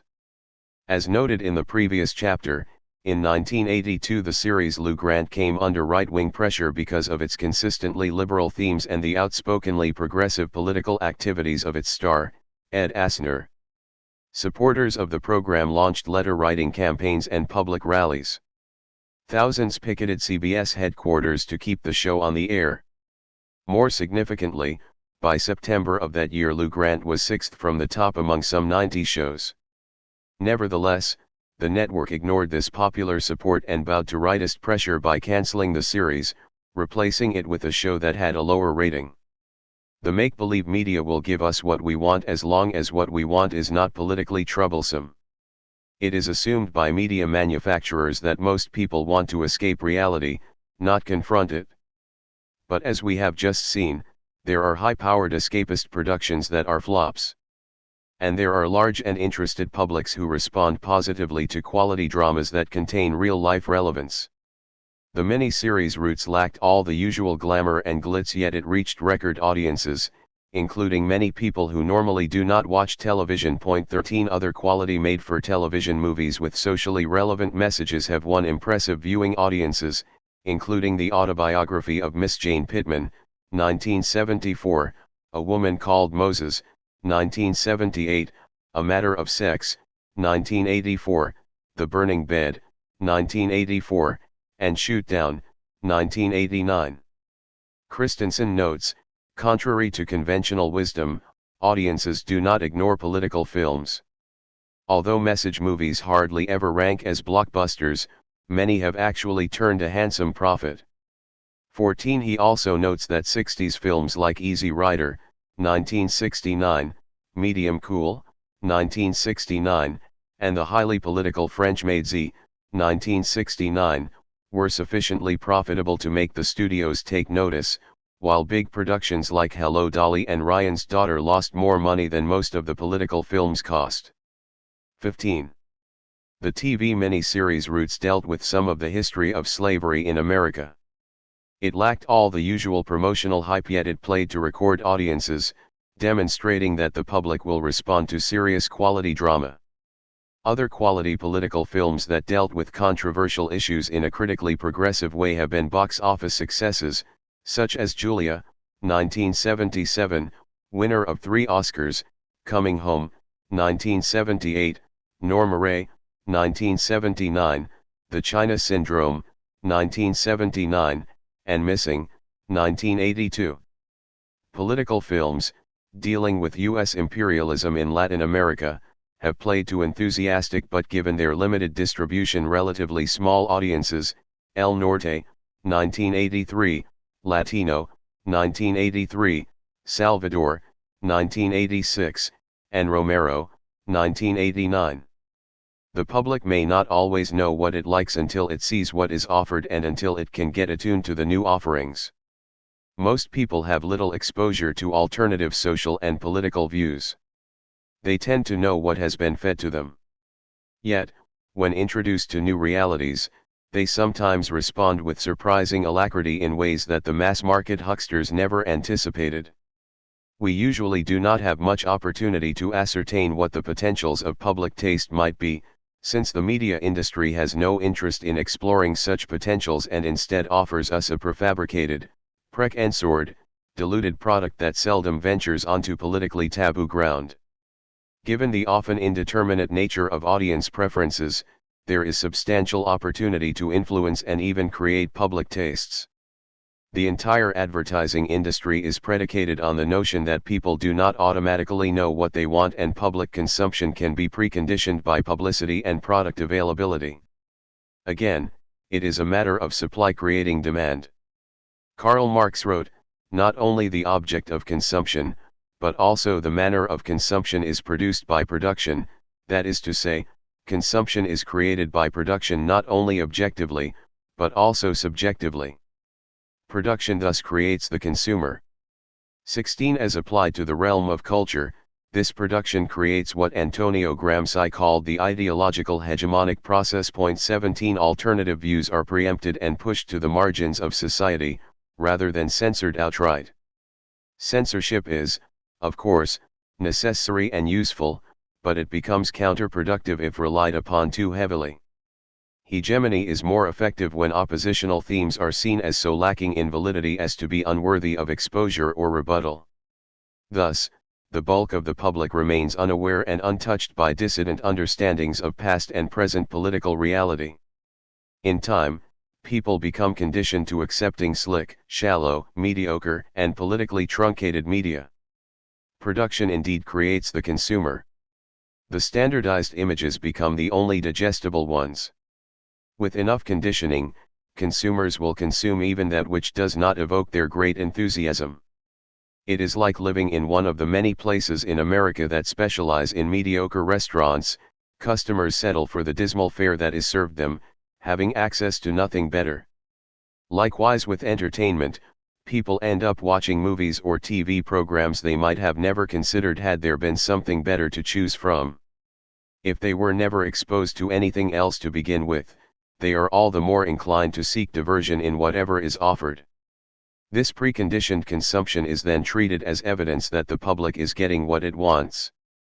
This is not to say that everyone is waiting for more brilliant anti-imperialist movies like Burn, or revolutionary ones like Reds, or great television miniseries like Roots. Some viewers may always prefer junk products. They may find that nothing can compare to contrived plots, instant stimulation, fast and violent action, authoritarian characters, and superficially conventional themes. Even in Pericles' Athens there must have been people who would have preferred the spectacle of Rome's blood-soaked arena. What is remarkable is the converse. Despite all their exposure to trash, many people are still keenly interested in quality productions dealing with themes that go beyond apolitical idiocy or mainstream orthodoxies. Pseudo-relevance and pseudo-choice. The public is not a purely dependent variable in all this. New concerns are generated by particular publics in response to changing social conditions. Committed to marketing timely products, the entertainment industry must give attention to newly emerging sentiments. Therefore, even while trying to mold popular feelings, the media respond to them to some extent. Of course, there is no guarantee this will always happen. The abortion issue was kept completely out of teleplays and soap operas for decades after becoming a public issue, because it was considered too divisive of audiences and therefore potentially harmful to ratings. Generally, however, the entertainment media have been somewhat more willing to tap into controversial themes, especially since the late 1960s. What should not be overlooked, however, is the entertainment industry's capacity to handle burning issues in ways that mute their impact and reduce their significance. Oppositional realities are incorporated into the mainstream media but in a pre-digested form. Racism is portrayed as little more than the rantings of individual bigots, with no recognition given to its institutional and economic dimensions. Poverty becomes just one of those unfortunate and unavoidable accidents of life. Official injustice and corruption become the doings of a few bad apples. The Vietnam War becomes nothing more than a tough, bitter experience for the soldiers involved. Young radicals are just spoiled malcontents with personal grievances against authority. Political leaders face hard choices about integrity and fair play but rarely take a stand on real economic issues. Resistance to injustice is expressed through gutsy individual defiance rather than collective action. Through its own special packaging process, the make-believe media can appear topical and socially relevant, without having to deal with the real dimensions of social conflict. What we usually get is pseudo-relevance. Tribute is paid both to popular feelings and to the concerns of the rich and powerful. Irreconcilable forces are smoothed over. The media reinforce the hegemonic ideology while giving the appearance of challenging it. Oppositional opinion is articulated but contained, it is contoured to the dominant ideology. Suppression proceeds alongside accommodation, sometimes one predominates, sometimes the other. The blandness of television entertainment in the 1950s, was displaced in the 1970s by a style of entertainment that takes account of social conflict and works to domesticate it to individualize its solutions, if not its causes. 18. The view of the world that most films and television shows deliver is apolitical or anti-political, but its consequences are not. The debased primetime product doesn't just occupy space, it prevents other more intelligent, complicated, true, beautiful, or public-spirited forms of popular culture from emerging. 19. The choices remaining open to us are limited ones. They contribute to the illusion that we have a cultural democracy, a culture of our own choice. What we actually have is a narrow range of pseudo-choices. Jeffrey Schrank puts it well. A pseudo-choice should not be confused with the absence of choice. A pseudo-choice is a real choice exercised by a person using what is commonly recognized as free will, but the choice has carefully controlled boundaries that often exclude what the person choosing really wants. In pseudo-choice, the world is a multiple-choice test. We are free to answer questions only in terms of the options presented. The factors shaping the choices are invisible to most people. Pseudo-choices are often supported by advertising or public relations efforts which invariably attempt to make them appear far more significant than they are. They are pre-selected, controlled choices that tend to prevent people from asking the basic question, what do I really want? By so doing, they contribute to the state of general detachment and help create large numbers of people who simply don't know what they want. And those who don't know what they want are the most easily satisfied with pseudo-choice. 20. The independent production of films and the proliferation of cable television stations does not guarantee better entertainment, only more entertainment, more of the same with slightly different packaging, more choices and more variations in style and format on what are still pretty basic pop culture themes and perspectives. 21. It is time to summarize some of the points made in this book. The entertainment media do more than entertain us. For many people, they create social and historical images that are embraced as reality. The media have a twofold purpose. First, they make money for their corporate owners. The entertainment industry is big business, manifesting the same symptoms of high profits, hostility toward labor unions, and increasing concentration of ownership found in other big businesses. Second, the media help legitimate the hegemonic ideological system with images and themes that propagate private enterprise, personal affluence, individual acquisitiveness, consumerism, superpatriotism, imperialism, racial stereotyping, and sexism. The make-believe media also do their part in bolstering negative views about working-class people and labor unions. They sensationalize crime and crime fighting, helping to activate a crime phobia in the public mind and a desire for authoritarian and vigilante solutions. For decades the media have created sinister images of communists and revolutionaries, while glorifying the all-American superheroes who protect hearth and home from foreign red menace terrorists and domestic subversives. The media rely mostly on violent, shallow, contrived, formularistic plots and characters. The viewing public is bombarded with banalities, trivialities, imbecilities, but also with socio-political orthodoxies. Themes that raise questions about the existing arrangements of wealth and power are, with rare exception, kept out of sight and sound. The broader systemic causes of social problems must not be dwelled upon, although the symptoms may be bemoaned but not too much. The injustices and inequities of the modern capitalist social order at home and in the Third World are glossed over or ignored entirely. In the fictional world of film and television, adversities are caused by happenstance or by ill-willed individuals rather than by economic and social forces. Problems are solved by individual efforts within the system rather than collective effort against it. Above all, the existing class structure and prevailing distribution of economic wealth are either ignored or accepted as the best of all possible social arrangements. The media rarely attack the established institutions of wealth and power. The economic class structure must not be challenged in its fundaments.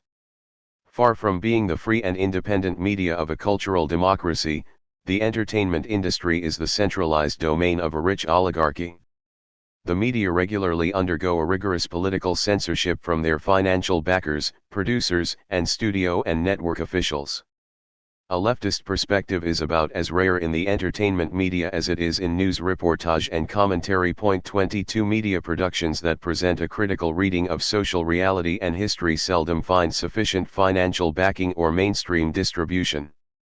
With some notable exceptions, they are usually denied mass market visibility.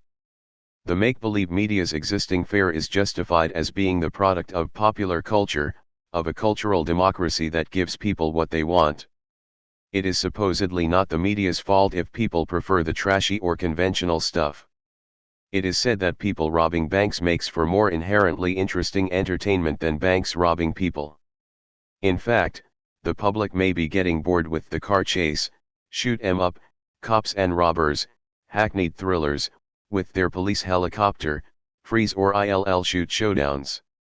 In fact, a story about banks robbing people can make for much more compelling drama than people robbing banks, as A Matter of Sex, 1984, demonstrated. What are we to make of popular culture? The word popular is an adjective for populace, meaning of the people. But as it exists today in the United States and much of the world, popular culture is anything but that. It does not arise from the people. Authentic popular culture as manifested in a folk culture, including dances, songs, music, crafts, storytelling, reading groups, book circles, street theater, community drama clubs, children's play culture, and even ordinary primary group sociability and conversation are preempted or at least greatly diminished by cinema and much more so by television. Real popular culture has been replaced by a marketed mass culture, an electronic image culture, in which a few highly centralized production units feed messages and images to millions of consumers. Doing it right. There is no going back to a pre-technological age when people entertained themselves by telling stories around the fireplace, although one can still spend some enjoyable evenings doing just that. We face multi-billion-dollar, mass media conglomerates that reach millions of people, filling their minds with authoritative images and beliefs about the world and dulling their sensibilities and imaginations. What can we do about this? First, there are the obvious things. We need to exercise the limited consumer sovereignty available to us by voting with our pocketbooks and refusing to attend slick, superficial, Hollywood movies. Also, we need to stop sacrificing large portions of our lives to the unsatisfying but addictive television set. Point 23. We need to rediscover, or discover for the first time, the gratifying nourishments of reading and of engagement in community activities with other humans. There is much talk today about people taking control of their own lives. One way to start is by dropping out of the mass media culture as much as possible and reclaiming our own brains and sensibilities. Second, when progressive themes find their way into films and teleplays, such offerings deserve our patronage, assuming they are well done. Sometimes it takes a good deal of special effort to locate the poorly distributed, underpublicized dissident offerings. But it is worth doing, if one wants to be truly entertained rather than momentarily distracted. This is not to say that we must never indulge ourselves with light, distracting, and genuinely amusing entertainment, especially of a kind that does not insult our intelligence. Third, we need to organize politically to pressure the media into creating better and more politically diverse offerings. Talking back to our television sets is something we have to do through organized action. Women's groups, labor unions, ethnic and environmental organizations, and politically dissident groups must exert direct pressure upon the media, not just to protest the trash but to demand something better and to voice support and encouragement when superior films and programs do appear. Public pressure is immediately seen by some as an infringement on the media's right to free speech. But protesters also have the right to exercise their free speech and should do it in a more organized and vigorous fashion, their goal being not to censor programs but to broaden and deepen the choices. Fourth, in regard to television, we need a growth in alternative public access TV. The airwaves of America are the property of the people of the United States. We need non-commercial, publicly funded television featuring documentaries, docudramas, and movies that are open to all political perspectives, including those on the left, including the concerns of labor, women, people of color, environmentalists, and peace groups, interests that normally do not enjoy access to national television and do not have sufficient funding to distribute their messages to a mass audience. All public television today is corporate financed. If this political system is truly dedicated to pluralism, it must make special provision by law and public funding to provide a platform for the democratic and reformist voices in news and entertainment that seldom reach mass audiences for want of money. Fifth, in regard to movies, the money-dominated film industry should be supplemented and challenged by a publicly funded film corporation that is free to venture on its own into forbidden political realms. The Australian film renaissance of the 1970s that brought us such fine productions as The Chant of Jimmy Blacksmith, 1978, and My Brilliant Career, 1979, owed its existence, in large part, to the Australian Labor government's willingness to augment public financing of filmmaking. So in the United States, if there is money and distribution to encourage better things, more creative and critical talents are likely to come forth. Finally, political struggle in the larger social realm helps create a climate of opinion that allows the mainstream media opportunity to treat somewhat more controversial and less mendacious images. For instance, a discerning television viewer might have noted that not long after the Iran-Contra scandal rocked the Reagan administration and people began talking about a liberal resurgence, more liberal themes started appearing in prime-time television scripts. By creating larger and stronger realms of political protest, we create more legitimacy for representations of realities that are so often suppressed. This is the least we owe ourselves and our society, the chance to move away from a lobotomizing, propagandizing mass culture and toward media that offer a more faithful engagement with life in all its beautiful, intriguing, amusing, awesome and sometimes dreadful realities. The make-believe media are no less free from conservative political bias and ideological control than the news media. Of this we should become aware if we are going to resist indoctrination and mind manipulation. And resist we must. The struggle against corporate cultural hegemony is an important part of the struggle for political democracy itself. About the author. Michael Parenti received his Ph.D. in political science from Yale University in 1962, and has taught at a number of colleges and universities.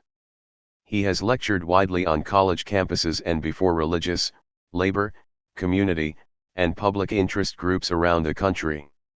His articles have appeared in such publications as The Nation, The New York Times, and The Los Angeles Times, and his previous books include Power and the Powerless, Democracy for the Few, Inventing Reality, The Politics of the Mass Media, and The Sword and the Dollar, Imperialism, Revolution, and the Arms Race. He lives in Washington, D.C.